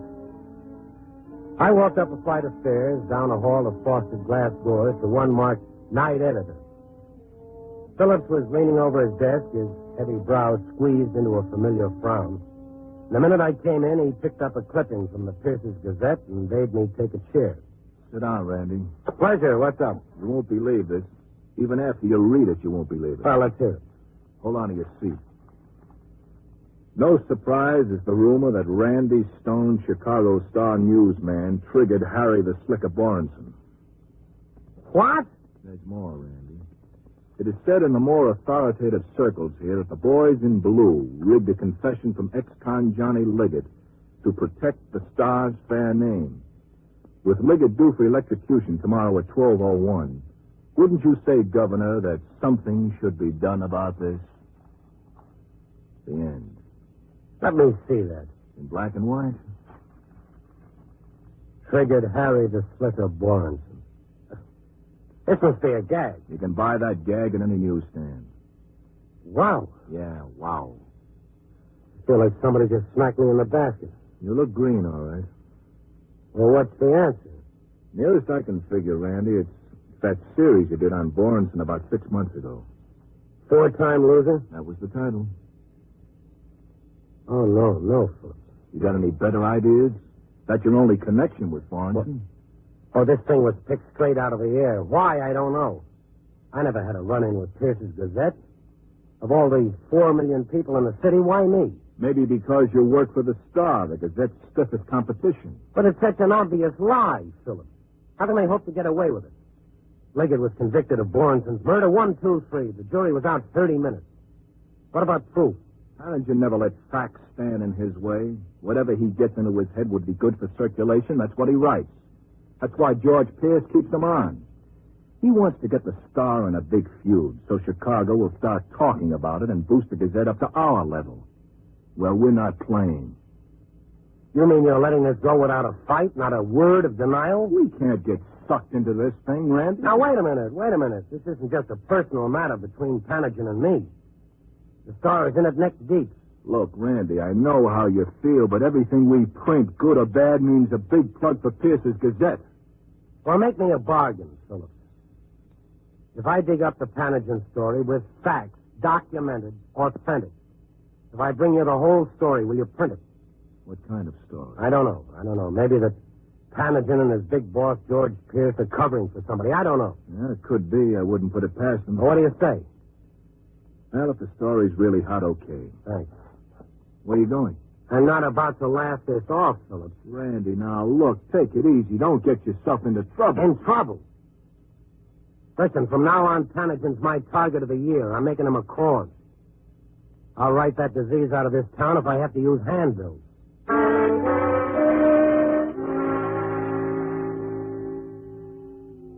But frankly, I didn't feel much like brandishing the golden sword. I felt weak and sick, and I couldn't think. I went outside into the biting wind, hoping it would beat the nightmare out of my head. But the terror had taken hold, and it wouldn't let go.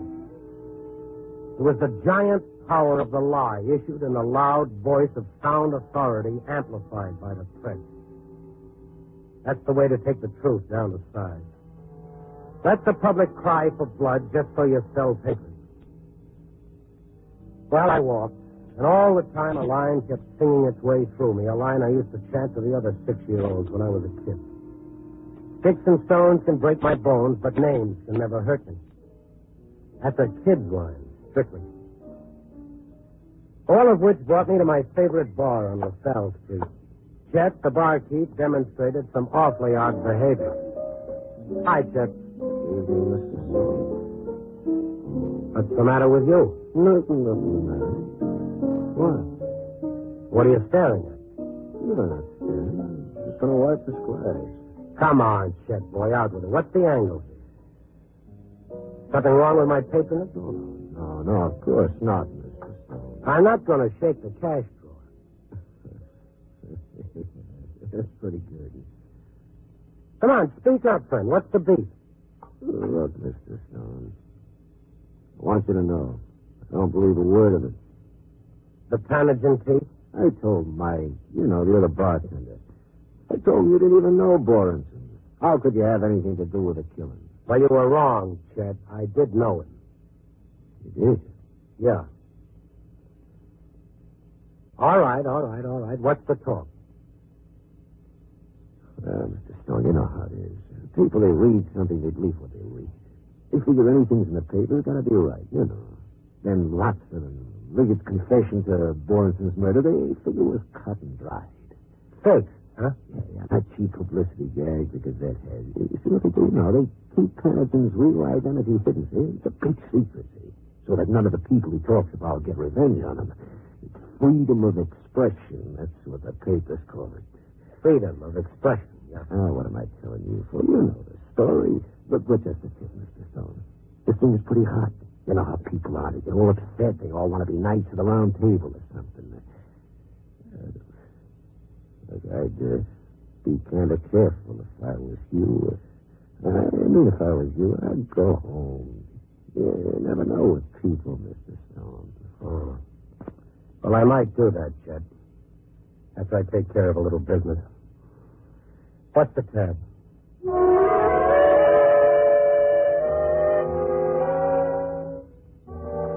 My business concerned the owner and publisher of Pierce's Gazette. I went to George Pierce's residence. I was told by a rather worried wife that the eminent publisher hadn't been home in 24 hours. He gave me the name of his favorite hangout, which I guess he was too proud to phone, and asked me if I found him, would I please tell him to come home. I said I would. He was there, all right. George Pierce, executive in the blue light of a cheap tavern, pumping his royal bloatedness full of sherry, flushed and sweating in a tight tuxedo.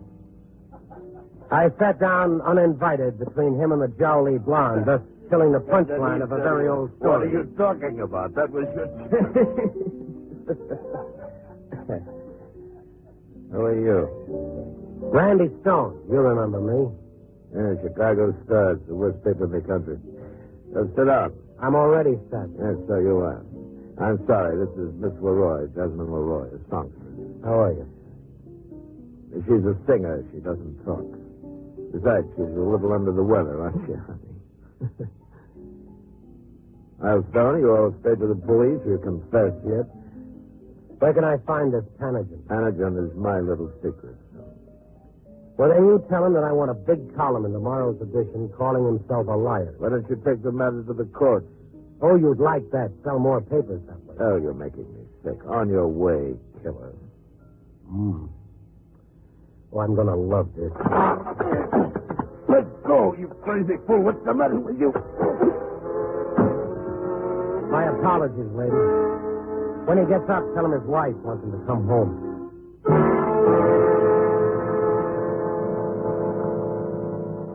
I'm no lover of the quick punch, but I'll admit it, I walked out of there feeling singularly better. A solid left for myself and a few thousand other newspapermen who still believe the morning bundle of print was created for facts, honest comment, and the funny. It was almost morning. I went home. I pulled up a chair, propped my feet up on the windowsill, and stared out at Chicago at dawn. A swirl of soft snow circled the black pavement. A kid in corduroy knickers went by, bucking the wind, a bunch of papers under his arm. Peddling what? The news of the world or another pack of lies? I was so lost in the question, I hardly noticed the shadow move over the carpet. The saccharine fumes of cheap cologne. Then she came into the light. White cheeks spotted with rouge, penciled eyebrows, too young for the makeup. But the gun in her fist was steady. You could tell the feel of it wasn't new to her. Yes, she was an old hand. How long have you been here? I thought you'd never get back. I work nights. You know me? Pauline Liggett. I didn't think you'd remember. The time I interviewed you and your husband. You asked me all kinds of questions. About what kind of a life did we live? I said we lived a nice kind of life before Johnny. He's going to die tomorrow. You know that, don't you? I know. You know he was framed, don't you? That wasn't the jury's opinion. Any kind of evidence the police want, they can cook it up like that. Including the bullet in Borenson's brain? Don't move. Yeah. Bullets. Anything. They can cook it up. About the confession, they cooked that up, too? They tortured him to get that confession. He has marks on his arms, on his back. Who told you all this? I saw the marks. You think the police put them there? Who else would do a thing like that? The police didn't have to, Pauline. The evidence was all there. If there were marks, he put them there himself. For sympathy. I knew that's what you'd say. I knew it. I expected exactly that. So Johnny Liggett was framed? Because he's got a record. The police hate him. How did he get a record? 5 years he served at Joliet. You know why? He went to prison to help his brother. His brother stole a lot of money, and Johnny went to prison so his brother wouldn't have to. That's touching.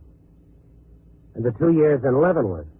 Johnny served that for his brother, too? Listen, once they start framing you, just like Johnny says, you're the patsy from there on in. They always put the finger on you. You haven't got a chance. Why didn't you tell the governor about all this reserve honesty? The lawyer's taking care of all that. Mm-hmm. Now, what's the gun for? I went down to the jail and I saw him. I asked him, I said, Johnny, now you tell me the truth. Did you do it, Johnny? And he looked at me and he said, no, Pauline, I swear to you, he said, I never done a thing like that. It's like everything else, he said, a frame. Pauline, use your head. Why would I kill Boren? I don't know why you killed him. How should I know? Maybe over some kind of deal you had with him, money maybe, or a girl maybe. But this Mr. Pierce, and this guy Panagen that writes for him, they're for the little guy, always for the little guy, like Johnny. You want to believe that story awful bad, don't you, Pauline? It's true. The whole thing is true. Sure, it bucks the evidence. All the logic. But it's true. Yeah, I'll bet it looks real fine all printed up. When they put it up in black and white and charge people money to read it, it sounds like a lot of truth, doesn't it? Like the state's attorney. You talk good, Mr. Stone. Johnny's going to die tomorrow night. An awful lot of me is going to die with him. But you aren't going to have a chance to sit back and laugh. At 12:01, they killed Johnny. At 12:01, I kill you.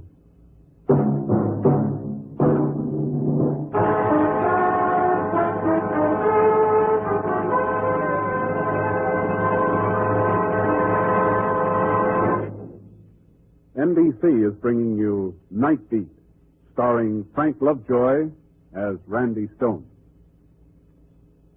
Here's an important message for employers, personnel directors, in fact, anyone who's in a position to hire people. Disabled workers have learned how to take care of themselves. They know how to avoid accidents on the job. And why not? They've gone through one period of suffering, and they certainly don't want another. Now, the result? Well, they observe your safety rules to a T. And what's more, you'll find they furnish the enthusiasm and leadership for putting across your safety programs with a bang. Now, do you think this is just theory? Certainly not. It's been proved time and time again by surveys conducted the nation over.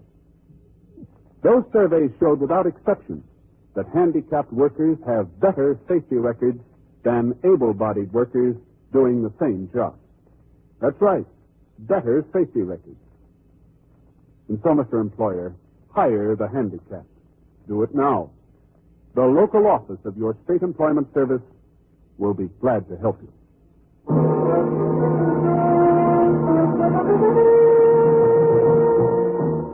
And now, back to Night Beat and Randy Stone. At 12:01, Johnny Liggett would die in the electric chair. At 12:01, according to his wife's schedule, I'd join her husband in bed. The clock. Her gun. 11:30 p.m. 31 minutes to Johnny Liggett's death. And mine. Pauline's face was set, her jaw tight. All I could see was hate. What time is it? 11:32. Hungry? No. You want me to... Shut up. I got some cheese in the ice. I don't want any. You think killing me is going to help him? You did your talking, now shut up. You should be trying to help him. I'm not going to tell you again. Was he good to you? Always good to me. Ever asked him where he got his money? He worked all kinds of jobs. You've handled a gun before. We used to go out to the Indiana Dunes. You and Johnny? Target practice. Mm-hmm. Cheese, huh? It's a week old. Get up. Go on. No tricks. I'm good with this. No tricks. Open the icebox. Open the icebox. Give it to me. No, leave it where it is. I'll get it. Get away from the door. Go on. American cheese. That's right. Right out. A week old, like I said. Poison, maybe. A killer like you. Maybe. I'll take my chances. No bread? Just cheese. Go on back. Sit down.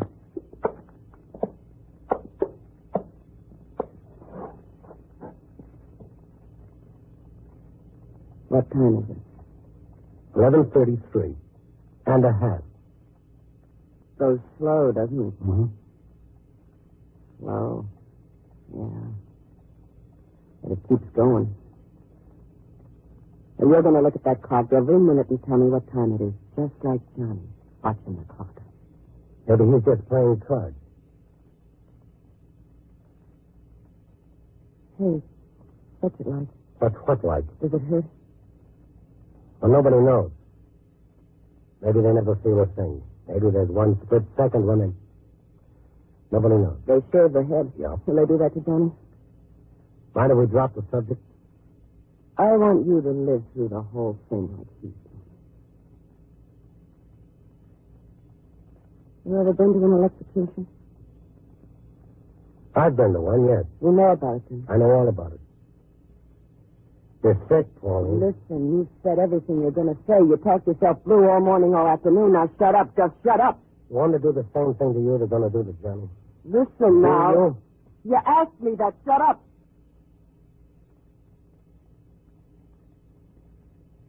What time is it? 11:34.5. Keep watching that clock. The chaplain's are in now. Probably. Reading. What can they read to him? The 23rd Psalm. It helps. I'm not going to cry. He never liked it when I cried. The Lord is my shepherd, I shall not want. He maketh me to lie down in green pastures. He leadeth me beside the still waters. He restoreth my soul. He guideth me in straight paths for his name's sake. Yea, though I walk through the valley in the shadow of death, I will fear no evil, for thou art with me. Thy rod and thy staff, they comfort me.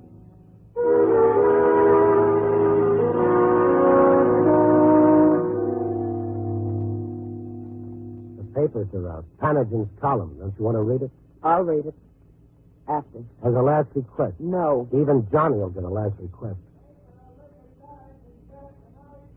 The paper boy is coming back. The other side of the street. No sale. Maybe a pardon. Not in a million years. You never can tell. Call out the window before he goes away. Don't move. I got my eye on you every second. Boy! Paper here. I've got change. Don't move. Don't move, I said. Apartment 3. One word. One word and I'll do it. When he comes to the door, you just sit there, because I don't care, Mr. Stone. It's nothing to me what happens. If he sees me do it or if he doesn't. You're shaking. What time is it? 11:37. 11:37. You think you're the perfect woman, don't you, Pauline? What? A guy sheds all his sins just because you love him. He's not perfect, but he's not a killer. Grow up, Pauline. Your husband took a gun and shot a man. You were at the I trial. heard all the lies, mister. Now shut up. Johnny was an innocent man. Present tense, Pauline. He's still alive. That's right. He's still alive. Not a word. Paperman? Here you are. Thank you. Let's see what Panagin has to say. I like to read my own publicity. I'll do the reading. Hanagin's notebook. Let's hear it. I can read and watch you, too. Read it. A few hours from now, Johnny Liggett, convicted of the murder of Harold Borenson 2 months ago, will die in the electric chair on California Avenue. Go on. I visited the condemned man in his cell today. He told me he wants everyone to know he did not kill Harold Borenson. I am an innocent man. He said he holds no grudge against the man who did the killing. He'll be punished, Liggett said, but I forgive him. Is that all Panagin has to say? Liggett asked me to take care of his wife, Pauline. I haven't been a good husband to her.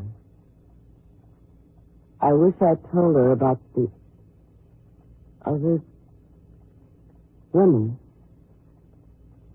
a long time ago. Other woman. Last minute confession. Another woman. It's a lie. It's a dirty lie. Panagin? Panagin never lies, Pauline. Johnny always said to me there never was anybody but you, Pauline. He always said that. You better make up your mind, Pauline. What? If Panagin's a liar. Other woman. If Johnny went with another woman, Panagin's telling the truth. If he didn't, Panagin's a liar. He's a liar. If he's a liar, Pauline, then he lied about a lot He's of a things. liar. Johnny wouldn't do that to me. Give me the gun, No, Pauline. stay away. Stay away from me. Don't you come near me. Stay away. Listen to me, Don't you Pauline. talk to me. I don't want you talking to me. The whole city knows about it now. The city knows all about the way he cheated on you. They're sorry for you. They're all saying, isn't it a shame she has to find out just before her husband dies in the electric chair that he was cheating on her all the time. Just because somebody printed a lie. He loved me. Johnny loved me. You're right, Pauline. He loved you very much. He couldn't do a thing like that when he loved me so much. Sure, he loved you that much. And a man who loved you that much couldn't do that to you. He couldn't have been seeing another woman. It's a dirty lie. Everything's a lie, Pauline. Everything they said. They lied about both of us. Now, give me that gun. You come with me. Where are you going? You come with me. Now, wait a minute. Liars! They make me so ashamed. Liars.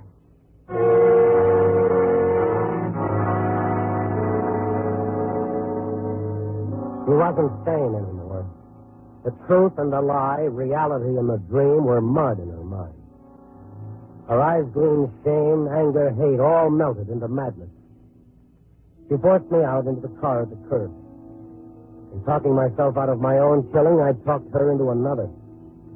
Our destination, the home of Panagin's boss, George Pierce.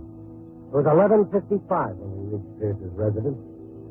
He answered the door, blinking into the darkness, his tiny eyes buried in sleek, puffy flesh.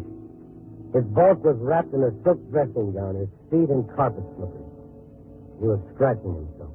Hey, so is it? Get inside. Hurry up. She's got a gun, George. Don't. Now listen Get here. inside. He's right. I've got a gun. Pauline, listen. Inside. Business, look at that. Dirty liar. Liar? Your paper. What's the trouble, Mrs. Liggett? Another woman. Now, listen, Mrs. Liggett, maybe just for human interest, Panagen might have said something. Human interest. Look, why don't we go into the library and have a drink? You look like you could use a drink, Mrs. Liggett. He's going to die tonight. He's going to die, and you, all you care about is human interest. You write things like that about him, making off like I wasn't a good wife. Nobody ever loved anybody like Johnny loved me, Mr. Pierce. Nobody. We'll send a full retraction, Mrs. Liggett. I know about Panagen, too. There is no Panagen. Everything that goes into that column is yours, Mr. Pierce. Every dirty line of it. Now, Mrs. Liggett. You're Panagen, aren't you? Mrs. Liggett, please. You're the liar, aren't you? No, Mrs. Liggett, I didn't even see the dirty liar!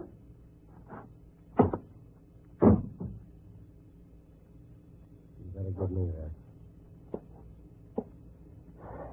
Okay, Pauline, he's dead. You got what you came for. What time is it? 12 o'clock.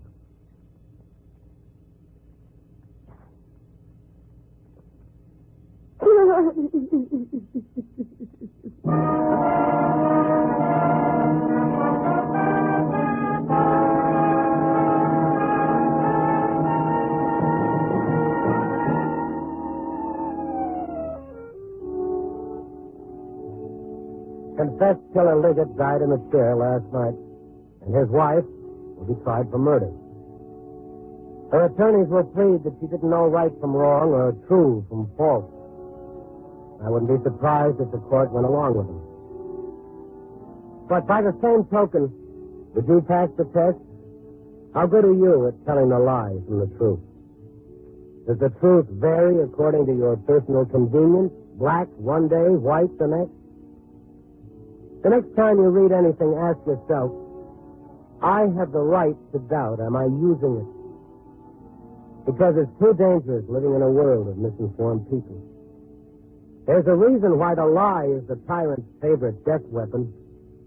It's killed more people since the world began than all the armies and the automobiles put together. Copy, boy.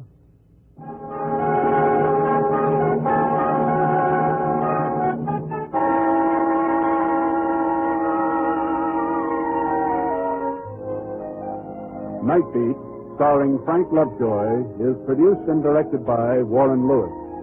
Tonight's transcribed story was written by David Ellis, with music by Robert Armbruster. The part of Pauline was played by Joan Banks. Others featured were Bill Conrad, Peter Leeds, and Lou Krugman.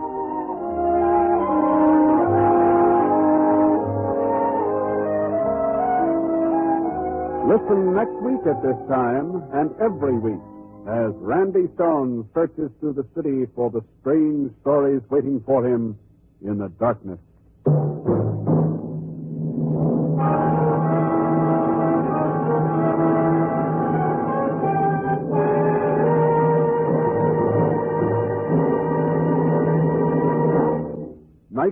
came to you from Hollywood. NBC presents transcribed Frank Lovejoy in Night Beat.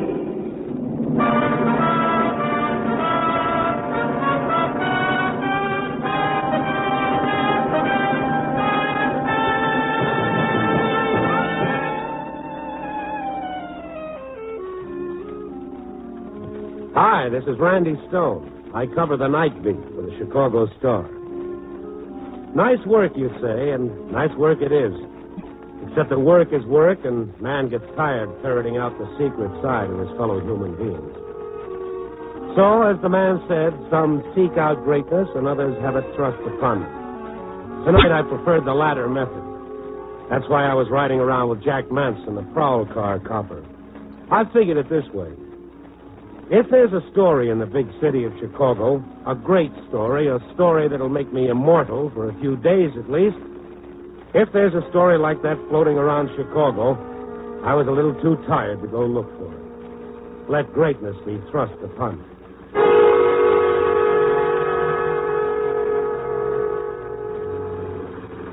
A prowl car is a good place to wait.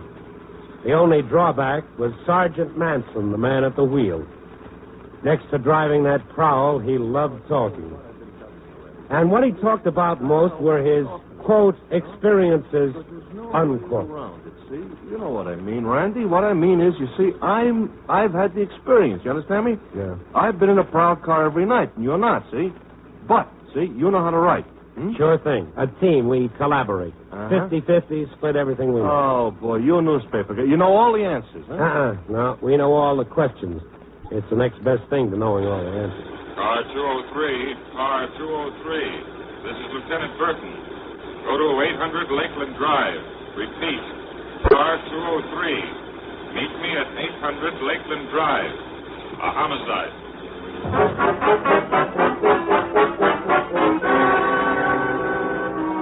Just like that. That flat, used-to-it sort of tone I can never be comfortable with. A homicide. At least one a day belongs in any good newspaper. One a day along with an editorial on taxes and the batting averages. I hope I never get used to it. 800 Lakeland Drive was in one of those swanky office districts, low-lying one-story modern buildings that looked like they were meant to be lived in instead of worked in. Class, as they used to, an expensive joint. But Allied Investment Limited could afford it. Open season on bookies, Lieutenant? I don't know what you're talking about, Stone. Rumor says Allied Investment makes more money investing in racehorses than it does in bonds. Do you believe everything you hear? No. Sign in the building reads Allied Investment Limited. And I don't believe everything I see, either. Well, if it is true, it's out of my line. I only get to them when they can't tell me anything about the work they do. Looks pretty crowded in there. Yeah, most of them were here when it happened. Most of them have a story, too. Oh. I suppose all the lights went out. Nope. Getting a drink of water or looking for a pistol, things like that. Dead man must have been one of the loneliest fellows in town. Eddie McNeil? Lonely? He was too big a guy to get lonesome. Mind if I go in and do a little interviewing? Who with? Why, the victim, of course. Who knows more about his murder than the victim?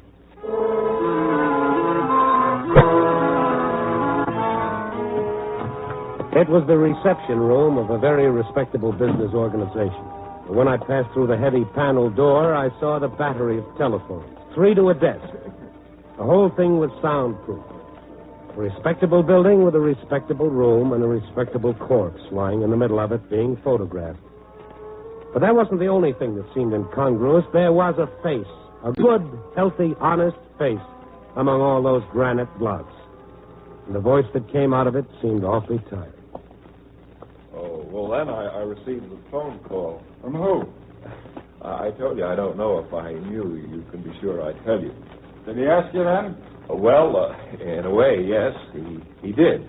He asked me if I was that Professor Kiefer from the university and knew all about communication systems and things like that. I'm quoting him. Didn't it seem funny that an electrical expert would... Electronics. Okay, electronics. Didn't it seem funny? Well, I needed the money. I've been called for private work before. I can prove that. That's why his face didn't fit. Professor Kiefer, a young man, maybe around my age. Only I had a double reason for noticing him. I'd done an article on him, on his work, about 3 years ago. There was something fantastic about his project. He'd been working on things called high-speed calculators, mechanical brains. The think machines that could do higher mathematical problems while we're adding up 9 and 4, or estimate in nothing flat exactly where a bomb should drop. I guess the cops figured he didn't fit either, that he hadn't seen the killer. They let Kiefer go, and I followed him outside. Professor Kiefer. Yes? Remember me? Randy Stone. Randy Stone? Oh, you're the newspaper reporter. You say newspaper reporter as if it were a social disease instead of an occupation. Were you in there just now? It's a ritual. Every time somebody gets killed, a newspaper reporter has to be there. It's like those ancient tribes who painted themselves blue and danced around in a circle. Yes, it seems quite applicable. How did you get mixed up in this? Oh, look, I'm not mixed up. Please don't put it that way. I most definitely am not mixed up in anything here. When they called me, I came. It seemed perfectly all right. It seemed perfectly legitimate. The last time we talked, you didn't have much time for anything besides your research work. Yes, that was a very flattering article. I never had a chance to thank you. Well, it was a feather in my cap. Professor, let me put it another way. Why did you come down here? That research you admired. And I still do. It isn't exactly the road to untold wealth. You never impressed me as the kind of man who is looking for the road. Are you going to write me up again? This is a mighty big murder. Was killed in there tonight. Was one of the most influential. My wife. It wouldn't be right to print my name with this thing. I'm not part of anything in there. You must understand, Mr. Stone. When I came down here and saw what was here... What did you see? Well, they were a strange group, the way they talked. I knew something was wrong. Like what? Well, when I saw what it was, I refused. I told them I couldn't do anything for them. Not couldn't, wouldn't. I told them I wouldn't do what they asked. For instance? I turned them down. Isn't that enough? They wanted a communication system put in, and I said no. Okay. Sorry. Are you going to write this up? Are you going to teach electronics? Yeah. Yeah, I guess you'll have to. I suppose it's expected of you. I wish there was something nice about you, Professor. I liked what I wrote the last time because I liked the way you thought, and I liked telling people about it. Of course, you know that Allied Finance is headquarters for one of the biggest bookie syndicates in the country. Oh, no. No, I didn't. Well, good night.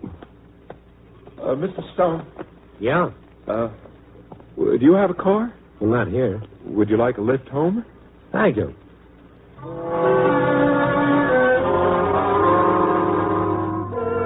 There was a kind of desperation in his voice.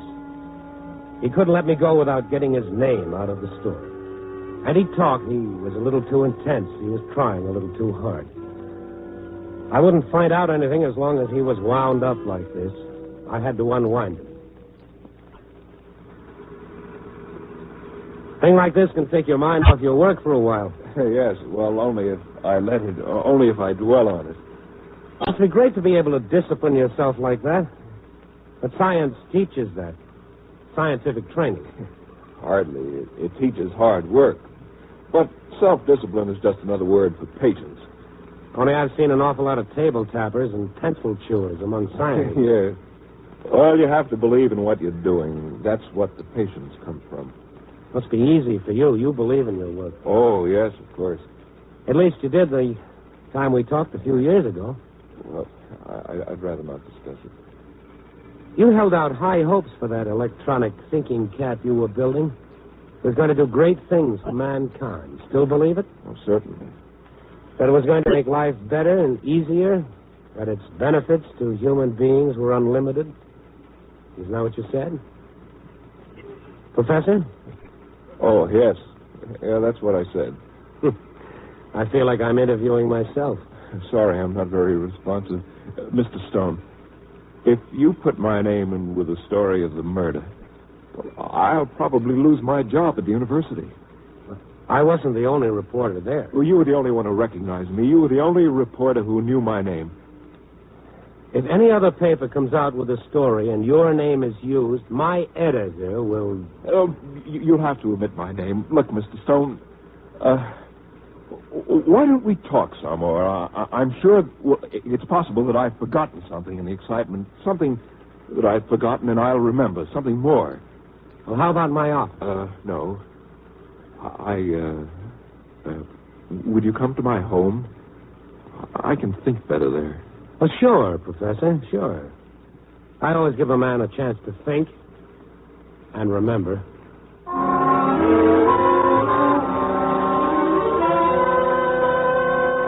I was still hunting for the reason.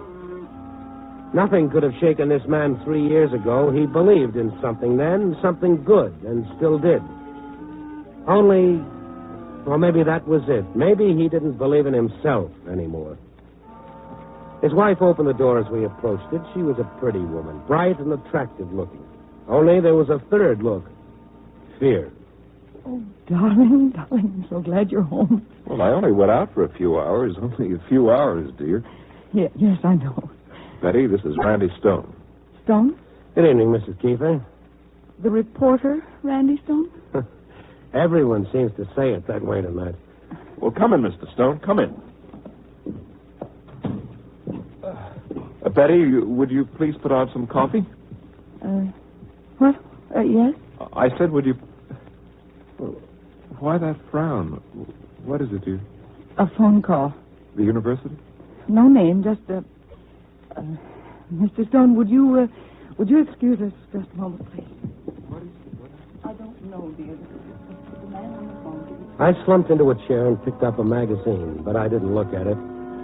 I was watching the Kiefers whispering to each other in a corner of the dining room. The look on their faces spelled growing terror and banner headlines, and it wasn't hard to figure that the long arm of the syndicate, which is sometimes longer than the arm of the law, reached right into this house and slapped a clammy hand over the professor's mouth.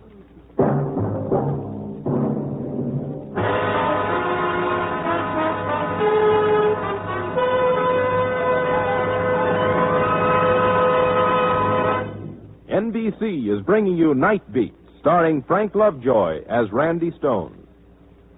Thousands of Americans have made blood donations to our armed forces. Ask any of them and they'll tell you that donating blood is simple, easy, almost effortless. Practically every new blood donor says, why, there's nothing to it.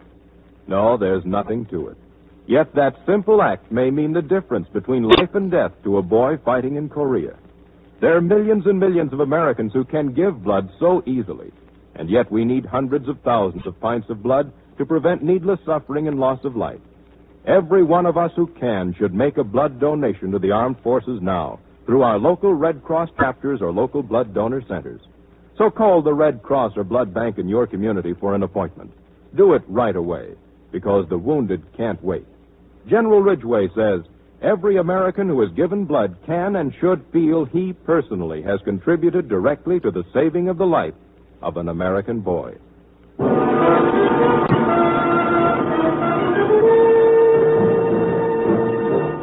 And now back to Night Beat and Randy Stone. When an associate professor of electronic engineering helps build a mechanical brain, you kind of expect it of him. But if he's in the office of a bookmaking syndicate, what isn't expected? To get your story, never follow what fits, an old city editor once rasped at me. Only follow what doesn't go together. Follow the contradictions. Well, that's what I followed. Professor Kiefer, a real contradiction. I followed him right into his living room where his wife had taken him aside to say that the syndicate was worried about what the professor saw this evening. Kiefer walked back into the living room with her. I've been trying to explain to Betty, Mr. Stone. I've been trying to convince her that I'm not involved. Would you tell her? Well, I got there after it was all over. Well, you saw the police release me. Would they have released me if I'd been important? No, they would have kept him much longer. You are involved. You went there. You were there when it happened. Somehow you're involved. I told you, darling. I turned down their offer. I refused it. I told you that. Then why the phone call, Bill? Why the... A mistake. Oh, let's not discuss it now. A mistake. I'm sure when they realize the police are convinced I had nothing to tell them, when they see the police are convinced I had nothing to say... Who are they? The board of directors of Allied Finance Limited? It's only natural they'd take extra precaution. To men like that, the world's populated with enemies, real and imagined. All the world is an enemy. A threat? Well, I do the same thing. An empty gesture, a warning, but meaningless. Okay, Professor. Maybe you'd like something stronger than coffee. Perhaps a drink? Oh, I'll get it. No, dear, I'll get them. I'll be happy to get them.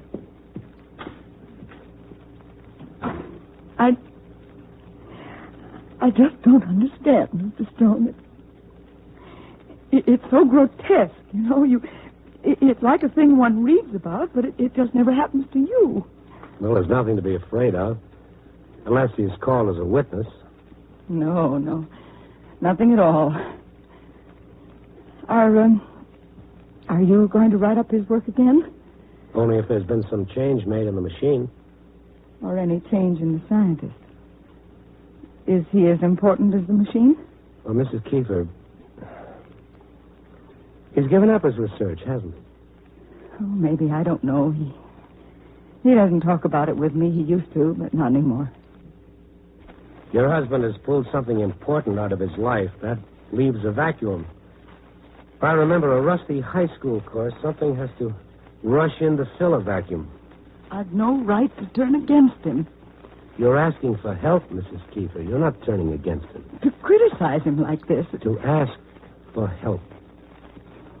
Yes, I probably am. I am asking for help.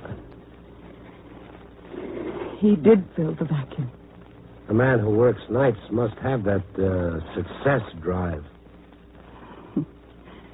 You're a very perceptive man, Mr. Stone. And a kind one. No, not really. It's just that I have a twisted mind. I respond favorably to complete honesty. Please don't be flip. It's the only way I can say I want to help you and your husband. Sorry the drink took so long. Haven't found a way yet to get the ice out electronically.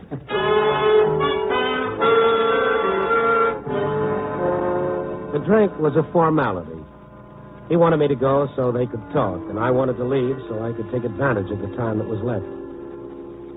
The syndicate doesn't make threats just to keep their muscle men out of mischief. They knew the professor saw something. But how could I convince him that his silence now would only get him a permanent silence? That maybe the storm would blow over, but it would take his head with it. I needed an expert, one who knew both science and scientists. The man was Dean Boswell, head of the Electronic Engineering School at the university. A strange hour to come interviewing, Mr. Stone. Well, I wanted to see if you'd discovered a substitute for sleep. Oh, I'm happy to say it's impossible. Well, that's not very scientific. How do you know until you've tried? Now, Mr. Stone, any scientist worthy of his title knows he's an observer of physical laws, not a creator of them. We only explain what is here already and find a way to use it. We didn't invent the world, you know. Well, not according to some of the statements I've read. Pretty big talk for such little fellows. Oh, but not our doing, I assure you. That's the result of our erstwhile hysterical laymen who have elevated modern science to the position of latter-day black magic. Actually, there are no scientific secrets, but they've succeeded in almost making us a secret society. The miracle workers. You'd do our citizenry a great service if you'd persuade them to rely as much on their own humanity as they do on our ingenuity for the solution of their problems. Dr. Boswell, I should have interviewed you sooner. Yes, but you didn't come here for an interview, Stone. You're after something. All right, let's have it, young man. You should have been a city editor or a cop. I may still get around to doing both. What is it you wanted to know? A professor on your staff, a William Kiefer. Ah, Professor Kiefer, yes. Tell me. A sensitive man. A good person. Is that all? Isn't that enough? What more does a man have to be in this world to be something important and valuable? As a scientist? Oh, brilliant. A brilliant man, Kiefer. Have you noticed any change in his attitude toward his work? I mean, in the last few years? Now, Mr. Stone, I have no intention of discussing my teaching staff with you. Good night, sir. Oh, please, just listen to me for half a minute. Half a minute and then good night. I had to bust in this way. I can't tell you why, not now, but will you take my word for one thing? He's in as much trouble tonight as he'll ever be in his life. What's at stake, Mr. Stone? His life. What do you want me to do? I'd like your expert advice. On what? Some telephones at the Allied Finance Limited.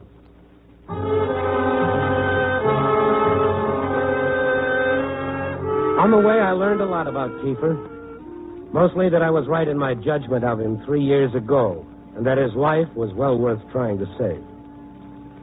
At Allied Finance, it took a little fast talking with the lieutenant who didn't like my bringing guests. Why don't you sell tickets, Stone? If you give me a little advance notice on these things, I'll try. Sure. We'll send out announcements. Then it's okay to go in? Well... Thanks. Well, he didn't say yes. Cops never say yes. They just kind of don't say no. Here, it's over here, Dr. Boswell. Yeah. Which one do you want me to start on? I don't even know what you'll be looking for.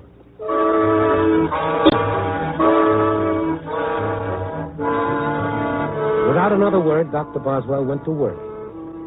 He moved around with as much animation as a man waiting for a bus, but he didn't miss anything. He followed the circuit wires and switches, the controls, the feedbacks. The lieutenant didn't miss much either. He stood quietly in one corner of the big room watching, just watching and puffing slowly on a cigar. Boswell came back to me and dropped his bombshell. I found it. You found what? It's a garbler.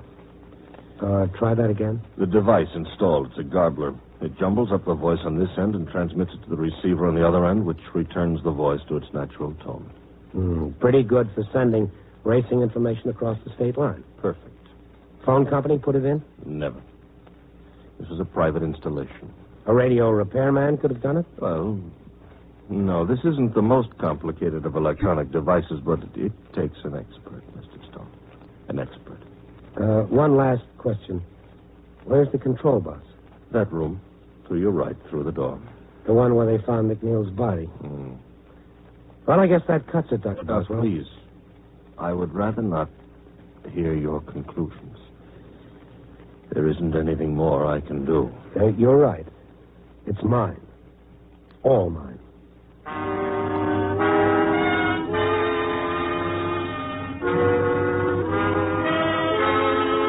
We walked past the lieutenant without batting an eye. A nod of good night, and a look on the copper's face said he knew we had the information he wanted. Only if we gave it to him, there'd be one more murder for him to handle tonight, and there was no point in overburdening the police. So we just kept walking. I dropped Dr. Boswell off at the university and drove back to the Keepers. Now, how would I open?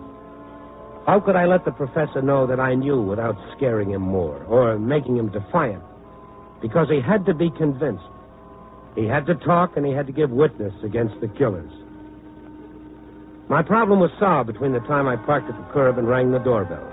A car pulled up across the street, and two very tough-looking gentlemen got out.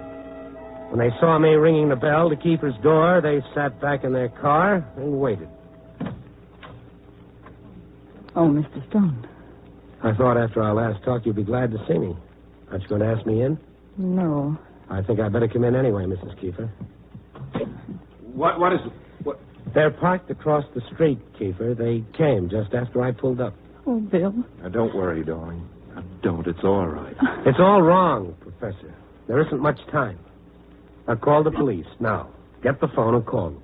I have no reason to believe I'm in danger. Now, look, you're too bright. I found out about the garbler. I know. And so does Boswell. Boswell? I took him with me. Now, call the police. Oh, please go away, Mr. Stone, please. I didn't get you and your husband in trouble, Mrs. Kiefer. I only found out about it. I've done nothing wrong. Nothing. I've harmed no one. Except yourself and your wife. Moralizing doesn't fit you very well, Mr. Stone. That's granted, only I'm not moralizing. When I walk out of that door, they walk in. And you won't walk again. How did a guy with your brain get into this? How? Why? Because I have this brain. Isn't that obvious? But what you were doing was so great. Really? What do you know about it? An interview with me? An article? What did you find out? That the mechanical brain can compute and evaluate, that it pulls mathematical answers out of the air? But did I tell you that 100 of these machines will throw 1 million people out of work? They'll find something else. There isn't anything else for the semi-skilled. Only the people with training can survive. Did I tell you about the things we dream of a mechanical brain doing? Running a steel mill, for example. Only the skilled can survive, and they're not being trained. Well, then they'll be trained. That's progress. What's wrong with it? You're beating yourself over the head for doing something fine. Drop a rock in a glass of water. What happens? The water spills over the sides. It's called the theory of displacement. Those men are... The devil with the men. You wanted to know why, then listen to the why. You ask a question, listen to the answer. The water spills over the sides. But drop a machine, a think machine, a fantastic machine into a large group of people, and it displaces some of them. What happens when they spill over the sides? Water just runs off, but human beings break. What should we do? Smash everything? I don't care anymore. Can't you understand that? No one else thinks ahead. No one else thinks beyond today. Why should I? Get mine while I can. That's why I work for Allied. Professor Boswell isn't giving up. Boswell is a visionary. He's staying there. He's fighting for what you believe in. Boswell is lost. It's a lost cause. At least he's still trying to find the answer, no matter how misused his inventions are. But at least he's trying to find the answer. Boswell can't see what he's doing, the killing, the... Boswell doesn't condone murder. Not the murder of millions or of one. Even the murder of a man like McNeil. But you do. Because you know who murdered McNeil. Bill. Now, you can't turn the clock back and you can't stop it from going ahead. But you can be decent and fight for what's decent. Only decency begins at home. You have to start with yourself. All right. All right.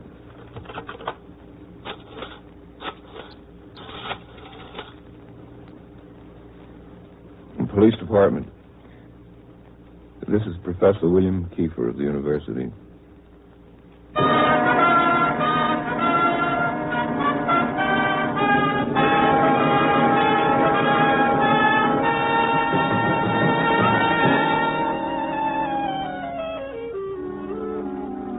I'm scared. Science hands us a batch of miracles, and what do we do with them? We're like kids playing with a box of matches. Sure, matches will help build a fire to warm you and to cook food and to make steel. They can also burn down a house and everybody in it. Only when you were a kid, there was a mother or father standing right there to say, no, you'll get burned. But we're supposed to be grown up now. There's nobody around to say that we'll get burned, and science just handed us a box of matches. We're looking around for a mother and father to tell us to stop throwing fire all over the place, to use it right. Well, nobody's going to tell us. We're going to have to tell us. And I'm scared. I hope we grow up before we burn ourselves to death. Copy, boy.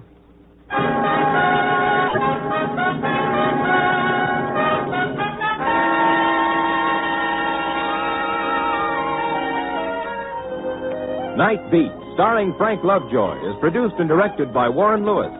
Tonight's transcribed story was written by Arthur Ross, with music by Robert Armbruster. The part of Kiefer was played by Jeff Corey. Others featured were Larry Dobkin, Frank Gerstle, and Vivi Janis. Don Rickles speaking. Next week only, Night Beat will not be heard because of NBC's coverage of the National Open Golf Tournament.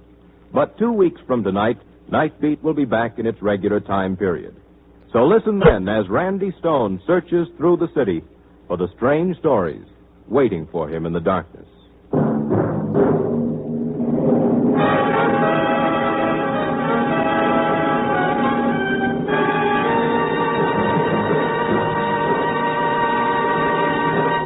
Night Beat came to you from Hollywood. 3 chimes mean good times on NBC. Later this evening, your hit parade brings you a sparkling half hour of music starring Guy Lombardo and the orchestra. This evening, Guy Lombardo will feature lovely Eileen Wilson as his guest vocalist. And your hit parade will be broadcast directly from Walter Reed Army Medical Center, Washington, D.C.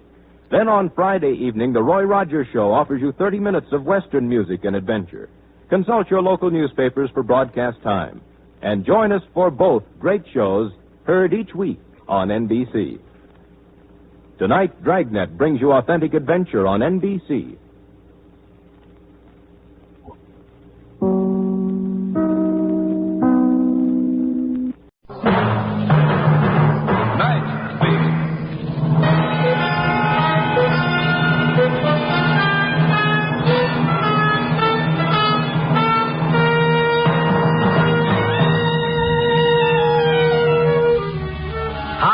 Randy Stone. I cover the night beat for the Chicago Star. Stories begin in many different ways. This one began with a strange little man who claimed the most remarkable power. The power to kill with his mind. Night Beat, starring Frank Lovejoy as Randy Stone.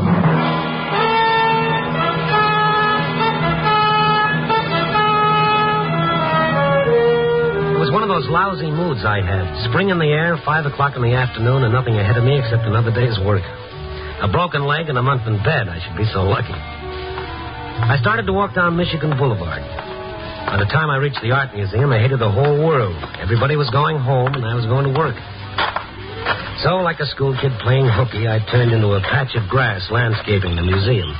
And I sat down on a bench. The other end of the bench was a little old guy. He was thin as Melba toast, and he was staring at a pigeon perched on the fountain. I was beginning to feel persecuted, like I was the only one in the whole wide city who had to go to work. In a nice, lazy kind of way, I was beginning to wish I was dead. I wish you were dead. At first, I didn't know where the voice came from. There was no one in back of me. There was no one around except the little guy at the other end of the bench. There. I did it again. You know, it's not a very nice thing to say to somebody you don't even know. Oh, I'm sorry. I didn't think you heard me. Oh, certainly I heard you. Why would you wish a thing like that on me? Oh, but I didn't mean you. Not at all. Because if I did, you would now be dead.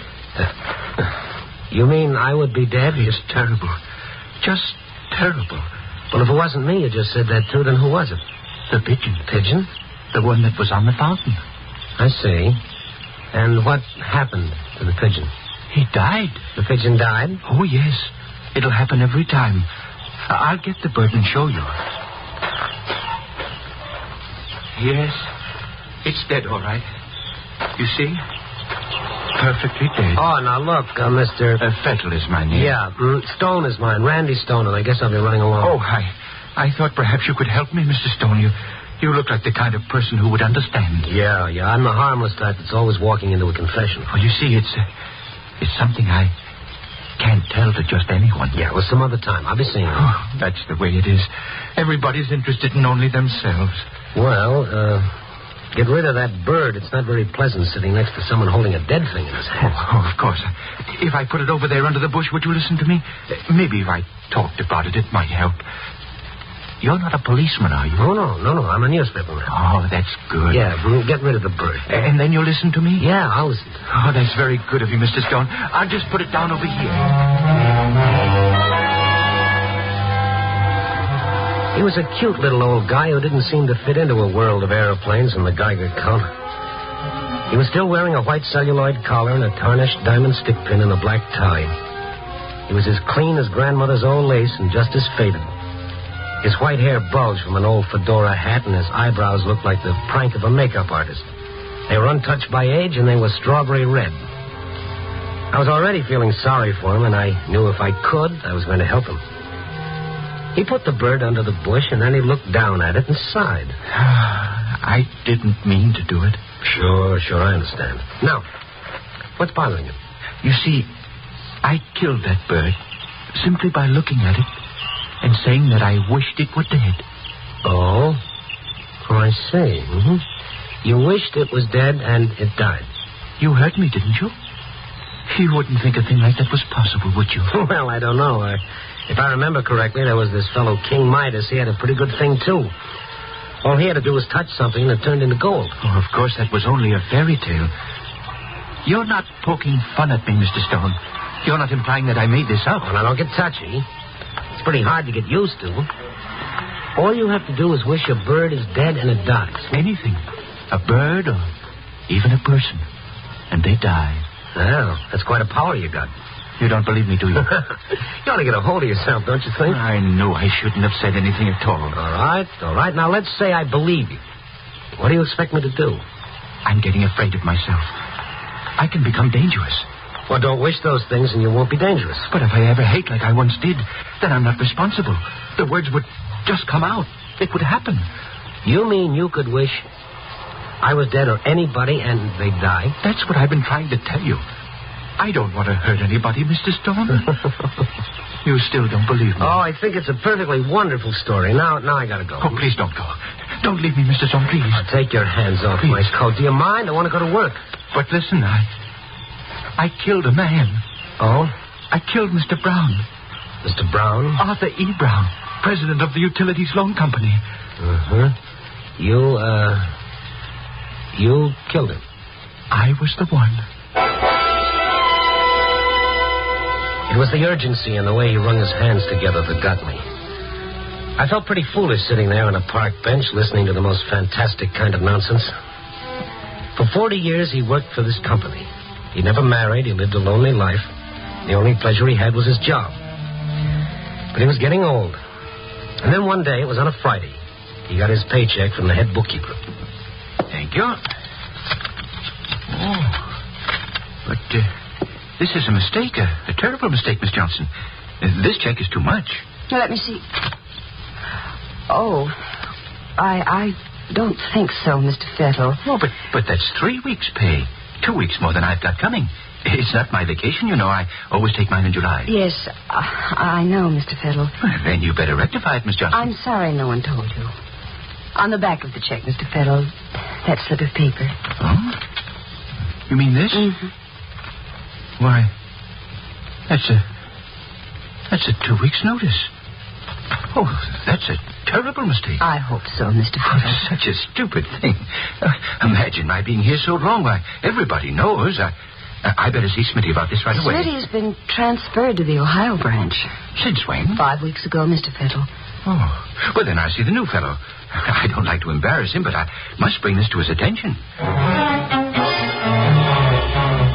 I'm sorry, Mr. Fettle. But you don't understand. You're new here. Yes, Mr. Fettle, but there's nothing I can do. Well, I'll have to go to someone who can. Who is it that's over you? Well, you might try one of the vice presidents. Of course, Mr. Fettle, you realize I had no idea. Why don't you see the treasurer? I'm really quite sorry, Mr. Fettle, but really, it's out of my hands. I see. No one will take the responsibility. No one cares. Sending me from one to the other like I was some kind of thing being volleyed about. I'm going to the president. I'll tell Mr. Brown. Mr. Fettle went up another flight of minor executives straight into Mr. Brown's office. Brown was sitting there in an enormous leather chair. A very huge, fat man. His face was red and puffy. Instead of breathing, he seemed to gasp. He was that mad when Mr. Fettle walked in unannounced. What are you doing in my office? Mr. Brown, I just had to see you. There seems to be no one to take the responsibility for this. You see, I've been here so many years. They just don't seem to realize how long I've been here. I wanted you to straighten it out for me. Get out of here! But it's so unfair. Get out! I said get out of here! The hatred that had been piling up in Mr. Fettle had now found a target. He looked Brown squarely in the eyes and said it right to his face. Right out loud. I wish you were dead. You what? I wish you were dead. Oh, he's dead. Somebody, quick! Mr. Brown is dead!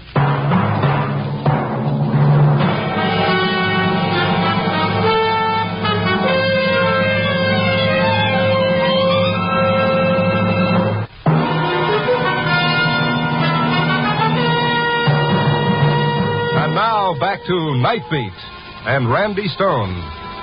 Sure, we've all thought about the idea at some time or other in our lives. And we could look at another person and wish he were dead, and bingo, it would happen. But then we all grew up, and we forgot about it. But here was this little old guy, Mr. Fettle, who not only believed this phenomenon about himself, but was determined to prove it to me. That's what I get for stopping on a park bench when I should have been on my way to the paper. So you see, Mr. Stone, that's how it all started, that day in the office. Well, don't worry about it, Mr. Fettle. Coincidence. Oh, I wish you were right. But what about the flies? I'll bite. What about them? I'd hold them in my hand and say it, and then they'd dead. Oh, you're taking yourself too seriously. Stop squeezing flies to death and stop telling yourself you're Superman. But what about the bird? It was perched on the fountain. I wasn't even near him. And I looked at him, and I said it. And then, just like that, it fell to the ground. Dead. First it's Mr. Brown, then it's squeezing the flies, and finally the pigeon. Oh, go on home, Mr. Fettle. Go on home before I begin wishing you were dead. I knew I shouldn't have told you. Now I don't know where to turn. I've got the strangest feeling, a terrible need to test everything. Just to go around wishing things were dead. I'm sorry I took up your time, Mr. Stone. What's that? Hey, Sherry! Wait a minute, Mr. Fettle. That kid over there. Hey, Sherry, over here! I found it! Uh-huh. See that boy with the BB gun? See him? How's that? If I can prove you didn't kill that bird, will you go home and forget about the whole thing? Those boys they're picking up the bird. They shouldn't do that. Hey, kid. What? What are you doing with the BB gun? Oh, nothing. You shot that bird, didn't you? It was an accident. Honest, mister. We didn't mean nothing. Come here now. Bring it over here. Run, Jerry, run. He's going to get us in the... Hey, come here. I'm not going to do anything. Come here. Well, they're gone, and they took the bird. But now you know, Mr. Fettle, it wasn't you. The kid did it with the BB gun, okay? You mean they thought they did it? I see. Okay, so you want to believe you did. It makes you feel important, doesn't it? Important? Yeah, it gives you a feeling of power, doesn't it? Oh, no, Mr. Stone. I feel like a murderer. Well, if you feel that way, why don't you turn yourself into the police? I've thought of that. But I'm not a stupid man. They'd either laugh at me or put me in an institution. And I'm not insane, Mr. Stone. Yeah, well, I'd like to help you, but I don't know what I can do to convince you. I can't sleep. I haven't eaten. And I'm in no condition to look for work. Oh, look, Mr. Fettle, we're going to put a stop to this nonsense right now. It's getting late. I got to go to work. Before I go, I'm going to settle this once and for all. Oh, anything you did, I'd appreciate. All right. Now, here I am sitting right next to you, right? Yes. All right. Now I'm standing up. See, I'm healthy. Nothing wrong with me, right? Well, of course. Now look at me. I don't think I understand. Just keep looking at me. Well? All right, go ahead now. Wish that I was dead. Oh, but Mr. Stone, why should I do anything like that to you? You want to be able to go home and get a good night's sleep? You want to be able to eat and start living like a human being again? All right, go ahead. Wish I was dead. I won't do it. I won't. Because you're a liar, aren't you? But don't say that. You're a liar, Mr. Fettle. You're a liar. Keep away from me, please. I don't want anything to happen to you. Anything to hang on to your little fantasy. Anything to sit here in the park and keep someone talking to you. You're lonely, Mr. Fettle, and you're a little bit nutty, if you ask me. Don't make me do it, please, Mr. Stone. Don't get near me that way. Then say it. I said say it. Despite myself, the sweat was beginning to bubble on my forehead. I could feel the back of my shirt getting wet. I could have kicked myself up and down State Street for being sucked into this old man's stupid little nightmare. But there I was, like a Madison Street mooch, insisting that the guy prove it. Not to himself anymore, but to me. Go ahead, Mr. Fettle, say it. Please don't make me, Mr. Stone. He cringed away from me now, and his back was pressing up against a tree, and I kept following him. As I got closer to him, he had no other place to run. And he stood there with a most peculiar expression in his eyes. All right, Mr. Stone. But it's not my fault, understand? I don't want to do it, understand? I understand. Now say it. Please forgive me, Mr. Stone, but you're making me, isn't that right? You're making me say it. Well, say it and get it over with. I wish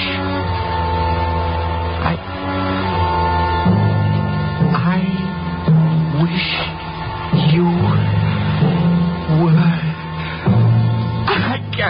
I can't. I just can't. There's no use pretending I wasn't relieved. I felt both frightened and silly playing this little game. I just couldn't do it to you, Mr. Stone. I'm not angry. I've gotten to know you and like you. It's become so personal. I wouldn't want anything to happen to you. As he talked, his eyes became fixed on the building opposite the park. It was a tall building, and way up high, about the 18th story, there was a man up there washing windows. You see that up there? You see him? Oh, the window washer? There's nothing personal about him, is there? Just a speck crawling on the side of a building watching windows. You're going to start that all over again. Well, there's nothing personal about that. That speck up there, is there? Now, look, you're not going to drive me batty. Well, if you'll only believe me, I'll try to show you. You mean with the window washer? He's pretty far away, and it's so impersonal, and, well, it may not work. Of course it won't work. That's what I've been trying to tell you. Well, I mean my not knowing him. Maybe I have to know the person or be real close. Maybe I have to have an argument with the person or not like him. Yeah, like the pigeon. Oh, well, that was different. I actually looked into the pigeon's eyes, and he looked at me. And that's when I said it. Yeah, oh, why don't you go home and go to bed? Read a good book. Forget about yourself. You're going? That's right. Oh, wait. I'll do it. I stood there watching him. He stared at the man on the 18th floor for a long time. As the man started to change his safety belt to move from one window ledge to the next, just as he took off one rope from the bolt in the window frame, Mr. Fettle started to whisper. I wish you were dead. It all happened in a split second. The moment he said it, the man on the window ledge lost his balance. First, the bucket came clattering to the ground. And then, the man hung suspended, dangling by one rope and clawing at the air to get back on the ledge. And then the rope broke. And the man fell to the ground. When it happened, I ran over to the building and got what few facts were available. The item appeared in a late edition, about 10 lines on page 8. Naturally, I said nothing of the little old man on the park bench, or they would have thought I was as insane as I felt the little guy to be. But I couldn't get the amazing Mr. Fettle out of my mind. When I started to feel that I, in some weird manner, were indirectly responsible for the window washer's death, then I knew I was involved up to my neck. I went downstairs to the newspaper library. I found the item I was looking for.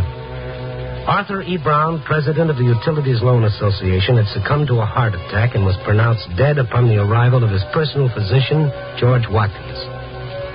The first thing next morning, I went to see Dr. Watkins.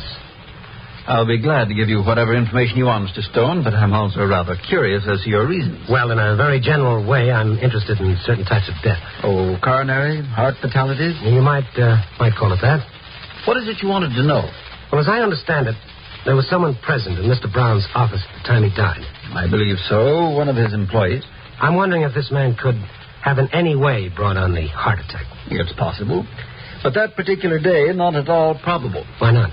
Mr. Brown had complained of a severe constriction across the chest, and his secretary had already called me before that man was in his office. In fact, I was on my way over to his office before he succumbed. Mr. Brown's secretary was in the first aid room getting him some medicine. You mean Brown was already dying before the man even got into the office? Mr. Brown was already dying of the effects of an extraordinary lunch. With the kind of heart condition he had, his death was just as inevitable as tomorrow's sunrise. It couldn't be any plainer than that. Coincidence number one had been taken care of quite neatly. But that window washer still had to be dealt with. For a man who'd been washing windows for so many years to slip off the windowsill and then for the rope to break right at the time my amazing Mr. Fettle wished he were dead, well, that's a pretty touchy thing to reconcile the coincidence. I went back to the building and located the engineer who was in the basement replacing a steam valve on a hot water tank. At first, he wasn't very cooperative. I suppose you're another insurance man who wants to know more about why we don't have safety measures for our window washers. No. I just happened to be a newspaper man who was sitting in the park when it happened. Well, if you saw it, you know more about it than I do. He worked for you, didn't he? Yeah, that's right. Well, what happened? Why should that man's rope break? I'm tired of answering questions. That's all I've been doing is asking questions. Well, look, mister, I'm not here to make trouble for you. I don't want to give you any bad publicity. I want to know why it happened, but... Of course, if you don't want to tell me, then I've got to believe that the building was responsible. If I warned him once, I warned him 100 times. His equipment was rotted through. I told him he couldn't go to work on my building unless he bought new ropes. He was pretty sore, but he went home. At least I thought he went home. What happened was he got lost in one of the bars on Clark Street, and when he was good and drunk, he came back. Without me knowing that he went to work. He was drunk, that's what he was. It was nobody's fault but his own.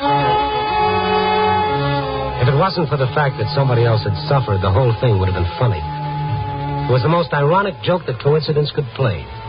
On a pathetic old man who thought he had some kind of strange power, and on me, a sucker for anybody's story if they insist they've got one. I got Mr. Fettle's address from Miss Johnson at the place he used to work and went over to see him. He lived in an old boarding house. His landlady was a nice old gray-haired woman that was as interested in knowing where he could be found as I was. He hasn't been home since yesterday. And that's not like him. 15 years he's lived here. And he never spent a night away from home. But does he have any relatives or friends that he could have gone to? Not a soul, sir. The loneliest man I ever knew. But the nicest. Why, he just wouldn't hurt a soul. Well, I've got to find him. Oh, well, something's wrong, isn't there? No. I've got a pretty important message for him, and it'll make things a lot easier on him when I tell him. I see. Can't you tell me? No, it's rather personal. Here's my number, though. You can reach me at the office. No matter what time he gets in, if you have any regard for him at all, please call me. I certainly will, sir. And nobody has better regard for him than I have. He's been getting awful thin lately. Yes, you'd think a man wouldn't starve himself just because he was out of work. Now, would you, sir? Well, you call me. It'll be a lot different after I talk to him. I went to the office by way of Bughouse Square. I inquired here and there about an old gent with the white hair and the strawberry-colored eyebrows. They knew who he was, all right, but they hadn't seen him. I was getting worried about him. A nice little guy somewhere in the city running away from himself, thinking he was a dangerous killer. When I got to the office, there were no messages. I put my feet on the desk and I waited. And I started to do my column with coincidence playing the villain. I got halfway through, put my feet back on the desk and dozed off. 2 o'clock in the morning, the phone rang.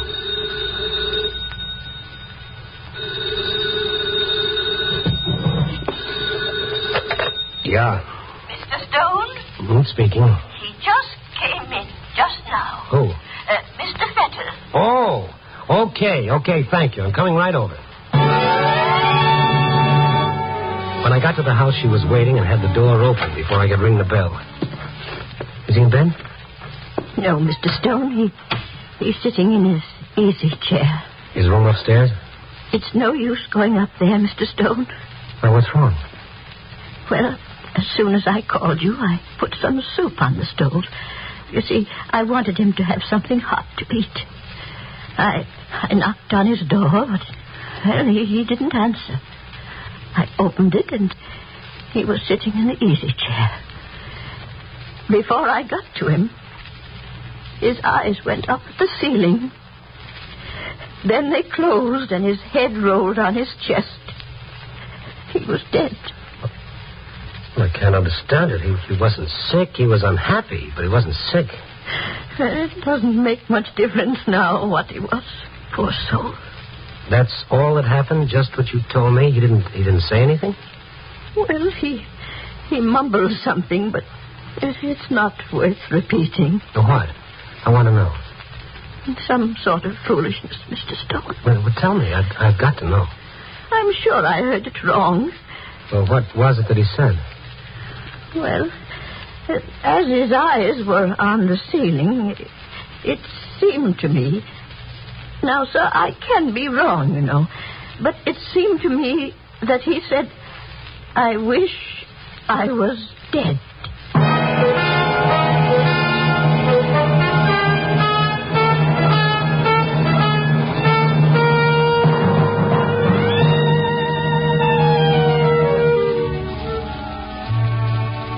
Sitting on a park bench in the warm sun doesn't always lead to peace of mind.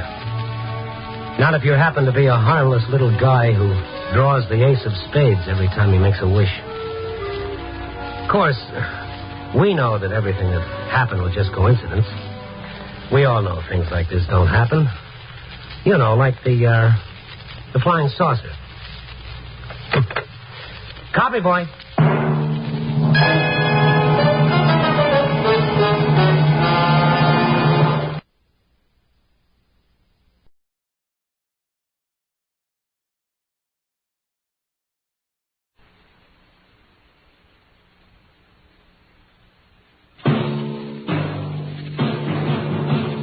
Night's beat.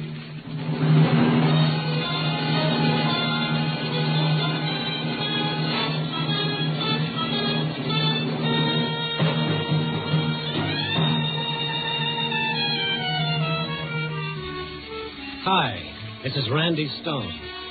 I cover the night beat for the Chicago Star. Stories start in many different ways. But tonight's story began when one man tried to destroy another with the strangest weapon of all, darkness.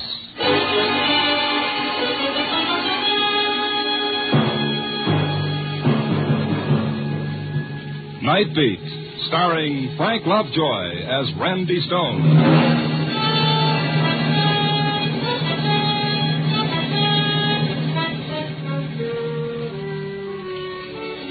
When your job is to walk into the darkness and discover what makes a city tick, you pick up some mighty strange friends. The winos dreaming of a muscatel paradise in cold, dark doorways. The petty larceny boys with their fast deals. The painted little dames defying the world with their brassy laughter. The homeless, the hopeless. In the city, night is for the lost. And sometimes you feel a hunger to be with someone of the everyday world, some nice, well-adjusted soul who's got a reason for waking up tomorrow morning. I guess that's why I dropped in to see Bessie Chatfield tonight. Bessie's a little gray-haired librarian who has charge of a small storefront library on Huron Street. No one around this time of night but Bessie and a young fellow in a gray raincoat alone at a reading table. Mr. Stone. Well, we haven't seen you, in such a long time. Well, since Forever Amber, you haven't had the kind of high-type literature that interests me. And when you finally do drop in, look what time you get here. 10 o'clock. Right when I have to go over and start turning out the lights. I timed it that way so I could get you behind those bookcases, away from that fellow with the reading desk. Well, I'm afraid your timing is about 35 years off, Mr. Stone. These light switches. Why do they always put them up so high? Aren't you going to tell that fellow it's time to go home? This is the way we tell him. We flick off the lights and then flick them on again. First off, like this. No, don't do that. No! What? Turn the lights on quick. Let me handle him. What's the idea of doing that, mister? That's supposed to be smart or something. Oh, take it easy, fella. Take it easy. Or did he pay you to do it? Is that the deal? Huh? You tell George Brewster that the game doesn't amuse me anymore. You tell him if he keeps that up, I'll kill him. Oh, wait. I turned the lights out. It's closing time. What? Closing time? Oh. Yes, of course. What's wrong with you, buddy? You sick or something? Sick, yes, that's me, sick. Only mine's a childhood disease. Childhood. No, what in the world was that? I don't know. Ever seen him before? He's come in a couple of times this week. Spent all his time reading some reference books at the table. Seemed to be such a nice, polite young man. Considerate, kindly. Let's take a look at those books. Oh, my heavens, my heart is beating a mile a minute. And did you see his face? It frightened me. He was even more scared than we were. Of what? These are books he was reading? Yes. The Mind in Limbo, Abnormal Psychology, Modern Psychiatry. Why would he want books like this? Maybe he was looking for somebody in these books. Who? Himself, Bessie? Probably himself.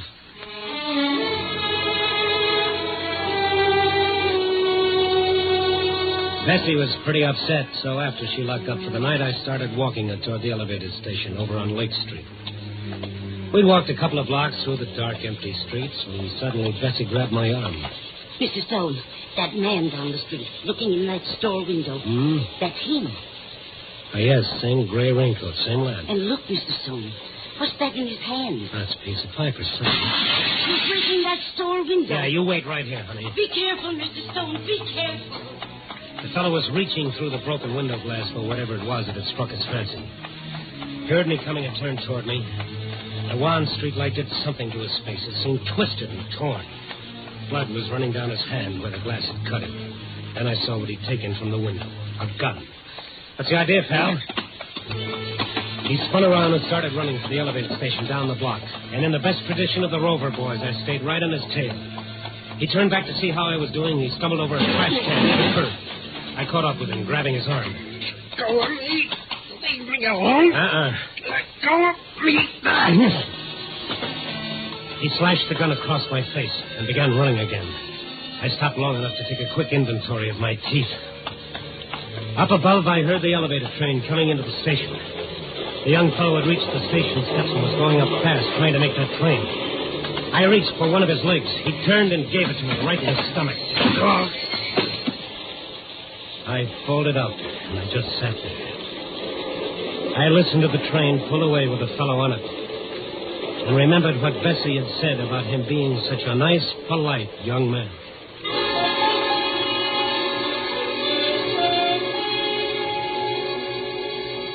After a while, I began to feel somewhat human again. I notified the police what had happened, and they sent a squad car out. After they left, I remembered something, a name this nice, polite young man had been throwing around. George Brewster. I found a phone book in a cigar store. There were 3 George Brewsters. The first number didn't answer. I tried the second. Hello? I'd like to speak to George Brewster. Well, he's not in right now. Is there any message? Who is this? I'm his sister. Is anything wrong? Well, if this is the right George Brewster, something is wrong. Is there any reason why a young fellow should want to kill your brother? Oh, that would be Morrison. Oh, I warned George. Morrison, huh? Tom Morrison. Where does he live? Our old apartment, 612 Hamlin Avenue.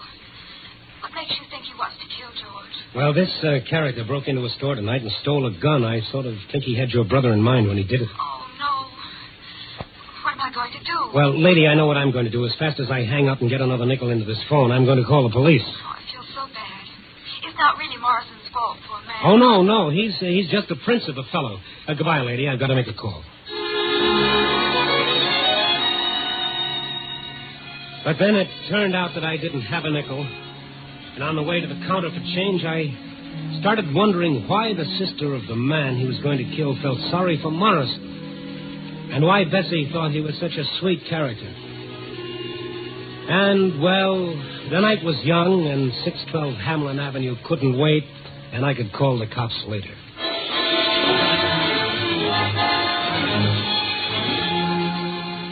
.612 North Hamlin was a second-floor flat on the north side. I got there a few minutes after 11 that night. All the windows were lit up. I rang the bell and I waited. I felt a little bead of sweat zigzagging down my face like it didn't have any place to go. Yes? It's you. No, let's not close the door just yet. In fact, let's push it open all the way. What do you want? My 2 front teeth and a few ribs. Get out of here. Now, look, pal, don't tempt me. I came against my better judgment to listen to what you've got to say. If I leave now, the only place I'm going is the nearest police station. Police station. I guess maybe that would be the best. What? Otherwise, I don't know what's going to happen. Yeah, I guess you better call the police, mister. What do you think you're doing, calling my bluff? The phone's right behind you. Okay, buddy, you asked for it. Sure this is the way you want it? It's better this way. I'm at the end of my rope. I don't want to kill him. George Brewster? Yes, George Brewster. I know how it'll end if he doesn't stop. Stop what? Call the police, mister. You'd be doing me a favor. Since when have I got to do you favors? Well, why aren't you calling? I'm an Eagle Scout in good standing. I haven't done my good deed for today. You can't help me, mister. Stone is the name. What makes you so sure I can? Thanks for even wanting to. After that bad time I gave you. Bad time? That's the understatement of the year. Well, I was panic-stricken. You got me half crazy. Well, what have you got to lose if you tell me about it? No. Okay. Wait. I don't know. I'm like a drowning man grasping at straws.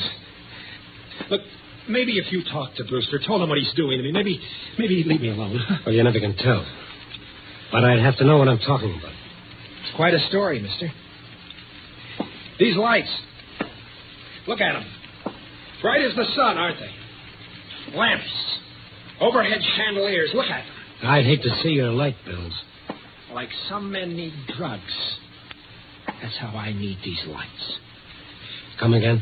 My sanity depends on it. My very sanity. On these lights? It's a sickness. You've even got a name for it. Noctophobia, it's called. Fear of darkness. Fear of darkness? That's for kids. No, I take that back. I'm sorry. Don't be. I quite agree. Kids. Or neurotic women. But in a man of my age, it's quite ridiculous. Only when the day starts drawing to a close, when the night starts crowding in. Have you been to a doctor? Sure, I've been to doctors. They tell me I shouldn't feel too badly. Plenty of people with my trouble. A hangover from childhood. An illness. Like heart trouble is an illness. I'll take the heart trouble. Maybe you haven't gone to the right kind of a doctor. Maybe psychiatry could help you. Nothing's going to help me. George Brewster's going to see to that. What about this, Brewster? He's trying to destroy me. With the strangest weapon of all. The strangest weapon of all? Yes. His weapon is the night.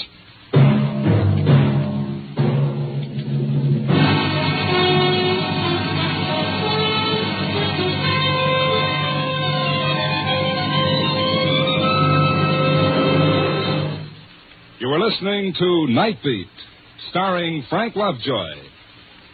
In a moment, we'll return to Night Beat and Randy Stone. But first, we'd like to call your attention to another great NBC mystery adventure program. Every Sunday, you'll want to hear the exciting new Christopher London series with screen actor Glenn Ford in the title role. Stories for Christopher London are furnished by Earl Stanley Gardner, one of the most famous mystery story writers in America. There is no doubt about the greatness of Gardner's stories, and with the superb acting of Glenn Ford, Christopher London should be must-listening for every mystery fan. Make a listening date now to hear the exciting adventures of Christopher London every Sunday over most of these same NBC stations. And now, back to Frank Lovejoy as Randy Stone in Night Beat.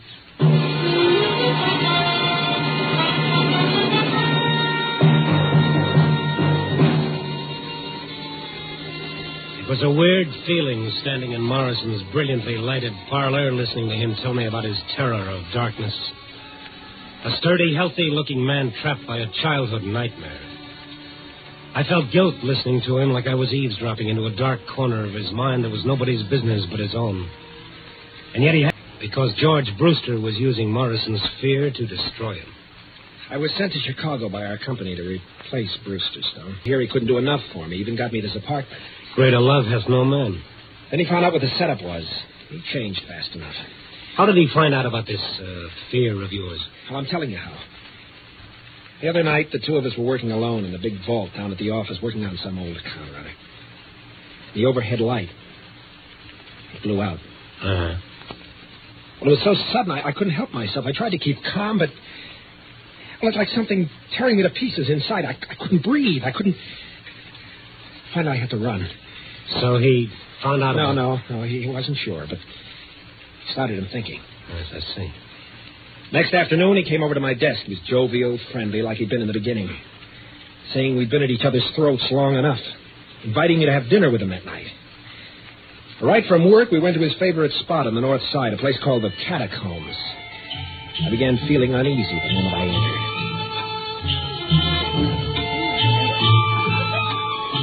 How do you like this place, Tom?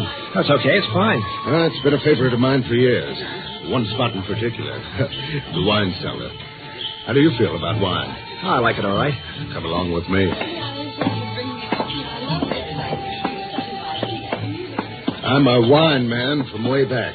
Say, George, I wanted to talk to you about that little outburst last night. They have a different wine cellar here with a different temperature for each type of wine. I haven't been sleeping well, you see. Me, I prefer Riesling myself. Well, here we are.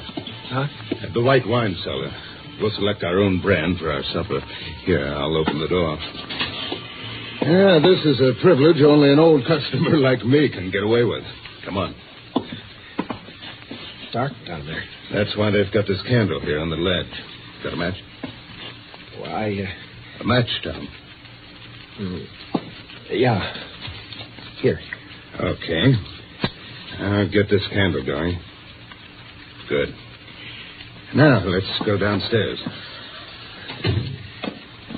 George, you think we should do this on our own? Done it hundreds of times. Been coming here for the last 10 years. Well, now let's go down these stairs. Careful. Yeah. George, I was explaining about last night. The candle casts funny shadows, doesn't it? You notice how cool it is? 20 feet below street level here. Look, I want to talk about last night. I don't want any misunderstanding. Huh? It's just that I've been working pretty hard. Look, Tom. Will it make you feel better if you showed me you're not afraid of the dark? Okay, you can show me. I'll blow out the candle. What are you trying to prove, Brewster? Nothing at all. It's your idea. Where are those matches I gave you? You gave me some matches? Well, I must have lost them. It's not going to work, Brewster. I'm not insane, you know. I can stay down here until you're quite satisfied. Funny, isn't it, about the darkness? The way it seems to close in on you. The way you start thinking you can't breathe. I know, I can see how someone could... What's the matter, Tom? This is ridiculous. Something so suffocating about a dark room. Stop it. Stop it. Only the heavy, smothering blackness. Stop it. Where are you going, Tom? Anything wrong? Anything wrong? Anything wrong? Ran out of that cellar like a kid scared to death, Stone. That was a rotten thing for him to do. Well, he's fighting for his job, Stone. He's not too young anymore. He can't start all over again, so he'll do anything. Oh, great. I'm sure he's told the people down at work. I'm sure they're all laughing at me behind my back. You don't know what that does to me. I can imagine. Today I found a new desk lamp on my desk, courtesy of George Brewster. Every day, something like that. Did you ask him why he's doing it? He won't admit he's doing anything. Says it's all my imagination. Maybe I ought to see a doctor. Or better still, maybe a change of climate would help. Well, I'd leave town in a minute. Only my future's at stake, too. Before I let him drive me crazy, I'll kill him. Well, I'm going now. I'm going to talk to this bird. Where does he live? Out in the suburbs, Lake Forest. He lives with his sister. All right, I'll give you a ring as soon as I've seen him. Mr. Stone, I hope you can do some good. Yeah. Oh. Say, I almost forgot something. What? That gun you made off with. Well, Maybe if we're lucky, we can talk the store owner out of pressing charges. I'll try it. That was a crazy thing to do. I was so desperate. Wouldn't have done you much good. When they put them in the window, they never loaded. I'll let you in on a secret. If I hadn't known that, I wouldn't have been such a hero coming here tonight. I'll let you in on a secret, Mr. Stone. You can get bullets without a license. The gun's loaded now. Oh, great. All right, go and get it for me. All right. Yes, I want to give it to you. It's in my bedroom. He started for the bedroom. And then it was almost like a comedy routine where, after the big build-up, the punchline comes right out on cue. The moment he entered the other room, every light in the house suddenly went out. What happened to the lights? Take it easy. Where's the fuse box? I don't know. Never had any occasion to use it. Besides, if it was a fuse, all the lights wouldn't go out. It wasn't you. Use your head. How could I do it? I'm getting out of here. All lights out, too. Stone, well, maybe something went wrong with the central wire. But why should it happen exactly now? Wait. Huh? The downstairs apartment. Their lights are on. If it was the wire... All right. Let's ask them where the fuse box is. Yes? Oh, Mr. Morris. My lights went out. It might be a fuse. Where are the fuse boxes for these apartments? Out in the back. I'll get a flashlight and show you.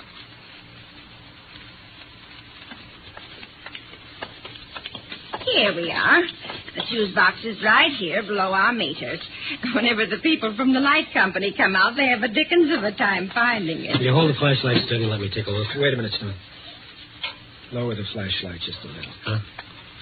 It's not the fuse. Look at the master switch on my meter. Look at the one of Mrs. Graham's. Why, somebody pulled your switch down to off. Yes. Yes, someone surely did. Well, here, let me push it up. And look upstairs. All your lights are on again. That's probably some kids playing a joke. How do you suppose the rascals ever found it? It's so well hidden. I've got a theory that all kids come equipped with a special radar for finding things like this. Mrs. Graham, tell this gentleman who used to live in my apartment before I did. Why, Tell him. why, you know. He even got the apartment for you. Your friend, Mr. Brewster. But what is that? Tom, that doesn't prove he did it. For me, it does, Stone. For me, it does.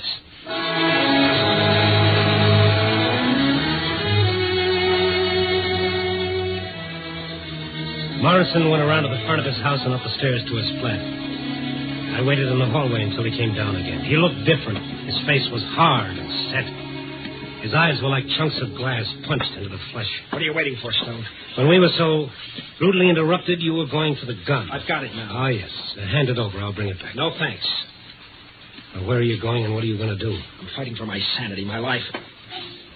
He's never going to do this to me again. Never. I can't let you do that. You're not going to have to. The minute you leave, I'm going to call every cop in the book. Yes, that's what you do, isn't it? Yes. Then I'd better give you the gun.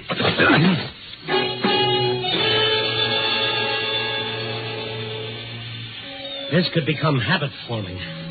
I dropped to my knees in the hallway, and then the hallway subdivided like something under a microscope, and there were 2 hallways, and then there were 4. And then everywhere I looked, there were hallways. Morrison tried to push me aside and get by me, only it was a whole circle of Morrisons. I grabbed at his legs to hold him back, and it was like grabbing at a centipede. Then all the Morrisons in all the hallways brought all their guns down on my one poor head. And that was it, brothers and sisters, that was it. Feeling better, Mr. Stone? Oh, if I felt any better, I'd call an embalmer. Oh, what a business. I heard a commotion, and I came out, and you were lying here. Oh, is this my head or is it a cantaloupe? Oh, how did it happen, and where's Mr. Morrison? Oh, Morrison, yes.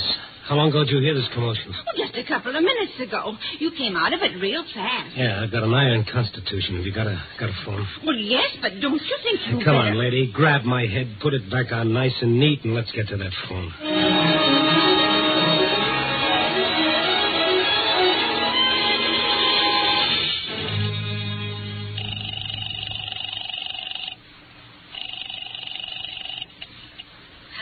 Hello, this is the fellow who called you before, Miss Brewster, about Morrison and your brother. Oh, yes. He's not there yet, huh? No, my brother is... I don't mean your brother, I mean Morrison. What? No. Is he... Oh, yes, he sure is. Now, give me your address, and the minute you hang up, get away from your house as fast as you can. Morrison's got a gun, and he's half crazy. Maybe we should call the police. Well, maybe we should, but I'm not going to. They'd throw the book at him, 10 years for attempted murder. I think I can stop him before he does anything. Oh, I can't tell you how sorry I am about this. Lady, you and your brother should be.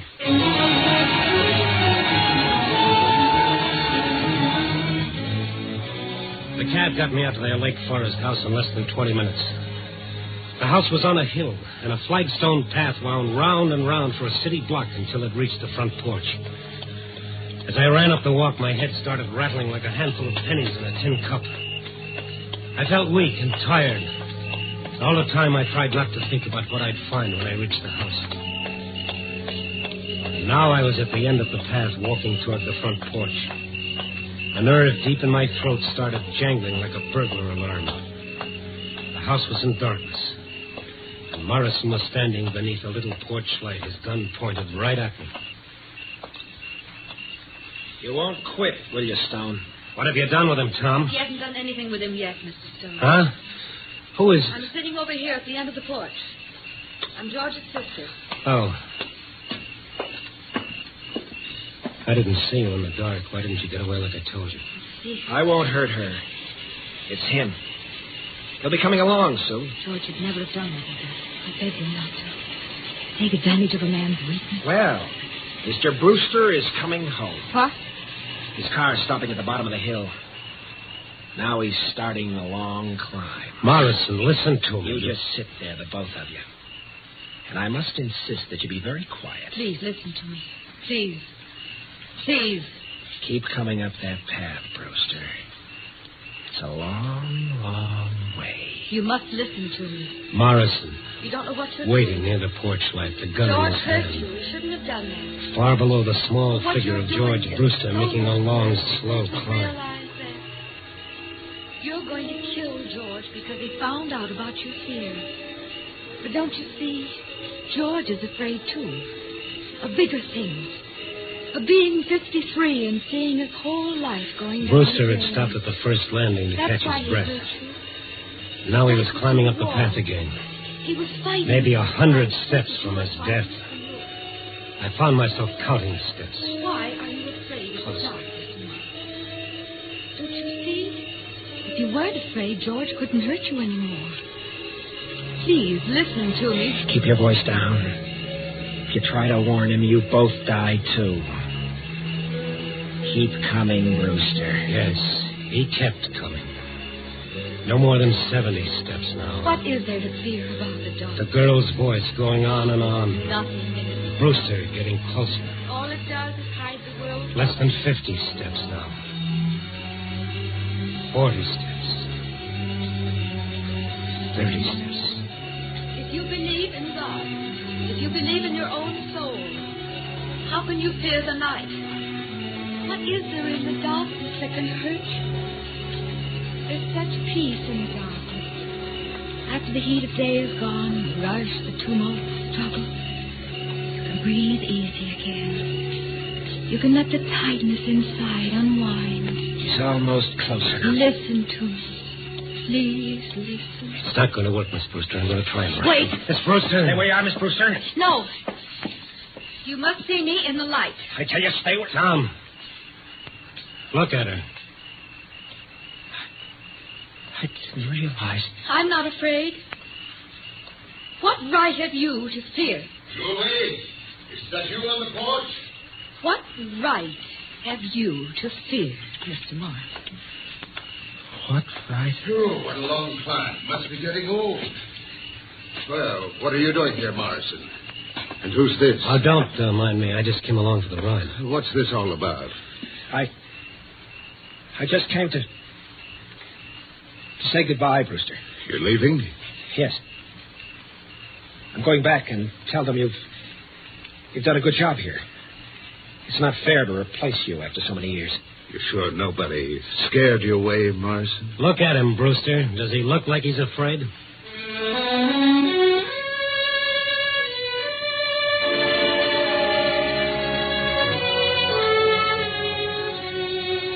I don't know if Julie cured Morrison of his fear of darkness. Cure is a pretty strong word. But maybe she helped. I kind of think so. I do know this. It's going to be mighty hard for Tom to fear the darkness, knowing Julie is not afraid. But neither Tom nor I will ever forget what we saw as the porch light lit up her face. Julie Brewster, who did not fear the darkness, was blind.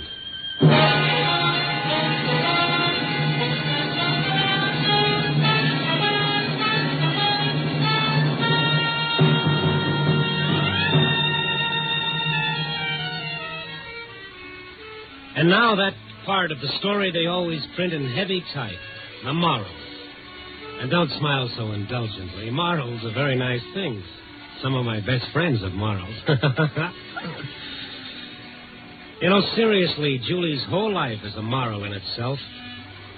And trying to top it is like trying to follow Al Jolson with a Mammy song. The best you can do is tip your hat to the fellow who wrote, "Out of the night that covers me, I thank whatever gods may be for my unconquerable soul." He must have had someone like Julie in mind. Well, 4 o'clock in the morning, stale cup of coffee, a tired sandwich, and a story to dictate, and I worry about my unconquerable soul. Ah, me. Give me a rewrite.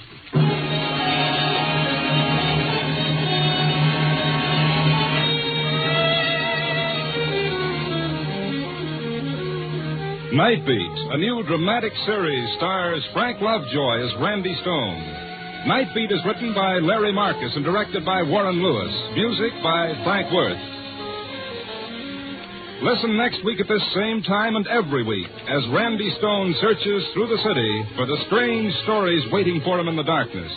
The stories that come out of the shadows to find their way into Night Beat.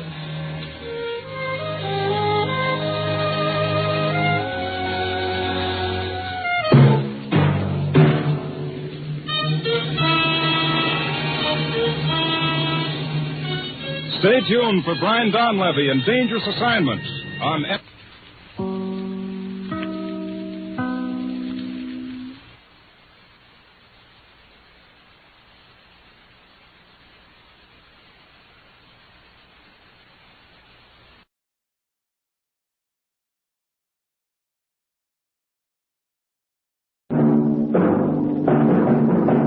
Night Beat.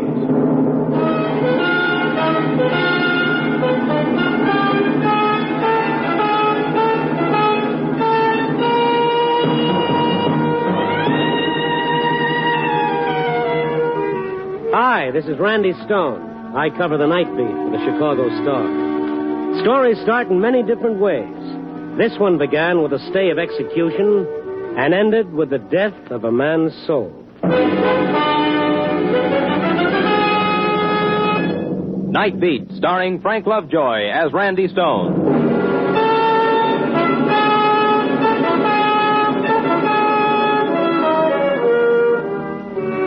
I didn't like it. I didn't like any part of it. It's bad enough that a guy's got to die without being constantly reminded of it. Okay, so you can't live forever. I know that, but when the time comes, it should just end quick, with no warning, no anticipation, no nothing. Just like that. Now, don't get me wrong. I'm not scared of the idea. That is, no more than the next guy. I just don't like it constantly tossed up in my face. That's why the managing editor could never sell me on covering the hospital beat of the city morgue. And an obituary is something that absolutely refuses to write itself out of my typewriter.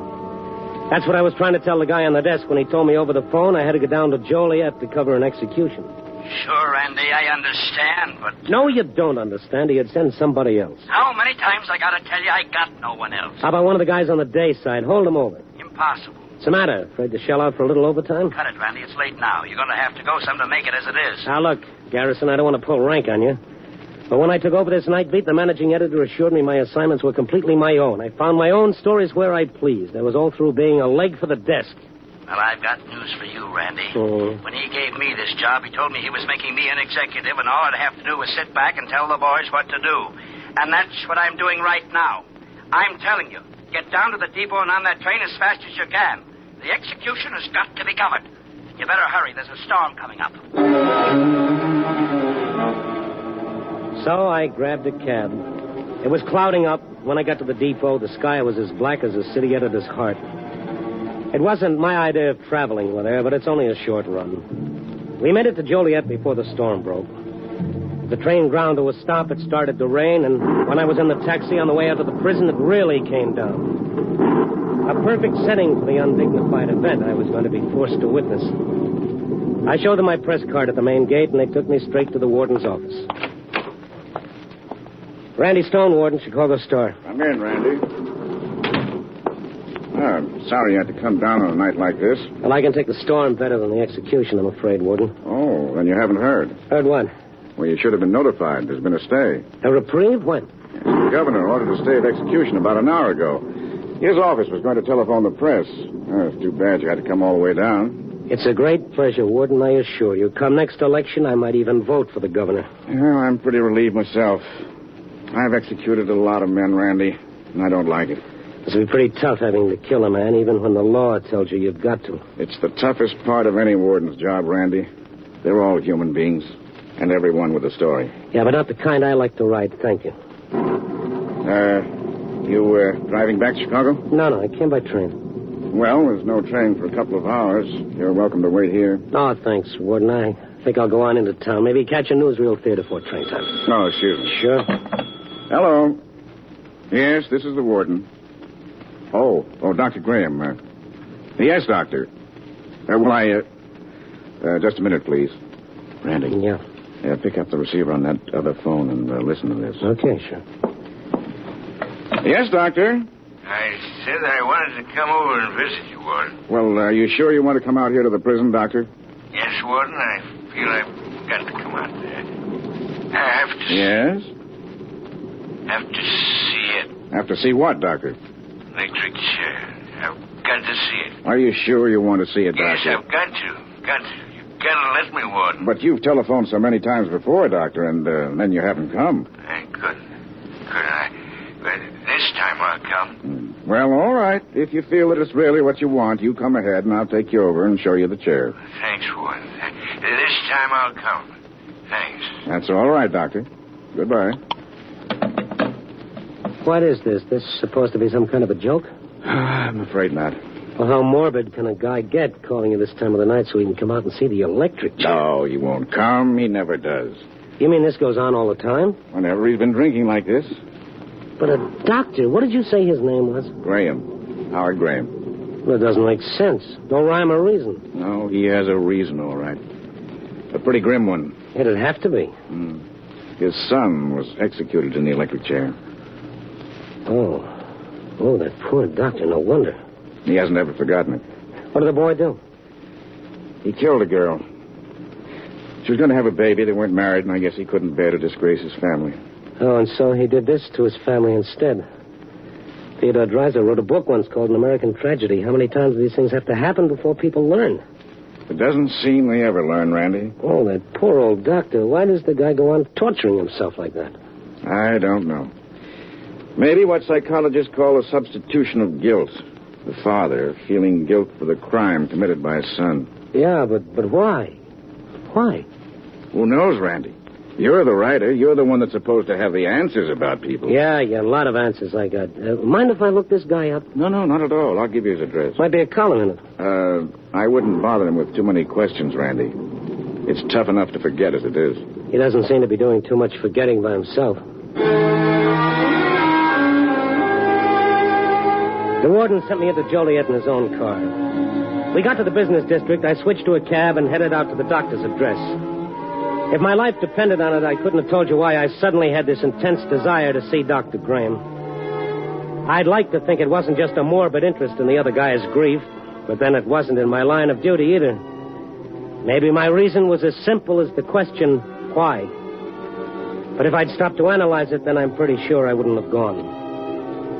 Graham lived in one of the better residential neighborhoods, a 2-story brick house looking smug and comfortable behind a wide apron of lawn. I left the cab at the curb, walked up the path to the front porch. There was a light on inside. I rang the bell, waited for somebody to answer the door. The rain had let up for a while. You ring the bell? Yes, I hope I didn't disturb you. What is it you want? Are you Mrs. Graham? She's dead. Oh, I... Killed herself. Oh, I'm sorry. Over the boy. I didn't know. I thought everyone knew. I'm the housekeeper. Well, I'm sorry to bother you. I'm a newspaper reporter, and You'll be next. You wait and see. Dr. Graham? Well, who else you think I meant? Well, I don't know, lady. Is the doctor in, please? This time of evening? You have any idea where he might be? Where he always is. Not here. Does he have an office? Yeah, but I don't know what for. I don't have no practice left. Would you mind giving me the address? Morrison Building downtown, but it won't do you no good. Oh, you don't think he'll be there? Yeah, more likely in the hotel next door to the Morrison Building. In the bar. I see. Drinking himself to death. Well, thank you. If he ain't killed himself already. Yeah, thank you very much. Good night. I thought things like that only came out on Halloween. Oh, well. I climbed back in the cab more curious than ever about Dr. Graham and the macabre set of characters and circumstances that seemed to have been lousing up his life. There was still an hour and a half until train time, so I asked the cabby to drive me downtown to the Morrison Building. The night watchman took me up in the elevator. I walked down the dim hallway to a door marked Dr. Graham, but the housekeeper was right. The doctor wasn't in his office. The night watchman evidently expected me to be coming right back down. The elevator was still waiting at the end of the hall when I got back. Down? Yeah, I was looking for Dr. Graham. Yeah, figured you were. Well, he's not in. The office is dark. I could have told you that. Well, what did you let me come up here for? Why didn't you tell me he wasn't in? You didn't ask me. I'm one for minding my own business. They come and go, but listen, they ask me. I don't butt in. Well, I'm asking you, do you happen to know where I might find Dr. Graham? Well, you might find him at home. Oh, I just came from there. The only other place he'd be is next door. What, in the hotel? Yeah, in the bar. Oh, swell, swell. Would you mind taking me down? Sure thing. You seem to know the doctor pretty well. Oh, so? You know his son, too? The one that, had the trouble? He has the electric chair. Yeah. Mm-hmm. Did you know him? That's right. That's what. Knew the girl, too. The one was killed. You did? Yeah, one of the old doc's patients. Rode her up in the elevator quite a few times. Doc is, not doing too well these days, I hear. No, kind of gone out of practice, you might say, since the trouble. Uh-huh. Oh, thank you. I think I'll try and find him next door. By the way, what does the doctor look like? Don't you know him? No, that is, I've only talked to him on the telephone. Oh, well, he be at the bar. He's a kind of middle-aged man, heavy set. He looks like a doctor. You'll know him all right. I'm sure I will. I went back out to the street and told the cab driver not to wait. Then I went next door to the hotel, walked through the half-empty lobby and into the bar. Just like the watchman said, I didn't have a bit of trouble spotting Dr. Graham. He was the only customer in the place, sitting on a high stool at the far end of the bar. I climbed up alongside him and motioned to the bartender who had his ear in the jukebox. Hey, Yeah. What's it gonna be? Make it a gimlet. That's, Gimlet? Yeah, you know, it's in a martini glass. Of course I know. You're trying to tell me how to run my business? No, certainly not. I just didn't know if you understood. 17 years I've been mixing drinks in the finest places. Oh, look, fella, now don't get me wrong. Shaved ice, dry gin, little sugar, lemon peel, and lime juice. That's right. There's no other. Only. Lime juice got to be imported. Oh, I didn't know that. We ain't got it. Not imported. Well, that's all right. Just make it a martini, then. In taste, you can't tell the difference if lime juice is imported or regular. So I make you a gimlet. That's what you order, huh?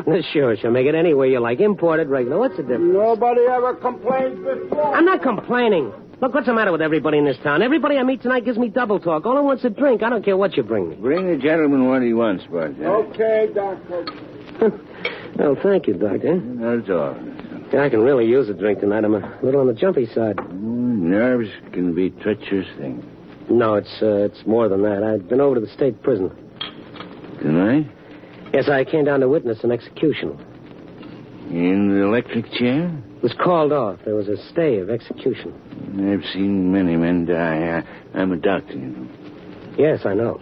But I've never seen a man die in the electric chair. Well, it's pretty rough. Have you ever seen the electric chair? Yeah. Would you mind very much describing it to me? Well, I'd rather not, Doctor. See, I know who you are. I'm Dr. Graham. Yes, my name is Randy One Stone. gimlet, just like you ordered. Okay, thank you very much. As I was saying... Aren't you going to taste it? Well, sure later. Or maybe you don't like it. Well, sure, I like it. Here, if it'll make you happy. Oh, yes, it's fine. It's just fine. Sure, I told you. I'll call you when I'm ready for another one. 17 years I'm mixing drinks and he tries to tell me how to make a gimlet. As I was saying, Doc, you know, I know who you are. I was in the warden's office tonight when you telephoned.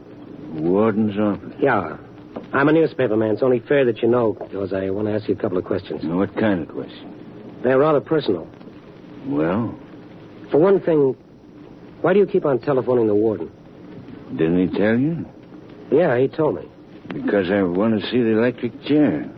Now, look, Doc, that's not going to help. You know it isn't. I know I'll never be able to go and see it, but I've got to call him. It's compulsion. I drink and I telephone him, and I drink some more.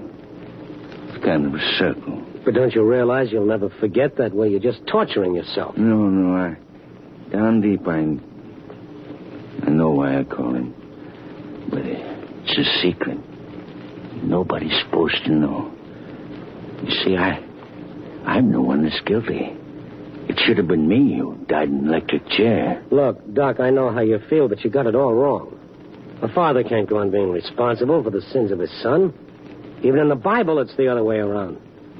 Try to bring up your kids the best way you know how, but after they reach a certain point, there's nothing you can do. You did your best. It just didn't work out. No, you don't understand. It was my child. I'm the one who's guilty. I'm the one who should have paid. That's why I telephoned the warden. That's why I got to see the electric chair.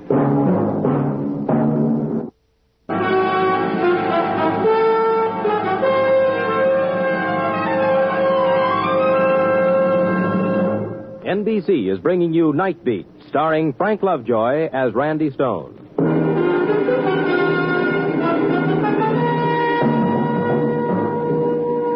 By the time the bartender got through proving to me that he really knew his business, it got to be kind of late and just a little wet out, so I missed my train.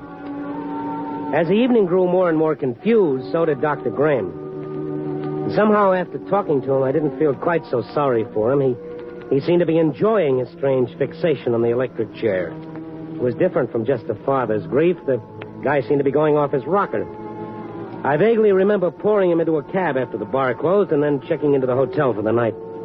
When I woke up, the sun was beating through the window. I put in a call to Chicago and got the paper on the phone.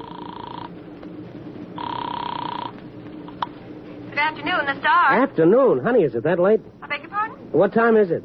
Well, one moment, please. I'll give you our information service. No, wait a minute, honey. It's Randy Stone. Oh, Randy, why didn't you say so? Gee, everybody's been calling for you all morning. Oh, fine. Give me the desk, huh? Just a second, Randy. I'm ringing. All right. City desk. How are you, Phil? Randy Stone. Randy, for the love of Mike, where have you been? In Joliet, where you sent me last night, remember? I know, but that was last night. Where are you now? In Joliet. But the execution was called off. Why didn't you come back? I had to stay over. There was a storm. Oh, rats, the trains were running. Well, maybe next time you won't send me out of town on an assignment I didn't want in the first place. All right. When are you coming back? As soon as I can get dressed and catch a train. Get dressed? At this time of day? I work the night beat, remember? When you dayside lads are catching up on your beauty sleep, I'm working. Just exactly what kind of work were you up to last night, Stone? Or does that come under the heading of personal? Personal, my eye, was following up a contact, the human interest you're on, the warden touted me on. And? Well, it fizzled out, that's all. There was a doctor here whose son was executed last year for murder. That's nice. Be sure and check in at the office when you get back. Okay, I'll see you later, Phil. Hey, Phil, you worry too much. Goodbye. That guy's going to get himself a Nelson. Yeah. Mr. Stone. Talking. This is Dr. Graham. I met you in the bar last night. Do you remember? Oh, certainly. How are you, Doctor? I wasn't sure whether you were still in the city. Well, I kind of overslept. By the way, how did you know I was staying over at the hotel? Why, you mentioned that you were going to last night before I left you. I didn't think you'd remember. You were feeling no pain when I put you in the cab, Doc. I always remember. Everything. That's my difficulty. Well, what can I do for you, Doctor? I said a lot of foolish things last night. No, I don't think so. It was the alcohol talking, not me. Well, maybe the alcohol just made it a little easier for your heart to put it in words. Did you believe the things I said? Well, yes, certainly. Everything? Of course. I just didn't approve of everything. I was hoping you wouldn't remember. Well, fortunately, I do. Yes. Unfortunately. I'm sorry, Doctor. It isn't good to remember some things. Because... I'm trying to say, Doctor. I shouldn't want them to bring you unhappiness. That would be such a pity. You'd be better off dead. What the... Hello. Hello, Doctor. Operator. Oh, is this the outside Can I help you? I was just talking with somebody and I was cut off. Can you connect me again? I'm sorry, sir, but that was an outside call and your party is disconnected. You have the number. I will be glad to call it for you. No, thank you. No, thanks very much. Never mind. I have an idea my party hung up.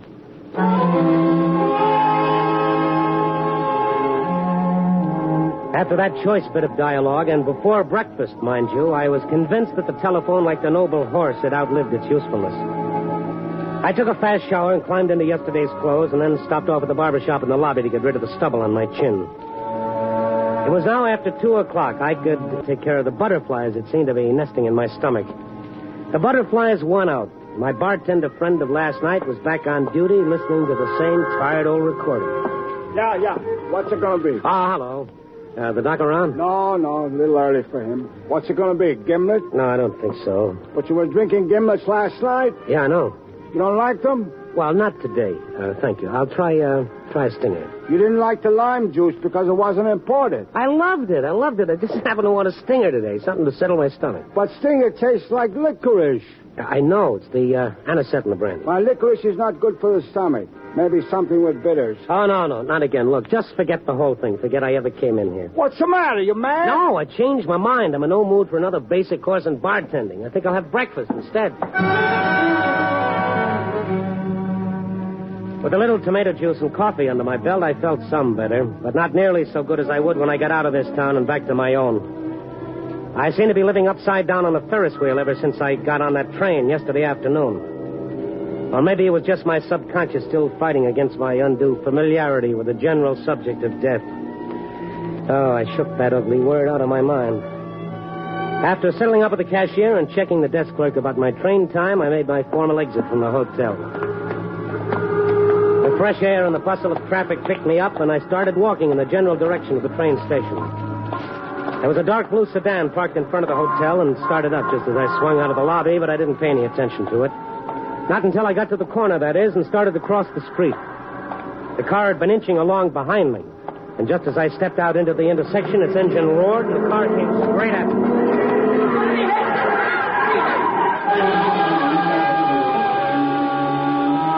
This was no accident. The car didn't stop. Whoever it was had deliberately tried to run me down. I got a fleeting glimpse of the rear of a blue sedan as it sped down the street. I couldn't make out the license number, but right above it was one of those little green crosses, a doctor's car. Dr. Graham, it must be. And he tried to kill me. I wasn't hurt, but I was mad. I couldn't believe that I'd almost been killed. It didn't make any sense. I couldn't figure out why Dr. Graham or anyone for that matter would want to kill me. Unless the poor guy was really unhinged, But that'd make him more than just psycho. It would make him homicidal. And that was something I just couldn't walk away from now. I brushed some of the street off the seat of my pants and headed back to the hotel.